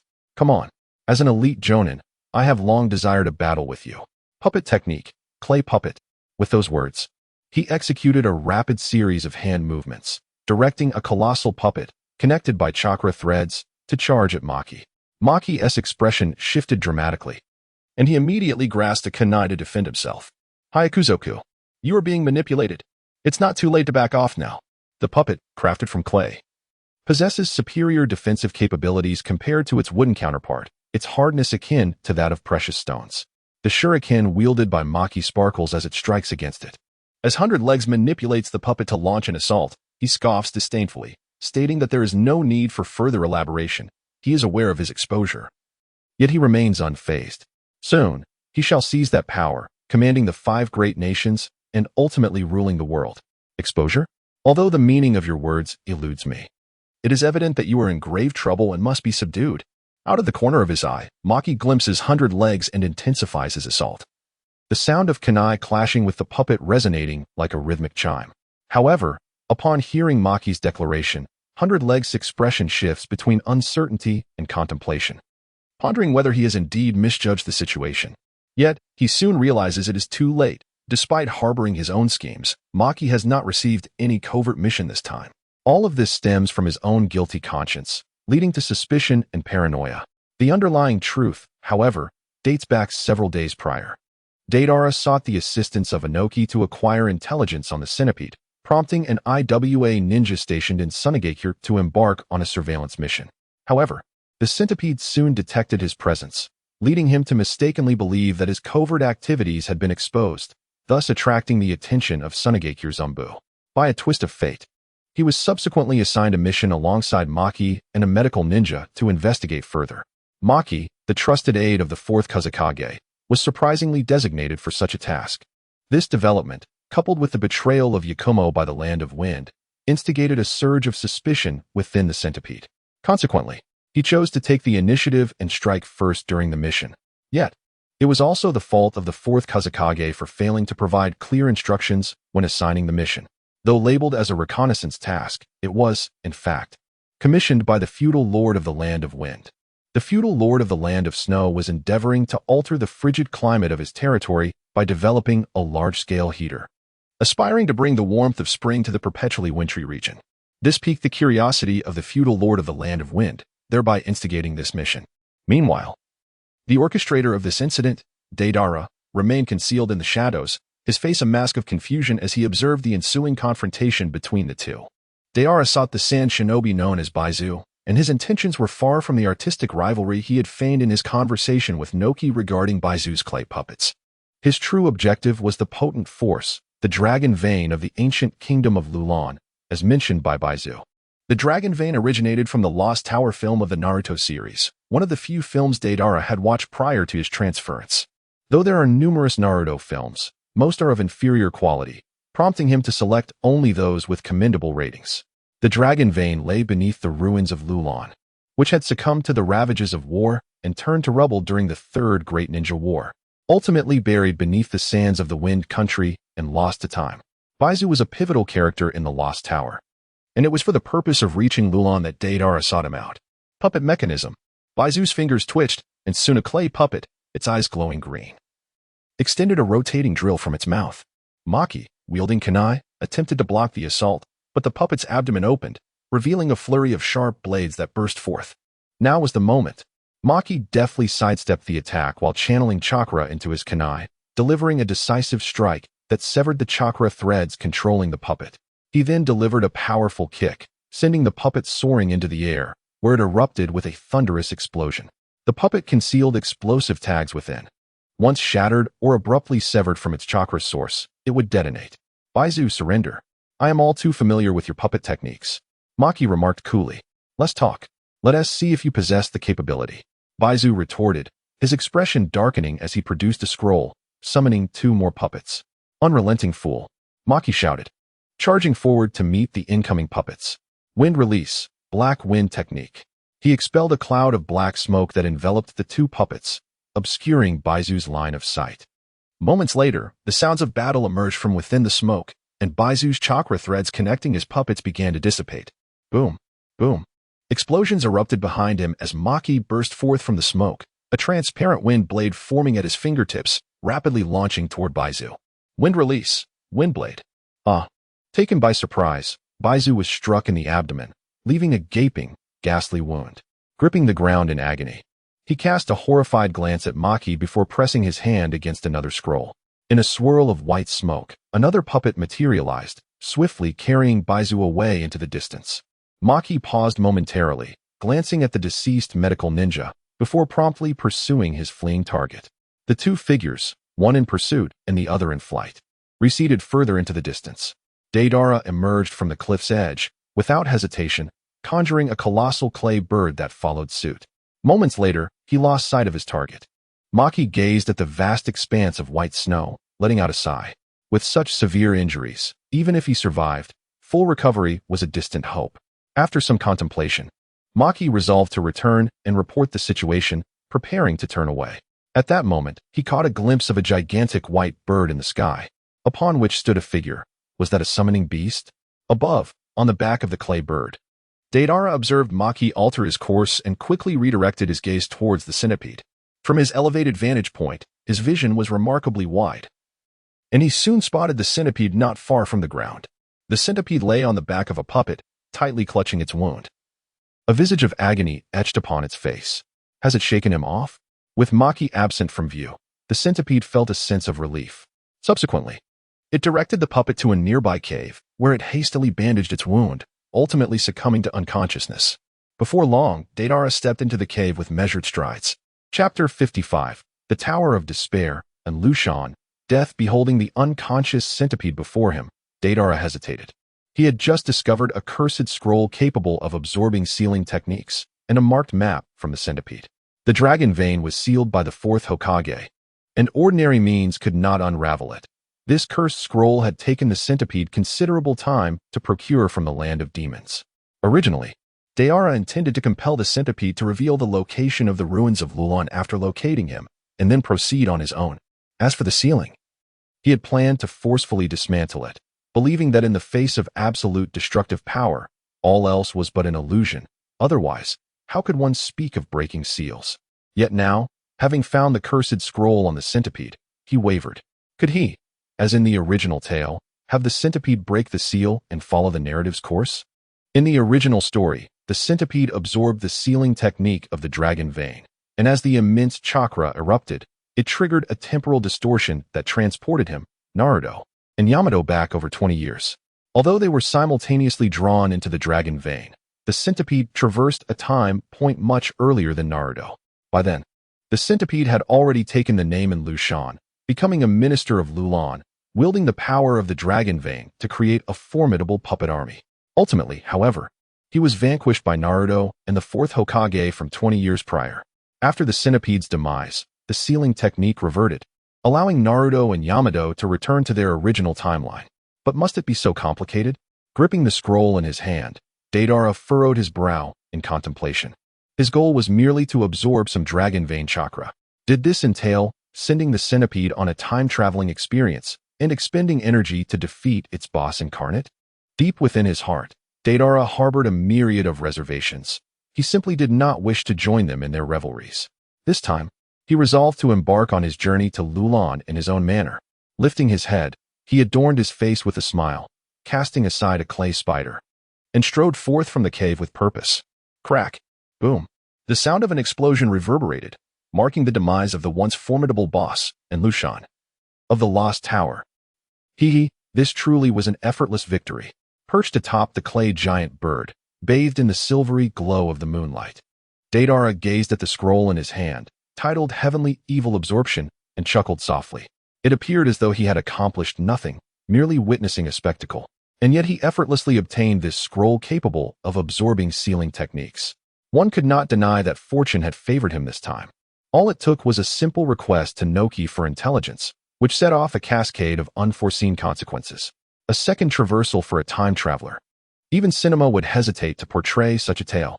Shaking his head with a light-hearted chuckle, he tucked away the scroll and accelerated towards the village where he would alight. The following day, at dawn, Black Earth called out, "Deidara, rise and shine, why are you still asleep?" Her voice echoed loudly outside, shaking the very walls of the inn. After a considerable pause, Deidara finally opened the door, bleary-eyed. Upon witnessing his disheveled state, Black Earth chuckled and remarked, "Still not awake, are you? I never realized you could sleep so soundly."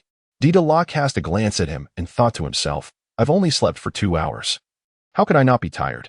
With dark circles under his eyes, he climbed the snowy peak with a few others, while Mizuno Tsukibai commenced his studies in ice release. Exhausted, Deidara settled down cross-legged and entered a meditative state. Through meditation, not only could he enhance his chakra, but he could also recover his physical and mental stamina. While it could not replace sleep, it possessed a refreshing effect to alleviate fatigue. Upon reaching the summit of the snow-capped mountain, Kinshiki and Jae-gon exchanged knowing glances and seamlessly commenced their sparring practice. Kuratsuchi, initially brimming with enthusiasm as she shaped snowballs, turned to witness the scene with a sense of resignation. Is this not merely a change of scenery for training? Subsequently, she whirled around and hurled a snowball down the mountain in frustration, leading her to summon her summoning beast, Slime. Where am I? Ah, I am freezing. Farewell, Kuratsuchi. As Slime appeared, its body, composed of condensed seawater, began to freeze gradually. To Kuratsuchi's astonishment, it let out a cry and promptly vanished from sight. Fortunately, its body was made of seawater. Had it been freshwater, it would have been frozen in an instant in such an environment. Suddenly, Kuratsuchi had a brilliant idea and swiftly formed a hand seal. Water style, water trumpet. She exhaled a trumpet-shaped column of water, which rapidly crystallized into an ice trumpet in the frigid air and fell to the ground, scattering ice shards. It felt as though she had discovered a new realm. As she repeatedly employed her water-style ninjutsu, reveling in the exhilaration. "Hey, Deidara, Kinshiki, come quickly." She suddenly spotted a sled approaching from a distance, with several individuals in pursuit, and immediately called out to her companions. "What is happening?" they inquired, leaping to her side and following her gaze downward. "Is that Kakashi?" Deidara remarked with surprise. Seated on the sled was the silver-haired ninja Kakashi, a technician of Konoha, accompanied by several sled dogs that were also his summoned beasts. Behind him sat a heartbroken, black-haired girl, tears streaming down her face. The sled dogs raced furiously as the pursuing ninjas relentlessly attacked. "Your training opportunity has arrived, Shiro." Deidara turned to white with a grin. Practical combat training surpasses the monotonous routine of practice, fostering rapid improvement. Understanding the implication, Mizuki Shiro nodded and immediately descended the mountain. "Wait, I want to go too," Kuratsuchi called out, following suit. "Ice style, Wolf Fang avalanche technique." A snow ninja with long, light purple hair swiftly formed hand seals and slammed the ground. Suddenly, an avalanche erupted beside the sled, shaking the earth and mountains. The surging snow transformed into several ice wolves, leaping fiercely toward Kakashi and his companion. Ice style, Ice Rock Hall. In the month of Mizuki, Shiryu positioned himself beneath the colossal ice wolf. With a soft exclamation, an ice wall, even more grandiose than the earthen ramparts conjured by Deidara, erupted from the ground with a thunderous force. The ice wolf collided with the wall, shattering upon impact, while the ice barrier simultaneously thwarted the torrent of an impending avalanche. Who is she? On the sled, Kakashi glanced back at Shiryu, a look of perplexity crossing his features, yet he did not halt. The sled, carrying the two of them, swiftly vanished from sight. How infuriating! Is he Kakashi's comrade? The purple-haired man, witnessing his ninjutsu being thwarted, wore a grim expression. Gritting his teeth, he formed another set of seals: Ice Release, Breaking Dragon, and Fierce Tiger. A massive ice dragon surged forth from the earth, hurtling towards Shiryu. In response, Kuratsuchi unleashed her own technique: Water Release, Water Dragon Bullet Technique. Following closely behind, she had forged a pact with the slime, endowing her water ninjutsu with formidable potency. The enormous water dragon erupted from the ground, swiftly crystallizing into an ice dragon, and the two dragons collided, nullifying each other.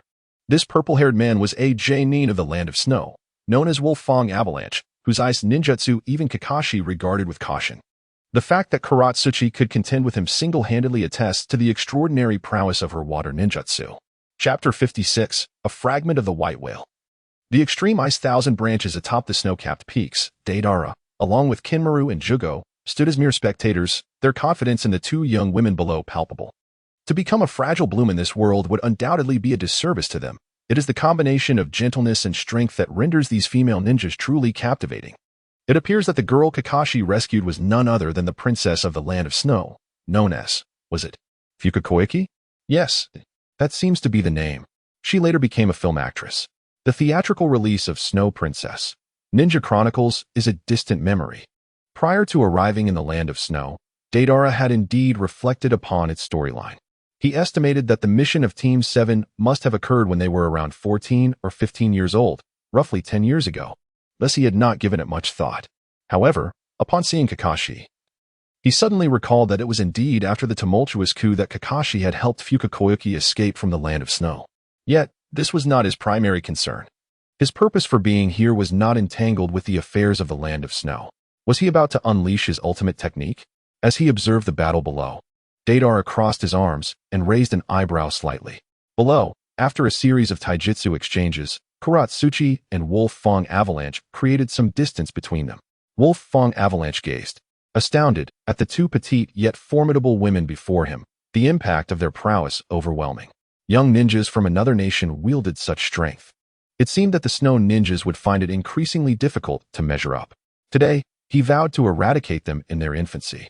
With a fierce resolve, he formed hand seals: Ice Release, One-Horned White Whale.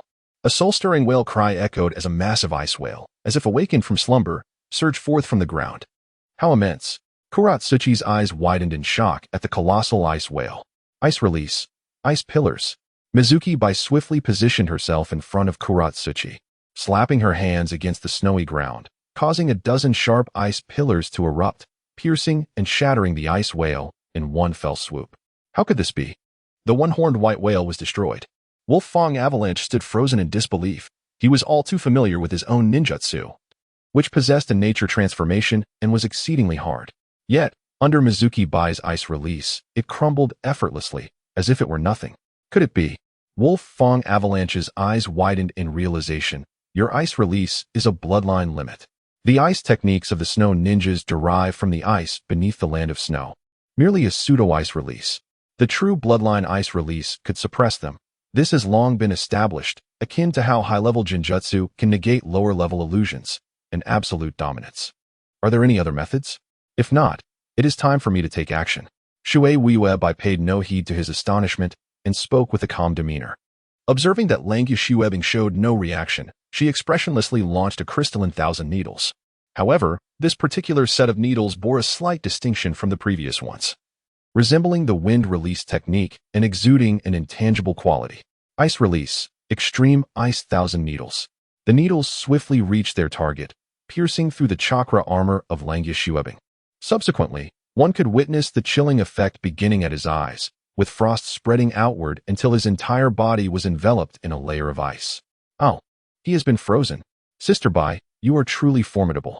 Hei Tu exclaimed, grinning widely. Shuei took her hand, shook her head, and replied with a smile. This is largely thanks to Brother Deidara's guidance. My Extreme Ice Thousand Needles incorporated the nature transformation of Ice Release, containing an utmost chill, which enabled the freezing to commence from within his body. Then, if we were to thaw him, could he be revived? Hei-Tu inquired, her face filled with curiosity. Shui Wuyuebai chuckled. You have also considered this point. Brother Deidara mentioned that theoretically, it should be possible. But achieving a momentary thaw without causing him harm is quite challenging. You're so annoying, always mimicking Deidara's way of speaking. As they joked, the two girls held hands and slowly approached the frozen Langish Yuebing. After rummaging through his belongings, they acquired the technique of the white whale of one horn. Battling against this snow country ninja had enriched Bai's understanding of ice release, and the technique of the white whale would serve as an excellent reference for her. Furthermore, the environment of this snow country was indeed conducive to her practice of ice release, thus the group decided to linger here for the time being. Taking advantage of this time, Deidara delved deeply into the study of the 10 evil absorption technique. 10 evil refers to the 10 evil spirits, a greedy specter from the mythos of the Naruto world, whose ability lies in reversing human actions and behaviors, thereby wreaking havoc upon humanity. It is presumed that this technique, originating from the land of demons, draws inspiration from ancient sorcery, akin to secret arts. The singular distinction of this sorcery from conventional ninjutsu is that, in addition to hand seals, it requires the recitation of an intricate incantation during its execution. In the original narrative, when the centipede absorbed the seal, the brief incantation it uttered was likely a result of extensive practice and subsequent refinement. Soon, a little over a month had passed, although the duration was brief. Mizuki Bai's ice release technique underwent significant qualitative enhancement during this period. The rudimentary form of this ice technique, which had previously sparked realizations, was further perfected this month by drawing upon the Snow Ninja's ice techniques, with the only remaining requirement being the passage of time for its fine-tuning. Deidara has indeed mastered the evil curse technique, although he cannot yet execute it with the same swiftness as the original Baizu. However, he is not on the battlefield facing an enemy. As long as he can successfully absorb the seal, that suffices. In the land of wind, amidst the desolation of the desert, Deidara scornfully exclaimed, "Is this truly the place you claim one can only visit once in a lifetime?" Spitting out the sand and dust from his mouth, he gazed upon the barren expanse of the desert, which was filled with a haunting sense of despair. Deidara feigned an intimidating posture, pretending to reward her with a mental breakdown, causing her to hastily retreat behind Bai. "What are you thinking?" "Of course not." Suppressing a smile, Deidara turned around, surveying the surroundings. The location indicated by the map indeed pointed to this very area, yet the markings left by the centipede. At that moment, Deidara suddenly sensed something and sharply glanced in a particular direction. There, the sand began to flow gently, gradually forming a sand dune. And a pair of crimson eyes abruptly opened. It was a colossal ant, the size of a house. Upon seeing the group, it leapt into the air, lunging straight at Deidara and the others. The sheer size of the ant momentarily stunned the group, prompting Deidara to immediately adopt the hand signs for dust release. However, at that moment, Kimmeru also leapt high into the air, the bone sword piercing through his wrist and striking true.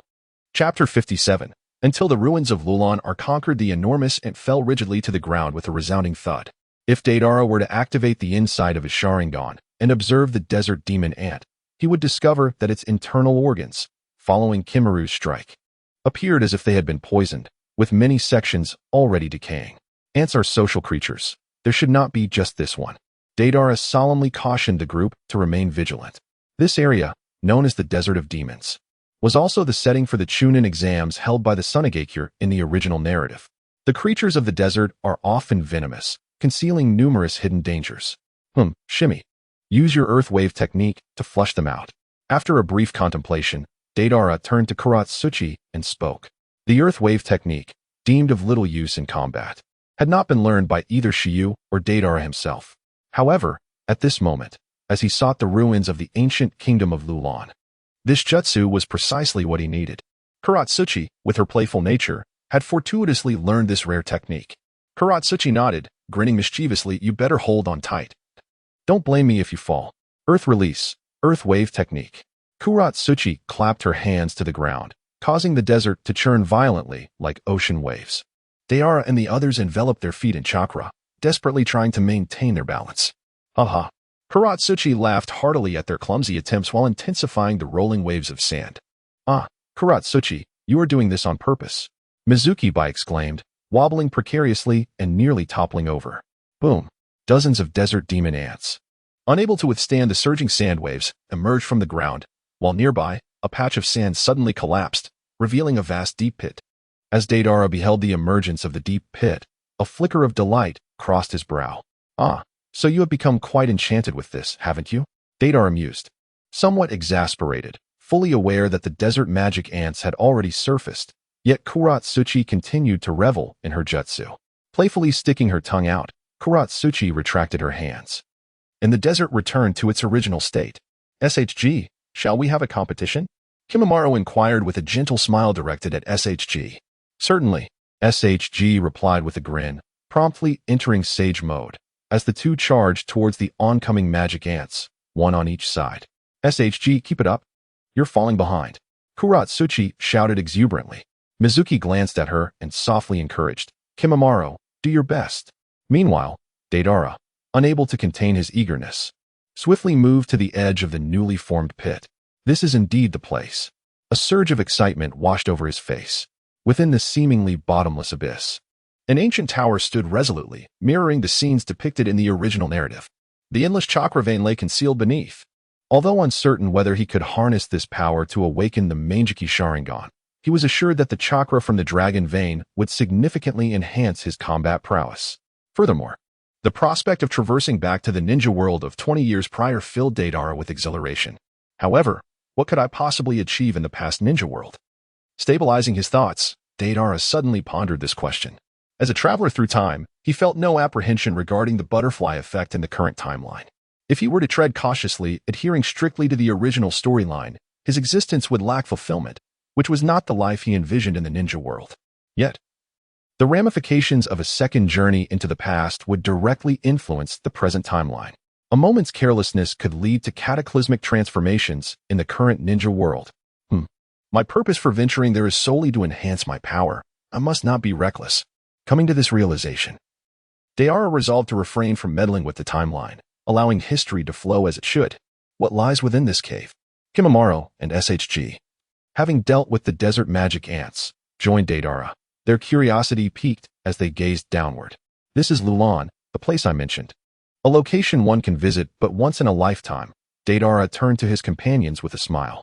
Lulan, they echoed, perplexed, having never heard of such a nation. Deidara nodded, subsequently conveying all matters related to the dragon vein, save for the centipede, to the others, since he intended to take them along. It was imperative that they were informed of these matters, although he refrained from disclosing anything about their impending traversal.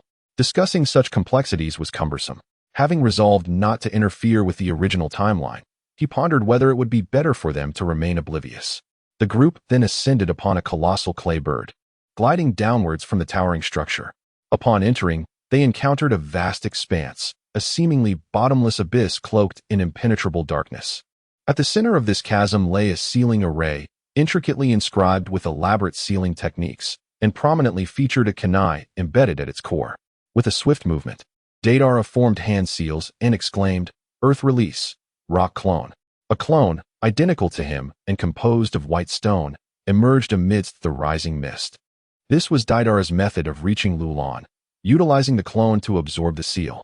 The rock clone, though not as formidable as a wood clone, surpassed other types such as water or earth clones in strength. "Go forth. We shall not return until we conquer Lulan," he declared to his clone, which nodded in agreement before striding purposefully towards the sealing array. "No matter what transpires, remain calm. We shall stay right here," Deidara reminded Kuratsuchi and the others once more.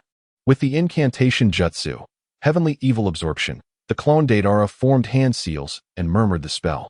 Moments later, he exchanged a glance with his original self, grasped the kunai upon the altar, and as he slowly withdrew it, the sealing technique began to crawl up the surface of the small clone's body. Boom. As the kunai was completely extracted, a blinding light erupted, followed by a colossal surge of chakra energy shooting skyward from the deep pit below, engulfing the clone within its embrace. Incredible! Kuratsuchi and the others gasped in astonishment at the unimaginable chakra energy. "It's here." Unlike his companions, Deidara's face radiated fervor. At that moment, a tremendous pulling force emanated from the dragon vein chakra. Thanks to Deidara's prior warning, the others remained relatively composed as they allowed their bodies to be drawn into the dragon vein, subsequently losing consciousness. As the scene shifted and time warped. Akin to Naruto in the original tale, the group awoke one after another from their slumber in a region near the Dragon Vein. Is everyone all right?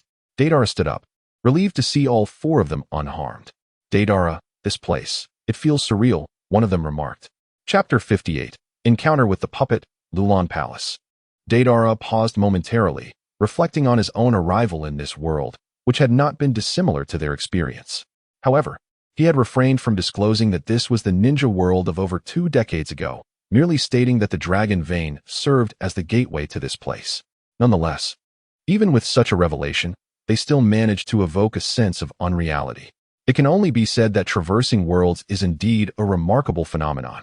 Let us venture outside and behold what lies beyond. Deidara eagerly ascended along the surrounding walls, where several skylights beckoned. These structures were nothing short of magnificent.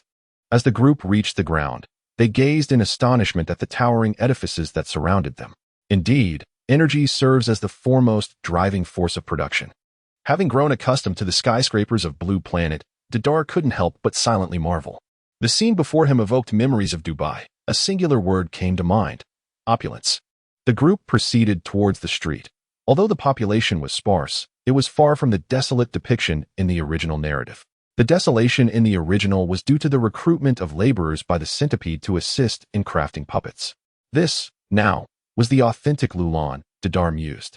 What purpose do those serve? At that moment, I noticed some black pipelines overhead and inquired with curiosity. Deidara raised his gaze and regarded the pipelines with an understanding that remained unspoken. The people of Lulan were but ordinary folk, with only their king possessing the means to control the Dragon Vein. These pipelines were precisely what allowed Lulan to draw chakra from the Dragon Vein, distributing it to households as a source of energy.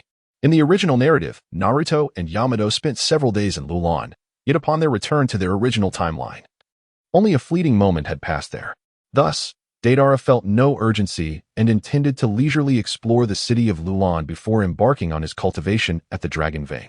As he wandered and indulged in the local delicacies, he felt fortunate that the currency of this era was akin to the soft cash of the future, allowing them to fully experience the customs and traditions of the Lulan people. What purpose did those towering city walls serve? To fend off the sands? Approaching the city's edge, he noticed numerous Lulan citizens fervently engaged in raising the walls, prompting Deidara to murmur quietly, "Who are you?" "Outsiders." Just then, 2 guards appeared behind them, their expressions wary as they inquired. Deidara turned to glance back, only to find that behind the 2 individuals, several towering puppets were following. Puppets? The 100-legged has already perished. Why is this so? Deidara furrowed his brow slightly. "Please accompany us." One of the guards spoke with an expressionless demeanor. Deidara exchanged a glance with several individuals, signaling them to flee. In an instant, they scattered in different directions, swiftly retreating into the distance. The 2 guards behind them were momentarily taken aback. They were outsiders and shouted, "Capture them."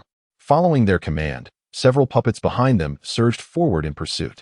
Soon, the once tranquil city of Lulan became a cacophony of activity, as guards and puppets flooded the streets in search of Deidara and his companions. "Deidara, why are we running? Can't we simply defeat them?" Black Earth asked, bewildered, as they stood atop a tall tower, observing the guards below. "If we take down one wave, another will come. It's best to remain low-key." Deidara replied with a faint smile. He then furrowed his brow, gazing at the puppet forces below, perplexed by the situation. What is happening? Why are there so many puppets in Lulan? Meanwhile, within a palace in the Lulan royal court, a man wearing a white mask sat cross-legged, seemingly bored. "Oh, considering the time, the 3rd Shinobi World War is drawing near.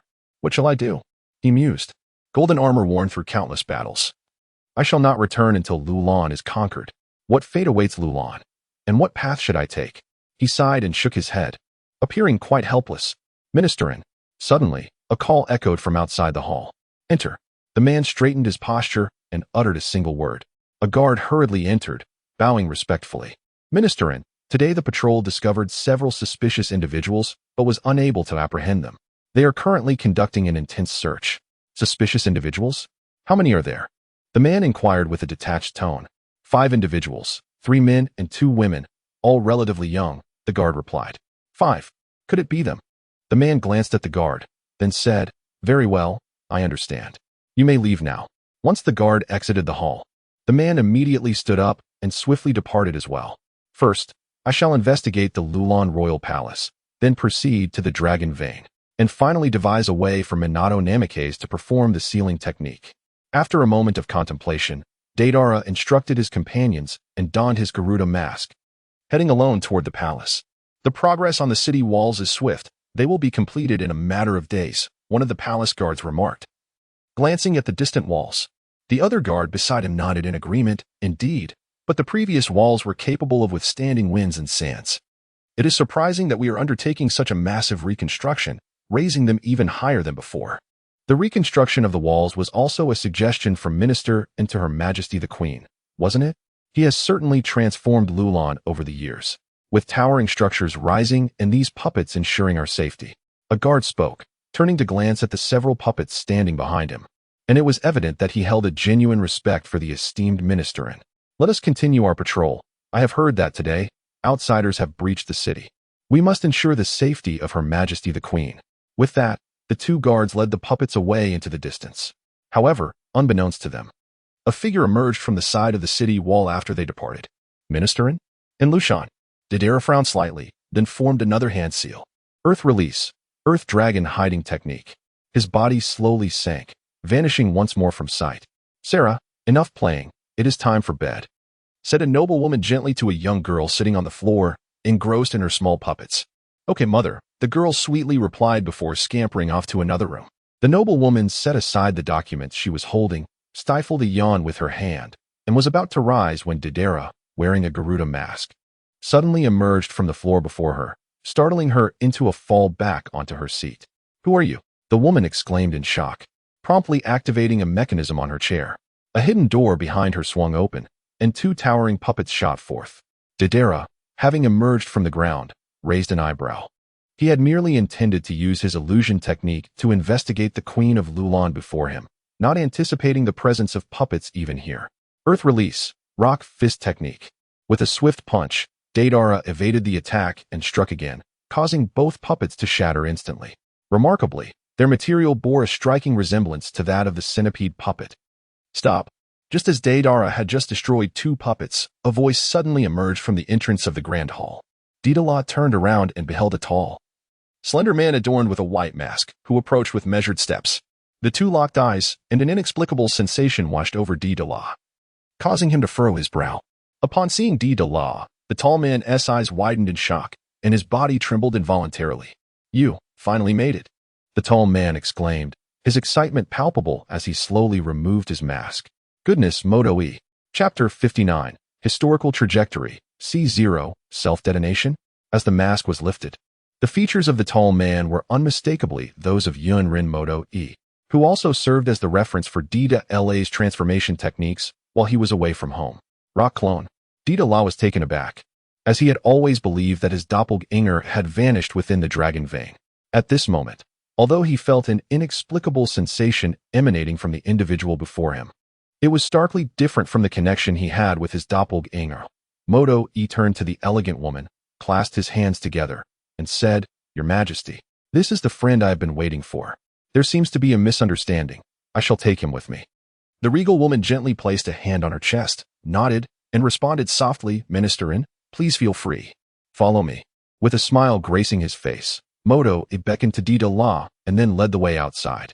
Without a moment's hesitation, Deidara strode forward, closely following behind. They arrived at the palace of the tall, slender man, and just as Deidara was about to speak, he beheld Metoy before him, enveloped in a swirling white mist, which astonishingly transformed into an identical figure of Deidara. However, this doppelganger bore a subtle yet palpable aura of authority, rendering their demeanors subtly distinct.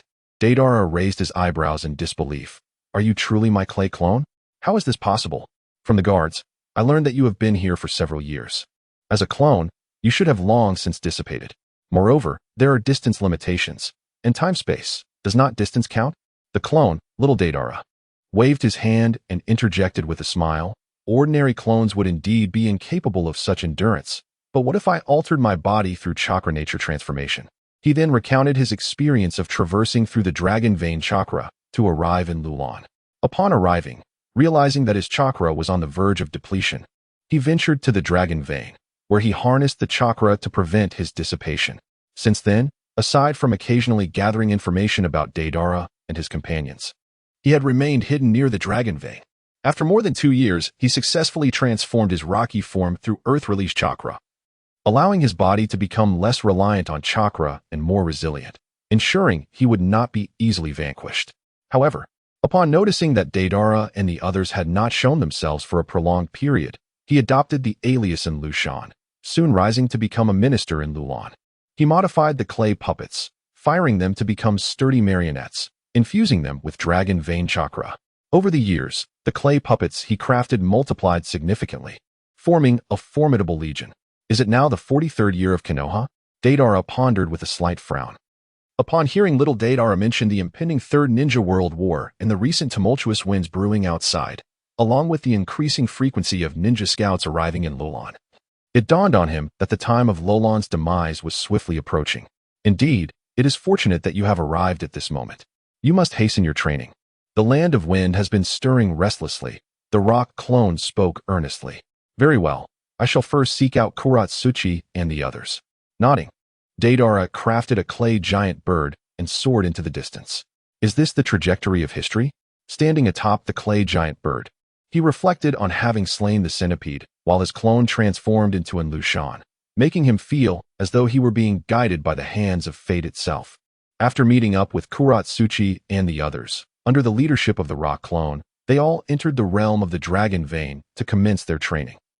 Half a month later, Deidara's body is imbued with chakra at 461 points, the majority of which have been filled to capacity. This dragon vein chakra contains significantly more energy than ordinary chakra and is absorbed at an astonishing rate during cultivation. Yet, despite this, Deidara remains unsatisfied. While the volume of chakra has increased considerably, the progress feels sluggish. A new method is imperative for a qualitative enhancement. Emerging from his meditation, he ponders this necessity. It is time to develop the technique for the absorption hole. The technique of the absorption hole, associated with the realm of in release, has yet to be employed by Deidara. This particular ninjutsu is unique. It necessitates the concentration of in release chakra to inscribe a special formation akin to the diamond mark on the palm of the bijou. Once etched, this formation becomes permanent. One can only imagine that the original creator of this bloodline limit must have drawn inspiration from sealing techniques. His genius is undeniable. Previously, he hesitated due to the mouths on his palms, fearing they would hinder his ability to craft explosive clay, which is why he delayed the inscription. However, he has now resolved to place this absorption hole mark on the mouth located at his chest. He would never resort to the self-detonation technique, C0, sacrificing oneself for art? Perhaps for filmmaking, but self-detonation is out of the question. Thus, he decided to repurpose the idol mouth on his chest, intending to modify it slightly to facilitate the rapid absorption of the dragon vein chakra. With resolve, he activated his Sharingan and, while focusing on the method in his mind, began to gather in-release chakra towards his chest, all the while monitoring his physical condition. During the process of inscribing the mark, he suddenly realized that the spell of the heavenly evil absorption contained similarities to the absorption hole mark. With audacity, he sought to enhance his formation by learning from these parallels. After a prolonged effort, he exhaled deeply. Have I succeeded? He wondered, glancing at his chest. The mouth remained unchanged, yet a pale white mark had manifested, perfectly encompassing it. In release, absorption hole technique, without the need for hand signs. Deidara activated the white mark with his thoughts. The mouth at his chest opened wide, and the dragon vein chakra surged into his body. Success!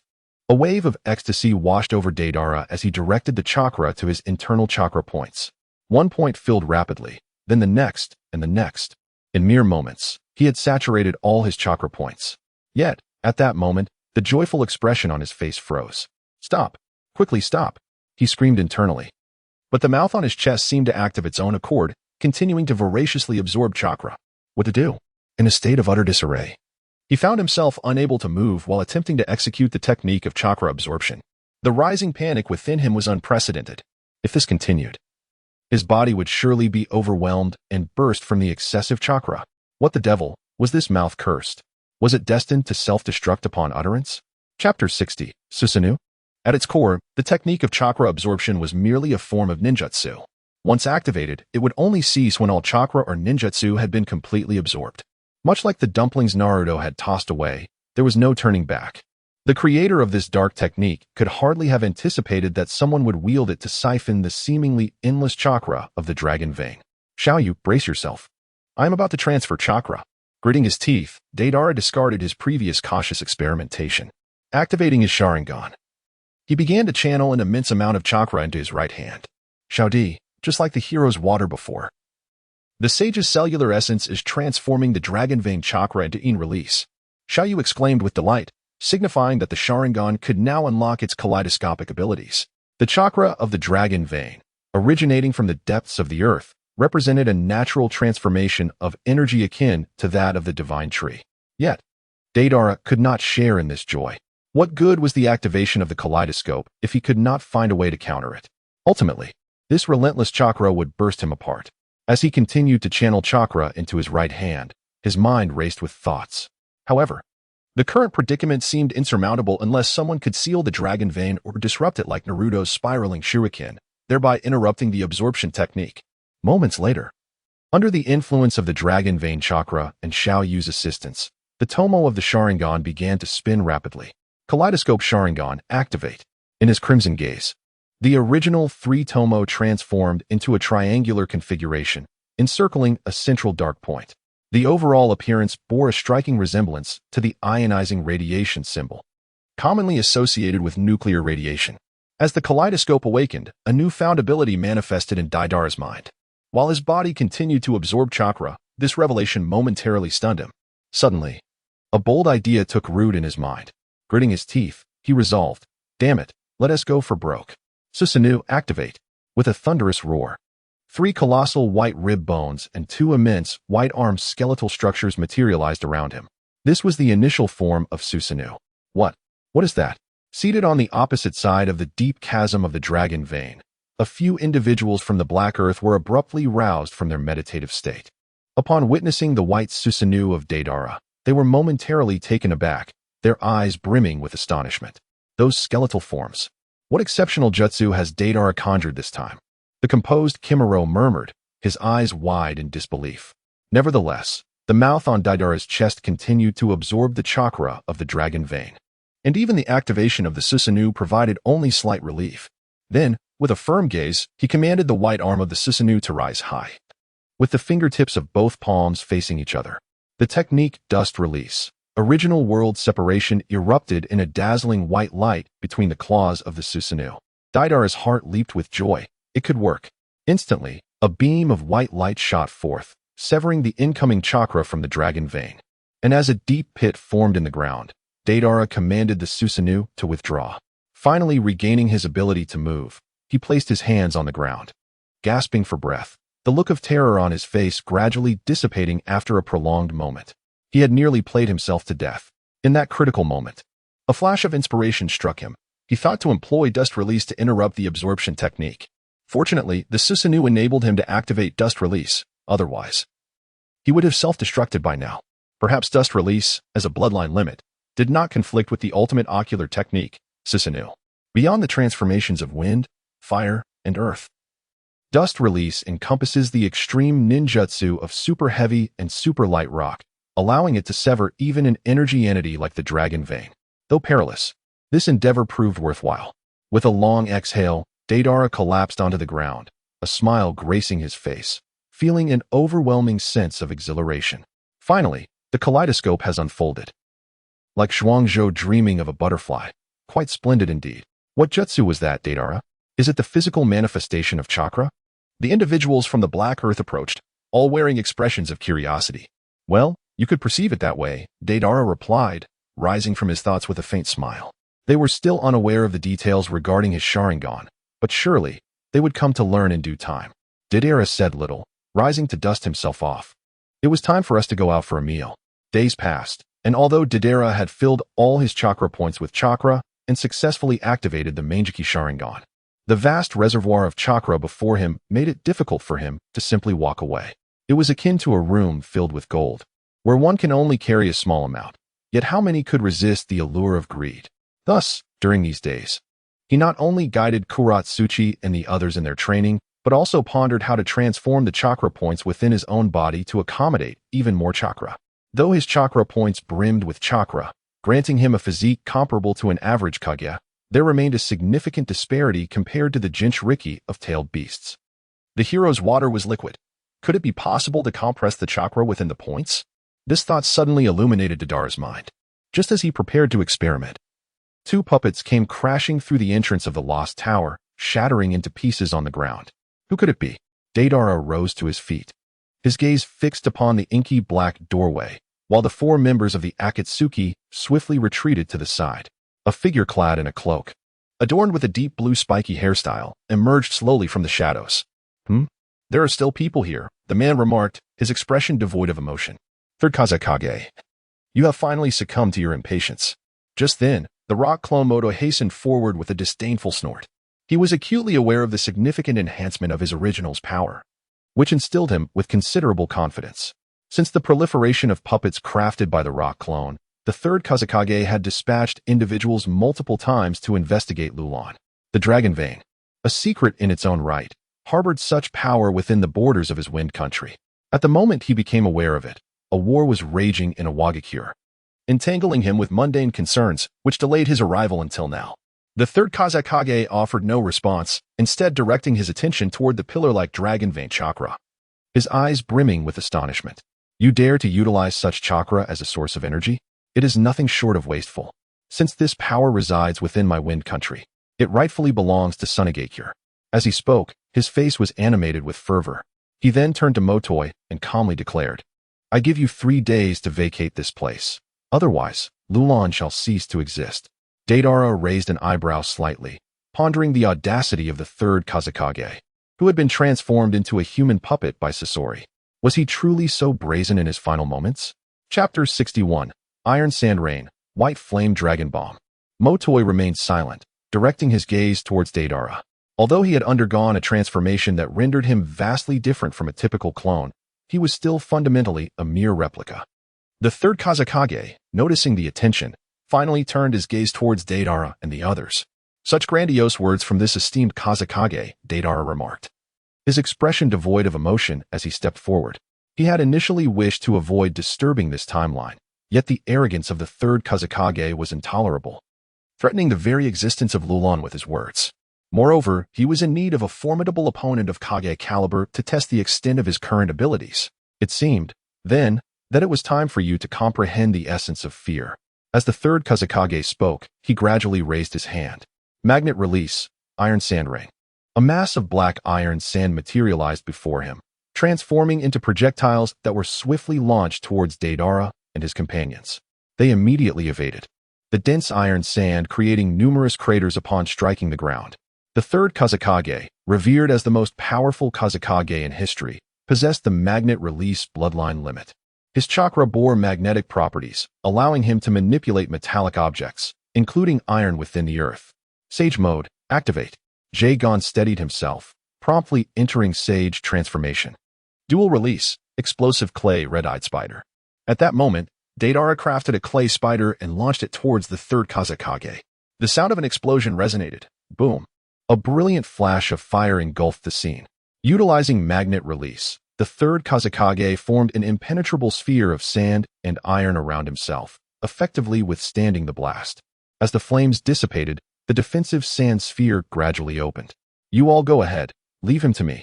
Deidara spoke to Kuratsuchi and the others in a low voice, expressing that his attacks were predominantly widespread, and with them present, he felt rather constrained. Be careful, he warned. The group nodded in acknowledgement and swiftly made their way outside. Sand Iron Rain. The third Kazekage, observing their departure, suddenly formed hand seals, launching a portion of sand iron from a defensive sand sphere towards their retreating figures. Clang, clang, clang. Heavy Wu turned and transformed his arm into a shield, successfully deflecting the sand iron assault, leaving the third Kazekage momentarily stunned. Is this also a form of bloodline ability? This shape-shifting skill bears some resemblance to Hashirama, he mused, recalling his youth when he had encountered the first Hokage of Konoha. The scene Heavy Wu had just displayed evoked a sense of familiarity with wood release. Exploding clay, double-winged bird gray. A dual-winged bird shot forth at an astonishing speed, reaching the third Kazekage in the blink of an eye. Deidara shouted with fervor. Boom. Caught off guard, the Kazekage was propelled backward by the explosion, crashing into the wall. The speed of the double-winged bird was already remarkable, and after Deidara infused it with wind release, its velocity had increased significantly, making it nearly impossible to track with the naked eye. Rising to his feet, the third Kazekage revealed a grim expression, hastily forming hand seals. Magnet release, sand iron heavenly wings. With a low utterance, sand iron surged towards him, forming a pair of black wings behind his back. Magnet release, sand iron spear. Ascending into the air, the third Kazekage conjured dozens of sand iron spears around him, launching them towards Deidara. In response, Deidara raised his hands and, from the mouth in his palm, expelled white powder, leaping backward. Exploding release, dust explosion. With a resounding boom, the shockwave once again sent the third Kazekage crashing into the wall, while the sand iron spears he had fired were swiftly melted by the intense heat. If it weren't for the concern of using dust release and altering the historical trajectory of the land of Earth, he would have caught you completely off guard with this strike. Deidara thought fiercely as he crafted more clay while intently watching the third Kazekage in the air.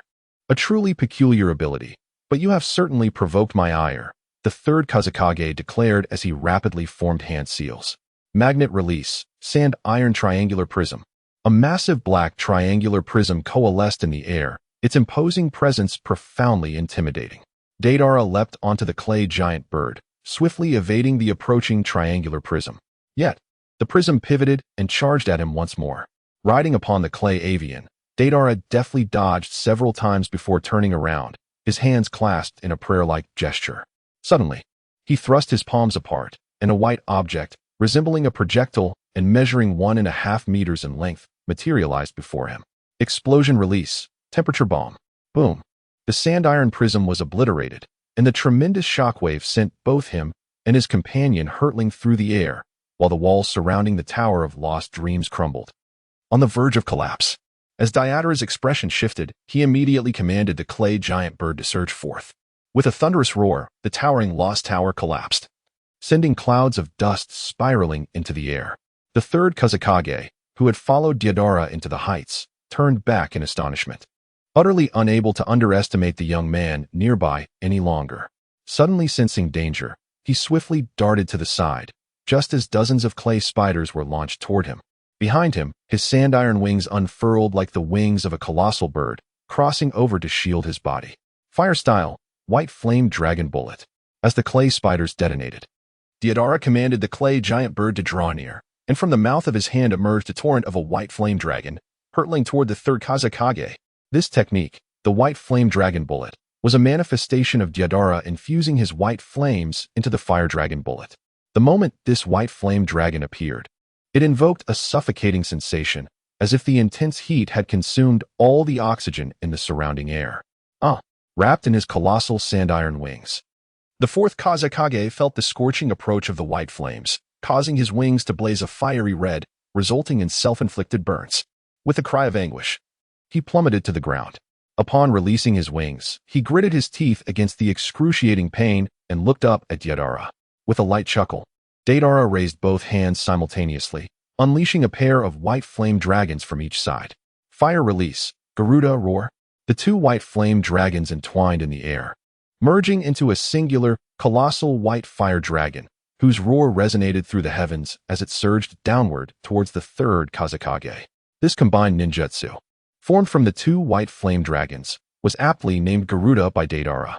Interestingly, there exists a similar combined ninjutsu in Takigakure, also named Garuda, but it requires the collaboration of 3 individuals to execute.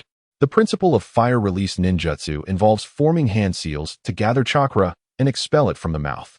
It is a technique that typically necessitates teamwork. However, Deidara. Magnet release, iron sand wall. As the white dragon approached with ferocious intent, the third Kazekage's expression tightened, and he quickly formed hand seals once more. The iron wall forged from iron sand proved to be utterly futile, melting away in an instant under the intense heat. Had it not been for his substitution technique, the third Kazekage would have already been consumed by the white flames. Yet at this moment, he too was in dire straits. His body marred with severe burns, and his gaze directed at Deidara was filled with venom. If not for its singular attribute transformation, The potency of these white flames surpassed even that of bloodline techniques. Deidara has demonstrated through undeniable evidence that even a singular ninjutsu, when perfected to its utmost potential, can indeed triumph over those endowed with bloodline limits. This is akin to Kisame's complete victory over Orochimaru. His water techniques do not merely counter lava techniques, but instead exert a formidable dominance derived from sheer strength. This situation starkly contrasts with the explosive clay being countered by lightning techniques, which can be dispelled by something as simple as a battery. Such contrived plot devices are the limitations imposed by Kishimoto. It is infuriating every time I reflect upon this segment. In Chapter 62, Minato Namikaze, the temporal paradox unfolds. Tomorrow. The third Kazekage, with a visage shadowed by foreboding, began to speak, only to pause momentarily as he recalled his own injuries. In 3 days, Lulan shall cease to exist. Having voiced this solemn declaration, he transformed into a whirlwind of sand and iron, swiftly darting into the distance. Deidara paused momentarily. Yet he did not pursue him. He had never intended to take his life. The act of slaying the wind shadow was a matter of considerable magnitude, and the repercussions on the fabric of time and space would undoubtedly be profound. There was no advantage to be gained from such an act. Deidara turned his gaze towards the land of the Dragon Vein, realizing it was time for their departure. Although he felt a twinge of reluctance towards the power of the Dragon Vein, the situation had escalated to a point where lingering was no longer prudent. The fate of Lulan's demise was immutable, and thus, the Dragon Vein must be sealed forthwith. Very well, I shall promptly seek someone to go to Konoha, remarked the rock clone, casting a faint smile at Deidara before striding out of the palace. It would be pleasant to catch a glimpse of the fourth Hokage one last time, he mused as he watched the clone's retreating figure. The Dragon Vein had originally been sealed by the fourth Hokage. If Deidara and his companions wished to return, it would be he who would need to seal it once more. Only then could they return to their original time and space. That night, in the Land of Wind. In Sunagakure, a youth of about 10, with striking red hair and a delicate appearance, sat by the window tinkering with puppet components. On the bed within the room sat 2 puppets, one male and one female, facing the boy as if they were parents gazing affectionately at their child. Lord Kazekage, what troubles you? Came a voice from downstairs. Although soft, it was distinctly audible to the boy. The red-haired youth stood up and glanced down the stairs. I am fine. You may continue with your duties, replied the third Kazekage, leaning against the wall and gesturing for the person beside him to carry on. Yes, my lord. The individual responded with a bow before departing. The third Kazekage, supporting himself against the wall, began to move forward slowly. His steps heavy as he endured the searing pain inflicted by Deidara earlier that day.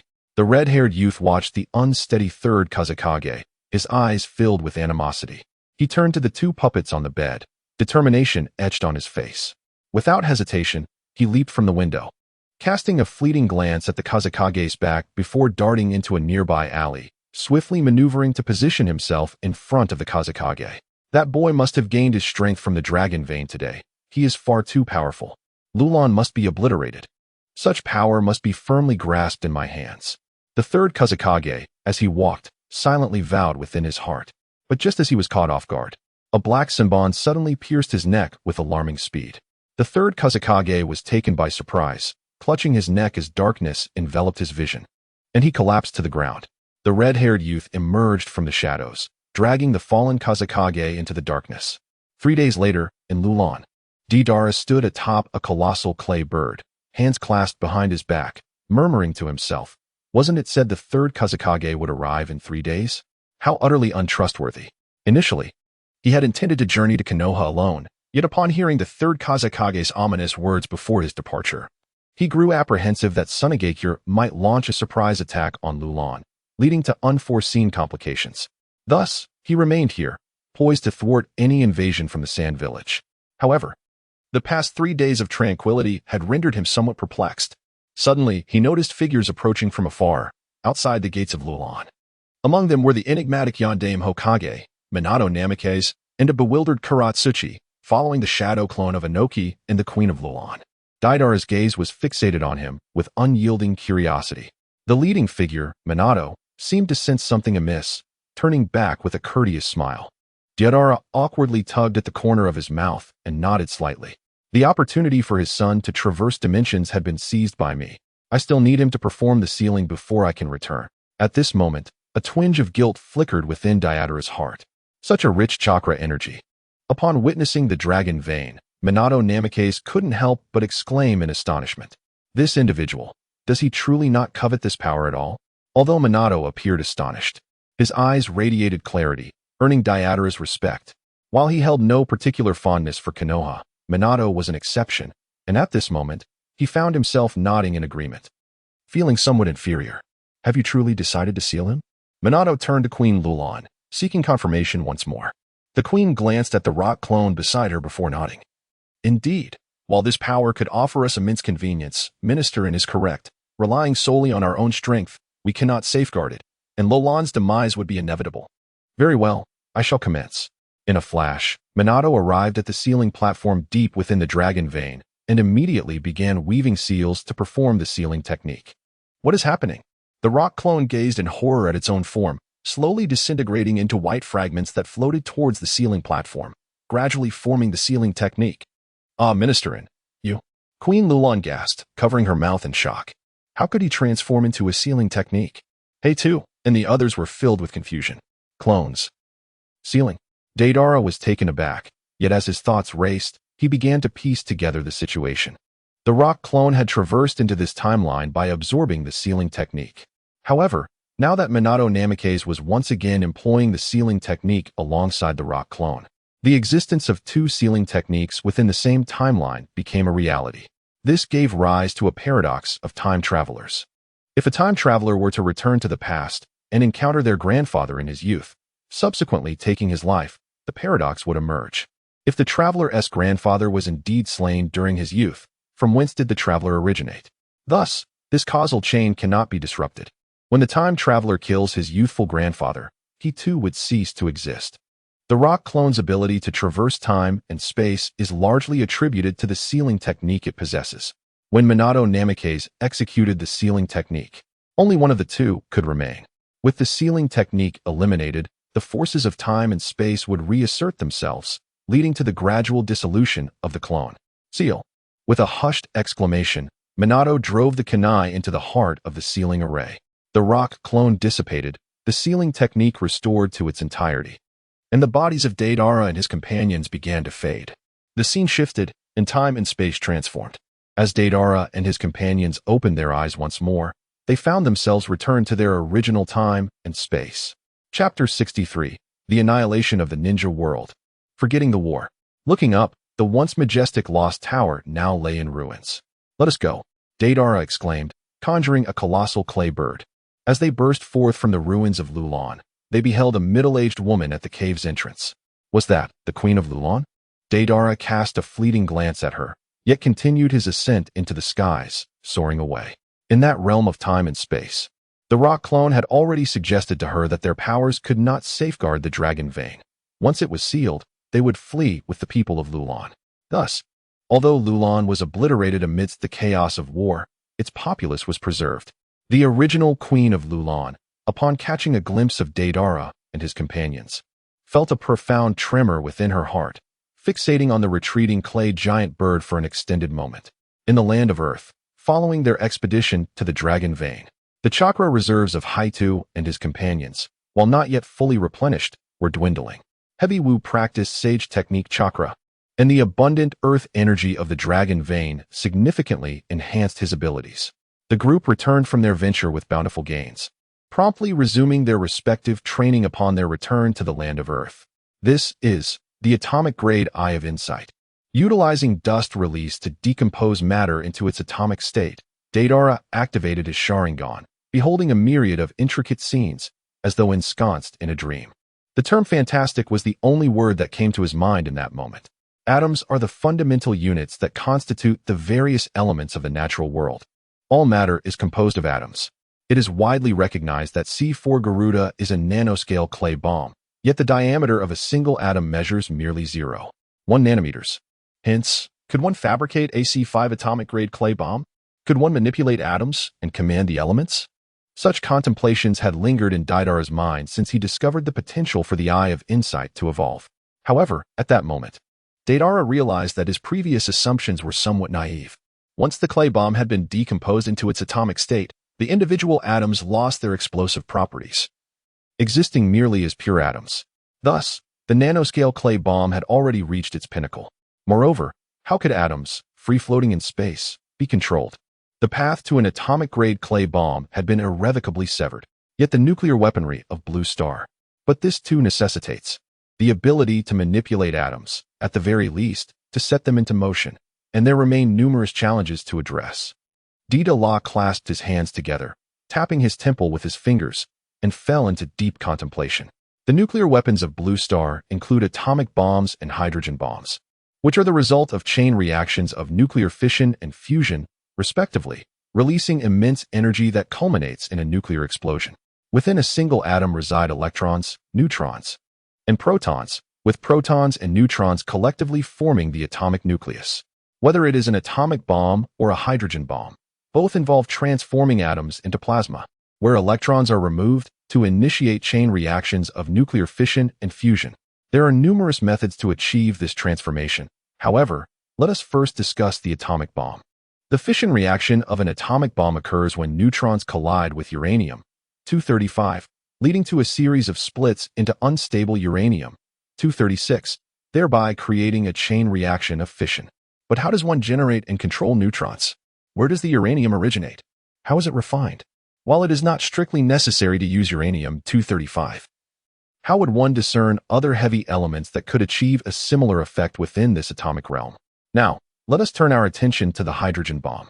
The hydrogen bomb employs isotopes of hydrogen, namely deuterium and tritium, which undergo a chain reaction to fuse into helium atoms. As the temperature rises, the nuclei of deuterium and tritium begin to move. To achieve fusion of these two nuclei, a significant increase in kinetic energy and temperature is required. This temperature must reach a staggering 100 million degrees. Within a hydrogen bomb lies an atomic bomb. When this atomic bomb detonates, it generates an environment of extreme heat, reaching up to 100 million degrees, to initiate the fusion reaction. However, how can Deidara create such an incredibly high-temperature environment? On another front, the formidable power of nuclear weapons can only be launched over vast distances. After all, we are dealing with nuclear energy. Though the process is daunting, it does not render it impossible. The path to nuclear peace in the ninja world is indeed a heavy burden to bear. As Deidara murmured to himself, he had already formed a general direction in his mind. It merely required time. Fortunately, there remained over 9 years until the onset of the Fourth Great Ninja War, allowing him to gradually address these concerns. Shaking his head, he momentarily set these thoughts aside and retrieved the soul lock, a sealing technique originating from the Uzumaki clan. From Inoki, he learned that the Uzumaki clan was annihilated by the Mist Village in collusion with several rival families during the tumultuous period of war between the Land of Fire and other nations. This soul lock was acquired from the hands of the second Tsuchikage, Mu. The intricacies of this sealing technique were somewhat obscure, yet Deidara was resolute in his determination to master it. Thus, in the days that followed, aside from his daily practice of the Arhan Fist each morning, he devoted all his remaining time to comprehending the sealing technique. Before long, 2 months had passed. Deidara, should we not venture out for a while? Asked Kuratsuchi, bored and perched upon a large rock, as she leaned closer to him, her eyes blinking inquisitively. Setting down the scroll in his hands, Deidara looked up. Their faces mere half a centimeter apart, causing Kuratsuchi's cheeks to flush, prompting her to retreat immediately. Deidara chuckled as he gazed at her. You can't seem to sit still again, can you? Haido turned her head, her expression stubborn yet evasive as she replied. Did you not tell Kimimaro previously that training requires a balance of relaxation? When one encounters a bottleneck, it's wise to pause. I find myself at such a crossroads now, so I too need a moment to rest. Observing her demeanor, Deidara couldn't help but entertain a quiet amusement. All right. Tell me, where do you wish to go? Over the past 2 months, his mastery of the Arhan Fist had indeed progressed significantly.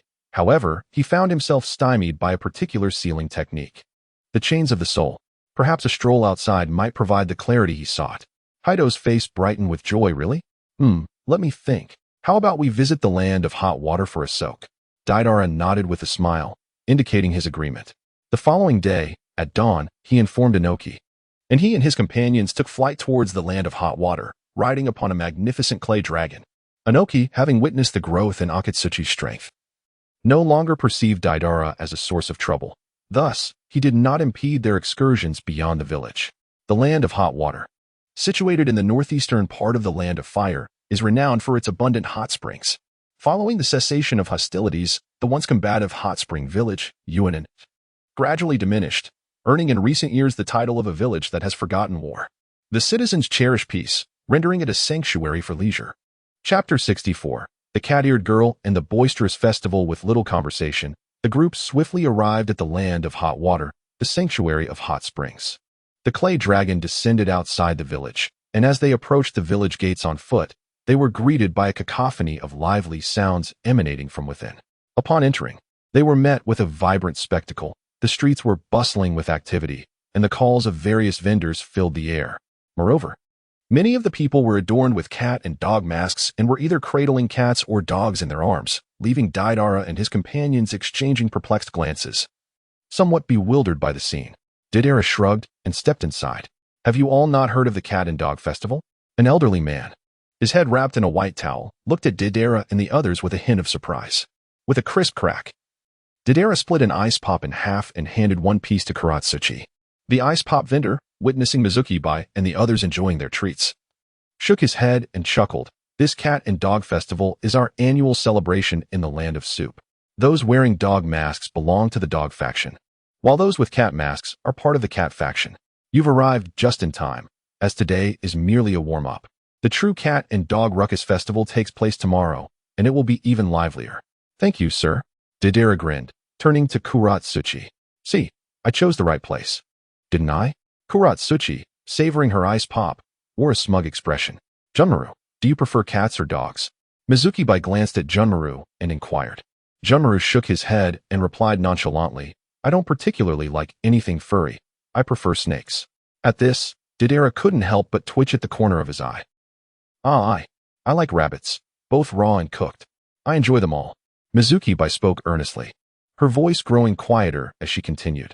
This was due to the internal conflict she felt, having indeed developed a taste for rabbit meat under Deidara's influence. Woof woof.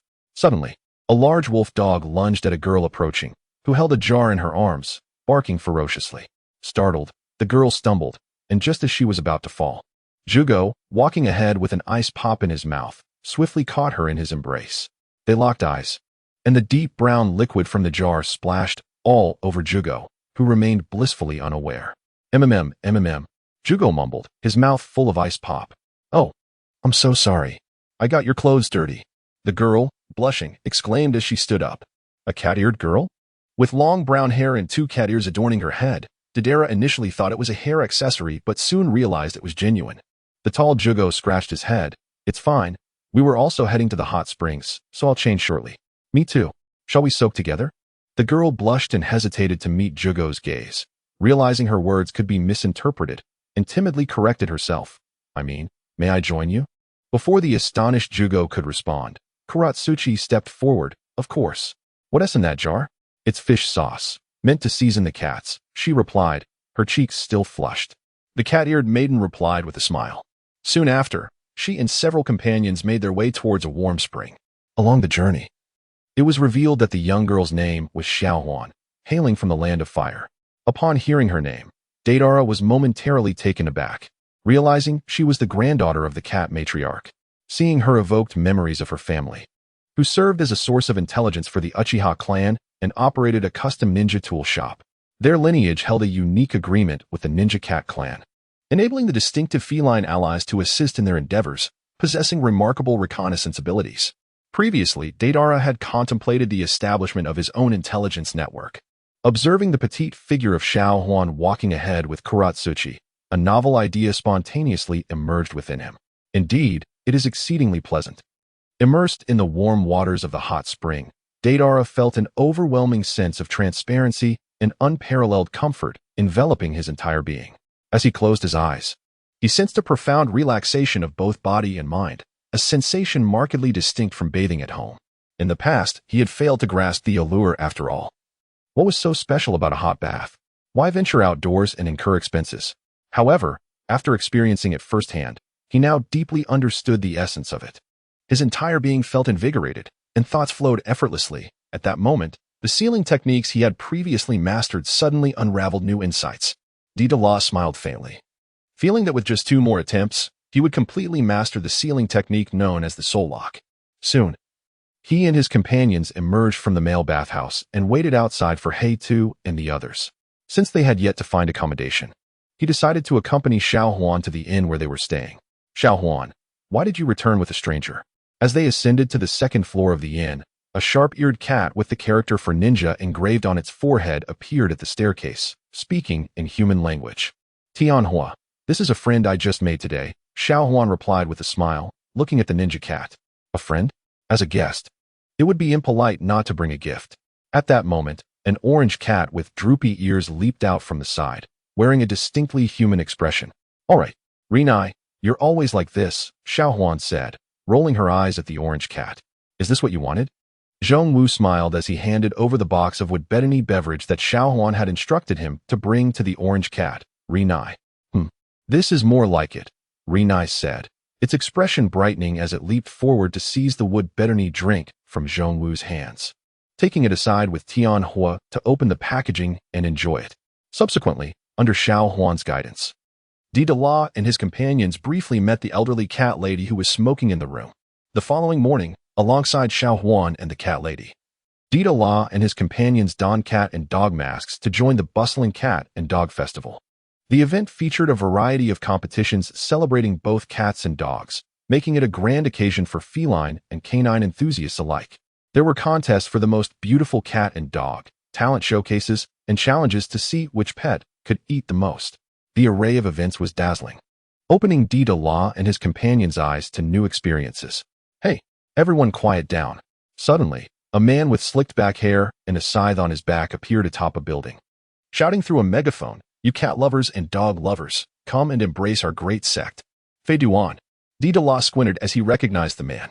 Join our evil god sect. My magnificent evil god wishes to share glory with you. Otherwise, I shall offer you as sacrifices to the evil god. Fei Duan, with the megaphone in hand, wore a fanatic expression that bordered on madness. What is the evil god sect? The crowd inquired among themselves. I've never heard of it. It doesn't sound like a good sect at all. Fei Duan paid no heed to the crowd's reactions and continued to shout, in our evil god sect, even killing is permissible. On the contrary, our evil god will be even more pleased. This is freedom. With that, Fei Duan leaped down, causing the crowd to scatter in retreat. So what do you say? Will you join us? With a face full of excitement, he gazed at the crowd, yet not a single soul responded to him. Fei Duan's brow furrowed in displeasure. Unwilling, are we? Gripping the circular necklace around his neck with a look of devout reverence, he declared, in that case, I can only beseech you to offer your prayers to the Lord of the Abyss. Setting down the loudspeaker in his hand, he seized the blood-stained scythe of March behind him, a sinister grin spreading across his face. So many offerings. The Lord of the Abyss must be thoroughly satisfied this time. With a swift motion, he drew the scythe of March and swung it horizontally, causing the onlookers to scream in terror and flee in all directions. The crescent blade of the scythe cleaved through the air, and a civilian who failed to evade its path fell into a pool of blood. Deidara furrowed his brow, raising his hand to stop Hei-Tu, who was preparing to charge out with sleeves rolled up. Not far away, the elderly cat lady and Xiao Huan were hiding behind a stall, initially intending to flee, but upon observing the expressions of Deidara and his companions, she hesitated and chose to remain. Don't run. It is a tremendous honor for you to be sacrificed to the dark god. Fei Duan brandished his bloodied scythe, relentlessly pursuing the scattered crowd. When he noticed that Deidara and the others remained unfazed, he approached with a hint of surprise, shouldering his scythe. Oh, do you wish to join my dark god cult? You murderous maniac, who would want to join your cult? Hei-Tu retorted, her face flushed with indignation. As her words fell, Chongwu activated his sage transformation and charged forward. Seeing this, Deidara quickly called out a warning. Chongwu, be careful not to let his blood scythe harm you. He simultaneously began to inscribe a sealing technique in secret. Although Fei Duan possessed an immortal body, and while using explosive clay could reduce him to mere fragments, there were still many innocent bystanders watching. Although the death of ordinary people meant nothing to him, he could not bring himself to be so cruel as to harm the innocent. Moreover, it presented a perfect opportunity to test the recently mastered soul-binding lock.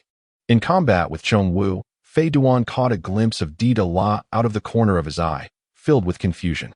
As the only successful test subject of the Dark God cult, why was he so well informed? Meow, Xiao Huan involuntarily gasped. covering her mouth upon seeing Chongwu in sage form. The serious cat lady turned to look at her, causing Xiaowan's cat ears to droop as her face turned crimson. Explosive strike. Fei Duan blocked with his scythe, while Chongwu let out a low roar and delivered a heavy punch, sending Fei Duan crashing into a distant shop. Slowly rising to his feet, blood trickling from the corner of his mouth, Fei Duan howled in rage. It hurts. It hurts a lot. You shall face the dark god's retribution. Grasping his scythe, he wickedly licked a streak of blood from the long handle. Witnessing this, Deidara's expression shifted, and he turned to observe Chongwu's tightly clenched fist. There was indeed a trace of blood on his knuckles, likely from the earlier powerful blow that had broken the skin, yet the wound had already healed. Junmalu blocked his path, declaring, "Do not let him cast his technique," Deidara shouted loudly. Hearing this, Junmaru, though uncertain of the situation, did not hesitate and immediately activated the Shikatsumiyaku to charge at Haiden. With the cursed technique, Death's Embrace of Blood, Haiden used the blood spilling from his mouth to inscribe a curse formation upon the ground. At that moment, Junmaru closed in, forcing Haiden to halt his actions as they engaged in a fierce exchange. Haiden's martial prowess was commendable, Deidara mused as he observed the two combatants. Despite Junmaru's relentless assaults that disrupted the incomplete curse formation, Haiden still managed to hold his ground, proving that his martial arts rating of 10 was not merely for show. With the Shikatsumiyaku's dance of the camellia, Junmaru unleashed his bone swords with intensified ferocity, executing a series of rapid movements that rendered them mere phantoms to the eye. Unable to withstand the onslaught, Haiden swiftly retreated to create distance, leaping high while brandishing his scythe. Rohanquin, crumbling palm. Junmaru thrust his palm forward, sending a gray energy wave crashing towards the airborne Haiden. Ugh! Haiden cried out in a pained wail as he was sent hurtling backwards. This guy can really take a beating, Junmaru thought to himself, observing Haiden rise once more with an expression of calmness. "Haha, you are the perfect offering for Lord Jashin," Haiden shouted, swinging his scythe as he charged at Junmaru with great speed. "What?" Junmaru thrust his bone sword forward, but this time Haiden did not dodge. "Die!" Haiden cackled, seizing Junmaru's arm and swinging his scythe down upon him. "Junmaru, be careful," Mizuki called out anxiously. However, the scythe struck Junmaru but was halted by the bones protruding from his body. Well, sharpening one's weapon in the heat of battle does yield results.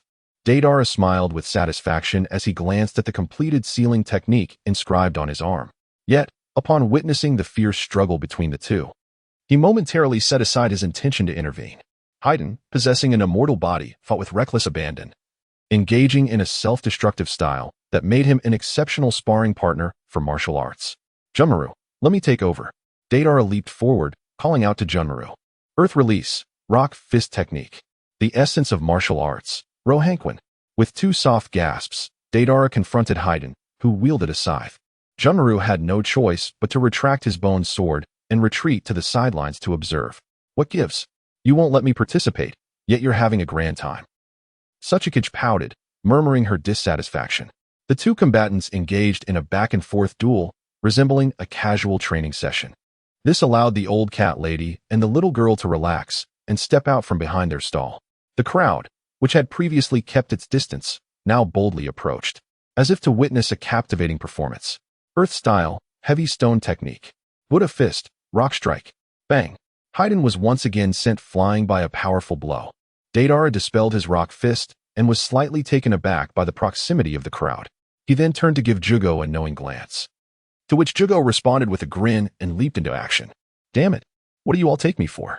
Haiden exclaimed as he rose, his face contorted with anger upon seeing Jugo in front of him. He was painfully aware of their intentions. Chapter 66, The Great Tree Will Fall. Bringing disaster upon itself, Earthquake Flame. Good. The crowd, adorned in cat and dog masks, cheered as Haiden was once again struck down by Jugo. The once imposing Haiden, who had made a grand entrance, had now become the target of public ire, akin to a rat scurrying in the streets.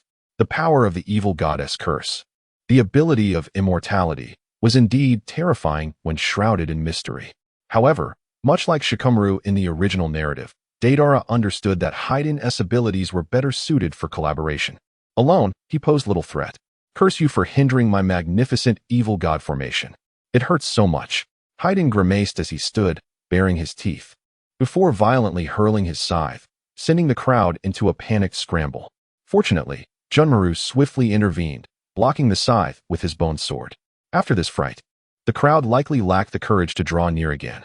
Suddenly, Deidara sensed an impending attack and instinctively threw a punch. The assailant narrowly evaded the strike and reappeared before Haiden. At the same time, two others who had targeted Junmaru and Mizuki also materialized in front of Haiden. Haiden, I've told you before, spreading the doctrine requires finesse. Withdraw, one of them calmly stated before tossing down a smoke bomb. As the white smoke dissipated, the figures vanished from sight. Members of the evil god cult? Deidara murmured in surprise, then turned his gaze to the sealing technique inscribed upon his arm. Feeling a sense of helplessness, I had prepared for so long. With Phaeton's commotion, the cat and dog festival came to an abrupt end. Although many had yet to fully enjoy the festivities, they could only await the next year's celebration. The attendees began to depart in succession, those nearby leaving first, while those from afar made their way to their lodgings, planning to return the following day. Little one, your battle today was indeed quite spectacular. Pray tell, what brings you to seek the old woman? Granny Cat, puffing on her pipe, regarded Deidara with a gentle tone. With courteous intent, Deidara addressed the elder cat, Madam Cat. I am a ninja from Iwagakure, and I have heard much of your esteemed reputation.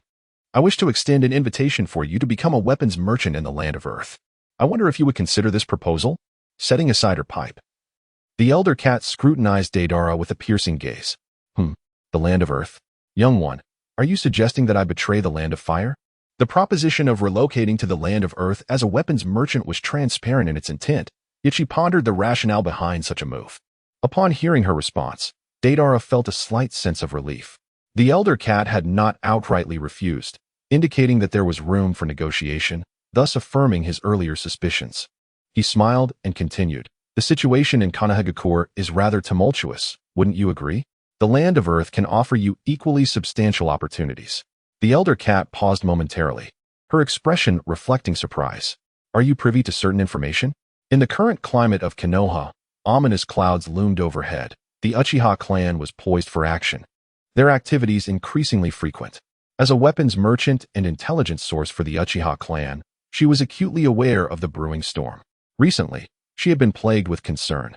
While others might have the luxury of choosing their allegiances, she found herself without such an option. Upon witnessing her demeanor, Deidara felt a surge of joy within. Although he was aware that in the original narrative, following the massacre of the Uchiha clan by Itachi Uchiha, the old cat lady remained unharmed, he had previously recalled the storyline surrounding her and uncovered certain clues. It was true that while Sasuke had yet to defect from Konoha, the cat lady continued to operate her weapon shop within the village.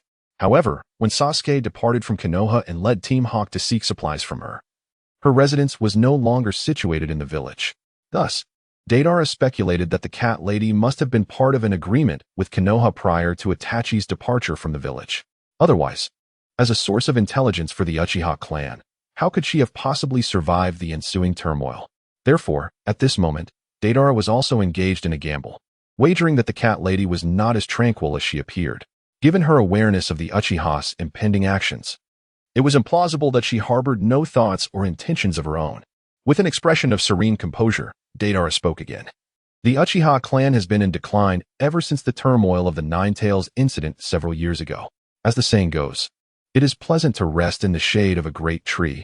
However, a tree that is withered and on the verge of toppling offers no refuge. If one does not flee, they risk being ensnared by their own misfortune. With a faint smile, he added, although the land of Earth lacks such towering trees, its vastness compensates for this. Perhaps you might consider visiting, Granny Cat?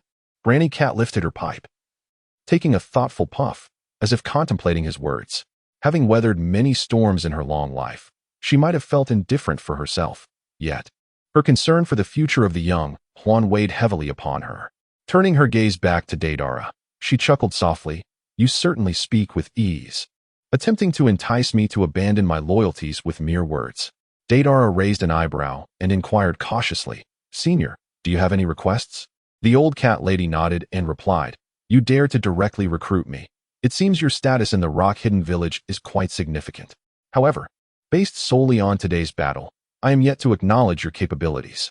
Deidara found himself at a loss for words. The old cat lady had just praised the battle as thrilling, and now, merely moments later, she had changed her tune. Despite the internal grumbling, Deidara maintained a courteous smile on his face. Esteemed elder, what must I do to earn your approval? Surely, you must grant me an opportunity to demonstrate my capabilities. The cat lady exhaled a plume of smoke and mused, considering your age. You bear a resemblance to a certain prodigy from the Uchiha clan. Prodigy? A figure immediately sprang to Deidara's mind. It was Uchiha Itachi. If you can defeat him, no. If you can even obtain an imprint of his hand, then I shall undoubtedly acknowledge your prowess. The cat lady scrutinized Deidara. She was acutely aware of Uchiha Itachi's formidable strength. For someone of Deidara's age, merely escaping from him unscathed would indeed be a remarkable feat. It was undoubtedly him. Deidara smiled broadly. Was it merely the imprint of his palm? This seemed rather unchallenging. Well, you should accomplish it before you speak, remarked the wise old cat lady, internally pondering that if one could not achieve even this, how could they hope to recruit her to the land of Earth? As he stepped out of the cat lady's abode, Deidara gazed at the ink paste in his hand alongside a map leading to Cat City and Cat Castle, finding it somewhat amusing. In the original narrative, Uchiha Itachi utilized the imprint of a cat's paw to train Sasuke. Now, it seemed he was about to replicate Uchiha Itachi's handprint. Perhaps the cat lady was conveying something to Uchiha Itachi through this peculiar method.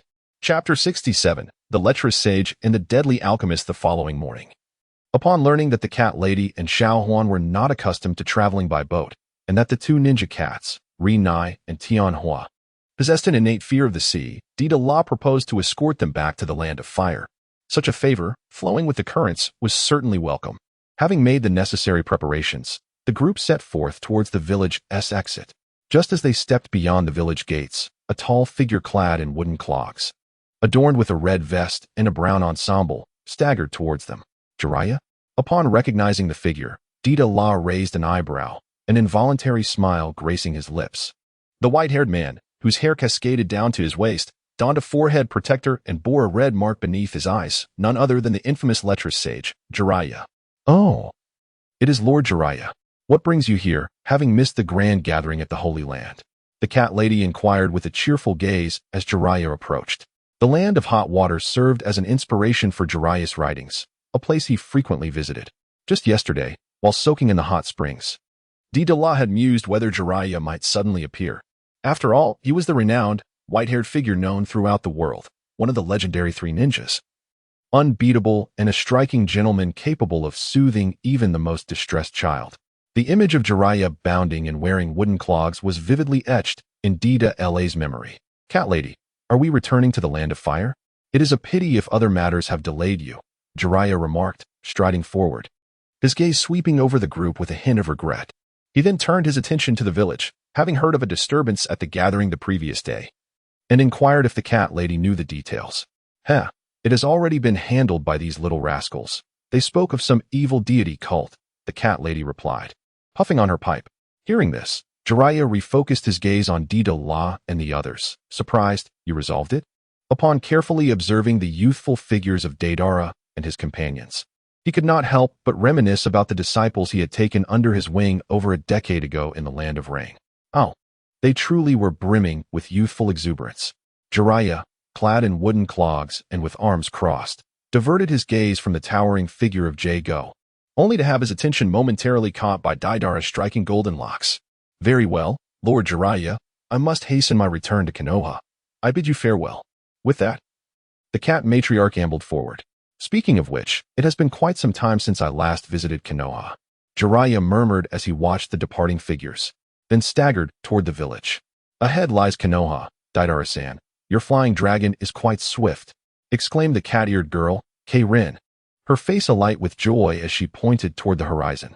The members of the cat ninja clan, much like their feline companions, detest the dampness, and the prospect of returning without enduring the tumultuous seas thrilled her, along with the cat matriarch and Hinata, the two feline ninjas.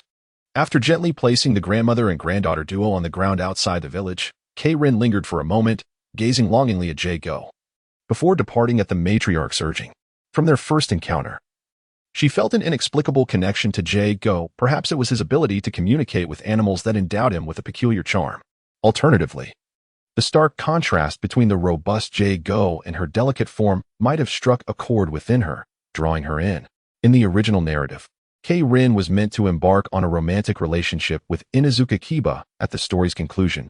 yet perhaps due to familial influences. She never wed over the span of more than a decade. Should she and Jago become a couple now, Deidara would find it quite agreeable.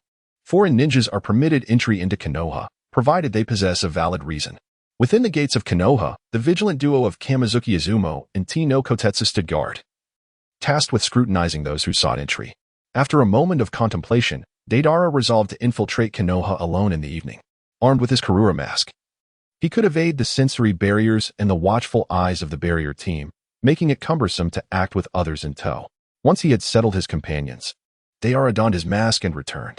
Leaping from his clay bird, he entered the fortified walls, opting not to head directly to the village center, but instead darting through the woods surrounding the village. Now that he had arrived in Konoha, his first destination must be the Naka Shrine. He was curious to see if he could unravel the Shiki Yefin and whether other sealing techniques would prove effective. Is someone there? As Deidara advanced, he suddenly spotted a black-haired youth, clad in a dark suit and mask, seated atop a tree, seemingly lost in thought. As Deidara glided past, he caught sight of the boy's vacant gaze and halted, turning back to address him. "What is your name? What are you doing here?" The black-haired boy turned his head, casting a dispassionate glance at Deidara, yet remained silent. After leaping down from the tree, he lifted his foot and made his way towards the village. "What a brash little brat," Deidara muttered with a smirk. However, the youth's age was not significantly different from Deidara's own, and had an outsider been present, they would have found the statement quite amusing. As he gazed at the retreating figure of the dark-haired boy, Deidara suddenly seemed to recall something and, with a light chuckle, pursued the boy. "Stay away from me if you don't want to die," the dark-haired youth declared coldly as Deidara swiftly positioned himself in front of him. In a moment of unexpected surprise, the dark-haired boy saw several white clouds drift past him, plunging him into a dreamlike state. "It truly is you, the master of death, Yinyu Toraijin." With a gesture, Deidara dispelled the illusion surrounding the boy. From the dreamlike realm, Deidara had discerned the identity of the youth before him. He was Toraijin of the Yinyu clan, a mutant harboring nano-sized poison insects within him. With his body laden with deadly toxins, mere contact with his skin could infect others, leading to the rapid destruction of their cells and certain death. This very ability had barred him from attending the ninja academy, rendering him a pariah among his peers who feared his unique powers. Orphaned, he had taken refuge with his uncle, Yinyu Shibi, who was also the guardian of the 12 Little Strong. Shibi was his sole companion. Yet with Shibi now attending the ninja academy, he felt an even deeper sense of isolation. "Who are you?" Toraijin, regaining clarity, collapsed onto the ground. Panic etched across his face. Observing the future right hand of Danzo, Deidara's eyes flickered with contemplation. Initially, he had only intended to ascertain the boy's identity by casting an illusion. Yet, upon learning more about Toraijin, he felt an uncanny connection to his own past life. Thus, an unexpected desire to alter the boy's fate took root within him. On another note, Toraijin's abilities were undeniably formidable, particularly suited for assassination. Imagine a scenario in which a person walks innocently down the street, only to be brushed by Toraijin's hand, leading to their immediate demise from poisoning. Such a stealthy and insidious power was akin to a decree from the Grim Reaper itself. "Your name is Toraijin, is it? Do not wallow in self-pity nor lament the unfairness of fate. Your abilities instill fear in others. You can be a harbinger of doom, yet also an object of reverence. You should not remain in the shadows. Venture forth, and you shall encounter a new world. If you desire it, meet me by the woods outside the village at this time tomorrow." With that remark, Deidara turned and continued to soar forward. Deidara entrusted the choice to the oil woman. Sukun. Should he arrive tomorrow, Deidara would naturally rejoice, gaining another formidable ally. However, if he were to falter, Deidara would remain unfazed. For it would be Tsukun's own failure to seize the opportunity. "Let the world revere me. A new era." The oil woman gazed at the direction where Deidara had vanished, murmuring softly after a prolonged silence. "Naman Hall, I have finally found you." Standing before a dilapidated shrine, the masked Deidara's eyes gleamed with delight. After running a considerable circuit around the outskirts of Konoha, just as he was about to surrender, he finally stumbled upon this Naman Hall. He pushed the door open and stepped inside. The hall, long abandoned, was a chaotic sight. Thick layers of dust settled everywhere. Indeed, there were numerous masks of the band style. Raising his gaze, he spotted over 20 masks hanging on the walls. With a light chuckle, he approached. Surveying the assortment of masks, he noted their distinct differences. In the original tale, Orochimaru had also relied on a scroll discovered by Kabuto to locate a mask that could assist him in breaking the seal on his hands. The Sharingan. With a shift in perception, Deidara employed his ultimate insight technique to examine the masks adorning the walls. He immediately discerned one that emanated an unusual aura, while the others appeared rather mundane. It is of the same material as the Garuda mask. Reaching out, he removed the Banj mask, noting the peculiar energy it shared with the Garuda mask. With a subtle smile, Deidara realized that his previous thoughts were indeed correct. There was only one mask capable of breaking the corpse demon sealing technique. From the moment he acquired the Garuda mask, he had speculated that the claims made by various marketing accounts regarding each mask representing a Shinigami were utterly impossible. The reality, as it unfolded, affirmed his suspicions. The sealing techniques of the Uzumaki clan were exceptionally formidable, instilling fear in many. Perhaps aware of impending threats, they had preemptively removed the mask that could dismantle their own seals from the land of whirlpools, concealing it in the Leaf Village, where they had long-standing ties. The other masks, merely ordinary ones akin to those worn by the practitioners of the Land of Forests, were placed alongside to obfuscate the truth. It would not be an exaggeration to deem this mask as the nemesis of the Uzumaki clan. How could they allow it to fall into enemy hands? Safely stowing the mask away, Deidara departed with a sense of satisfaction. While he could not claim to be entirely free from the specter of death, he felt a newfound confidence against the corpse demon sealing technique. As he exited the Naminori Hall, night had already enveloped the land. Under the cloak of darkness, Deidara leapt toward the Leaf Village. Meanwhile, the Uchiha clan, situated on the outskirts of the Leaf Village, was engrossed in their evening meals, creating a scene filled with warmth and laughter. Uchiha Itachi, having concluded his day of umbu duties, leisurely made his way back to the clan's residence. His return home had been increasingly delayed, not due to the demands of umbu work, but rather a subconscious reluctance to linger within the familial confines. Over a year ago, his mentor and friend, Uchiha Shursui, had devised a plan to avert the Uchiha coup using the Kodo Amatsukami technique. However, before the plan could come to fruition, he was ambushed by Danzo Shimura and lost his right eye, fearing that his remaining left eye might also fall into Danzo's grasp. And in a bid to assist Uchiha Itachi in awakening his Manjiki Sharingan, he entrusted his eye and the powerful Kodo Amatsukami to Itachi, urging him to protect the village and the Uchiha name while keeping this secret. Ultimately, Shursui took his own life by leaping into the Nanha River. Uchiha Itachi witnessed Shursui's tragic end and subsequently awakened his Manjiki Sharingan. Over the past year, his prowess had surged dramatically. Yet, serving as a double agent for both the village and his clan had been a torturous existence. Suddenly, sensing an anomaly, Uchiha Itachi raised his hand and flung a shuriken, which clashed with an incoming kunai, producing a sharp metallic sound. In an instant, he observed the kunai veer back and, alongside the shuriken, hurtled toward Deidara, perched atop a telephone pole, clad in the Garuda mask. Without hesitation, Deidara vanished from sight, retreating beyond the village's borders. The two engaged in a chase, leaping over the towering walls of the Leaf Village, swiftly arriving at a dense forest outside the village. "Who are you?" Uchiha Itachi inquired as Deidara came to a halt. "Hey, do you remember this?" Deidara chuckled, launching a clay bird toward Uchiha Itachi. Boom. Just before the explosion erupted, Uchiha Itachi had already vanished from view. As the cawing of crows echoed, the figure of Uchiha Itachi coalesced from several crows, reappearing on a nearby tree. "So it is you." In that moment, Uchiha Itachi was reminded of the battle that had transpired a year ago along the border. Following the incident in the Land of the Forest, Konoha had indeed commenced an investigation, and Deidara's identity had long been uncovered. Although no immediate actions were taken, gathering intelligence was undeniably essential. Uchiha Itachi had even specifically requested information regarding Deidara, preparing himself for their next confrontation, ensuring he would know both himself and his adversary. With a caw, Uchiha Itachi transformed back into crows, swiftly surging towards Deidara. In the blink of an eye, he closed the distance, and as his form materialized, a kunai was thrust towards Deidara. Earth release, rock armor. Fortunately, a block of white stone emerged at Deidara's waist, intercepting the kunai. This ninjutsu was one he had developed during training with Jago. Its principle was akin to the rock fist technique, merely manifesting hard rock on his body for defense. Jago's turbocharged heavy punches were indeed formidable. Without some form of protection, Deidara would easily fall victim to injury, leaving him with no choice but to defend himself. Arhut fist, thrusting shoulder. With a swift motion of his foot, Deidara forcefully collided with Uchiha Itachi using his shoulder, followed by a high leap. Rohenshu pressing palm. Earth release, heavy stone technique. Harnessing the momentum of his descent, Deidara unleashed a powerful punch towards Uchiha Itachi, resulting in an explosive eruption of dust and debris.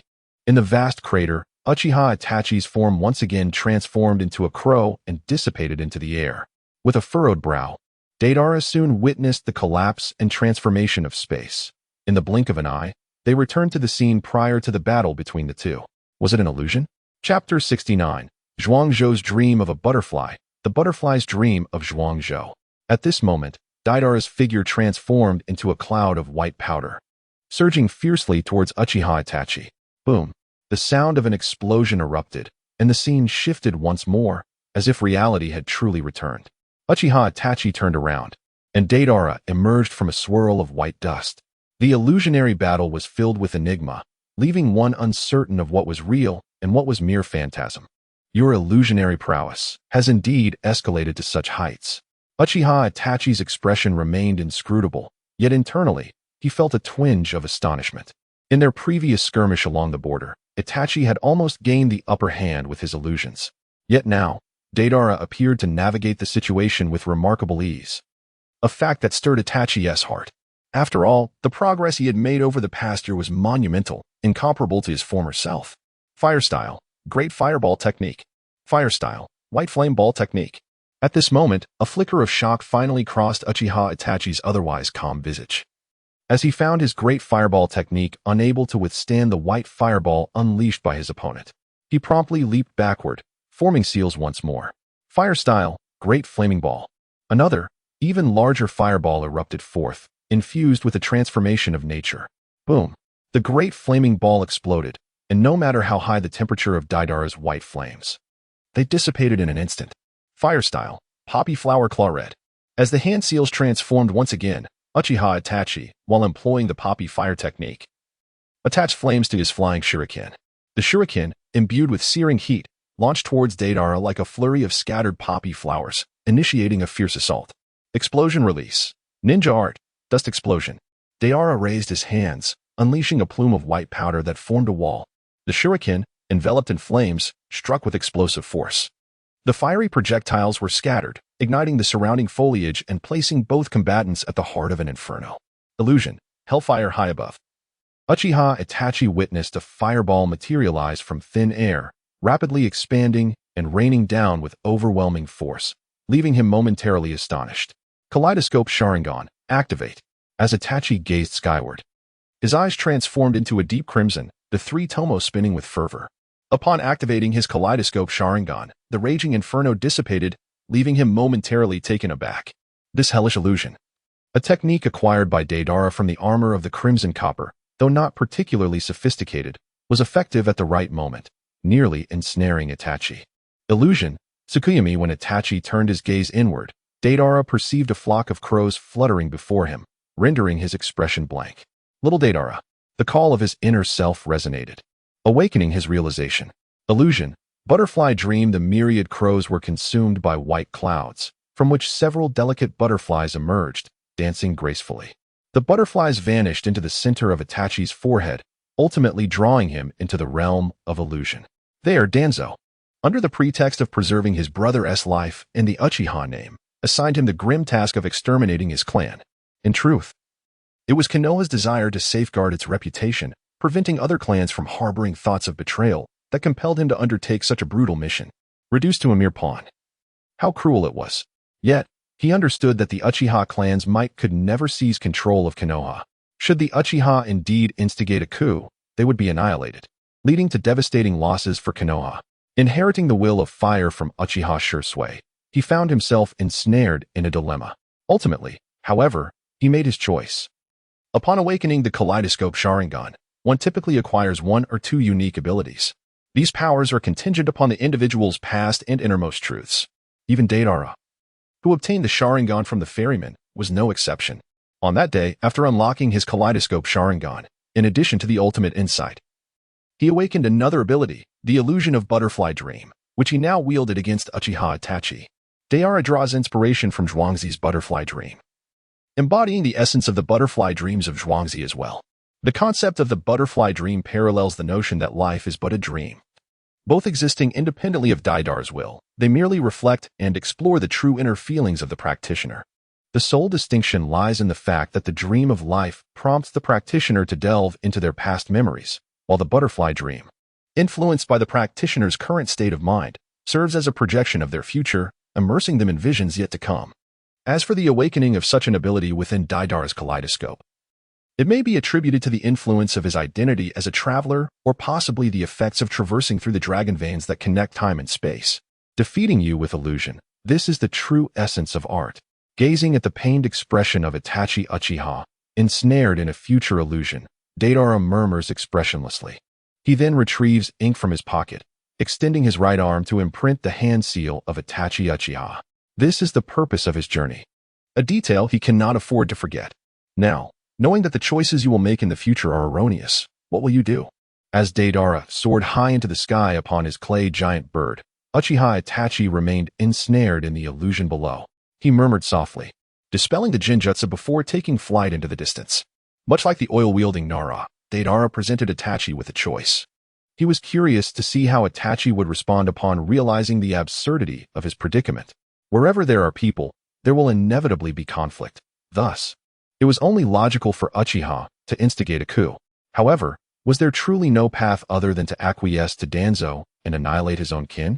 Just moments ago, he had experienced the power of the Sharingan's illusion. Itachi's body swayed, nearly collapsing to the ground as he gazed up at the clay giant bird in the sky. His eyes filled with confusion. Yet, as he recalled everything he had endured within the Jinjutsu, a heavy weight settled upon his heart. What was he to do? The village and his family, how was he to choose? Sure Sway, your feelings were perhaps akin to this, were they not? On the clay dragon, Deidara meticulously folded the impression cloth, a light chuckle escaping his lips. Granny Cat sent me to take Itachi's handprint, perhaps hoping that if I miraculously succeeded, Itachi might spare my life. If Granny Cat were aware of Deidara's true capabilities, she likely would not have posed such a trial. This also indicated that Granny Cat had long since contemplated her departure. Deidara was merely a fortunate coincidence. This revelation allowed Deidara to set his mind at ease regarding Granny Cat. He held no affection for the disloyal, nor would he dare to employ them. Chapter 70, Cat City, Cat Fortress, Cat King, and Cat again. The following day, the colossal statues of Senju Hashirama and Uchiha Madara, their hands forming the seal of reconciliation, loomed over either side of the Valley of the End. Between the statues cascaded a silvery waterfall, resembling a stampede of steeds plunging into the depths below. The hidden leaf truly had an affinity for stone sculptures, Black Earth mused. Glancing at the immense statues, the rock-hidden village was rich in stone. Yet none took the initiative to carve. Deidara shook his head with a smile, proclaiming, to carve further would merely be to echo others' insights. It is unnecessary. Rising to his feet, he gazed up at the sky and continued, well, at this hour, Granny Cat should have already departed for Cat City. When Granny Cat took her leave yesterday, she informed Deidara that if he could obtain an imprint of Uchiha Itachi's palm, he should seek her in Cat City by afternoon. Cat City, once a deserted urban relic of humanity post-war, was subsequently claimed by the Cat Ninja clan, who erected a majestic cat fortress there. Granny Cat and Little Ring had forged a pact with the Cat Ninja clan, standing as the last two representatives of the feline ninjas. Typically, cat ninjas possess eccentric and unpredictable personalities, making them difficult to command, unlike Granny Cat and her companion, who are exceptions to this rule. Riding upon a colossal clay dragon, the group departed from the Valley of the End, their visit being merely a casual excursion, allowing them the freedom to leave at will. In the Land of Fire, within Cat City, Granny Cat exclaimed in astonishment, cradling the silk cloth bearing the imprint of Uchiha Itachi's palm. I cannot believe you truly accomplished this. Deidara grinned, exclaiming, hee hee. When will you, senior, set off for the Land of Earth? To which the old cat lady, puffing on her pipe, replied, I truly did not expect you to actually accomplish this. Little Ring and I are ready to depart at any moment, but with so many ninja cats. Deidara furrowed his brow, pondering whether his senior was concerned that Konoha and the Uchiha clan would take action against Cat City once they were aware. Granny Cat nodded and said, well, have you decided how to accommodate them? We could relocate entirely. Our Land of Earth has specialized construction teams, and erecting a new Cat City wouldn't take long. Deidara displayed a look of indifference. However, persuading them to move was beyond even my influence. Granny Cat's expression turned slightly weary as she continued. In Cat Fortress, there resides a two-tailed cat king named Nyanko, who is the leader among ninja cats. To relocate all the ninja cats, you must first earn its approval. Deidara nodded thoughtfully. Well then let me first go and subdue it. He still had some recollection of the large cat in Cat Castle. Although its size was impressive, its strength was rather mediocre. After all, during the meatball collection contest in the original story, the newly minted genin of Team 7 easily defeated it. The old cat lady nodded with satisfaction. In that case, Xiao Huan, bring that item to them. Yes, Xiao Huan replied, producing several cat ear headbands from behind her back. With a playful grin, she added, once you wear this, you'll be able to comprehend cat language, and in the eyes of the feline tribe, you will be regarded as one of their own. Haha, cat ears, give me one. Hei-Tu's eyes sparkled as he eagerly accepted the headband and distributed it among Deidara and the others. Are we supposed to wear these to infiltrate Cat Castle? Kankuro expressed some reluctance while observing the cat ear headband in his hands. Just as he had mentioned previously in the Land of Soup, he was indeed not fond of furry animals. Noticing his expression, Deidara quickly interjected, Kankuro, you and Shugo stay here and wait for us. The three of us will go. The cats of Cat Castle were such that any one of them could be easily dealt with. Deidara initially intended to venture alone, but upon seeing the eager expressions of Hei-Tu and Mizuki-bai, he reluctantly decided to bring them along. What were these ninja cats thinking? Constructing Cat Castle in such a peculiar location on a giant clay bird? Deidara shook his head with a wry smile. Ahead lay Cat Castle, situated on an island in the heart of the lake, resembling a colossal feline structure, accessible only by a suspended iron chain bridge. Although it served as a natural barrier, the cats, who were inherently fearful of water, would find themselves trapped if the bridge were to be severed. Ha ha ha, Deidara, you look perfect in those cat ears. Hei-Tu exclaimed, her eyes sparkling as she noticed Deidara wearing them as well. You and I look quite adorable. Deidara smiled knowingly. Such headbands were abundant in his past life. However, it must be said that not everyone could pull them off.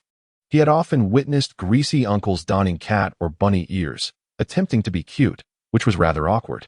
As they approached Cat Castle, two guard ninja cats intercepted them. We haven't seen you before, Meow. We're the newcomers. Meow. Hei-Tu playfully mimicked the cat's speech, causing Mizuki-bai to stifle her laughter behind her hand. In the eyes of the two guarding cats, Hei-Tu and her companion appeared as two beautiful female cats, and their response left the guards momentarily stunned, drool trickling from their mouths.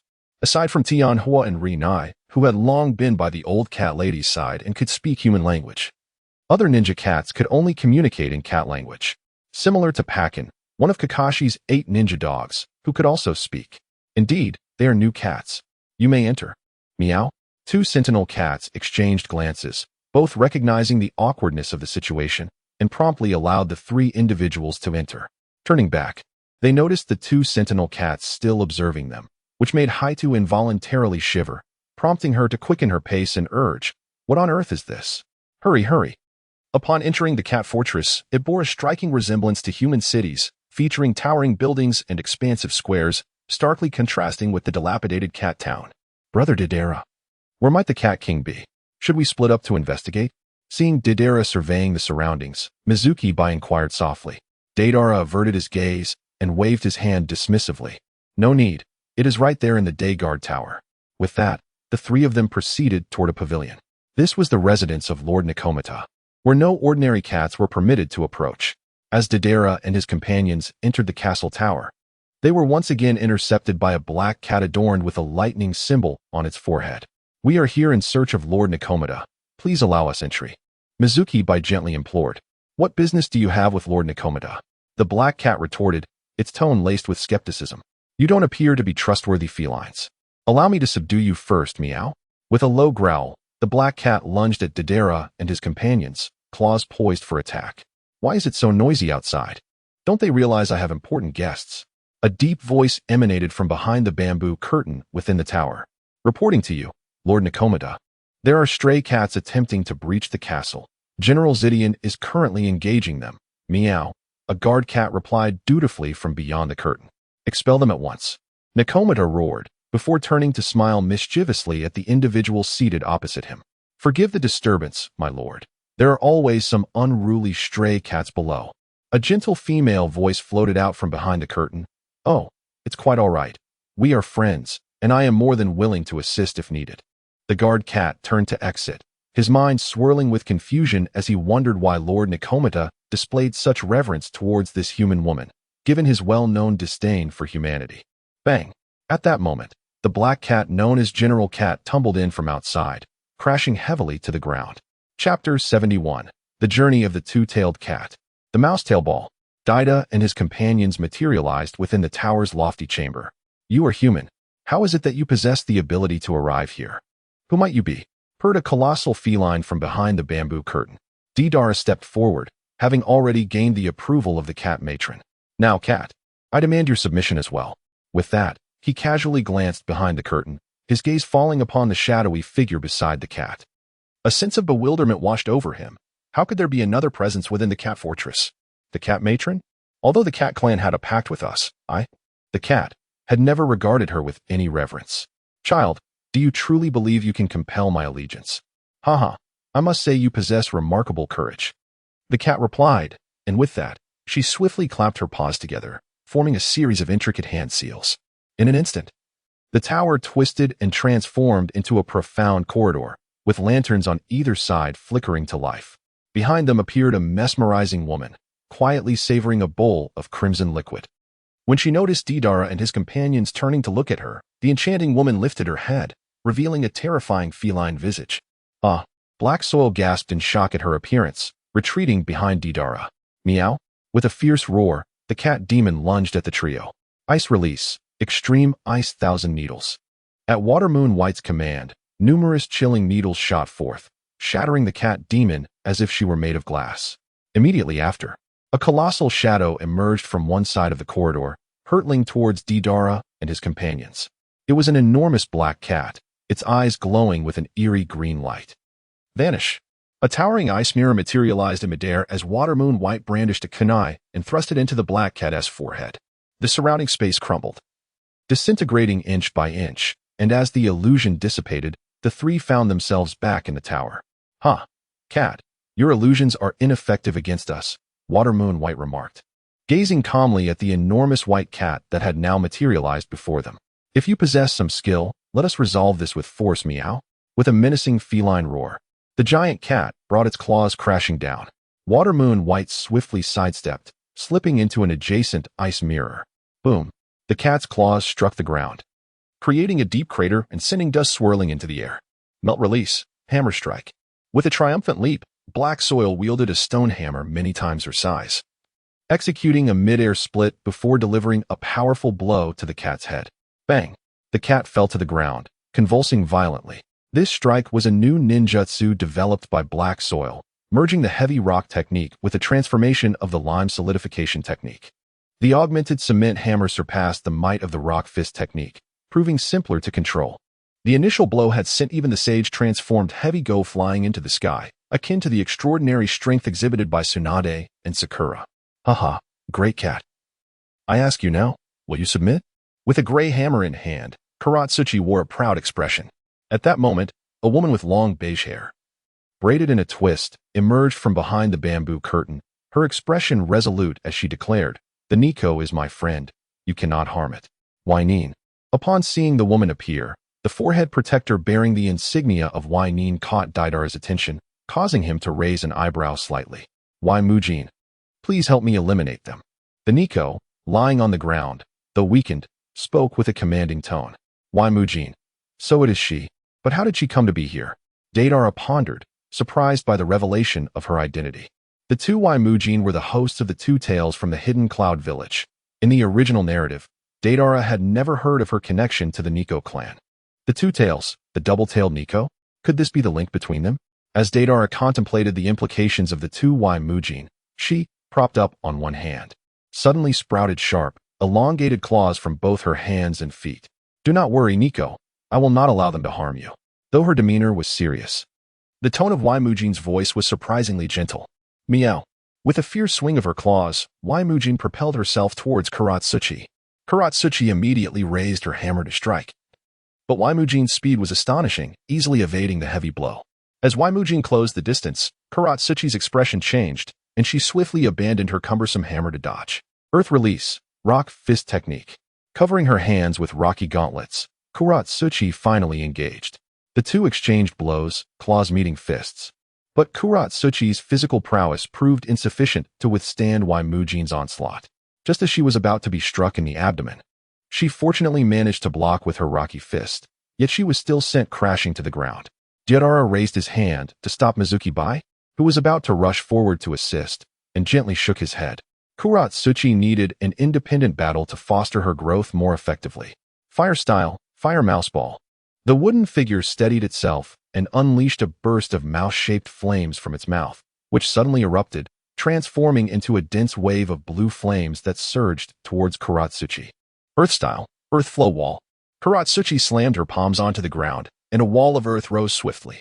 The concentrated blue flames, upon nearing the earth flow wall, did not collide directly. Instead, most veered around the earthen barrier, continuing to surge towards Kuratsuchi behind it.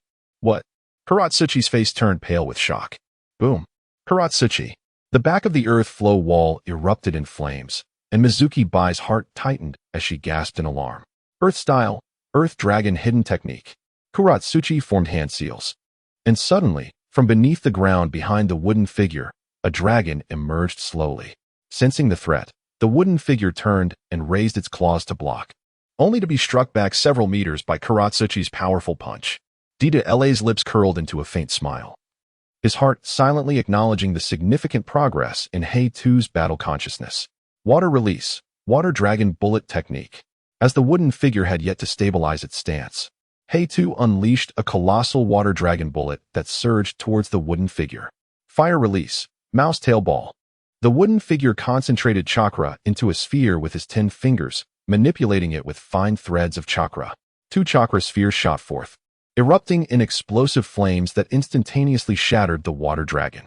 The remaining 8 surged towards Hei-2. Hei-2's gaze sharpened. He bit his thumb and drew it across his other palm, slapping his hands against the ground. Summoning technique, slime. Boom. A massive slime water sphere materialized, engulfing the 8 chakra spheres of the wooden figure. The chakra threads from the wooden figure's fingertips slowly dissipated at that moment. With the explosive chakra balls neutralized by the slime, Hei-2 let out a long sigh of relief. Thank you, slime. Fixing his gaze on the wooden figure across from him, Hei-2 stood up and formed another set of hand seals. Dissolution release, heavy lime condensation technique. Hei-2 leaped high into the air, exhaling a gray, quick-drying cement. The wooden figure rapidly retreated, yet still found its legs ensnared by the swiftly spreading, quick-drying cement. This is... The wooden figure struggled mightily, but her legs felt as heavy as lead. Hiki, gotcha. Hei-2 chuckled, catching the shrinking slime and placing it atop his head. Wait a moment. But just then, the restrained wooden figure suddenly spoke in a deep voice. Her beige braided hair unfurled, cascading down her shoulders without a breeze, and an astonishing chakra erupted from within her. Chapter 72. The Flame Cat, Stone Prison Sealed. Blue flames burst forth from the wooden figure, sprouting 2 cat ears atop her head and 2 massive chakra tails behind her. She lifted her head, and her originally dark eyes transformed into a pair of golden feline orbs in an instant. This was the Flame Cat, a manifestation of the semi-tailed beast transformation of the wooden figure. The ground, infused with the heavy rock technique, began to crack as the properties of the lime condensation quick-drying cement were further enhanced. Hei-2, with the slime atop his head, paused momentarily before slapping his palms down onto the quick-drying cement once more. Earth release, super heavy rock technique. The cracked cement ground, affected by the density alteration of the super heavy rock, slowly began to compress and close again. The wooden figure let out a muffled groan, suddenly erupting with an even more formidable aura. Boom. The cement ground exploded violently, rocks flying in every direction. Even Hei-2, who was crouched on the ground, was thrust into the air. Fortunately, the enlarged slime provided a cushion beneath her. 2 tails, cat claw ninja strike. Enveloped in a cloak of chakra, the wooden figure dashed forward, her claws moving with lightning speed, swiftly disintegrating the slime that stood in front of Hei-2 into countless small water spheres. Slime gather. As the black earth let out a low exclamation, the small spheres of water surrounding the wooden figure suddenly converged, enveloping it within, thus forming an immense watery prison. Inside this aquatic cell, The wooden figure found it increasingly difficult to breathe, desperately clutching its throat with both hands. However, in a moment's time, the golden glimmer in its eyes surged brilliantly, shattering the water sphere, and it raised its claws once more to launch an attack at the Black Earth. Water release, water trumpet. The Black Earth tilted its head back, unleashing a trumpet-shaped column of water toward the wooden figure. In response, the partially beastified wooden figure opened its mouth wide, conjuring a colossal fireball that blazed fiercely, countering the water trumpet while continuing to advance forward. The Black Earth, left with no choice, swiftly evaded to the side, although her water-release ninjutsu was bolstered by the buff from the slime's spirit of the sea. It still paled in comparison to the might of the two-tailed blue flame. Slime, use that technique. The Black Earth fixed her gaze upon the wooden figure, her expression one of astonishment, as she called out to the slime that had already begun to coalesce above her head. Water release, water prison technique. Dissolution release, lime solidification technique. Combined ninjutsu, stone prison seal. The slime expelled a sphere of water, ensnaring the wooden figure once more within the watery prison, and shortly thereafter, the Black Earth released a gray powder of dissolution into the water prison. The watery cell quickly solidified, sealing the wooden figure within, ultimately forming a massive concrete sphere that crashed down to the ground. The Black Earth, forming hand seals, hurried towards the concrete sphere, but at that moment, Deidara suddenly darted in front of her. He understood that the Black Earth intended to cast her sealing technique upon the stone prison to completely seal the two wooden figures. However, meow, boom, the stone prison erupted violently, followed by the shattering of the celestial tower as a colossal two-tailed cat, formed from blue flames, emerged onto the scene. Its ears were large and pointed, its teeth sharp as blades, and its eyes glared with fierce intensity. Deidara commanded the colossal clay bird, soaring with Kuratsuchi and Suigetsu aboard, to escape just before the explosion of the loft. As Kuratsuchi and Suigetsu glanced back, an inexplicable terror seized them. Stop, you fool, otherwise you shall meet your demise. The palms of Deidara gradually parted, revealing a half-meter-long white projectile that hovered silently before him. The fully transformed tailed beast, the Jinmuri, ceased its roar and regarded Deidara, who sat upon his clay bird, with a look of serene contemplation. Jinmuri, I sense a perilous aura emanating from him. At that moment, the two tails within the Jinmuri communicated telepathically. The man and beast stood in a tense standoff, and after a prolonged silence, the chakra surged back into the Jinmuri. With a firm clasp of his hands, the pressure of the explosive dissipated, and Deidara, commanding the clay giant bird, soared once more towards the ruins of the once majestic sky keep. Leaping down from the clay avian, he cast a glance at the Jinmuri, who was half-crouched on the ground. Having expended a considerable amount of mental energy during its transformation, he then turned his attention to the cat-like creature, cornered by the two-tails chakra, and spoke. Bye. Please tend to it. Mizuki Bai nodded in acknowledgement and swiftly leapt into action. The Jinmuri lifted its head in mild surprise. Like Grandpa Hiru, she too was a Jinchuriki. Thankfully, Deidara intervened just in time. Otherwise, I would have suffered the backlash of the sealing technique. Beside her, Kuratsuchi blinked her large eyes, curiously observing the Jinmuri while silently pondering. If the sealing technique were to be abruptly interrupted during its execution, the caster could face dire consequences ranging from mental collapse to death. Cat, what say you now? Are you willing to submit to me? As the cat creature stirred back to consciousness, Deidara approached it with measured steps. The cat glanced at the Jinmuri, who was meditating nearby, then surveyed its own feline fortress. Its eyes flickered momentarily before it bowed its head in submission. Master. A hint of a smile appeared on Deidara's face. How did you come to know the two Jinchuriki? He inquired, a spark of curiosity evident in his demeanor. The two tails, after all, had a rather minimal presence in the original narrative, merely being a footnote in the recounting of the Akatsuki's capture by the immortal duo, Haiden and Kakuzu, with the skirmish involving the Jinchuriki being scarcely mentioned. It was only later that he learned from the Nakomata that the two Jinchuriki had met on the battlefield while she was still a nin of the Cloud Village. At that time, the Nakomata was merely a summoning beast of the Leaf Village, tragically used as a shield by her summoner and left wounded. In a surprising turn of events, the Jinchuriki, as a member of the opposing faction, perhaps influenced by the presence of the two tails within her, intervened to save the Nakomata. From that moment on, the Nakomata harbored a deep-seated disdain for humanity, save for her savior, the Jinchuriki. I have yet to witness his power, but the two tails has spoken of it in hushed tones, describing it as formidable. Her instincts have never led her astray, thus I believe, at the very least, he will not use you as a mere shield. After all these years, it was time for you to step beyond the shadows. With a gentle smile directed at the Nakomata, the Jinchuriki's soothing voice resonated. The Nakomata cast a forlorn glance at Deidara and his companions before nodding softly in acknowledgement. The Jinchuriki smiled faintly, turning his gaze towards Deidara. Please take good care of my friend. I shall frequently visit your land of Earth to check on her. Farewell. Deidara slightly raised an eyebrow. Are you threatening me? Farewell, Yomurin. As Kuratsuchi and Mizuki waved their hands. The two had an acquaintance with Yomurin that was neither friendly nor hostile. A wisp of smoke rose, and Yomurin vanished from sight. Deidara turned to the cat-eared figure and remarked, Stop putting on that long face. The land of Earth is arid and rarely sees rain. Your feline clan will surely appreciate it there. Once I return and make the necessary arrangements, you may set off. The new cat city will be completed in no time. At this thought, Deidara recalled that in his previous life, he had only kept a single cat, yet now he was tasked with nurturing an entire city. This realization brought a smile to his face. Chapter 73.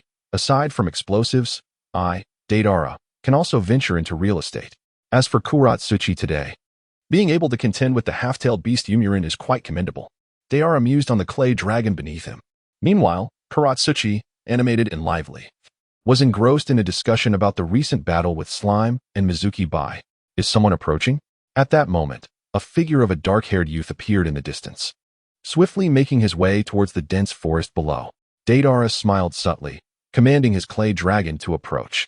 The individual before him was none other than Yamanaka Kurenai, whom Deidara had encountered by chance the previous day, finding many similarities between her and his former companions, including the likes of the original Deidara, Kimimaro, and J-Go. He had extended an invitation to her. However, he had been preoccupied with searching for the Noodle House and had only managed to leave her with a fleeting remark before departing. To his surprise, Kurenai had indeed honored their agreement by arriving at this secluded forest. In the original narrative, when Danzo proposed to Yamanaka Shizun the idea of having her join the Root organization, Kurenai had stepped forward voluntarily, expressing her willingness to replace Shizun, setting aside the possibility of a charade between Danzo and Yamanaka Shizun. It is evident that Kurenai's decision to join Root was not something she genuinely desired from the depths of her heart. In her original timeline, she had no choice. But now, the words spoken by Deidara yesterday resembled a glimmer of light amidst an endless abyss of darkness. After a restless night of tossing and turning, he finally arrived at a decision. Is it you? Underneath the black hood, the oil-wielding user, upon witnessing the approaching clay dragon, initially contemplated fleeing, yet halted in his tracks at the sight of Deidara. Despite Deidara donning the Garuda mask last night, the oil user instantly recognized him by his attire. Casting a glance at CHG and the others, he, who seldom engaged with outsiders, found himself hesitating even further. Deidara nodded, a knowing smile gracing his lips as he welcomed the new addition to their ranks. Yin, filled with genuine delight, became an invaluable asset to their cause. Upon receiving the affirmation, Yin bit her lower lip and soared onto the back of the clay dragon. Following this, Deidara provided a brief introduction to his companions before commanding the clay dragon to soar towards the land of Earth. Upon learning of Yin Suin's toxic constitution, his comrades exhibited neither fear nor distance. Rather, the shared understanding between Kimimaro and J-Go fostered a sense of mutual respect for Yin. This sentiment deeply touched Yin, who bore a shadowy past. In the rock-hidden village, at the Tsuchikage's office, Noki leaned on his desk, his eyes wide with incredulity. You little rascal, after a mere jaunt, you've managed to entice the Nico clan to our land of Earth? Having returned from the land of fire, Deidara understood the urgency of establishing the cat city in the land of Earth to accommodate the numerous cat ninjas. After careful consideration, he approached Noki directly. After all, the sudden emergence of a cat city in the land of Earth would be impossible to conceal.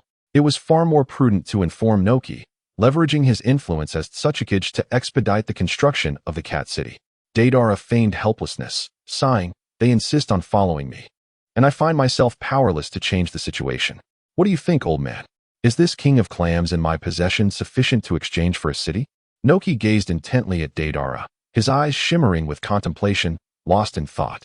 Having lived a long life and consumed more salt than Deidara has eaten rice, how could Deidara's feeble rhetoric possibly deceive him? As Deidara met Noki's gaze, he remained unperturbed. with a clear conscience. He simply sought to possess a source of intelligence for his convenience, and thus had little to fear. After a considerable pause, Inoki averted his eyes. Although Deidara had undergone significant changes, he still retained a level of trustworthiness. Without delving further into the matter of the Nico clan, Inoki shifted his attention to the sealing scroll in Deidara's hand. Is it true what you claim about this summoning beast possessing genjutsu abilities? A summoning beast endowed with such capabilities is indeed a rare species within the ninja world, piquing Inoki's interest. The King of Shells, which Deidara obtained from the salamander god, not only boasts various offensive methods such as the shell whip and shell spear, but also emits a white mist capable of generating illusions. Despite its rather unsightly appearance, it is undeniably a remarkable summoning beast.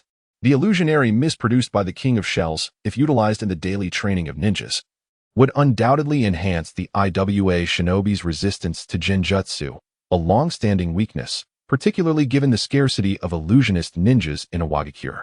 Thus, the King of Shells serves as a vital asset to the current IWA village, much like a timely gift in the midst of snow. Deidara was acutely aware of this fact, which is why he presented it as leverage.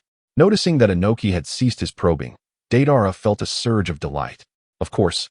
However, the King of Shells can only thrive in water, so you will need to construct a dedicated habitat for it. Inoki's lips curled slightly. How could he not recognize that Deidara was steering the conversation back to the construction team? My back is starting to ache again. Supporting his waist, Inoki slowly settled into his chair, casting a seemingly casual glance at Deidara. I am getting old. When shall I finally step down from this position? Sigh. Deidara's eyes involuntarily twitched as he thought to himself, could you possibly act any more insincerely? Little Deidara, if you were to become the Tsuchikage. Constructing a city for cats would be but a trifling matter. Even a city for tigers would be effortlessly within your grasp. The future of the land of Earth depends on you, spoke Noki, feigning a profound sigh. Deidara found himself momentarily at a loss for words. In the past, Noki had hinted at his expectations, but this time he was unequivocally urging him to take on the mantle of Tsuchikage. Let us postpone the Tiger City for now. I fear the construction team might be overwhelmed.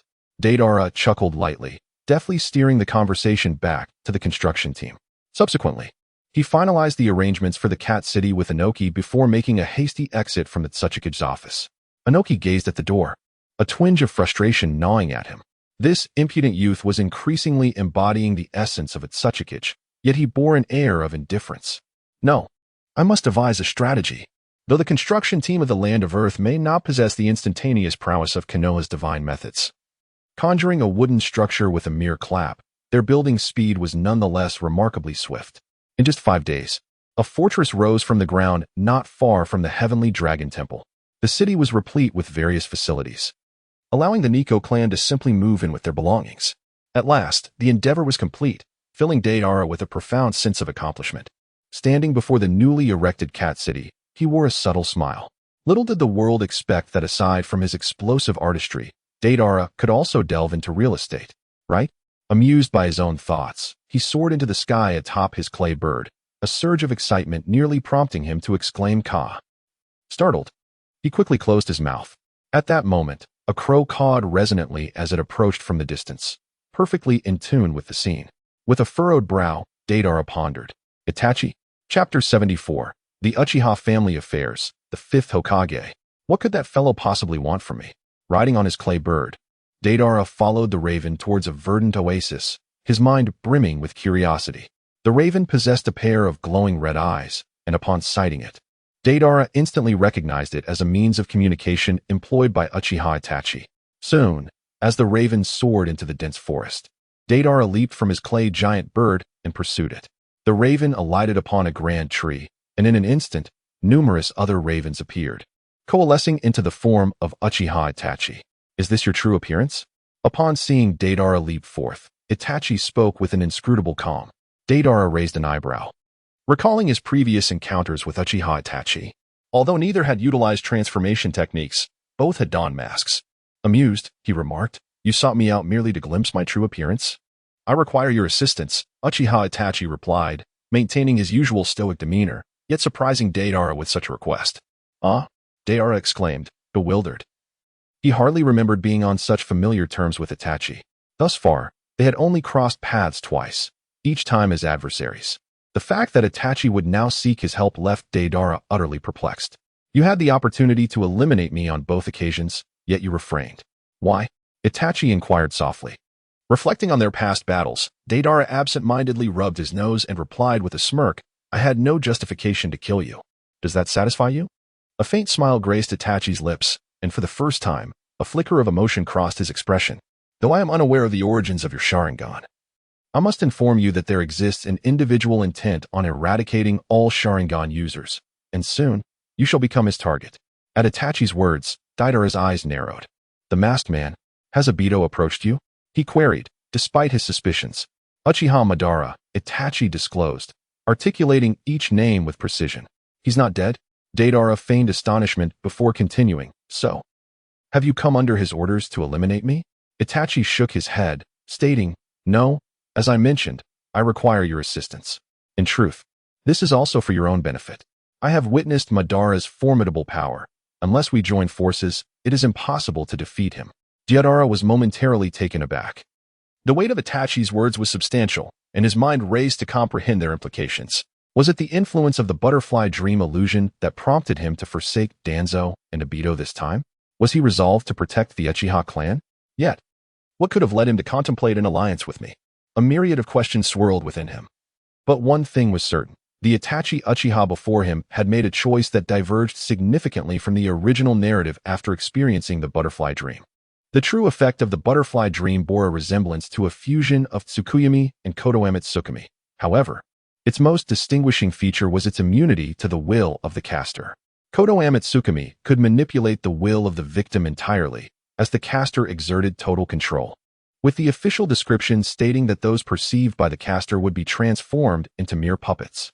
In contrast, the butterfly dream originated from the innermost thoughts of the victim, prompting a transformation or deepening of their own will.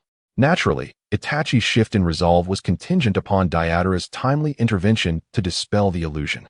Otherwise, had Deidara chosen otherwise, Itachi would have remained ensnared in his own realm of torment indefinitely. Was your inclination to seek my collaboration merely because I spared your life on 2 occasions? Deidara fixed his gaze upon Itachi, inquiring about the thoughts that lingered in his mind, for their acquaintance had yet to reach a level of intimacy. Your abilities are formidable, and it is merely a matter of time before Uchiha Madara seeks you out. This aligns our objectives. Itachi spoke slowly. There was an unspoken truth that weighed heavily on him. In his quest to preserve the Uchiha clan, he found no one more suitable to assist him than Deidara. Uchiha Madara will eventually seek me out? Deidara murmured, a subtle twitch at the corner of his mouth betraying his thoughts.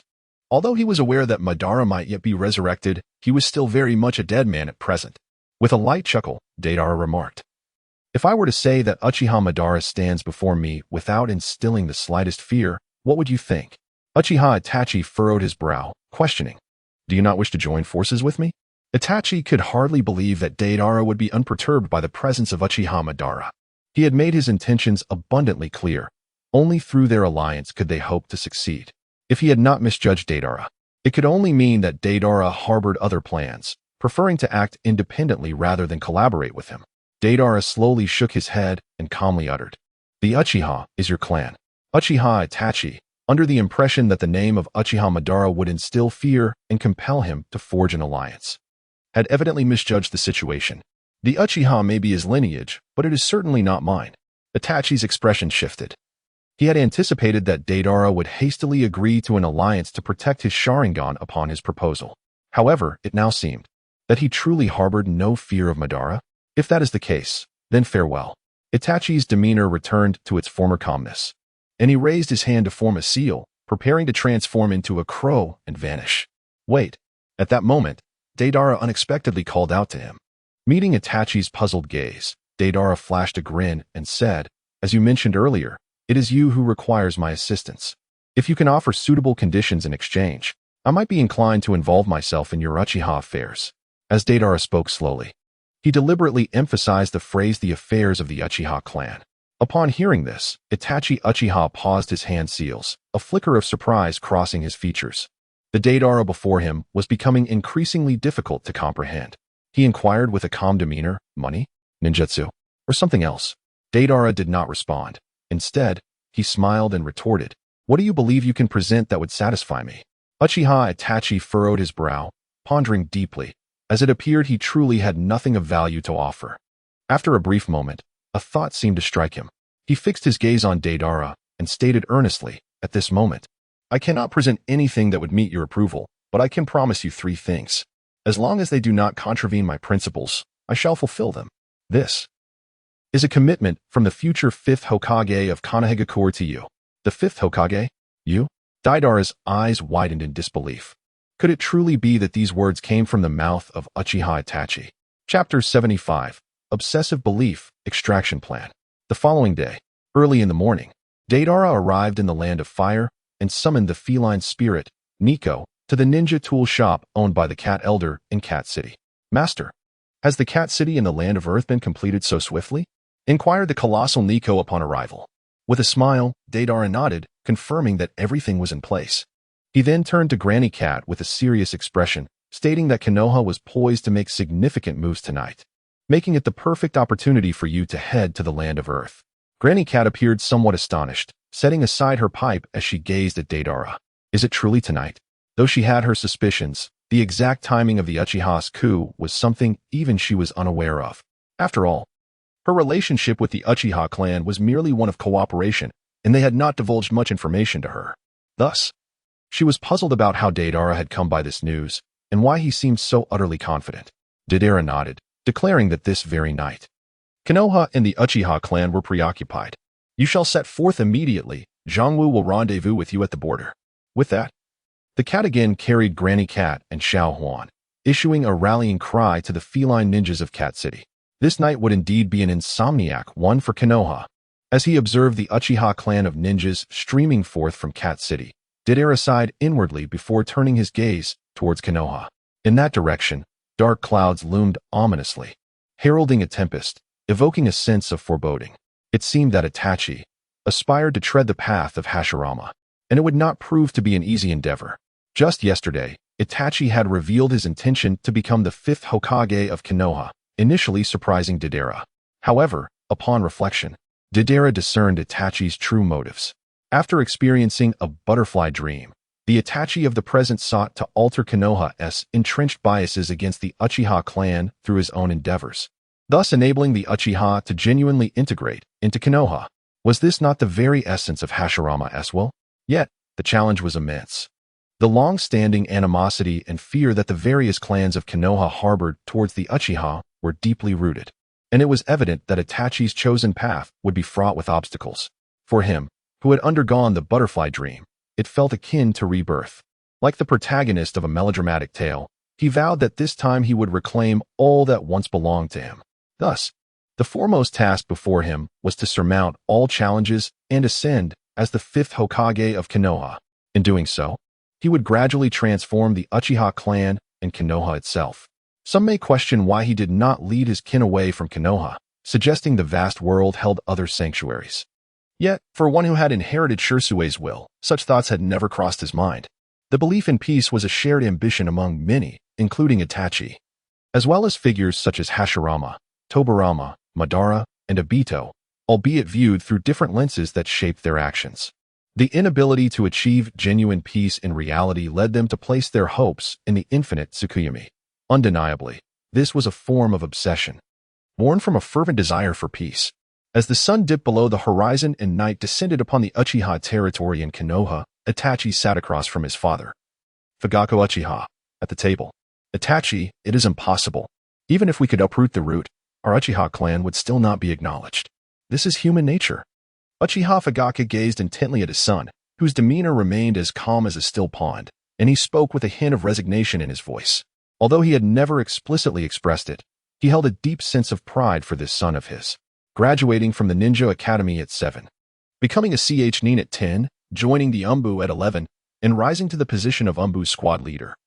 Uchiha Itachi's displayed prowess and innate talent had consistently filled Fugaku with pride. However, 2 days prior, Itachi unexpectedly engaged him in a heartfelt conversation, beginning with the late Shursui and gradually revealing the thoughts that resided deep within his heart. This moment profoundly moved Fugaku, who had never been so candid with his son. Yet, When he learned that Itachi sought to avert disaster by uniting Konoha and the Uchiha clan, Fugaku found it difficult to accept. Such a feat seemed utterly impossible. After all, even the sage of the Six Paths, Senju Hashirama, had not achieved that, ultimately leading to the catastrophic battle at the Valley of the End. Father, you are aware that this is an unattainable endeavor, yet you still wish to lead our clan in proclaiming the name of Uchiha to the village. For that, I hold great respect for you.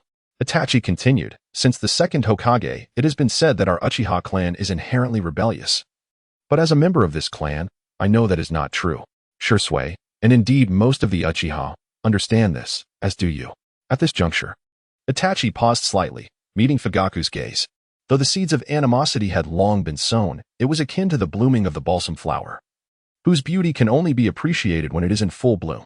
With unspoken words lingering in the air, Fugaku regarded his son for an extended moment before inhaling deeply. A faint smile gracing his features. I may not have said this before, but you have always been a source of pride for both me and Mikoto. I hope you will continue to make us proud, just as the name Uchiha shall forever remain a source of pride. Rising from his seat, Fugaku glanced around the room, noticing Sasuke asleep soundly, while Mikoto, seated beside the bed, looked up toward the father and son. Let us proceed. Regardless of the outcome, we must steadfastly uphold the name of Uchiha. With that declaration, Uchiha Fugaku strode purposefully toward the door. Uchiha Itachi turned his gaze toward the slumbering Sasuke, his eyes shimmering momentarily.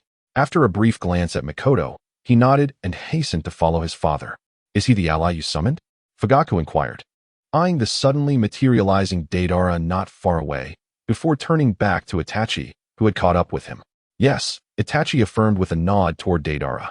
As Fugaku scrutinized Deidara, the latter, standing with his arms crossed and adorned with a Garuda mask, returned the examination with equal scrutiny. Itachi approached Deidara, expressing his gratitude. Thank you for your assistance, and for eliminating several Umbu in the vicinity. Since I promised to involve you, I shall certainly lend my support. Disdainfully, Deidara remarked. Upon arriving at the Uchiha clan's territory, he swiftly detected several leaf Umbu lurking in the shadows. With minimal effort, he dispatched them with ease. Without further ado, the trio proceeded to the gathering place of the Uchiha clan. Uchiha Fugaku pushed open the door to reveal a hall filled with over 100 Uchiha members, who seemed to have been awaiting their arrival for some time. Clad in dark attire, they turned solemnly towards the three at the entrance. Uchiha Fugaku surveyed the assembled clan members and declared, the Leaf's eradication plan is set in motion.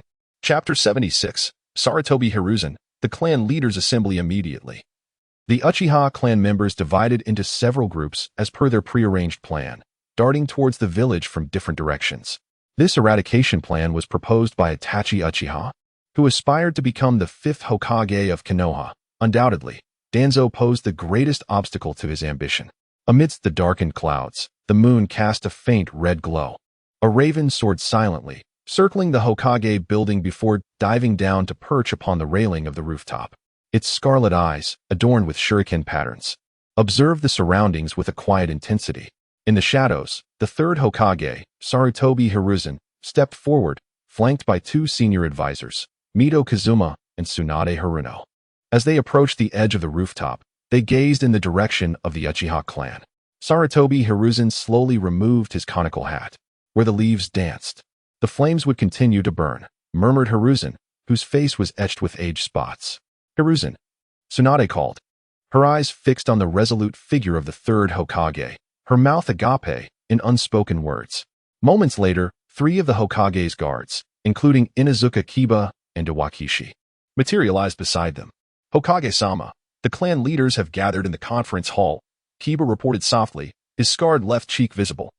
The flames will continue to illuminate the village and nurture the new leaves. Sarutobi Hiruzen seemed oblivious to the comment, muttering to himself before turning to Mito Kazuma and Tsunade. Let us proceed. The group entered the Hokage building, while the raven flapped its wings and settled on the windowsill, quietly observing the interior. Inside, numerous clan leaders from Konoha were either whispering amongst themselves, meditating, or savoring their tea.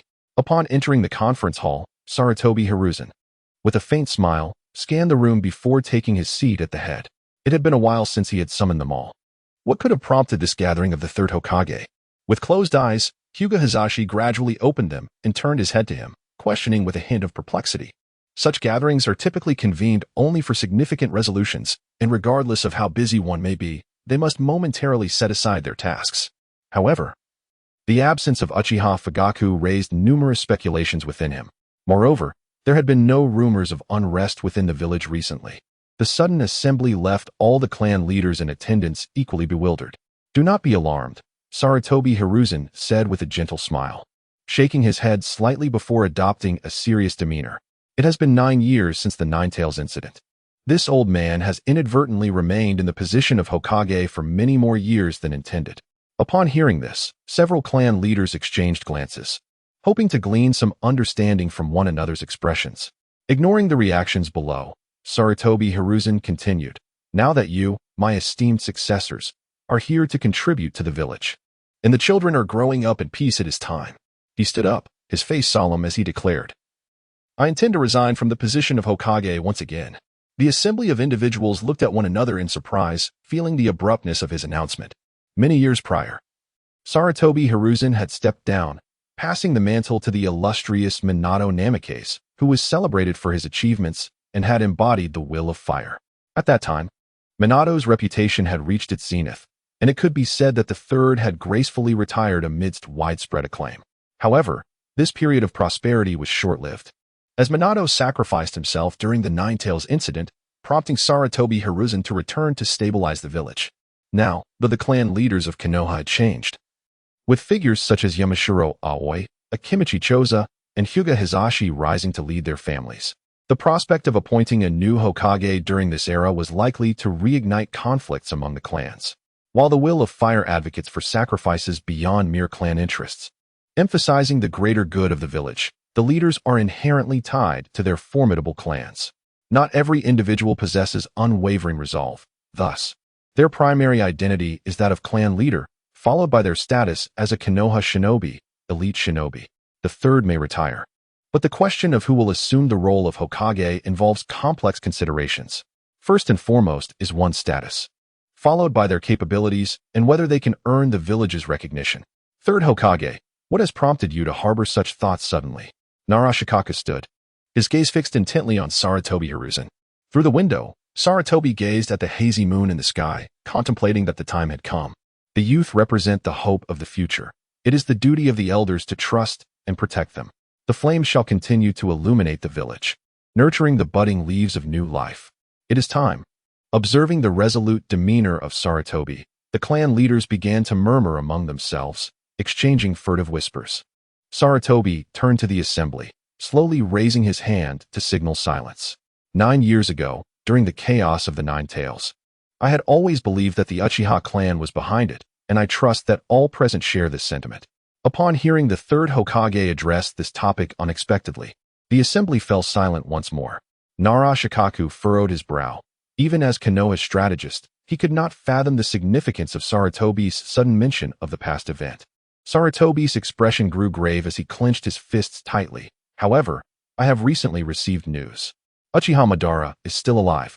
Gasps of disbelief filled the room. "What? How could that be?" Several clan leaders sprang to their feet in shock. Mito came in and Uzumaki Koharu also stood, with Koharu exclaiming, "What the third has said is true. There is no need for doubt. Reports indicate that Danzo has deep connections with him, and the entire Uchiha clan is currently seeking to apprehend Danzo to dispel our long-standing suspicions." The revelation that Uchiha Madara still lived, and that he had ties to Danzo, left the assembly in stunned silence. They exchanged wide-eyed glances, each revelation shaking their hearts. The third's desire to retire, the news of Madara's survival, and the deep connections between Danzo and Madara. Yet, even if Uchiha Madara were alive, given his age, could he truly have orchestrated the Ninetales incident? Nara Shikaku murmured thoughtfully. Uchiha Madara, Danzo, the Ninetales incident, the third's retirement, the vacancy of the Hokage position. Uchiha. Hyuga Hayashi, fixated on Sarutobi, pondered deeply. Suddenly, he inquired, might there already be a candidate for the fifth Hokage after the third's resignation? Chapter 77, Shimura Danzo. A fatal confrontation in Konoha, Umbu intelligence report. As Deidara and Itachi Uchiha swiftly approached a structure resembling a warehouse, the other Uchiha clan members converged from all directions, encircling the expansive building. At this moment, Danzo was still without a plethora of resurrection coins. It remained uncertain whether he possessed any other valuable items. Deidara's eyes sparkled with excitement during his flight. In this era, few ninjas could soar through the skies to engage in aerial combat, which bolstered his confidence, leaving him unperturbed even in the presence of Obito and Danzo. Root, also known as the Umbu Training Division, was established as an independent organization by Danzo under the guise of Umbu Training following Sarutobi Hiruzen's succession as Hokage. However, since its inception, Root's activities primarily served to aid Danzo in achieving a singular objective, to ascend as the Hokage of Konoha. 9 years prior, when the third Hokage resumed his duties, Danzo had already plotted an assassination attempt against him, which was thwarted when Kakashi, who had been manipulated into joining Root, turned against him. Thus, rather than being the Umbu of Konoha, it would be more accurate to describe Root as Danzo's private training battalion. Within this Umbu training stronghold, the Root members, bound by cursed seals, exhibited absolute obedience, with Shimura Danzo reigning here like a despotic ruler. Regrettably, I cannot utilize Uchiha Shursui as Kodoame Tsukumi. Otherwise, my time would have already come. In a chamber strikingly similar in layout to the Hokage's office, Danzo covered his bandaged right eye, fuming with thoughts. Yet, a barely perceptible sinister smile crept across his lips as he murmured, "Regardless of whether you truly are Uchiha Madara, I hope the cells of Hashirama and the multitude of Sharingan you mentioned will grant me the power to wield Kodoame Tsukumi, capable of altering wills." The Uchiha clan had been systematically suppressed following the Nine Tails incident, ultimately forced to relocate to the fringes of Konoha, a situation orchestrated by Danzo himself. His aim was to provoke the Uchiha into instigating a coup, allowing him to observe from a distance and subsequently impeach Hiruzen, thereby seizing the position of Hokage. The Uchiha's maneuver would never have been executed had it not been for the Masked Man. In fact, he had collaborated multiple times with the Masked Man, conspiring with Hanzo of the Salamander to eliminate Yahiko. In return, the Masked Man used the Nine Tails to frame the Uchiha clan, ultimately coercing them onto the path of insurrection. However, a year prior, Uchiha Shursui emerged as a significant variable. The mysterious disappearance of the prodigious Shursui caused the Uchiha clan to become alert, opting for a period of cautious observation before reinitiating their plans a year later. Recently, the Masked Man reappeared, this time guiding Danzo towards a new path, utilizing the Hashirama cells he had previously researched with Orochimaru, implanting a multitude of Sharingan, thus enabling him, devoid of Uchiha bloodline, to activate Uchiha Shursui's Kodoame Tsukumi. The ability of the Kodoame Tsukumi to alter the will of its subjects undoubtedly paves the way for one to effortlessly ascend to the position of Hokage in Konohagakure, heralding an era under Danzo's dominion. While the veracity of this claim remains uncertain, it stirred a sense of intrigue within him, particularly as it demanded no cost on his part. Merely a nudge from him would suffice to set events in motion. Thus, not long ago, he approached Hiruzen Sarutobi, discreetly assigning the mission to eradicate the Uchiha clan to Itachi, which subsequently led to the infamous Uchiha massacre depicted in the original narrative. However, influenced by Deidara, the situation has now undergone a dramatic reversal of 180 degrees.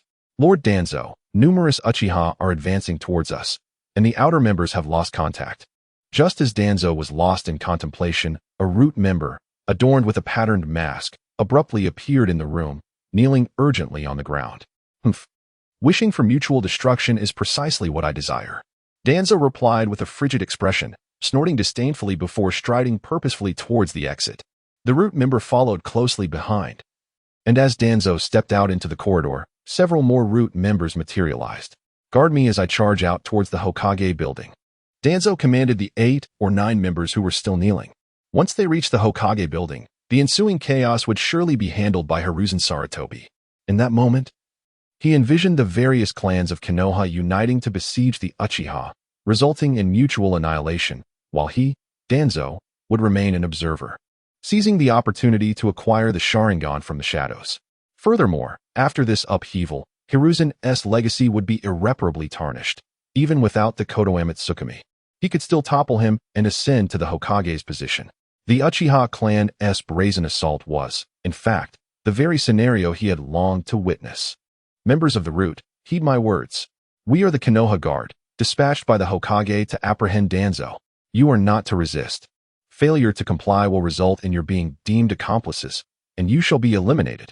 Outside the stronghold of the Umbu roots, an Uchiha clansman, his face resolute, bellowed loudly. At that moment, he felt an exhilarating sense of vindication. Previously, as members of the Konoha Guard, they had never received acknowledgement from the village.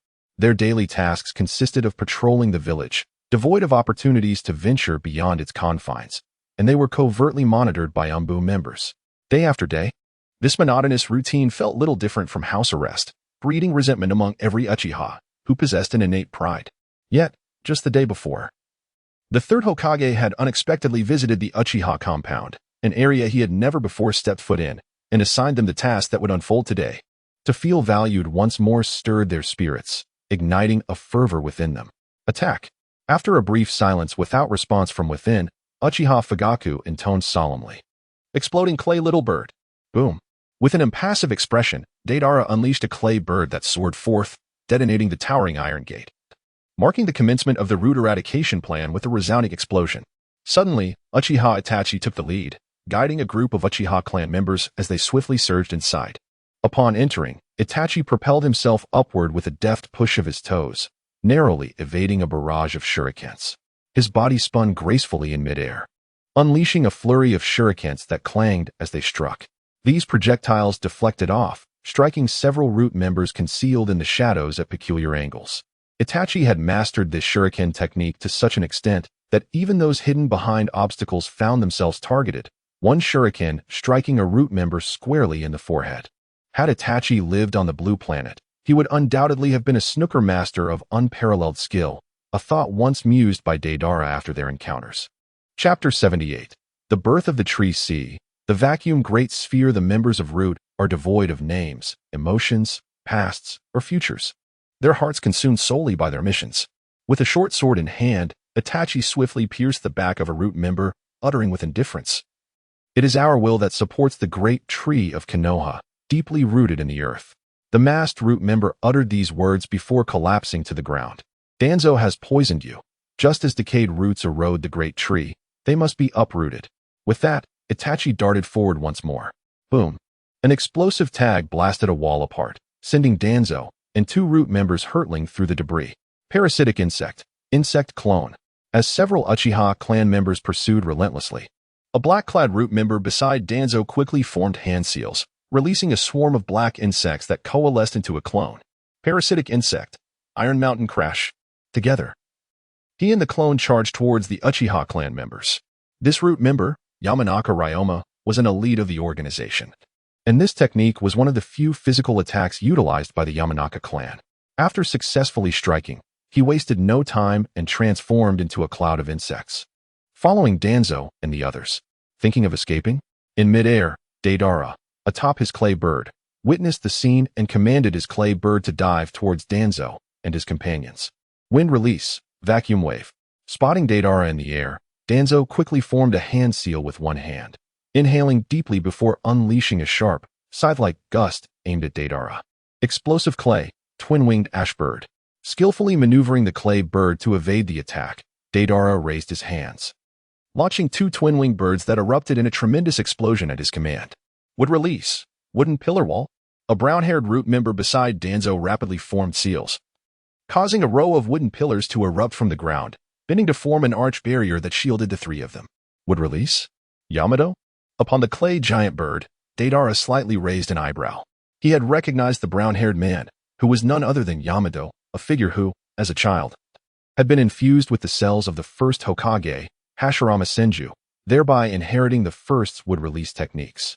However, at this juncture, he was still an elite member of Root, not yet having adopted the name Yamato, and was only known by the codename Taka. With a flourish, the technique Insect of the Bad Bug, Insect Tornado, was unleashed, as well as the Wood Release, Great Forest technique. Oil Woman Ryoma and Yamato simultaneously rose to action, one conjuring a swirling tornado of bad bugs from his sleeves, while the other sprouted multiple wooden tendrils from his arms, both launching a coordinated assault towards the airborne Deidara. Deidara was diligently crafting clay when he immediately commanded the clay giant bird to flap its wings, ascending to greater heights. Exploding clay. Red-eyed spider. Boom. A multitude of red-eyed spiders was unleashed, attacking the wooden structure high above, causing the insect tornado to dissipate amidst the successive explosions. Dust release, original realm separation technique. Noticing Danzo and his companions leaping from the smoke, continuing their flight, Deidara chuckled to himself. With his fingertips touching, a beam of white light shot forth. What is that? Danzo's expression shifted, urgently exclaiming, "Would release, birth of the forest sea." As Yamato clapped his hands, robust trees erupted from the ground in a 100-meter radius, narrowly allowing the trio to evade the dust release attack. This birth of the forest sea bore a striking resemblance to the Shinja Hashirama's secret would release, birth of the tree realm, yet its scale was incomparable. The sudden emergence of the trees startled Deidara momentarily. Summoning technique, giant parasitic insect. The oil woman, Tsukio, summoned a colossal parasitic insect atop the giant trees, ferrying the three away from the forest. Wind release, vacuum sphere. Danzo inhaled deeply, launching the chakra accumulated in his mouth like bullets toward Deidara. He continuously expelled short breaths, akin to a machine gun, forcing Deidara to maneuver the clay giant bird in evasive flight. Damn it, you incessant shooter. The wings of the clay giant bird were soon riddled with holes, plummeting downward, prompting Deidara to curse. Earth release, super light heavy rock technique. Abandoning the clay giant bird, Deidara used the super light heavy rock to levitate, raising his hands to expel a cloud of powder toward the incoming giant parasitic insect. Explosion release, dust explosion, boom. The colossal parasitic insect, enveloped in black smoke, was scorched, descending towards the ground alongside Danzo and his companions. Danzo clumsily rose, glancing back at Yamato and the oil woman. Tsukio had perished, while Yamato, despite having would release chakra to recover, was gravely injured. Just as Deidara's dust explosion erupted, Danzo had shielded himself with both companions, preserving his life. With a grim expression, he unwrapped the bandage on his right cheek, revealing the Sharingan bestowed upon him by Shursui. Wind release, shuriken. He deftly retrieved shuriken from his waist, and, exhaling wind attribute chakra upon them, he launched them towards Deidara. Unlike Naruto's spiral shuriken, Danzo infused ordinary shuriken with wind attribute chakra, enhancing their sharpness to effortlessly sever rock. A circular blade of wind, resembling a conical hat in size, swiftly approached, yet Deidara evaded it with agile movements. Then, executing wind release, great breakthrough, he unleashed a colossal storm from both palms, sweeping towards Danzo below. With a deep inhalation, Danzo initiated wind release, vacuum sphere. The ensuing vacuum sphere, more akin to an air cannon than a mere bullet, possessed astounding power. As the vacuum sphere surged forth, Deidara remained unfazed and countered with his own technique, dark release, fantasy killer, causing the attack to dissipate instantaneously. Despite the terrifying might of the vacuum sphere, its destructive capability paled in comparison to Naruto's future spiral shuriken, which was easily countered by the dark release. Explosive clay, explosive bomb. Deidara swiftly crafted an explosive device, devoid of any ostentation. With remarkable speed, he launched it at Danzo, who was in the midst of forming hand seals. Boom, boom, boom. The series of explosions erupted, sending Danzo hurtling through the air before crashing to the ground. Deidara descended gracefully, his gaze fixed upon Danzo, who stood not far away. After a moment of contemplation, he formed a hand seal and slowly sank into the ground. Moments later, he resurfaced from the earth before Danzo. Wind style, vacuum wave.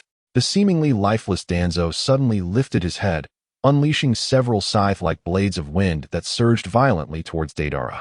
Deidara's form was instantaneously fragmented, cascading to the ground and transforming into a multitude of white stones. At that moment, Danzo's pupils dilated in shock as he looked down to discover that, unbeknownst to him, a colossal white centipede had ensnared him. Explosive clay, centipede. Behind him, Deidara, with hand seals deftly formed, began to emerge slowly from the depths, revealing that what Danzo had shattered was merely his clay clone. Deidara approached Danzo with a smile, his steps measured and deliberate. However, at that moment, the masked man from the Uzumaki clan materialized beside a large tree, emerging from a haze of distorted space. Deidara turned his head, raising his brows in surprise. "Oh, I thought you would not show up. What does that mean?" The masked man, bearing a flaming fan, spoke with a somewhat hoarse voice. Deidara fixated on the solitary aperture of the mask, casually remarking, "You bear a striking resemblance to a friend of mine." Chapter 79, The Ultimate Eye Technique. Black Flame Amaterasu, the masked man, regarded Deidara with keen interest. Previously, in the Land of Water, he had dispatched Zetsu to investigate Deidara's background, intending to recruit him into their ranks. However, over the past year, the Akatsuki organization had been preoccupied with various schemes, also seeking suitable candidates for Nagato to forge the Six Paths of Pain, leaving them unable to venture into the land of Earth in pursuit of his own plan. The Moon's Eye, the masked man, aimed to extinguish the Uchiha clan, which was integral to his strategy. After all, the Uchiha possessed formidable power, with the potential to awaken the Manjiki Sharingan at any moment, capable of controlling tailed beasts and wielding techniques like Izanagi, which could defy fate itself. Thus, the existence of the Uchiha clan posed a significant obstacle for the masked man, and their annihilation was a precautionary measure. Yet, he had not anticipated that the course of events would unfold so unexpectedly. Moreover, this Tsuchikage's disciple had connections to Itachi Uchiha and had become embroiled in the situation. Obito possessed the ability to phase through objects, and if he were resolute in rescuing Danzo, Deidara's eyes flickered as he pondered these complexities. Perhaps the masked man, noticing Deidara's fleeting glance at Danzo, instantaneously appeared at Danzo's side, extending a hand towards the fallen figure. Rohankyo, rock strike. Deidara pivoted, enhancing his weighty punch with the buff of solid rock. In an instant, he unleashed a forceful strike. Bang!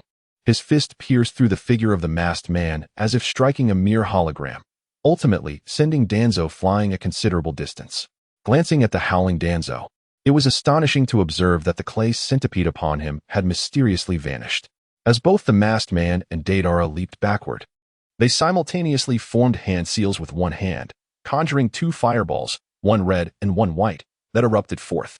Upon witnessing his fireball dissipate, the masked man drew forth the flame fan from his back to defend against Deidara's oncoming white flame ball. The fan absorbed the white flame's assault, converting it into wind-style chakra, which then rebounded back towards Deidara. In the midst of a furious gale, Deidara's visage was contorted, and with a resounding bang, he transformed into a wisp of white smoke, dissipating into the air. At that very moment, numerous clay spiders descended from the heavens, encircling the masked man. With an explosive shout, Deidara unleashed a tremendous cloud of dust from the ground. It was revealed that he had initially employed the Earth Dragon hidden technique to burrow underground, creating two clones, while his true self ascended into the sky using the lightweight rock technique at the moment of his powerful strike against Danzo. The battles among ninjas are often shrouded in enigma. His previous encounter with Motoi had imparted valuable insights to Deidara. Thus, upon the masked man's appearance, he had already contemplated strategies for confrontation. As for the current Obito, as long as he refrained from engaging in close combat, there was little for him to fear. Summoning technique. Below, Danzo summoned his spirit beast, a legendary dream eater known as the Dream Taper. This creature bore resemblance to an elephant, albeit with a shorter trunk, and Danzo's Dream Taper displayed a crimson body adorned with sharp claws. Suspended in midair by the lightweight rock technique, Deidara was crafting clay when he noticed Danzo fleeing atop the Dream Taper. He immediately dove in pursuit. Would release. Cutting technique. The masked man, now materializing atop a grand tree, formed hand seals, causing a barrage of sharp wooden stakes to materialize and launch toward the airborne Deidara. Earth release. Rock armor. With a low exclamation, Deidara was enveloped in a layer of white rock that shielded him from harm. Boom. Simultaneously, a colossal red skeletal arm surged forth, aiming to strike at the masked man. Uchiha Itachi activated his Susanoo, having finally arrived on the scene. In there. Was that Kakashi? Deidara's gaze shifted to another direction, where he spotted a white-haired ninja swiftly approaching. You must pursue Danzo. He may take the villagers hostage. Within the crimson Susanoo, Uchiha Itachi called out to Deidara. Without uttering a word, Deidara swiftly waved his long sleeves, summoning a colossal clay bird upon which he leaped. Shirsue's gaze could not afford to fall into the hands of Tobi. Anticipating Kakashi's assistance, he believed that together with Uchiha Itachi, they could engage in a fierce battle against the masked man. Deidara seizes the opportunity to eliminate Danzo while simultaneously testing a notion that has occupied his mind. Is he truly Uchiha Madara? Kakashi, darting through the air, diverts his gaze from the clay giant bird to the masked man who is deftly evading the assaults of the crimson Susanoo. Having previously executed a covert mission alongside Itachi Uchiha, he shares a certain camaraderie with him. Similar to Deidara, Itachi had sought him out just days prior. Before the tumult of the Nine Tails incident, Minato Namikaze had entrusted Kakashi with the secret protection of the pregnant Kushina Uzumaki, hoping that witnessing the birth of new life would help her emerge from the shadows cast by Rin and Obito's demise. Alas, fate was cruel. During the subsequent Nine Tails incident, both Minato and his wife met their tragic end. Consumed by guilt, Kakashi was led astray by Danzo's manipulations into joining Root, with intentions to assassinate the third Hokage, only to awaken in time to reconsider. Given these circumstances, Kakashi is thoroughly acquainted with Danzo's character and is eager to uncover the truth behind the Nine Tails incident. Yet today, after much hesitation, he has finally arrived. Who would have thought you would make such a choice? Are you prepared to stand against me? The masked man fixates on Itachi. Enveloped by the red Susanoo, his voice a hoarse whisper. I am Uchiha Madara. I shall slay those you hold dear, obliterating everything you strive to protect. You know I can accomplish this. Itachi's expression hardens with resolve.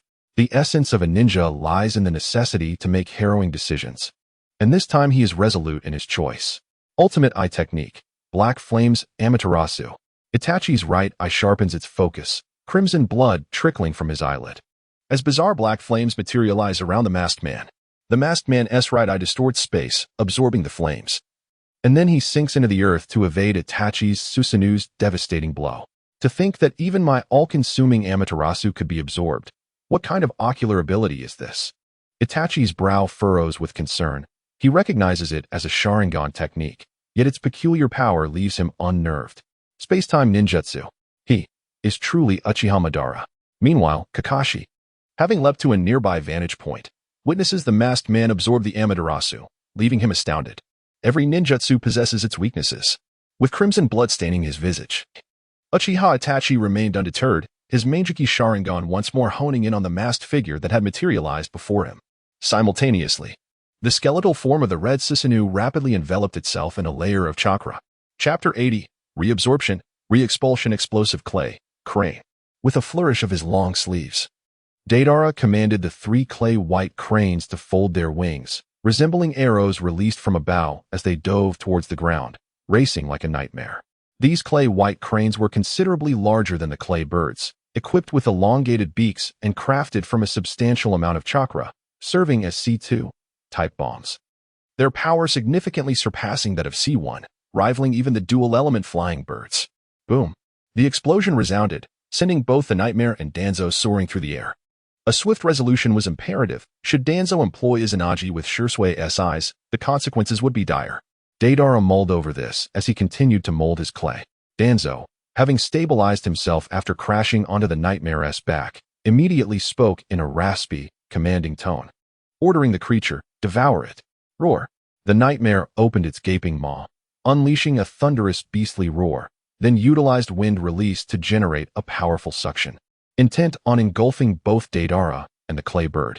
Deidara commanded his clay giant bird, which flapped its wings in a desperate attempt to resist the impending descent. Yet it continued to sway precariously downward. If you seek death, do not blame me. Deidara's eyes narrowed as he raised his hands, unleashing two white flame dragons. The fire release, Garuda technique intertwined the dragons, forming a colossal serpent that, upon its emergence, unleashed a potent heat wave, instantly dispersing the Dream Eater's suction vortex and continuing its relentless charge toward the man and beast below. Danzo's eyes widened in alarm, realizing he had no time to form hand seals. Spotting a nearby boulder, he swiftly extended his right hand, which hung at his chest. Would release, violent gun tree. His rigid right arm transformed into a towering tree, colliding with the boulder while simultaneously propelling him out of the white flame dragon's attack range. Boom.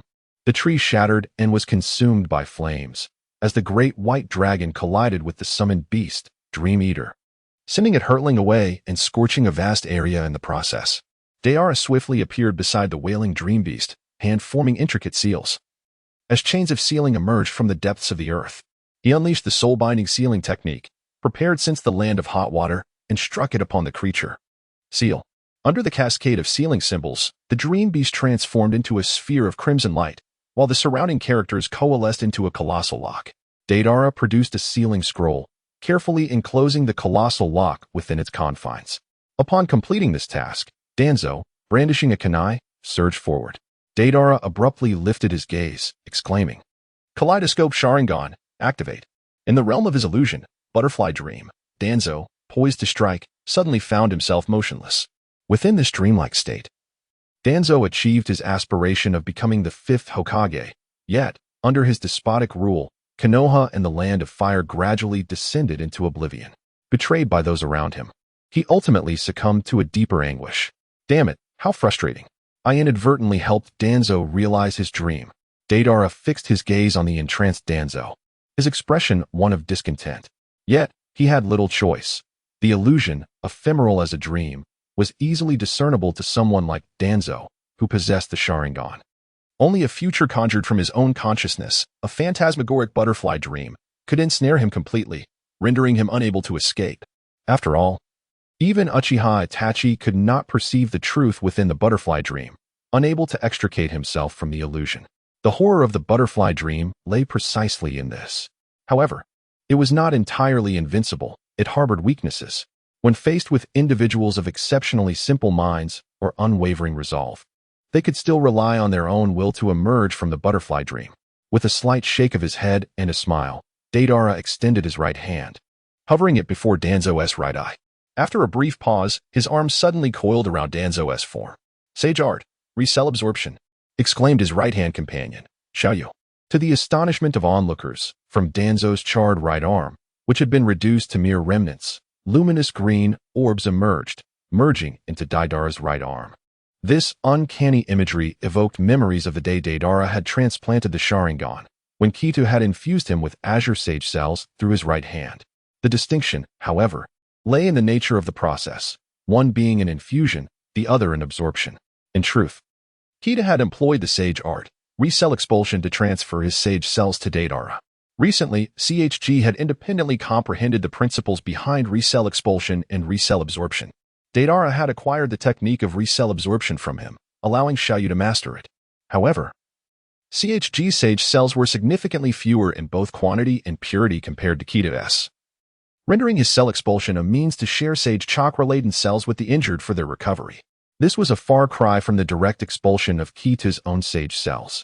The extensive consumption of cells during this technique left CHG in a childlike state after each use, requiring considerable time for his body to recover. Conversely, Kitu's execution of recell expulsion aged him, highlighting a profound difference between the two. Splendid. The Hashirama cells are not rejecting. Xiaoyu increased the intensity. Feeling the verdant luminescence permeating his right arm, Deidara experienced no discomfort, his face illuminated with sheer delight. The combination of Hashirama's cells and the Sharingan. Gulp. With wide eyes brimming with ecstasy, he involuntarily swallowed a mouthful of saliva in his excitement. Thus, he recklessly intensified his absorption. However, at that moment, an unforeseen calamity struck. The right eye of Danzo, originating from Uchiha Itachi, began to spin violently with its three tomo. What are you doing? Danzo awoke from his dreamlike state. And upon witnessing such a scene, he was instantly engulfed in terror, desperately struggling against the pain coursing through his body.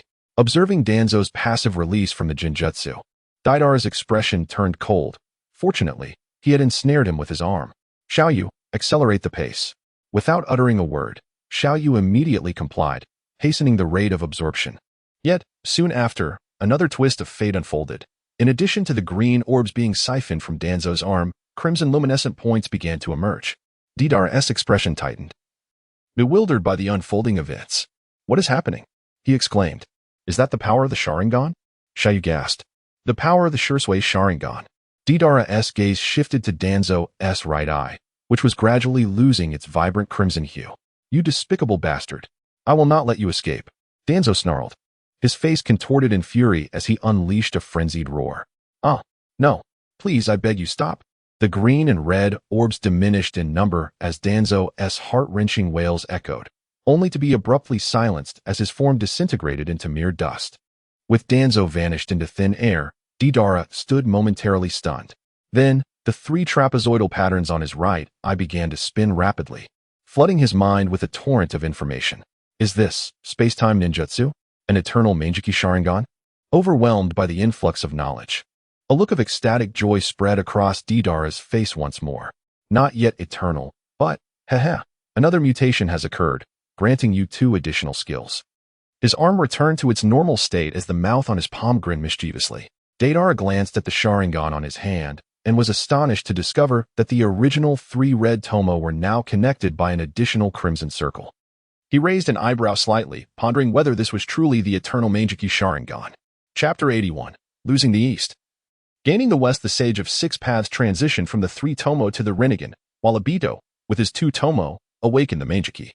Yet here I am, devoid of the Uchiha bloodline, and even with Hashirama's cells, I am unable to attain the eternal? Deidara shook his head, a look of resignation crossing his face as he muttered.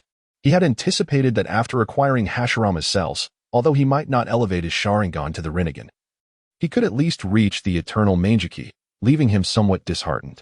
After all, these cells were notoriously dubbed the cancer cells of the ninja world. The mouth in his right palm opened, and the small creature was about to speak when Deidara chuckled mischievously. However, these 2 space-time abilities are indeed extraordinary. Perhaps it is not all in vain. Little Y, what exactly is happening? How did this anomaly occur? How could the absorption of Hashirama's cells also draw in Shursue's Sharingan?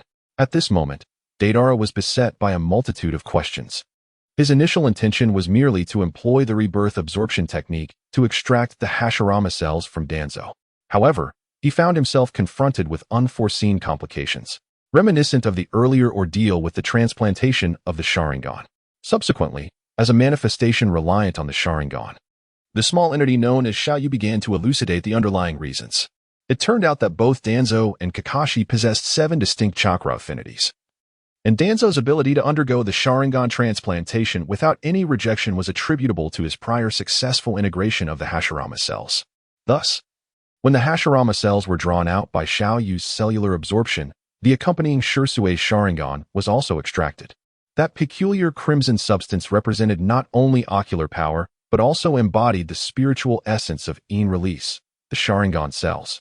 Following this, a transformation occurred in the Sharingan upon Deidara's right hand. Yet, lacking the Uchiha bloodline, he was unable to evolve it into the eternal Meijiki Sharingan. What? Has my Sharingan Genjutsu ability vanished? Upon learning that the 2 space-time ocular techniques he had acquired were birthed from the foundations of dreamlike existence and butterfly dream, a grimace settled upon Deidara's visage. Shursue's ocular techniques included not only Kodoame Tsukumi, but also a space-time ability, which, when fused with your Sharingan. This revelation caused Xiaoyu to tread cautiously. Sensing Deidara's rising agitation, Shursue's space-time ocular technique? With a countenance full of bewilderment, Deidara pondered the enigmatic abilities of Shursue, which were not extensively elaborated upon in the original narrative. Subsequently, Xiaoyu spoke again, elucidating the mysteries for him. Uchiha Shursue, renowned not only as the most formidable Genjutsu user but also known for his instantaneous body flicker technique, possessed a space-time ocular technique that allowed his consciousness to traverse freely among his numerous shadow clones. It was precisely this extraordinary ability that misled adversaries into perceiving his true form as possessing an elusive body flicker technique that defied capture. The concepts of life as a dream and butterfly dream symbolize the past and the future, respectively. Thus, upon merging with Shursue's Sharingan, these 2 abilities underwent a transformation, transcending the realm of Genjutsu and evolving into the ultimate space-time ocular technique. Simultaneously, Xiaoyu proposed another hypothesis. Perhaps the Meijiki Sharingan power in Deidara's right hand was meant to embody these 2 space-time ocular techniques. Much like Kakashi, who, lacking Uchiha blood, requires specific conditions to unlock Kamui, one might say this represents a loss on one hand yet a gain on the other. Sighing, Deidara felt a tinge of melancholy. Those 2 Genjutsu had indeed served him exceptionally well. Thus, he mused, what name would be fitting for these 2 space-time ocular techniques? Arc of time? End of days? Reversal? Suddenly lifting his head, a spark of inspiration ignited within him. Causality, reversal and causality. Prediction. Life as a dream, which embodied the past, laid the foundation for a space-time ability that would allow Deidara to revert to his previous state. Hence, he designated it as causality, reversal, butterfly dream. Originally representing the continuation and derivation of the future, now transcended the boundaries of Genjutsu, enabling Deidara to predict the subsequent actions of his target. This he named causality, prediction. In Blue Star, the notion of causality weapons remains a mere science fiction concept, yet Deidara has now mastered such an ability, thus exemplifying his pragmatic approach. Although the cells of Hashirama failed to unlock eternity, This ability could certainly be regarded as a diminished version of the Rinnegan. With a subtle smile gracing the corners of Deidara's lips, he composed himself and leaped onto the back of the clay giant bird, soaring towards the ongoing battlefield. Once matters here are settled, it shall be time to pay a visit to the Dragon Cave.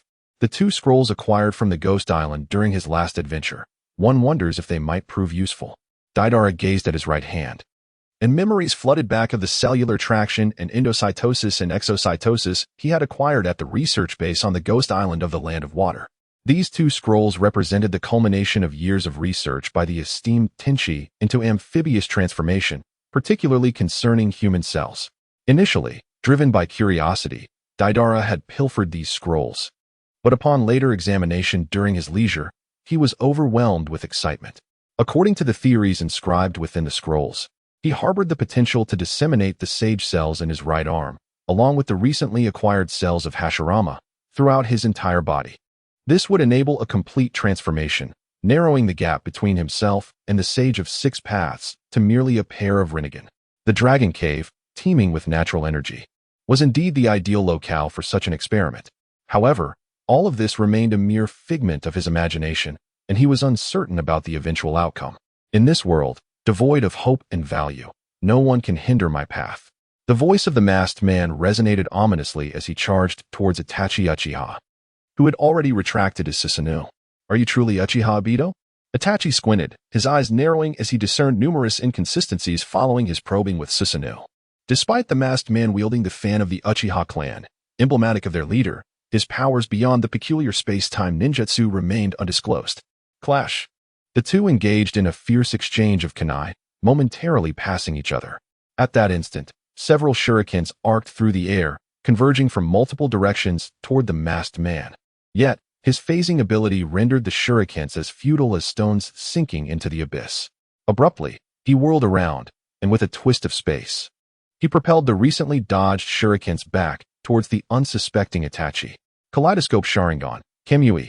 Perched atop a great tree, Kakashi witnessed Itachi's peril and swiftly adjusted his forehead protector. Murmuring a hushed warning, the shurikens suspended in midair vanished once more amidst the distortion of space. Itachi pivoted, launching his kunai at the masked man, only to find him had vanished in the blink of an eye. When he reappeared, he was already behind Kakashi. Kakashi had unlocked Kamui upon the clay giant bird. The returning Deidara happened upon a startling scene. This revelation astonished him, for in the original narrative, Kakashi first unleashed Kamui in the face of the original little Deidara, an event that transpired only after the events of Shippuden. However, what Deidara failed to realize was that after their battle on the border over a year ago, Kakashi had withdrawn from the Umbu. During this period, he had been assigned to lead a team of genin. Yet none succeeded in passing his bell test, forcing them back to the Ninja Academy for remedial training. Thus, for over a year, he had devoted himself entirely to rigorous training, inadvertently unlocking Kamui. Chapter 82. Dual Kamui. Heart-turned Kakashi, sensing something amiss, immediately turned to face the masked man. Did you initiate the Ninetales disturbance? Indeed I did, came the emotionless reply of the masked figure. Drawing a kunai, Kakashi inquired, why have you done this? The masked man, wearing his disguise, fell into silence, lost in thought. On the clay giant bird, Deidara observed the 2 below with keen interest, a smirk appearing on his lips. Let me test my newly unlocked space-time ocular technique. Kaleidoscope Sharingan, activate.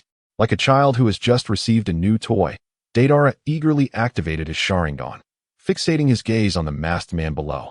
Ultimate ocular technique. Causality prediction. Suddenly, the previously smiling Deidara's expression twisted into one of horror after employing the predictive ocular technique.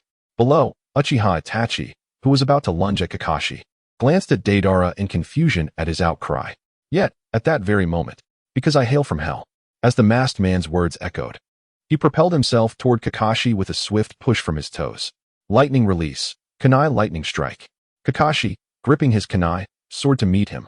The 2 clashed midair, Kakashi's kunai piercing through the phasing masked man. However, as they passed each other, the masked man reached for Kakashi's Sharingan. Kakashi grunted, spinning the kunai around his finger before delivering a retaliatory strike that severed the masked man's right arm. They landed at each other's previous positions, one clutching his eye, the other grasping his severed limb, standing back to back. In the future, You too. No, regardless of who it may be, will inevitably become like me. The masked man tilted his head and left behind a phrase before his figure blurred and vanished from sight. The right eye of the Sharingan slowly closed, and Deidara, momentarily stunned, regained his composure. It was all over. Obito, wielding the dual Kamui, had just utilized causality, prognosis to foresee this moment a fraction of a second in advance. Yet given his distance in midair, he found himself unable to intervene in time. Standing with his hands behind his back, Deidara raised his gaze to the sun, which was slowly ascending, welcomed by the morning glow. Obito with the dual Kamui, Kakashi without the Sharingan, and Itachi Uchiha, who aspired to become Hokage, all felt a sense of losing control. After a brief moment, Deidara leapt down from the colossal clay bird. Itachi promptly administered emergency treatment to Kakashi and then turned to nod at Deidara, expressing gratitude for his assistance. Perhaps the identity of that masked man belonged to someone else entirely. By the way, where's Danzo? Deidara wore a faint smile, inadvertently pinching the edges of his nostrils, which accidentally led to his ephemeral demise. Uchiha Itachi paused momentarily, contemplating Deidara's myriad of offensive techniques, and chose not to utter another word. Deidara cast a glance at Kakashi, who was tightly clutching his left eye, then turned to speak to Itachi Uchiha. That masked man has taken his eyes. He may soon strike again. When that time comes, he will not be so easily dealt with, and he is not the only one you will have to confront. Prepare yourselves. After speaking, he noticed Itachi's furrowed brow and slight nod, prompting Deidara to leap onto his clay bird. I intend to visit the base of root. Consider this my first condition. His cheerful voice echoed in the air as he soared away on the giant clay bird. Kakashi, standing beside Itachi, watched Deidara depart, pondering thoughtfully, as if he had a profound understanding of that masked man. Itachi turned to Kakashi, saying, "Senior, my Uchiha clan has also suffered significant casualties this time. I will find you a suitable Sharingan." Kakashi waved his hand, a bitter expression on his face. "Though I desire it as well. I have come to realize that the Sharingan is, in fact, a shackle for me." Itachi looked at him in surprise, quickly grasping the essence of his words, and nodded in understanding without further comment. At the root base, Deidara searched diligently and was fortunate enough to discover a hidden chamber. Upon entering, he found only some miscellaneous items and a few large bookshelves, which he approached with great excitement. Haha, Danzo has indeed amassed the secret scrolls of the entire hidden leaf. He quickly perused several scrolls, filled with delight. The four-symbol seal? At this moment, he picked up a scroll titled the four-symbol seal and immediately recalled that it was the sealing technique Danzo intended to use for a mutual demise with Sasuke in the original story. After a moment of contemplation, he tucked it away into his robe. Suddenly, he spotted another scroll, and his expression brightened. The mind-body switch technique, at last. I have found you. A significant part of his purpose for coming here was to acquire this technique. Ever since he realized that his higher-dimensional mental power far surpassed that of the native inhabitants of the original story, he had long coveted this secret technique from the clan of the mountains. However, his intention was not merely to learn the technique itself, but rather to explore the method of separating their mental power from their bodies, aiming to develop his own mental-based offensive ninjutsu. All right, that's enough. One must not be overly greedy, he murmured to himself, cradling a selection of meticulously chosen scrolls. After a while, atop the clay giant bird, an unsettling premonition began to creep over him. Departing from Konohagakure, Deidara was heading towards the land of Earth. Yet, for reasons unbeknownst to him, an ominous premonition grew stronger as he approached his destination. The evolution of his Sharingan not only granted him mastery over space-time ocular techniques, but also significantly enhanced his extrasensory perception, commonly referred to as the sixth sense. This heightened awareness allowed him to sense danger with an inexplicable intuition.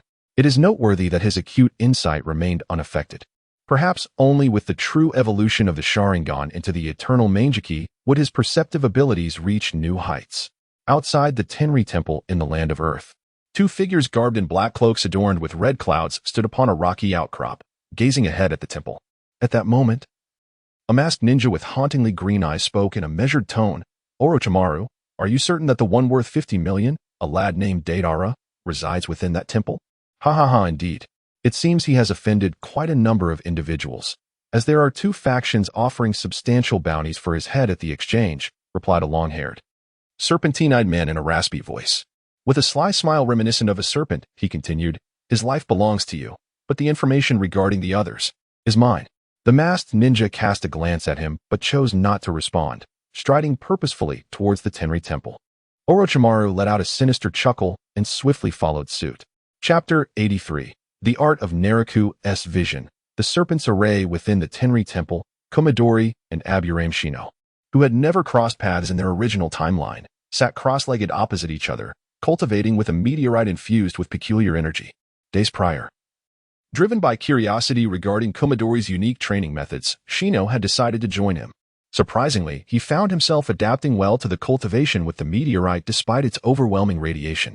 Deidara, cautious as always, proposed a period of observation, establishing a schedule for Shino's training with the meteorite. At this moment, Shino emerged from his meditation, casting a glance at Komodori, who remained engrossed in his practice. Quietly, he stood and made his way outside. Upon exiting the room, he heard commotion echoing from the main hall, initially assuming it to be the return of Go and his companions from their expedition to the Cat City. However, upon further listening, a look of confusion crossed his face, prompting him to quicken his pace towards the hall. Inside the hall, dedicated to the 8 Buddhas of the Tenri, Orochimaru and his companion in their red cloud-covered cloaks stood observing the statues. "Who are you?" Shino inquired, vigilance in his gaze. With a sinister laugh, Orochimaru emanated an aura of chilling danger. The illusion, the scent of death, caught in the Genjutsu, Shino's face, obscured by sunglasses, turned pale with horror as he glimpsed his own demise reflected in Orochimaru's frigid eyes. Shadow Snake Hand. Orochimaru raised his hand, unleashing several white snakes from his sleeves, which unexpectedly ensnared Yunyu Torian. Just as one of the white snakes opened its mouth to strike at Torian's neck, several of them were swiftly infiltrated by nanoscopic venomous insects, causing their bodies to instantly transform into a dark hue and fall to the ground. How intriguing. Is this ability akin to that of the salamander Hans? Orochimaru's eyes sparkled with interest as he licked his lips, growing immensely curious about Yunyu Torian. Suddenly, a crimson chili ball hurtled through the air, exploding between the three and releasing a pungent aroma that dispelled the illusion surrounding Yunyu Torian. "Torian, are you alright?" Kimimaro appeared in front of Yunyu Torian, summoning 2 bone swords from the palms of his hands. "Hee, you must be that little brat from the Kagaya clan," Orochimaru remarked, his gaze fixed on Kimimaro, a glimmer of delight on his face. Recently, he had visited the Kagaya clan but had been unable to locate Kimimaro. He later received news that the abandoned research facility on the Isle of the Dead had been destroyed, and after a series of investigations, all evidence pointed to the Land of Earth, prompting him to invite the money-hungry Kakuzu to join him. Kimimaro remained silent, his expression tightening at the menacing aura emanating from Orochimaru. "Are you the only 2 here? Where's that kid named Deidara?" Orochimaru inquired with a sinister smile. Kimimaro's eyes narrowed as he swiftly approached, thrusting his bone sword forward. Just then, Orochimaru displayed an eerie smile, his body dissolving into a puddle of mud. His figure re-emerged from the ground. "Your personality is quite to my taste." At that moment, Kakuzu's arm, resembling a tentacle, extended and his hardened fist struck out. Kimimaro crossed his arms to block, but was forcefully flung out of the hall. "Kimimaro!" Yunyu Torian immediately leaped outside. Orochimaru and Kakuzu deftly moved to the entrance, witnessing Kimimaro and Yunyu Torian charging towards them. Fire release, Phoenix Fire technique. Kakuzu formed hand seals, unleashing a fiery storm that surged towards the 2. Kimimaro and Torian swiftly leaped aside, avoiding the flames. The battle commenced with Kimimaro facing Kakuzu and Yunyu Torian confronting Orochimaru, engaging in a fierce exchange of physical techniques. Moments later, Yunyu Torian succumbed, sent flying by a punch from Orochimaru's shadow clone, which was subsequently eroded by the venomous insects. Fire release, Phoenix Fire technique. Wind release, Great Breakthrough. Kakuzu unleashed another fiery storm while Orochimaru seamlessly integrated with the Great Breakthrough, forming a colossal fiery tornado aimed at Kimimaro and Yunyu Torian. Yunyu Torian, caught closer to the attack, froze momentarily, nearly being sucked into the fire tornado. Fortunately, Kimimaro acted swiftly, ensnaring his ankle with a bone whip. Water release, Water barrier. At that moment, a surging wall of water rose from below, intent on countering the fiery tornado. The intense flames collided with the water barrier, creating a mist, yet the raging fire tornado continued its advance. Kuratsuchi was taken aback. She had just arrived with Mizuki-bai and Go in time. But she had not anticipated that her water barrier would be insufficient to thwart the combined ninjutsu of Kakazu and Haiden. Ice release, ice rock dome. Mizuki Bai swiftly maneuvered to the side, forming hand seals, and an ice wall erupted from the ground, finally obstructing the fierce fire tornado. The young generation of the Land of Earth truly commanded respect. Orochimaru surveyed the gathering, noting that aside from the oil woman, the chakra levels of the others were all at the J-Nin level. A sense of regret washed over him. He could not persuade these individuals to follow willingly, leaving him with no choice but to resort to forceful measures. At that moment, Kakuzu shed his clothing, revealing his stitched, grotesque body adorned with several masks. "Who are you? And what is your purpose here?"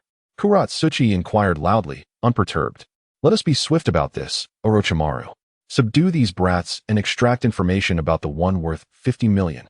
Kakuzu remarked, as countless black, thread-like tentacles sprouted from his body, extending from his back. The thrashing black tendrils were a manifestation of his Earth Grudge Fear technique, rendering him a monstrous figure. Earth Grudge Fear, tentacle-heavy fist. Kakuzu extended his arms, his fists hardening through the flow of chakra, as they surged towards the distant Kuratsuchi and Mizuki Bai. Sage transformation, axe/explosion. J-Go, having activated his sage transformation, transformed his hands into massive axe blades, roaring as he severed Kakuzu's outstretched arms. Orochimaru's eyes gleamed with interest upon witnessing J-Go's sage transformation. It was indeed a rather unique ability. Unfazed by his severed limbs, Kakuzu's tentacles entwined around J-Go's arms and body. Sage transformation, steel arm bind. J-Go's arms returned to their normal state, only to swell to an extraordinary size as he forcefully grasped the black tentacles, hurling Kakuzu into the air. Wind release, pressure damage. In midair, one of Kakuzu's masks suddenly opened its maw, unleashing a compressed gale towards J-Go. Boom. J-Go, using his immense strength, tore free from the black tendrils that bound him and evaded the attack, causing the ground to erupt into a massive crater. Lightning release, false darkness. Kakuzu performed several acrobatic flips before landing, as a mask detached from his back, resembling an alien creature.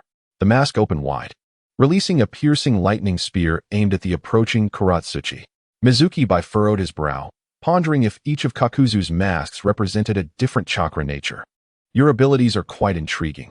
Who among you is the ultimate vessel?" As Kinmaru and Oil Woman Torian prepared to charge towards Kaku, Orochimaru, with a sinister smile, obstructed their path. The serpent technique. The formation of 10,000 snakes unleashed a multitude of serpents that swiftly slithered from Orochimaru's feet towards Kinmaru and Torian, creating a chilling spectacle that sent shivers down their spines. In Chapter 84, The Blade of the Void, the dense mass of black serpents surged forward like a tidal wave, causing the expressions of the onlookers to shift dramatically. Parasitic insect technique. Insect wall. Torian gritted his teeth, and as he formed hand seals, a cloud of insects emerged from within him, rushing toward the oncoming serpentine tide. His venomous insects could only survive within living cells, proliferating through cellular destruction. Thus, should the host perish, so too would the insects. Although his toxic insects managed to infiltrate a portion of the black snakes, killing many, the limited chakra he possessed could not contend with the overwhelming numbers of serpents that continued to swarm. Earth style, earth flow wall. Ice style, ice rock wall. With J-Go restraining Kakuzu, Kuratsuchi and Mizuki swiftly positioned themselves before Kinmaru and Torian, each employing their techniques to obstruct the expansive wave of serpents from either side. Orochimaru, with a wicked grin, altered his hand seals, and in unison, the densely packed black snakes opened their mouths, revealing sharp blades within. Boom! The serpents launched forward, and the blades they bore shattered the earthen and icy barriers in an instant. "Be careful," Kinmaru urgently warned, leaping towards the airborne serpents. The corpse bone technique. Dance of the large saw dozens of bone swords sprout from within him, propelled by his momentum as he dove into the massive snakes. His body spun, boasting formidable defense while relentlessly cleaving through the black serpents. Clang, clang, clang. In the midst of the fray, the sword within the black serpent was incessantly repelled by Jun Malu's strikes, while Orochimaru unleashed a blade from his mouth. The sword's edge extended fiercely, piercing forth with great velocity. Jun Malu, situated several dozen meters away, swiftly turned and raised his bone swords for defense. However, the force behind Orochimaru's strike was overwhelming, propelling him through the wall. The elongated blade retracted with astonishing speed, returning to its customary length. Utilizing the Kusanagi sword, Orochimaru deftly manipulated it from afar, orchestrating a mesmerizing dance in the sky. With a series of thrusts, slashes, and sweeps, he assailed Junmalu from every conceivable angle. This method of combat was unprecedented for Junmalu. Faced with the elusive Kusanagi, he could only react in kind, inadvertently deepening his understanding of the Kage-style swordsmanship and the Luohan fist. The two styles were polar opposites. One epitomized swiftness and agility, while the other embodied immense strength and weight. In this moment, Junmalu exhibited a harmonious blend of grace and power, his movements and techniques exuding an air of profound mystery. Orochimaru, observing from across the battlefield, felt a twinge of alarm. Initially, he was able to command the Kusanagi to suppress Junmalu, but now, the latter maneuvered with increasing ease. Suddenly, the raspy voice of Orochimaru echoed, summoning technique. Evil serpent slithers. Without warning, a colossal serpent emerged from the depths of summoning. Upon its arrival, it launched Junmalu into the sky. Then, with another incantation, two more gigantic serpents erupted from the ground, flanking Junmalu on either side. Witnessing Junmalu in peril, Mizuki Bai, who was engaged in slaying the black serpent, swiftly withdrew. With a focused gaze, he formed seals. Ice release. Crystal mirror. A towering ice mirror appeared before him, and he melded into it, re-emerging from behind Junmalu. As the twin serpents advanced, both warriors retreated into the mirror, vanishing from sight. Snake technique. Serpent step. The two colossal serpents lunged forward, but Orochimaru's hand performed another set of seals. The serpent's eyes glimmered momentarily before they pivoted, charging once more towards the now visible Junmalu. Summoning technique. Slime. Slime. Intercept those serpents, shouted Kuratsuchi as he summoned the sea spirit, Slime. The slime surged forth, expanding substantially, engulfing the two serpents within its form. Upon witnessing the slime, Orochimaru's serpentine eyes narrowed slightly, recognizing it as the spirit summoned by Tenchi. The slime's immense body resembled a colossal water prison, rendering the serpents unable to breathe.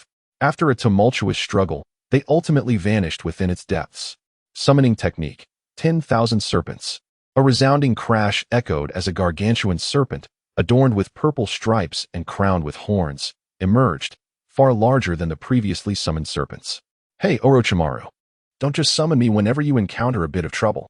The imposing presence of the myriad serpents expressed their discontent to Orochimaru, who stood atop them. With a sly grin, Orochimaru rasped, Myriad serpents, cease your prattling for the moment. Assist me in eliminating that summoning beast across from us, and you shall not be deprived of the offerings you desire. With that, the myriad serpents responded energetically, swinging their tails violently to unleash a torrent of debris towards the slime. Melting release. Binding lime technique. Water release secret technique. 1,000 killing water flight. Simultaneously, Kuratsuchi and Mizuki unleashed their attacks, intertwining the heavy rock technique with the binding lime to ensnare the tail of the myriad serpents. Mizuki transformed water into a multitude of projectiles, executing a rapid, near 360-degree barrage aimed at the serpents' heads. Amidst the swirling dust, the myriad serpents' constrained form was riddled with the countless projectiles. As the dust settled, it became apparent that what remained ensnared was merely the serpent's shed skin. Suddenly, a thunderous roar reverberated as the myriad serpent's sharp tail erupted from beneath the feet of Oil Woman, sending her sprawling. With a ferocious roar, the serpents had emerged from the ground, gaping wide as if to consume Kuratsuchi and the others whole. Flee! Shouted the sage transformation as CHG, engaged in battle with JD, surged forth. With a twisted arm, he compressed chakra and unleashed a devastating punch. The immense force caused the myriad serpents to convulse in agony, hurling them far beyond the confines of the Dragon Temple. Just as Kuratsuchi and the others exhaled a sigh of relief from narrowly escaping the serpent's jaws, numerous black tendrils burst forth from the earth, ensnaring them tightly. Before they could react, two masks detached from JD's shoulders, simultaneously revealing their gaping maws. Fire release. Head sealing technique. Wind release. Crushing harm. In an instant, what was once a sizable fireball expanded dramatically, engulfing the group in a torrent of flames. Is someone truly daring to invade? High above, Deidara finally arrived. Witnessing the inferno engulfing the Dragon Temple, igniting a furious rage within him. Serpent? Orochimaru? Observing the myriad serpents poised to collide with the temple, Deidara pieced together the situation. Explosive clay, double-winged bird. From the rapidly descending clay giant bird, Deidara gestured with his hands, sending two winged birds soaring toward the myriad serpents. Huh. Boom. Despite the myriad serpents' awareness of Deidara's presence, the speed of the wind chakra-imbued winged birds proved overwhelming, searing a significant portion of the serpent's head. Roar. I shall devour you. The visage of the monstrous serpent twisted into an exceedingly ferocious countenance, baring its fangs whilst emitting a fearsome roar. Chapter 85, Amaterasu, number 18. Within the hallowed confines of the Tenryuji Temple, Kakashi, in his vengeful form, unleashed a combination of ninjutsu with formidable ferocity. Fortunately, both Jago and Kimimaro managed to break free from their restraints using their immense strength and the bone sword, rescuing the three and escaping the inferno. As the four stood atop the roof, they were greeted by the sound of explosions from outside, eliciting expressions of joy upon their faces. Their spirits soared further upon witnessing a colossal clay bird swooping down from above, instilling a sense of calm within them. Below, Kakuzu's two masks on his shoulders opened wide, unleashing a barrage of fireballs and compressed wind projectiles, prompting the quartet to swiftly evade the onslaught. The four masks on Kakuzu's body, resembling grotesque entities, detached from his form to engage in battle independently against the four from Kuratsuchi. Impressive explosive capabilities. Could this be a bloodline limit? Outside, Orochimaru emerged from the gaping maw of the monstrous serpent, his raspy voice tinged with admiration. Orochimaru, you certainly make a swift exit. The serpent, Wanshi, retorted with a disgruntled snort. Just as the explosions erupted, Orochimaru had melded into its form, leaving it to endure the brunt of the blast alone. A fact that irked the serpent considerably. Orochimaru had allied with Kaku. It was unwise to confront him here. On the clay bird, Deidara gazed at the dilapidated Tenryuji temple, his brow furrowing in concern. The immense size of Wanshi posed a significant threat. Should it rampage here, the temple would surely be reduced to rubble. I must devour you to quell the resentment that plagues my heart. As Deidara flew low, the blackened head of Wanshi let out a roar, immediately pursuing him. You cowardly brat, Orochimaru, bring him down. Distancing himself from the temple, Deidara suddenly commanded the clay bird to ascend, infuriating Wanshi, who cursed vehemently. Orochimaru's expression turned grave as he nodded. From his intelligence reports, he knew that Deidara excelled in long-range bombardments using clay explosives. Observing Deidara's ascent, he felt a twinge of unease and promptly conjured the Kusanagi sword, extending it forward. The legendary Kusanagi sword? Upon witnessing the sword's rapid extension, Deidara raised an eyebrow and deftly maneuvered the clay bird to evade. The Kusanagi, also known as the Amaterasu sword, crafted from the hardest material in existence, could be elongated or shortened at will. This aspect bore resemblance to the transformation of the Diamond King Kong. Yet, its sharpness was such that, in the original tale, even the Diamond King Kong would feel pain upon contact. Its maximum extension limit remains unknown, having previously reached over 10,000 meters during a battle with a half-tailed beast Naruto. Kusanagi sword, blade of the sky, the initial strike failing to connect. Orochimaru quickly formed new hand seals, retracting the sword and launching it toward Deidara. Impressive, it can even function as a flying sword? Deidara unsheathed a kunai. Yet before he could land two strikes, it shattered in his grasp. The swirling Kusanagi sword lunged at him once more, compelling Deidara to maneuver the clay giant bird with agility. Ninjutsu, dust explosion. With a decisive moment, Deidara unleashed a cloud of powder from his palms and mouth, which detonated with a resounding blast as the Kusanagi approached. The sword was forcefully repelled, embedding itself into the ground, while Orochimaru, with a pointed finger, summoned the flying sword to strike at the airborne Deidara once again. Truly, it was a divine artifact. Even the intense explosion and heat could not mar its form. Deidara silently admired its resilience. I possess a pseudo-artifact as well, he exclaimed, a smile gracing his face as he retrieved a scroll from behind him.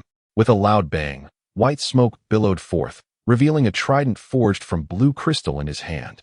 This trident was none other than the Dragon Eye retractable sword, obtained from the four celestial beasts in the land of crafts. The Dragon Eye retractable sword, along with other ultimate ninja tools like the infinite whole armor, were crafted by the legendary ancestor, Saimai, using the techniques of the six paths.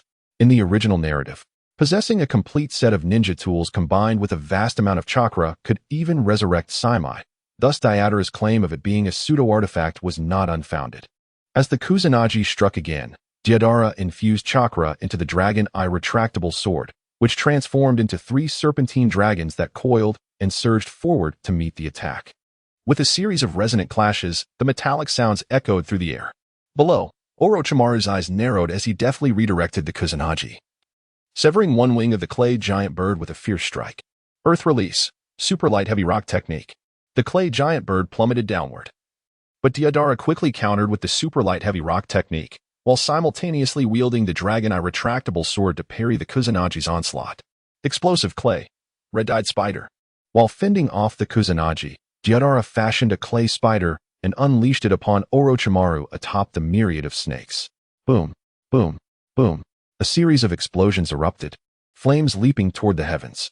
Deidara seized the plummeting Kusanagi, soaring upward as he swiftly stowed both the Dragon Eye retractable sword and the Kusanagi into a storage scroll. With a keen gaze fixed below, a flash of crimson flickered in his eyes as he rapidly molded more clay. Boom. Ninjutsu, hidden shadow multi-snake hand. Countless snakes surged from the ground, and Orochimaru raised his hands, uttering a low incantation. His hands transformed into dozens of long serpents, launching an assault toward Deidara.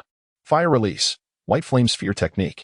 Upon turning around, Deidara immediately raised his hand, unleashing a sphere of white flames that incinerated the multitude of venomous serpents. Had it not been for the application of the law of causality and precognition, he might have truly fallen victim to your ambush. Deidara let out a light chuckle, realizing that the crimson glimmer in his eyes moments ago was the manifestation of his time-space sight technique, the law of causality prediction. This little fellow seems to be a first for me. I wonder how it compares to the thermobaric bomb, gradually ascending in altitude. He gazed at the dumpling-shaped clay figurine resting in his palms, his eyes sparkling with excitement. C3, number 18, he exclaimed, gently tossing it into the air. The dumpling-shaped clay figure unfurled its wings, expanding rapidly until it reached a size comparable to a house, plummeting downward. Boom! A colossal mushroom cloud erupted, the sound of the explosion echoing across the sky, while a tremendous shockwave radiated outward, conjuring a searing tempest. Wherever the shockwave passed, mountains crumbled, and dust billowed. Goodness! The shockwave sent Deidara tumbling through the air, flipping several times before regaining his composure.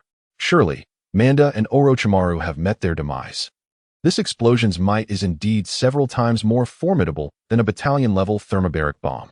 Deidara gazed at the lingering smoke and dust, nodding in satisfaction.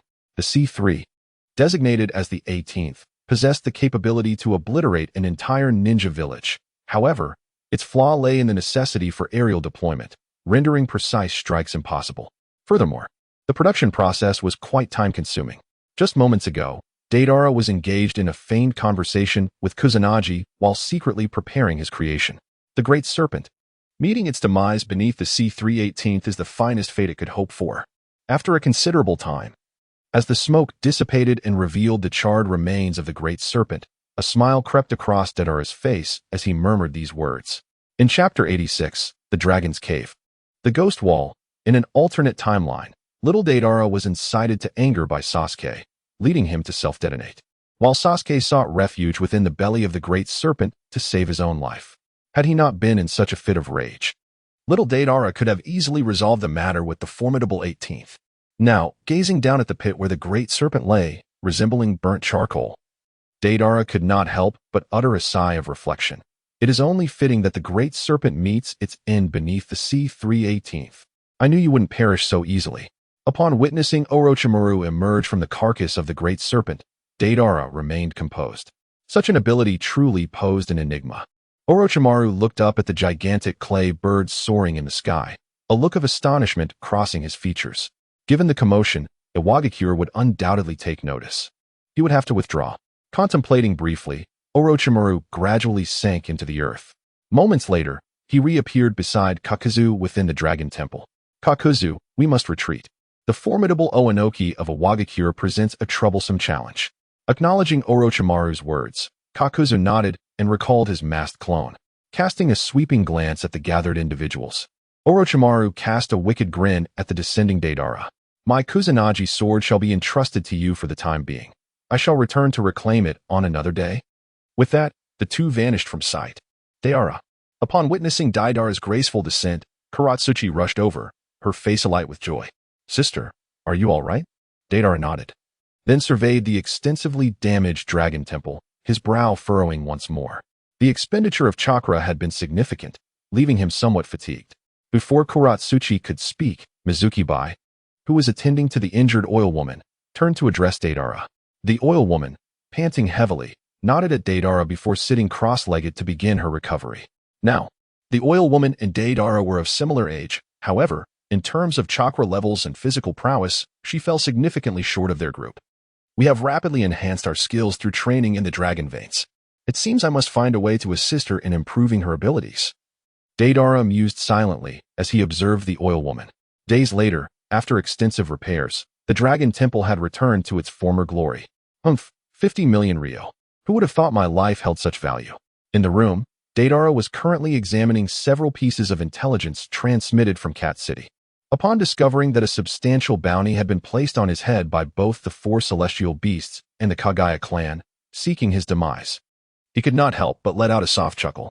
It is worth noting that, in the original narrative, Jur, one of the 12 guardians of the Land of Fire, had his head valued at merely 30 million Rio in the bounty exchange. However, the true background of this bounty exchange remained shrouded in mystery, eluding even the cunning ninja cat clan. Deidara furrowed his brow and shook his head, placing the scroll in his hand aside, and then picked up another piece of intelligence from the table to peruse. The Kagaya clan had been annihilated, and unrest had erupted once more in the Land of Water. These matters seem untouched by the butterfly effect. Subsequently, he set down the scroll and rose, striding purposefully toward the door. Upon the clay dragon, Deidara, accompanied by Shimon and a few others, followed the map left by Kaido, making their way towards the dragon cave. "Brother Deidara, considering the grievances between Grandfather Kaido and the dragon cave, do you think it is truly wise for us to approach them like this?" inquired Mizuki, a hint of unease in his voice. With a faint smile, Deidara remarked, "No worries. When soldiers come, we shall meet them, and when water flows, we shall dam it. I believe there is always a solution."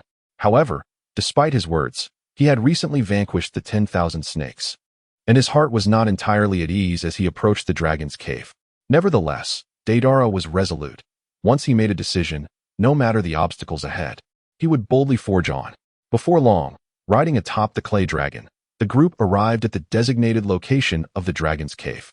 The ground below was shrouded in mist, and even with the Sharingan activated, Deidara could not discern their surroundings. It was likely that a special barrier was in place. After a moment of contemplation, he directed the clay dragon to descend. "Let us proceed. It seems we must navigate through the fog step by step to locate the entrance to the dragon's cave." As they dismounted from the clay dragon, Deidara surveyed the area, noting the low visibility due to the dense mist. "Everyone, remain vigilant and do not stray," he cautioned. Trusting his instincts, he chose a direction, and the group began to walk forward cautiously. After a while, Deidara remarked, "It seems we are going in circles. This fog is even more perplexing than that of the Tree Sea village." Black Earth, looking disheartened, sat down on a stone. They had taken two different paths, but found themselves back at the same spot. "Are we caught in a wall of ghosts?" Deidara mused. Focusing intently on the stone beneath Black Earth, his brow furrowed. After a moment of thought, he lifted his head and spoke. "Perhaps we should not walk in a straight line. Let us try again, but this time, after every 200 steps, we shall turn right." Jumaru's eyes brightened at the suggestion. "You mean to go against the grain? If walking in a straight line leads us back to where we started, then perhaps navigating in circles will indeed unravel the mystery." The group understood each other and unanimously agreed to the plan. Meanwhile, after meandering through the mist for quite some time, Black Earth felt his stomach grumble. After taking a generous swig from his water pouch, he promptly rejoined his companions.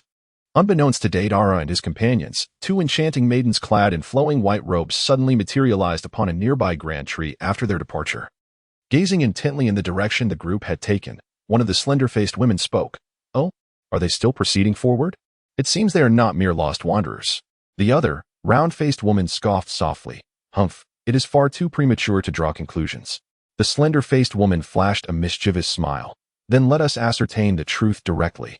With that, they flicked their tongues like serpents, and their figures gradually faded into the mist. Not long after, as Deidara and his companions made 2 right turns, the oil man suddenly exclaimed with delight, "Look, there is light ahead." Lifting their eyes, they beheld a row of flickering lights resembling candle flames through the thick, swirling fog. Exchanging glances, the group swiftly darted towards the luminous glow. Emerging from the dense mist, they found themselves before a resplendent palace, adorned with lanterns that rendered it extraordinarily magnificent. Towering columns were entwined with golden serpents, and at the forefront of the palace stood a red-roofed portal. Above the entrance hung a plaque inscribed with the 3 characters, Dragon's Den. At that moment, the grand door slowly creaked open, revealing the slender-faced woman in a white robe, her forehead adorned with a golden orb. "I have awaited your arrival for quite some time. Welcome to the Dragon's Den," she gently welcomed. As Deidara exchanged glances with a few others, they followed the sharply featured woman into the palace. Inside, the walls were adorned with intricate murals of dragons and serpents, and the air was filled with the glow of splendid lanterns. At the center of the hall stood an elongated, grand dining table laden with an abundance of sumptuous and enticing delicacies. "I am Tenshin Shiniji. You must all be quite exhausted." With a charming smile, Tenshin Shiniji turned to survey the group. In the 87th chapter, titled Tenshin Shiniji, Shikit Tsushima Heim, the oil woman sank directly to the ground, surveying the palace with a bittersweet smile, relieved to have finally arrived, her feet nearly weary to the bone. Ah, how delightful the aroma! Upon seeing the array of delectable foods, Kuratsuchi could no longer divert her gaze, greedily inhaling the tantalizing scent. Seemingly pleased with their reactions, Tenshin Shiniji smiled gently. "Please, take a seat and rest, and enjoy the feast to your heart's content." Kuratsuchi, brimming with joy, exclaimed, "Really? Is all of this prepared for us?" As she eagerly moved toward the table, Deidara reached out to pull her back. With a look of confusion, Kuratsuchi was about to speak when Deidara turned to Tenshin Shiniji and inquired, "It seems you were aware of our arrival?" Tenshin Shiniji gazed at Deidara with keen interest, her smile widening as she replied, "Indeed. The mists outside serve as a test for outsiders in our dragon cave. Only those with sincere hearts can reach this place. In fact, we knew of your presence the moment you stepped into the mist." Deidara nodded, a smile playing upon his lips. "So you are aware of our purpose here?" Tenshin Shinji furrowed her brow, displaying a hint of impatience. "Most outsiders who ventured into our dragon's cave came primarily in pursuit of immortality techniques. We at the dragon's cave extend a warm welcome to every human who arrives. The White Snake Sage resides in the temple at the back. Only upon meeting her can it be determined whether you are permitted to cultivate these mystical arts. I shall notify her now. Please make yourselves comfortable." With that, Tenshin Shinji cast a lingering glance at Deidara before gracefully turning and striding towards the back of the grand hall. It seemed that the trial of the dragon's cave had commenced the moment they stepped into the mist. As Deidara watched her retreating figure, he couldn't help but silently scoff. Gulping, Kuratsuchi clutched her stomach, her gaze fixated on the exquisite dishes laid out before them, saliva pooling in her mouth. "Deidara, these dishes appear to present no issue. Even the aroma is enticing." Just as Kuratsuchi was about to uncontrollably reach for the food, Suigetsu swiftly grasped her wrist. "Ha ha ha, dear Kuratsuchi. These are mere illusions, albeit illusions that are remarkably lifelike." With a resigned smile, Deidara was about to jest with Kuratsuchi when the figure of Tenshin Shinkai suddenly materialized at the entrance. "How vexing to be seen through by you all. Is it not enough to enjoy a meal in peace? I had thought I could feast upon fresh human prey."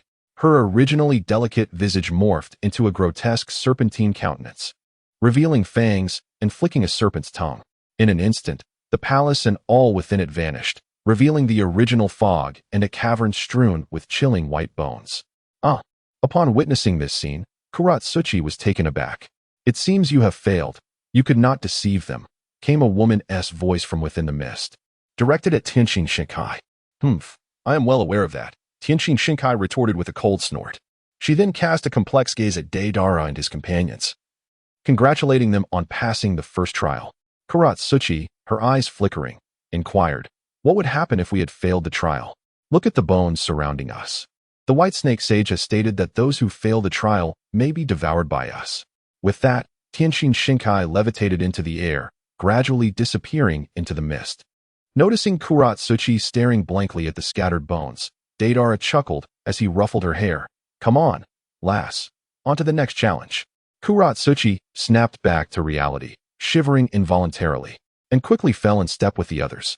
Following the light, they arrived at a chamber filled with stalactites, where a stone door stood at the center of the rock wall. It appears that the second trial lies within that stone door, Deidara mused as he gazed at it. Subsequently, they each stepped through the stone door. As they entered, a slab descended from above, sealing the entrance. Simultaneously, a charming girl clad in a white robe, her hair styled in a bun, appeared in the stone chamber. I am Uchiha Itachi. You must fill the grooves in the walls with the stones on the ground within the allotted time to escape, she instructed, pointing to the colorful stones scattered about and the variously shaped grooves on the surrounding walls. The group glanced back at the stone door and the ground, only to find Uchiha Itachi had already materialized on the opposite side of the cave. Her ethereal voice echoed once more. Even if you kill me, it would be futile. You must complete this task within the time of a single tea session for the stone door to open of its own accord. A puzzle, is it? However, ignoring Uchiha Itachi, Deidara focused intensely on the myriad stones at his feet. Although this trial seems straightforward, if the 6 of them do not devise a strategy, chaos could ensue, wasting precious time. Kuratsuchi, Go, and Yn, gather the stones and sort them by size, he instructed swiftly. He then turned to Kinshiki and Karui. We 3 shall each take responsibility for one wall. In this enclosed stone chamber, 3 of its walls, aside from the stone door, required filling with gravel, with each individual assigned to one wall to avoid confusion. They began by classifying the stones, while Deidara employed the universal methods he had learned in a previous life for assembling puzzles. The others nodded in agreement and promptly commenced their collaborative efforts, each absorbed in their tasks. After the passage of half a tea time, although Deidara and his companions worked at a commendable pace, the multitude of recesses in the walls hindered their progress, and they had yet to fill even half of the spaces. This simply would not do. Their pace was still too sluggish. Deidara incessantly compared his options, his heart growing increasingly anxious. If this continued, they would undoubtedly fail this trial. Floating gracefully in the air, Shiradoheim flashed a charming smile and chuckled. Time is already halfway through. There is no need to struggle any longer. Attaining the power of the sage is not so simple. Her innocent visage abruptly morphed into a terrifying serpent's face, her tongue flickering with excitement as she exclaimed, "So much fresh flesh. Which one should I feast upon first?" Hearing her words, the others tensed up. Kuratsuchi stood up in irritation, inadvertently colliding with Mizuki-bai. Crack! The stone in Kuratsuchi's hand fell to the ground, shattering into several pieces. Deidara turned his gaze towards the rubble, as if recalling something significant. He glanced back at the groove in the rock wall, a smile spreading across his face. Drawing forth a kunai, he infused it with wind-release chakra, effortlessly carving the stone in his hand into a shape that conformed perfectly to the groove, filling it with precision. Deidara exclaimed with delight, "By Jumru, just carve with larger stones. Is it truly possible?" Kuratsuchi asked, clutching a pile of pebbles, as she swiftly moved to Deidara's side with a smile. As Deidara sculpted, she turned her head slightly and smiled. She simply mentioned filling the grooves, but did not specify the method to be employed. Observing a few individuals alter their approach, the speed of their filling increased considerably, while the expression on Ichikishimaheim's face grew increasingly somber. After a moment, she exhaled deeply and sighed in resignation. The grooves are fixed, but people are alive. Oftentimes, what lies before us does not represent the entirety of the situation. It is all too easy to become ensnared in a single perspective. Some truths can only be uncovered by shifting our thoughts and viewpoints. It is no simple task to consume you, yet. Attaining the power of the sage will not come easily either. As Ichikishimaheim's words echoed, Mizuki-bai filled in the last stone, and once again, the space transformed. The individuals found themselves enveloped in a hazy mist, as 6 serpent-faced heads unexpectedly lunged from the surroundings, each sinking their fangs into the necks of Deidara and the others. Chapter 88, Lost and Found, Found and Lost. As Deidara's expression shifted, he swiftly wielded a kunai towards his side, only to find himself striking at emptiness. The 6 heads retreated at an astonishing speed, and as the mist dissipated, a gentle woman with flowing long hair materialized before them. The sudden appearance startled several individuals. Her speed was so remarkable that even Deidara had not sensed her approach. The woman floated in midair, a serene smile gracing her lips as she spoke. To have passed the trials set by the Tianshin goddesses is indeed no small feat. Your next opponent is I, Suikujaheim. A crimson glow emanated from the wound on her neck, and peculiar sigils emerged, causing the group to simultaneously grunt in discomfort as darkness enveloped their vision. One by one collapsing to the ground. Only Deidara managed to maintain his consciousness, a sudden glimmer of red light igniting in his eyes. Law of causality. Reversal. The red light faded from his gaze, and the wound along with the cursed markings on his neck inexplicably vanished. After invoking the law of causality, reversal, his state reverted to the moment before Tsukujiheim had bitten him. Tsukujiheim's eyes widened in disbelief as she exclaimed, How did you accomplish that? The third trial, originally intended to test their hearts through the curse she imposed, had been unexpectedly unraveled by Deidara in this manner. Without responding to Tsukujiheim, Deidara frowned at the unconscious individuals surrounding him, realizing that Orochimaru's inspiration for his research on curses had stemmed from this very phenomenon. Ugh, Akatsuchi murmured as she gradually regained consciousness. Junior sister. Upon witnessing Akatsuchi's ability to pass the third trial through her own strength, Deidara approached her with a smile, aiding her to her feet. Deidara, have we fallen victim to an illusion? Akatsuchi inquired as she instinctively touched her neck, only to discover that the wound had vanished completely. Deidara chuckled softly and shook his head, then inquired, Junior sister, what did you experience during her trial? Just now. Kuratsuchi smiled brightly. Just now, all of you were relentlessly criticizing me for being too childish, calling me a good-for-nothing. Then, I had a fierce argument with you all, and as a result, I awakened. Oh, is that so? Deidara felt a wave of speechlessness. What kind of test of conscience was this? At the same time, he pondered quietly. Could it be that the more innocent-hearted individuals find it easier to pass this trial? As Deidara was about to speak once more, the figure of Jago, who lay on the ground, slowly opened his eyes, surprisingly having passed the trial. He rose to his feet and nodded towards Deidara and his companion. At that moment, Tsukujiheim spoke. It is truly unfortunate that, once again, several individuals have succeeded in the heart's inquiry trial. With a sigh, she waved her long sleeves, and the surrounding space transformed. Before them appeared a vast cavern, with an imposing entrance adorned with red tiles and black pillars. Above the entrance, a plaque inscribed with the characters for Dragon's Cavern could be seen. In stark contrast to the resplendent palace they had encountered earlier, this cavern exuded a sense of unadorned simplicity. Go forth, that is the true Dragon's Cavern. You have earned the right to meet the esteemed White Serpent Sage. As for them, Tsukujiheim spoke gently.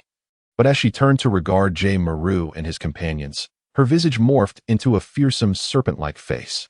They have failed the assessment and are lost within the heart's inquiry. I can only devour them. What? They are our comrades. You cannot harm them. Kuratsuchi exclaimed, alarmed. As he hurriedly positioned himself in front of Tsukujiheim, her serpent face flicked its long tongue, devoid of its previous gentleness. And she spoke with a fierce and menacing tone. This trial must be surpassed through the convictions of one's heart. It is evident they cannot achieve this. According to the rules, they are destined to be consumed by me. Is it not true that if they awaken, it would count as passing the trial? With a furrowed brow, Deidara crouched down, forming hand seals, one hand reaching towards Junmaru's neck. The curse technique, heavenly evil absorption, was distinct from ordinary illusions. It ensnared the victim in a dream through a cursed seal, compelling them to confront their own obsessions. This bore a resemblance to Deidara's previous illusions, such as life as a dream and butterfly dream. Thus, awakening the individuals could not be achieved through conventional methods of dispelling illusions. The curse seal itself had to be lifted. At that moment, Deidara muttered incantations, intertwining hand seals with his eerie technique, heavenly evil absorption. Strangely, the intricate patterns of the curse seal on Junmaru's neck began to crawl slowly up Deidara's right hand. Simultaneously, the mouth on the palm of Deidara's right hand bared its teeth, seemingly struggling against the throes of pain. As Deidara's expression shifted, he seemed to sense something. Promptly striding towards Mizuki-bai, behind him, Junmaru opened his eyes and, with the support of Toru, managed to rise to his feet. Reflecting on the surreal experiences of his recent dream, he felt an unsettling turmoil within. Deidara then employed the same method, utilizing tensei to absorb and subsequently dispel the cursed seals from both Mizuki-bai and Yuya. Once the cursed markings fully crept up his right arm, he immediately sat cross-legged. At that moment, his concealed right arm, hidden beneath his long sleeves, exhibited an alarming network of dark veins, with the Sharingan spinning rapidly, amplifying Deidara's imposing aura.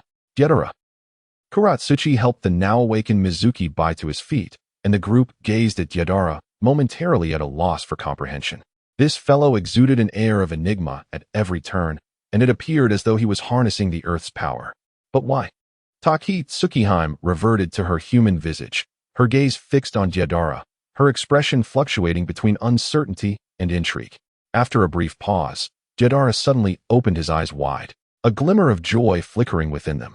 The Sharingan, which had been spinning within his long sleeve, came to a halt, and to his astonishment, the pattern of the kaleidoscopic design now bore an additional intricate ring. Not long ago, the fusion with Shirsue's Sharingan had granted him an extra ring in his kaleidoscope pattern. And now, through the absorption of the Asking Heart curse seal, yet another transformation had occurred, adding yet another ring. Asking Heart. Little did I expect that before even entering the dragon's cave, I would regain my illusionary abilities. A smile crept across Deidara's face, his heart brimming with delight. It turned out that the Asking Heart curse seal he had just absorbed contained the sage power of Tsukihime. However, the true catalyst for the transformation of his kaleidoscope pattern was the effect of the cursed seal, which had infiltrated Xiaoyu's consciousness. With a face full of delight, Deidara rose to his feet, nodding with a smile at Kuratsuchi and the others, signaling that he was unscathed. He then turned his gaze towards the inquisitive Tsumuji, who was scrutinizing him. It appeared that they had successfully passed the trial, did it not? However, Tsumuji's expression swiftly turned icy. This was unacceptable. You are cheating. One must rely solely on their own prowess to unravel the heart's curse to truly pass the trial. With that, she transformed once more into her serpentine visage, declaring that as failures, they were destined to be devoured by her. Deidara furrowed his brow and sighed. If that is the case, we must take our leave. Heitu and Chongwu nodded in agreement, their faces etched with indignation. It was utterly inconceivable to sacrifice a comrade for the sake of power. Tsukihime snorted disdainfully. Oh, you wish to depart? Do you think the dragon's cave is a place you can enter and exit at will? As soon as her words fell, her neck elongated abruptly, transforming into 6 heads that lunged toward Deidara and his companions. Chapter 89. The White Snake Sage, a Test of Humanity. Tsukihime. Allow them entry. Just as Deidara leaped forward, preparing to execute his dust release technique, an ancient voice resonated from within the dragon's cave. Understood. The 6 heads of Tsukihime immediately retracted, returning to her normal visage as she solemnly nodded toward the cave. Seeing this, Deidara lowered his hands, exchanged glances with his companions, and nodded, striding boldly into the dragon's cave. Inside the cave, which was remarkably spacious, 3 towering steps greeted the eye, leading up to a throne resembling a bed, upon which coiled a massive white serpent. Though it was a giant snake with white scales, it possessed a mane of orange hair, adorned with a purple silk had embedded with a crimson luminous pearl. A pipe was clenched in its mouth, and a green cat's eye stone hung from its chest, while 2 golden rings adorned its tail. Human nature is born of desire, inevitably leading one to descend into darkness. Those who seek me abandon everything to satisfy their cravings. The white snake sage, with serpentine pupils, cast a sweeping gaze over Deidara and his companions, continuing in a voice that was both aged and ethereal. You little ones are surprisingly intriguing. You have passed the test, yet are willing to forfeit for the sake of your companion. It has been a long time since I encountered such an interesting scenario. The white snake sage exhaled a cloud of smoke. However, rules are rules. You 3 have passed the test, and may learn sage techniques from me. As for your departure, that is for you to decide. Deidara, fixated on the white snake sage, inwardly breathed a sigh of relief. Should the sage refuse to permit Junmalu and the others to leave, it would undoubtedly spell trouble. Although he was not fully aware of the extent of the white snake sage's terrifying power, the pressure she unconsciously exuded was palpable. Even with his ability to manipulate causality, his instincts warned him that the hope of escape was slim. At that moment, Heitu glanced at Junmalu and the others, her eyes flickering twice as if she had made a decision. She lifted her head to address the white snake sage. White snake sage, may I pass this opportunity to learn sage techniques to someone else? What? The others were taken aback, staring at her in astonishment. Young girl, you do not wish to learn sage techniques? You intend to give this opportunity to others? The white snake sage, equally astonished, initially believed she had misheard and sought confirmation. Heitu nodded slightly, hesitating with her mouth agape. Then, with a glint in her large eyes, she smiled and said, I feel that others are more suited for cultivating celestial arts than I am. In truth, She had intended to express her reluctance to learn the celestial arts due to the transformation it would bring, resembling the half-human, half-snake forms of Tianxin, Shinji, and the others. However, realizing the inappropriateness of such a direct statement in front of the white snake sage, she swallowed her words back. Observing her expression, Deidara, after a moment of contemplation, guessed her thoughts and shook his head with a resigned smile. The white snake sage, intrigued by Heitu's affirmative response, inquired, "So, little girl, to whom among the three shall you bequeath this opportunity?" Upon hearing this, Deidara raised an eyebrow, thinking it unfortunate. As the white snake sage seemed fond of testing human nature, Heitu furrowed her brow, glancing at the trio of Mizuki, Bai, and feeling uncertain about her decision. At this moment, Mizuki Bai smiled and waved her hand, casting Heitu a knowing glance before stepping back. Like Heitu, she was deterred from the notion of learning celestial arts at the thought of the terrifying snake faces of Tianxin, Shinji, and the others. Meanwhile, Junma Lu and Yu Shurjin exchanged contemplative glances, and after a brief moment of deliberation, they too took a step back in unison. Witnessing this, the white snake sage exhaled a plume of smoke, remaining silent, yet visibly intrigued as she turned her gaze back to Tuesday, feeling disheartened. Heitu looked to Deidara for help, her expression pleading. With a resigned smile, Deidara shook his head and then turned to look at Kankuro and the oil woman, Chiriku, stating earnestly, "Kankuro, it is your turn. I fear that Chiriku's secret insect technique does not harmonize well with the sage art of the dragon cave." After speaking, Deidara nodded towards Chiriku. Indeed, Deidara had mentioned to me previously that once this trial was completed, he would take me to a place where I could enhance my abilities. "Kankuro, do not hesitate too much," Chiriku said with a smile, taking a step back once more. "I had initially thought this would create some tension between you. Alas, how dull." With a gentle cough, the white snake sage shook his head and spoke. Yet, he spoke the truth. "This insect user ninja cannot cultivate my sage art of the dragon cave. However, today, I have already made an exception for you.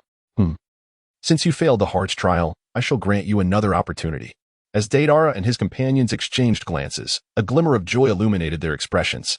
They then listened intently as the white snake sage continued. "Deep within the dragon's cave lies a serpent known as Shinya. It is impervious to both soft and hard approaches, and I find myself at a loss in dealing with it. If you can procure its reverse scale for me, it will submit to our will." Kinjamaru observed the excited expressions on Deidara and the others, and he clasped his hands in respect towards the white snake sage, accepting the task. Subsequently, the group bid farewell to the white snake sage and, under the guidance of Tsunade, soared on a clay dragon towards the serpent's lair. Below them lay the den of the most ferocious serpents of the dragon's cave, and Tsunade gently smiled, imparting a calm warning, "Take care of yourselves." With that, her figure retreated into the mist, fading from sight. Deidara let out a soft chuckle and immediately directed the clay dragon to descend toward the ground. Could these ravines possibly be the result of the colossal serpent's slithering? As the group leaped onto the hard rocky surface, they observed several deep gorges, each about 10 meters wide, and Black Soil's astonished expression suggested his speculation. Deidara nodded, acknowledging the serpent path. Its size should be comparable to Orochimaru's myriad serpents. The thought of the colossal serpent that Deidara had slain, belonging to Orochimaru, sparked a glimmer of inspiration in Kimamaru's mind.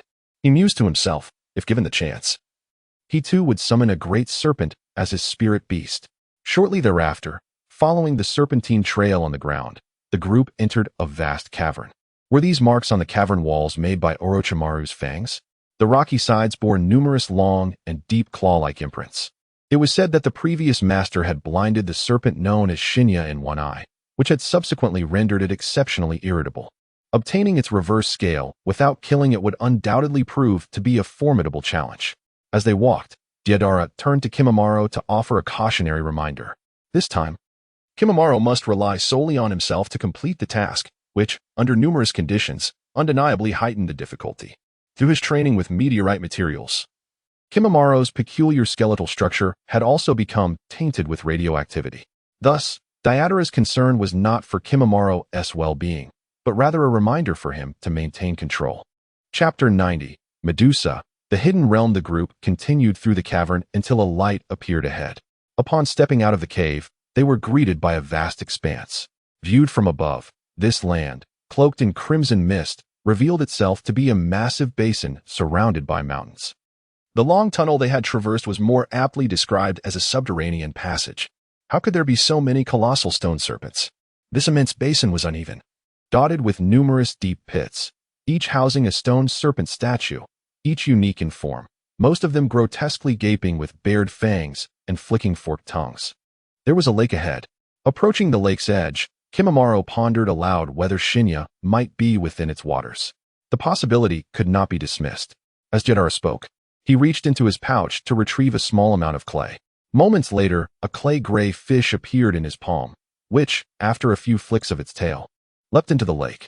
Explosive clay, deep-sea gray fish bomb. With a resounding splash, the previously tranquil lake erupted into a colossal water spout, creating towering waves. A dead lake? There seems to be nothing here. Observing the absence of any detonation, Deidara shook his head slightly. Kuroto chuckled. Deidara, I shall send a slime to investigate. However, at that moment, Deidara noticed a massive shadow beneath the lake, approaching their direction.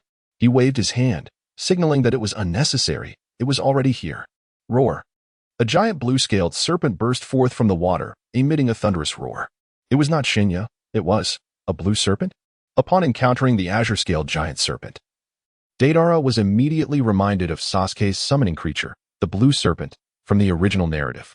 However, at this juncture, the two pillars had yet to graduate from the ninja academy. Humans, why do you disturb my repose? The azure-scaled giant serpent fixed its gaze upon Deidara and his companions, articulating in human speech. Forgive our intrusion. We seek the great serpent Shinya, Deidara replied loudly. The azure-scaled giant serpent paused momentarily at this revelation, then burst into laughter. Shinya? Ha ha. Do you seek it to meet your demise? Lord J. Maru has instructed me to procure its reverse scale. Can you reveal its whereabouts? J. Maru interjected, gazing intently at the blue serpent. Upon first laying eyes on the azure serpent, J. Maru discerned a significant difference from Orochimaru's myriad snakes. The aura it emanated was not as brazen as that of the myriad serpents. Instead, it was remarkably gentle. The azure-scaled giant serpent was momentarily taken aback, pondering the intentions behind the white snake sage's request for the reverse scale. I advise you to return whence you came. Shinya is beyond your capabilities. At this point, it lifted its gaze towards the figures behind them. Do you know that those stone statues were once vibrant beings? What? Kuratsuchi and the others exchanged bewildered glances. Deidara frowned, a single word flashing through his mind, Medusa. The blue serpent cast a glance at the reactions of those present and spoke again. That is the ability of Shinya. The venom it expels can instantly turn its adversaries to stone. Do you still possess the audacity to proceed? Fixating on Kimimaro, the blue serpent inquired in a low voice. Kimimaro raised his head and nodded gently. Please tell me its location. You certainly do not fear death. It resides in the hidden land to the southwest. After observing Kimimaro for a moment, the blue serpent slowly spoke, then began to submerge beneath the water. Wait, I want you to be my summoning beast. Kimimaro's eyes glimmered as he suddenly spoke again. The blue serpent halted its descent and replied indifferently, You seem quite confident in your abilities. With its head held high, the blue serpent continued solemnly, If you wish to form a contract with me, you must first demonstrate your strength. Without uttering a word, Kimimaro unfastened his outer garment, revealing his bare arms as he drew a long vertebra from his back. Upon seeing this, Deidara and the others quickly retreated to make space. Bam! The enormous head of the blue serpent crashed down upon Kimimaro, creating a massive crater in the ground. Kimimaro, darting to the side, swung the bone whip that coiled around the serpent's body, propelling himself forward with a punch aimed at the blue serpent. Roar! The blue serpent let out a furious bellow, violently shaking its body to break free from the bone whip, sending Kimimaro flying. Rohansen, burst palm. Steadying himself, Kimimaro turned and unleashed a powerful strike. A massive, almost tangible palm of chakra surged towards the swiftly advancing blue serpent. The serpent's golden eyes narrowed sharply as it twisted its body, narrowly evading the blow. Boom! The palm of chakra collided with a large stone statue of a serpent, shattering it instantly. After exchanging blows back and forth for dozens of rounds, Kimimaro, unsurprisingly, succeeded in subduing the blue serpent, sealing the contract for a summoning beast. After bidding farewell to the blue serpent, the group made their way to the hidden land. Now that Kuratsuchi, Bai, and Kimimaro each possessed a summoning beast, Deidara pondered silently. Should I acquire one as well? Observing the figures ahead, he contemplated. Previously, he had sealed Danzo's dream demon, yet he felt little interest in this wind-type summoning beast. While it could facilitate the execution of combined ninjutsu, he could already unleash them solo, rendering it unnecessary. Thus, upon returning to the Tenri Temple, he entrusted the dream demon to Mizuki Bai. Her ice release, a combination of wind and water styles, would undoubtedly benefit from the dream demon's assistance. Notably, it was only after Mizuki Bai formed a contract with the dream demon that Deidara learned from her that the demon was not as mundane as it appeared. Much like the King of Shells, it possessed the ability to perform illusions. It is merely because Danzo lacks the ability to perform illusions that he has consistently suppressed the capabilities of the Dream Eater. When Shirayuki spoke of this on that day, it left Deidara somewhat astonished. In the original narrative, the Dream Eater made but a singular appearance during the climactic battle between Danzo and Sasuke. Yet it failed to leave any remarkable impression. However, after a brief moment of contemplation, Deidara quickly came to terms with it, for in the mythological lore of China, the Dream Eater is indeed a divine beast that feasts upon dreams and devours the very essence of dreams. Deidara cast aside the distractions swirling in his mind as he and his companions arrived at the entrance of a natural cavern deep within the land of rain. They exchanged silent glances, their lips sealed, and stealthily glided into the darkness of the cave. Before long, they encountered a massive crimson serpent coiled within, peacefully slumbering. Its size was comparable to that of a green serpent, with a distinctive white scar marking one of its closed eyes, which occasionally flickered as it flicked its tongue. Suddenly, the creature's instincts kicked in, and it opened its eyes wide just as a sharp, colossal stalactite above it broke loose, plummeting directly toward it. Chapter 91. Tai Chi's Shield. Azure Dragon with a resounding crash, the serpent, Sinya, collided with the stalactite, shattering it to pieces. Whipping its head around, it let out a furious roar at Deidara and his companions, incensed that humans dared to trespass upon its territory.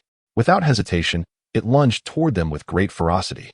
Suspended from the ceiling like a bat, Kimimaro swiftly lashed out with his bone whip, ensnaring Sinya's massive form and leveraging a nearby stalactite to impede its advance. Sinya writhed and twisted, easily snapping the stalactite under its immense strength and freeing itself from the grip of the bone whip. Damn it! It cursed. And with a swift motion, it expelled a stream of gray liquid aimed at Kimimaro above. "Be careful," cried Mizuki Bai, alarmed. From his encounter with the green serpent, he had learned that this gray liquid possessed the terrifying ability to petrify anything it touched. Such a formidable capability warranted utmost caution, and Mizuki Bai felt a surge of concern for Kimimaro's safety. Kimimaro remained resolute. Gripping the bone whip tightly, he propelled himself away from the approaching danger, his fingertips barely grazing the ground as he surged toward Sinya. Rohan's fist, pressing palm. As he neared the serpent, Kimimaro's hand morphed into a claw-like formation, causing the air to momentarily stagnate around him. Boom! The ground beneath Sinya crumbled, ensnaring its massive body within the collapse, a testament to the force of Kimimaro's strike. Sinya roared in fury, its lengthy tail whipping around in retaliation, aiming a powerful strike at Kimimaro, who had no choice but to retract his claw and pivot away, narrowly evading the serpent's assault. Plop! Just as he landed, Sinya unleashed another torrent of venom, prompting Kimimaro to leap aside once more. Plop! Plop! Plop! Sinya continued to spew forth venom, and Kimimaro could do nothing but dodge in rapid succession. Roar! Frustrated by Kimimaro's tenacity, Sinya let out a thunderous roar, growing increasingly ferocious. It charged at Kimimaro with relentless force, damaging much of the stalactites within the cavern. Amidst the chaos, Kimimaro panted heavily, his eyes narrowing in focus. With one fist clenched and the other poised, he inhaled deeply before launching forward with a powerful strike. 2 instruments fist, Tai Chi's shield. Chakra surged through his body, flowing down his arms, and coalesced into 2 half-meter-long shuriken that materialized before him. In swift succession, the shuriken spun rapidly, transforming into a gray shield. With a resounding crash, the massive crimson head of Sinya collided forcefully with the gray energy shield, yet Junmura remained utterly unmoved. This technique, known as the Taiji Fist, was an amalgamation of the powerful Luohan Fist and the fluid agility of the Kagaya style, developed through a synthesis of their strengths. The Luohan Fist was formidable and assertive, while the Kagaya style was soft and swift. Thus, the Taiji Fist harmoniously integrated both, embodying a balance of offense and defense. Previously, when Deidara witnessed Junmura executing this technique, He was astounded. Drawing comparisons to the ancient Chinese art of Tai Chi at Deidara's suggestion, Junmaru named this still-evolving martial art the Taiji fist. Furthermore, the technique known as the Tai Chi shield had only recently been conceived, inspired by the methods of chakra manipulation from the Hidden Star Village's peacock art. As he fended off Sinya's ferocious strike and noticed its serpentine tail attempting to ensnare him, Junmaru swiftly evaded. Taiji fist, azure dragon form. He roared. In a fleeting moment, Junmaru's figure flickered into the corner of his vision, and he raised his fist once more to strike at Sinya. At that instant, his entire right arm was enveloped in dragon-shaped chakra, and a resonant dragon's roar echoed throughout the cavern as he launched his blow. With a tremendous impact, the enormous Sinya was sent reeling from the force of the punch, crashing into the nearby rock wall, causing the ground to tremble violently. This strike left Deidara with eyes wide in wonder, pondering the immense power of the first form of the Taiji fist. He could hardly contain his anticipation for Junmaru's encounters against the Eight Gates in the future. Junmaru had previously confided in Deidara about the vast potential of his Taiji fist, envisioning its development and setting his sights on the goal of the four symbols. How infuriating! This little brat possesses such strength. Sinya shook off the debris atop its head, rising to its full height, and opened its massive jaws, unleashing another torrent of gray venom. Luohan fist, rising palms. Junmaru deftly evaded and advanced quickly, leaping high into the air with his palm raised. With an upward strike, he once again shook Sinya's massive form, sending it crashing against the cavern's ceiling. Following this, as countless fragments of rock rained down, Junmaru seized the bone whip and hurled it once more towards Sinya, wrapping it around the creature like a serpent. With a powerful tug, he leapt into the air as Sinya lunged forward, and then turned to deliver a palm strike to the back of Sinya's head. Luohan fist, pressing palms. Boom. The body of the serpent, Xinya, struck the ground with such force that it created a deep pit, sending up a billowing cloud of dust. Junma Lu landed on the ground, his gaze alert and focused ahead. This Xinya was remarkably resilient and possessed the terrifying ability to petrify. He could not afford to be careless. Furrowing his brow, he contemplated the scant chakra remaining within him, which surged forth once again, coalescing into a dragon-shaped form upon his right arm concealed within his long sleeves. With a roar, as expected, Xinya opened his massive jaws in fury, suddenly surging forth from the swirling dust. A stream of gray liquid erupted towards Junma Lu, who leaped into the air without hesitation. Xinya, seemingly anticipating this move, charged forward with his formidable head. In response, Junma Lu thrust his right fist forward, the azure dragon-like chakra swirling around him as it emitted a resonant roar, colliding with Xinya. Striking against the rocky wall, Xinya glared coldly at Junma Lu. Indeed, humans were notoriously cunning. The serpent clan could hardly compare to them. Surrender your reverse scale. Junma Lu strode forward slowly, speaking in a calm tone. Xinya, rearing up, scoffed. So you seek my reverse scale? That is the culmination of nearly a century of my cultivation. You wish for me to relinquish it? Huh? Never. Accumulation of cultivation? Junma Lu frowned. This was not something the White Snake Sage had mentioned to them. Just as Xinya was about to launch another assault, a figure clad in a flowing white robe with long hair cascading down appeared in midair, Sun Tsukihime. She glanced at Junma Lu, offering a gentle nod before turning to Xinya and speaking softly. Xinya, the White Snake Sage understands that you became this way after being forsaken by your previous summoner. However, this individual before you is quite different. Why not consider letting go and forming a contract with him? Another summoning beast abandoned by its master. Nearby, Deidara, standing alongside Kuratsuchi and others, recalled Katyu's past experiences upon hearing Sun Tsukihime's words. Yet, this was not mere coincidence. In the life and death battles of ninjas, it was not uncommon for summoning beasts to be abandoned by their masters. Such is human nature. Countless summoning beasts shared a similar fate. In a fit of rage, Xinya laughed mockingly. Huh? Form a contract with him? Dream on. Humans never truly regard us as partners. It is utterly impossible. Chapter 92. Infusion of Sage Techniques. Destiny sealed, yet these few were indeed exceptions. They had passed the trials of the Dragon Earth Cave, willingly forsaking the power of the sage for the sake of their comrades. Hovering in midair, Sun Tsukihime completed a series of hand seals, and a projection materialized before Xinya's eyes. The content displayed was unmistakably that of Deidara and his companions, recounting their experiences after the heart trial before the entrance of the Dragon Earth Cave. This ability, is rather impressive, reminiscent of the Uchiha clan. And Black Zetsu seems to possess something similar. At this moment, Deidara and his companion swiftly approached Kimamaro's side, observing the unfolding scene. Deidara, resting his chin on his hand, pondered silently. The unique ability of Taiyuya to record and replay images was a skill she had mastered from the Whitesnake Sage, known as Senjutsu, Thought Wave. Similarly, as Deidara mentioned, characters from the Uchiha clan in the original narrative, such as Madara, Itachi, and Sasuke, had exhibited this ocular technique. Therefore, it appeared that the Whitesnake Sage's true intention was not to obtain the reverse scale of the Senyin, but rather to assist in finding a new summoning host. And that individual was you, Kimamaro. Mizuki spoke softly with a gentle demeanor, turning to Kimamaro, and the two exchanged a knowing smile. Moments later, Taiyuya waved her delicate hand, causing the image to vanish.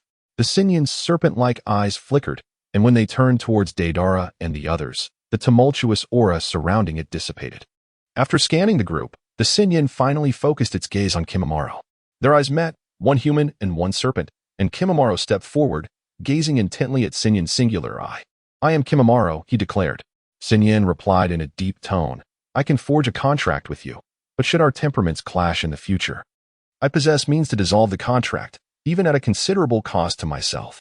Kimamaro nodded in agreement, recognizing that such trust was a significant step for Senyin, who was not inclined to trust humans.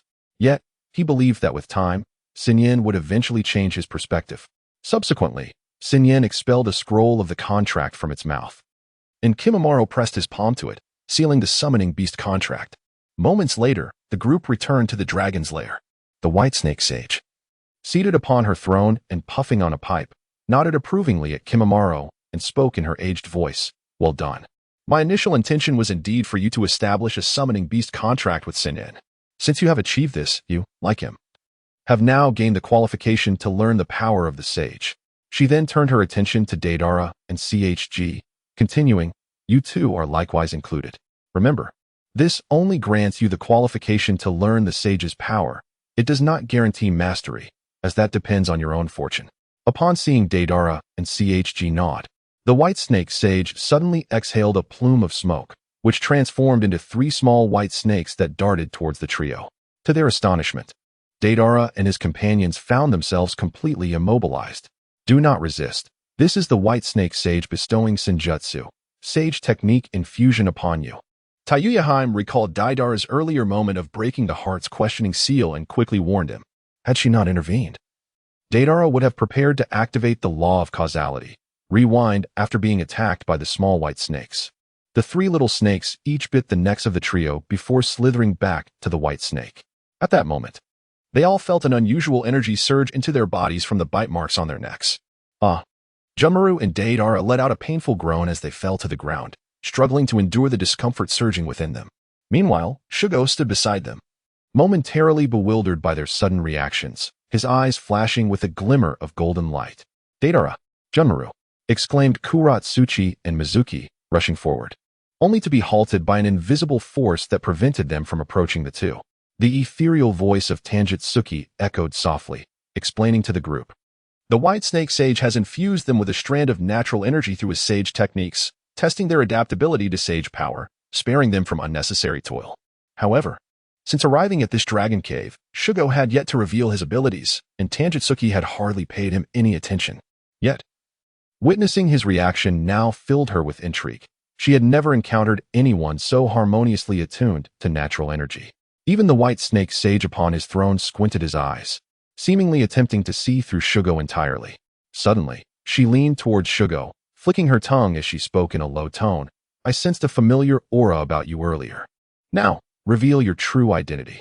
At that moment, the imposing presence of the Whitesnake Sage enveloped the space in eerie silence, rendering even Deidara and Junmaru's labored breaths inaudible amidst the clash of natural energy.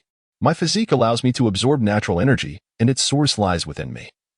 I am a descendant of Huisheng, Shugo replied earnestly, meeting the sage's gaze without reservation. Huisheng? The Whitesnake Sage pondered, narrowing his eyes for a moment, his colossal form gradually retreating to his throne, puffing on his pipe. It was him. That was many years ago. He was exceptionally attuned to natural energy. But something must have gone awry with his body, rendering him unable to control his power.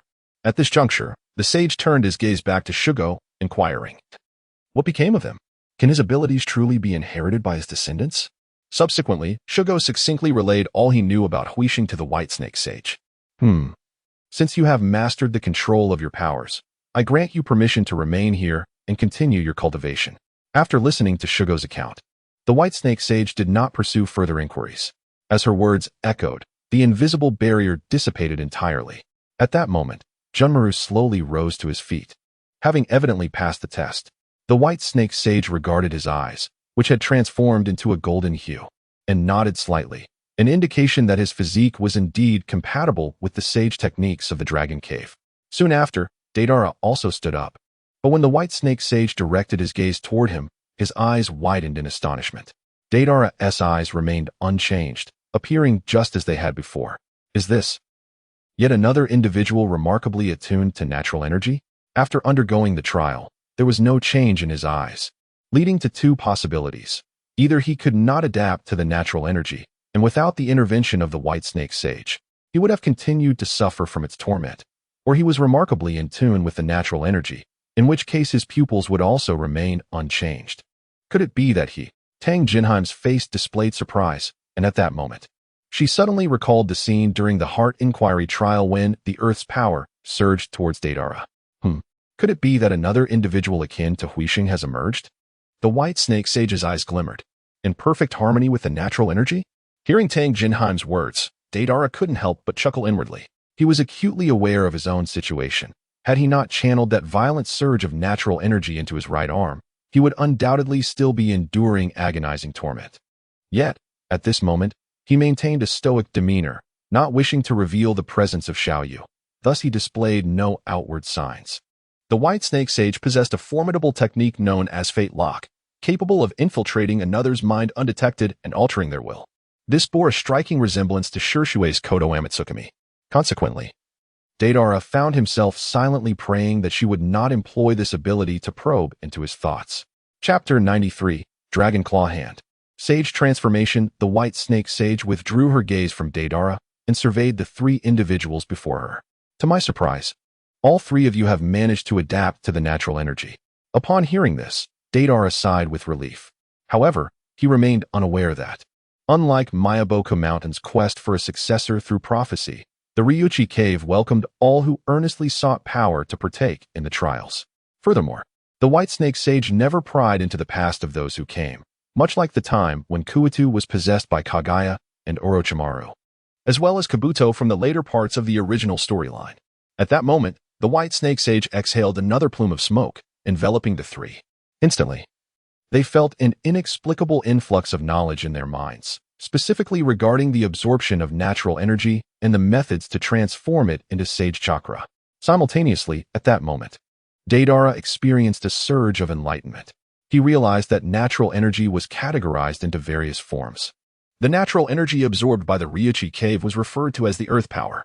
In contrast, the energy absorbed by Mayaboku Mountain was that of elemental forces from the surrounding space, allowing for excellent synergy with ninjas.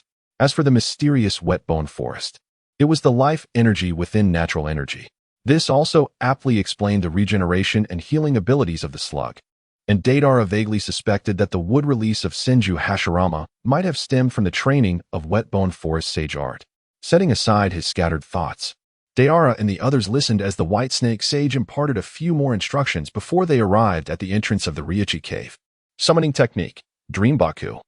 In the month of Mizuki, Baijin struck the ground, conjuring a dream beast, and shortly thereafter, several individuals leaped forth.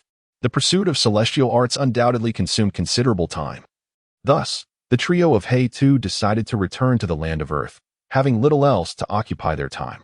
Time passed swiftly, and half a year later, within a stone chamber of the Dragon's Earth Cave, Deidara sat cross-legged, one hand propping his head, seemingly deep in contemplation.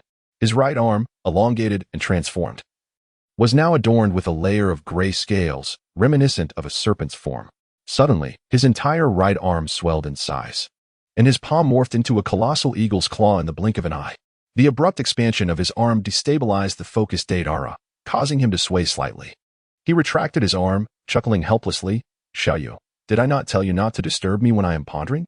As his arm returned to its normal state, the mouth in his palm opened and spoke. "No, Xiao Di, behold my transformed dragon claw, coupled with your manipulation skills. It is akin to the Shaolin's legendary dragon claw technique." That is indeed a commendable ability, Deidara remarked, his eyes brightening as he nodded in acknowledgement. Previously, through the trials set by the White Serpent Sage, Deidara had come to realize that he could not learn celestial arts himself, yet Xiaoyu could. Thus, for the past 6 months, it was not he but rather his right hand that had been acquiring these mystical techniques. The essence of celestial arts lies in absorbing the natural energy from the environment and converting it into celestial chakra stored within one's being.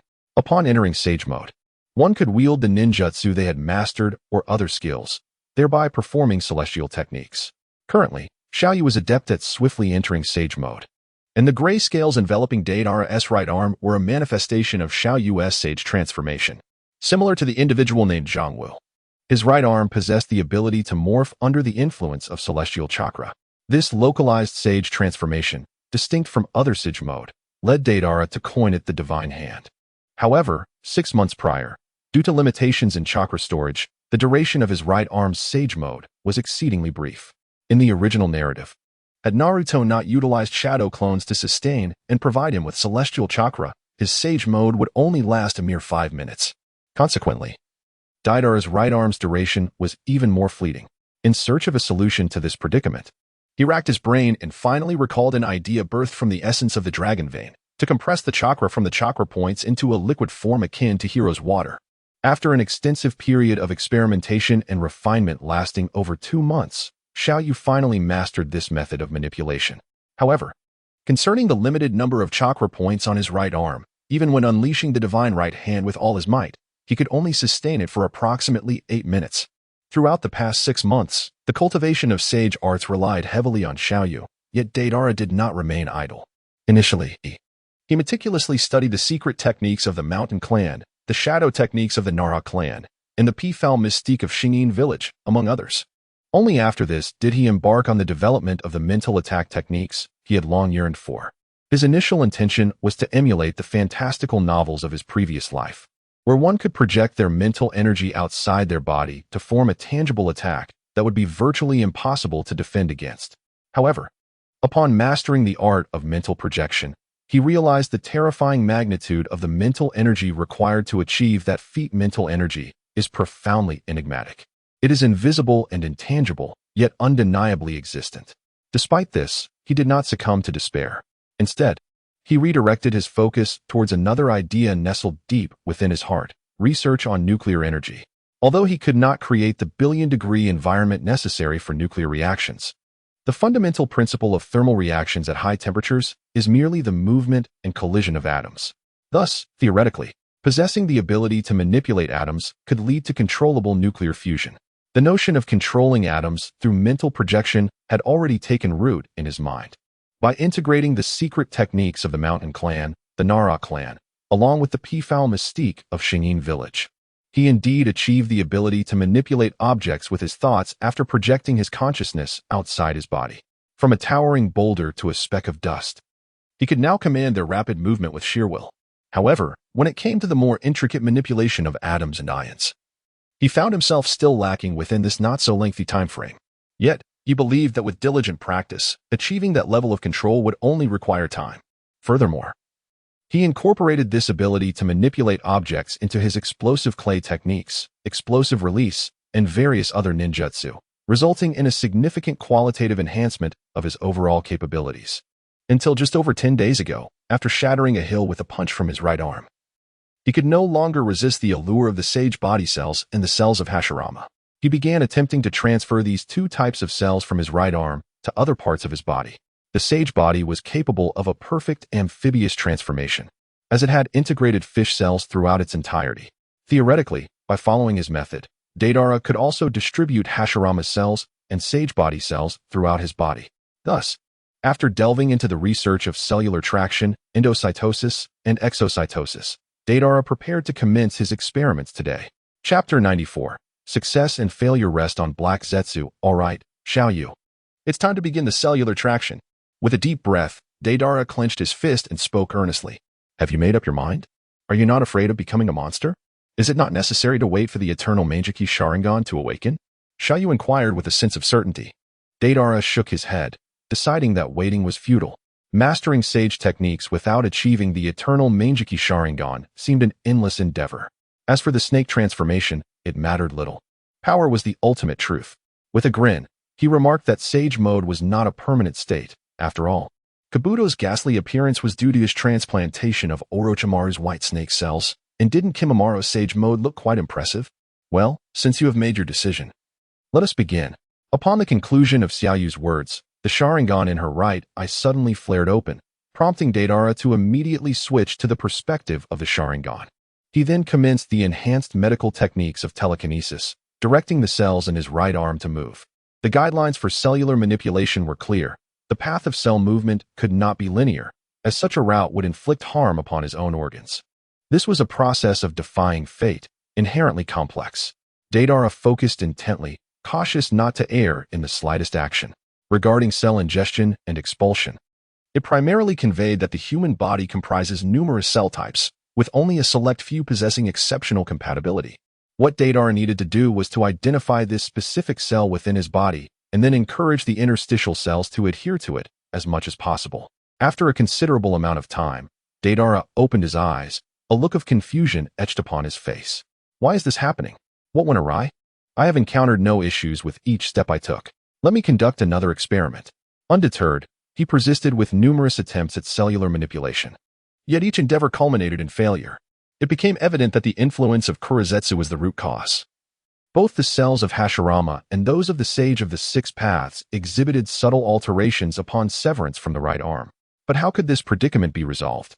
After much contemplation, Deidara found himself at a loss for solutions.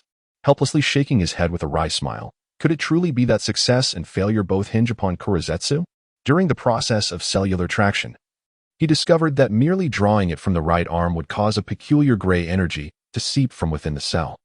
The only source of such energy he could fathom was the Black Zetsu, which had once been attached to Kaguya. The bond between Black Zetsu and Kaguya was akin to the fusion of White Zetsu and Obito, resulting in a transformation of her essence. This phenomenon elucidates why Kaguya's abilities can be inherited by her descendants. Perhaps, in due course, a method to unravel this mystery will be found. With a resigned sigh, Deidara couldn't help but feel a pang of disappointment. It has always been his principle to pause when encountering obstacles in his training. As the path of cultivation is rarely devoid of hindrances, remaining here serves little purpose. It is time to take his leave. After a moment's contemplation, he rose and strode purposefully towards the exit of the stone chamber. Reflecting on the passage of time, they had resided in the Dragon Cave for nearly a year. And naturally, the desire to depart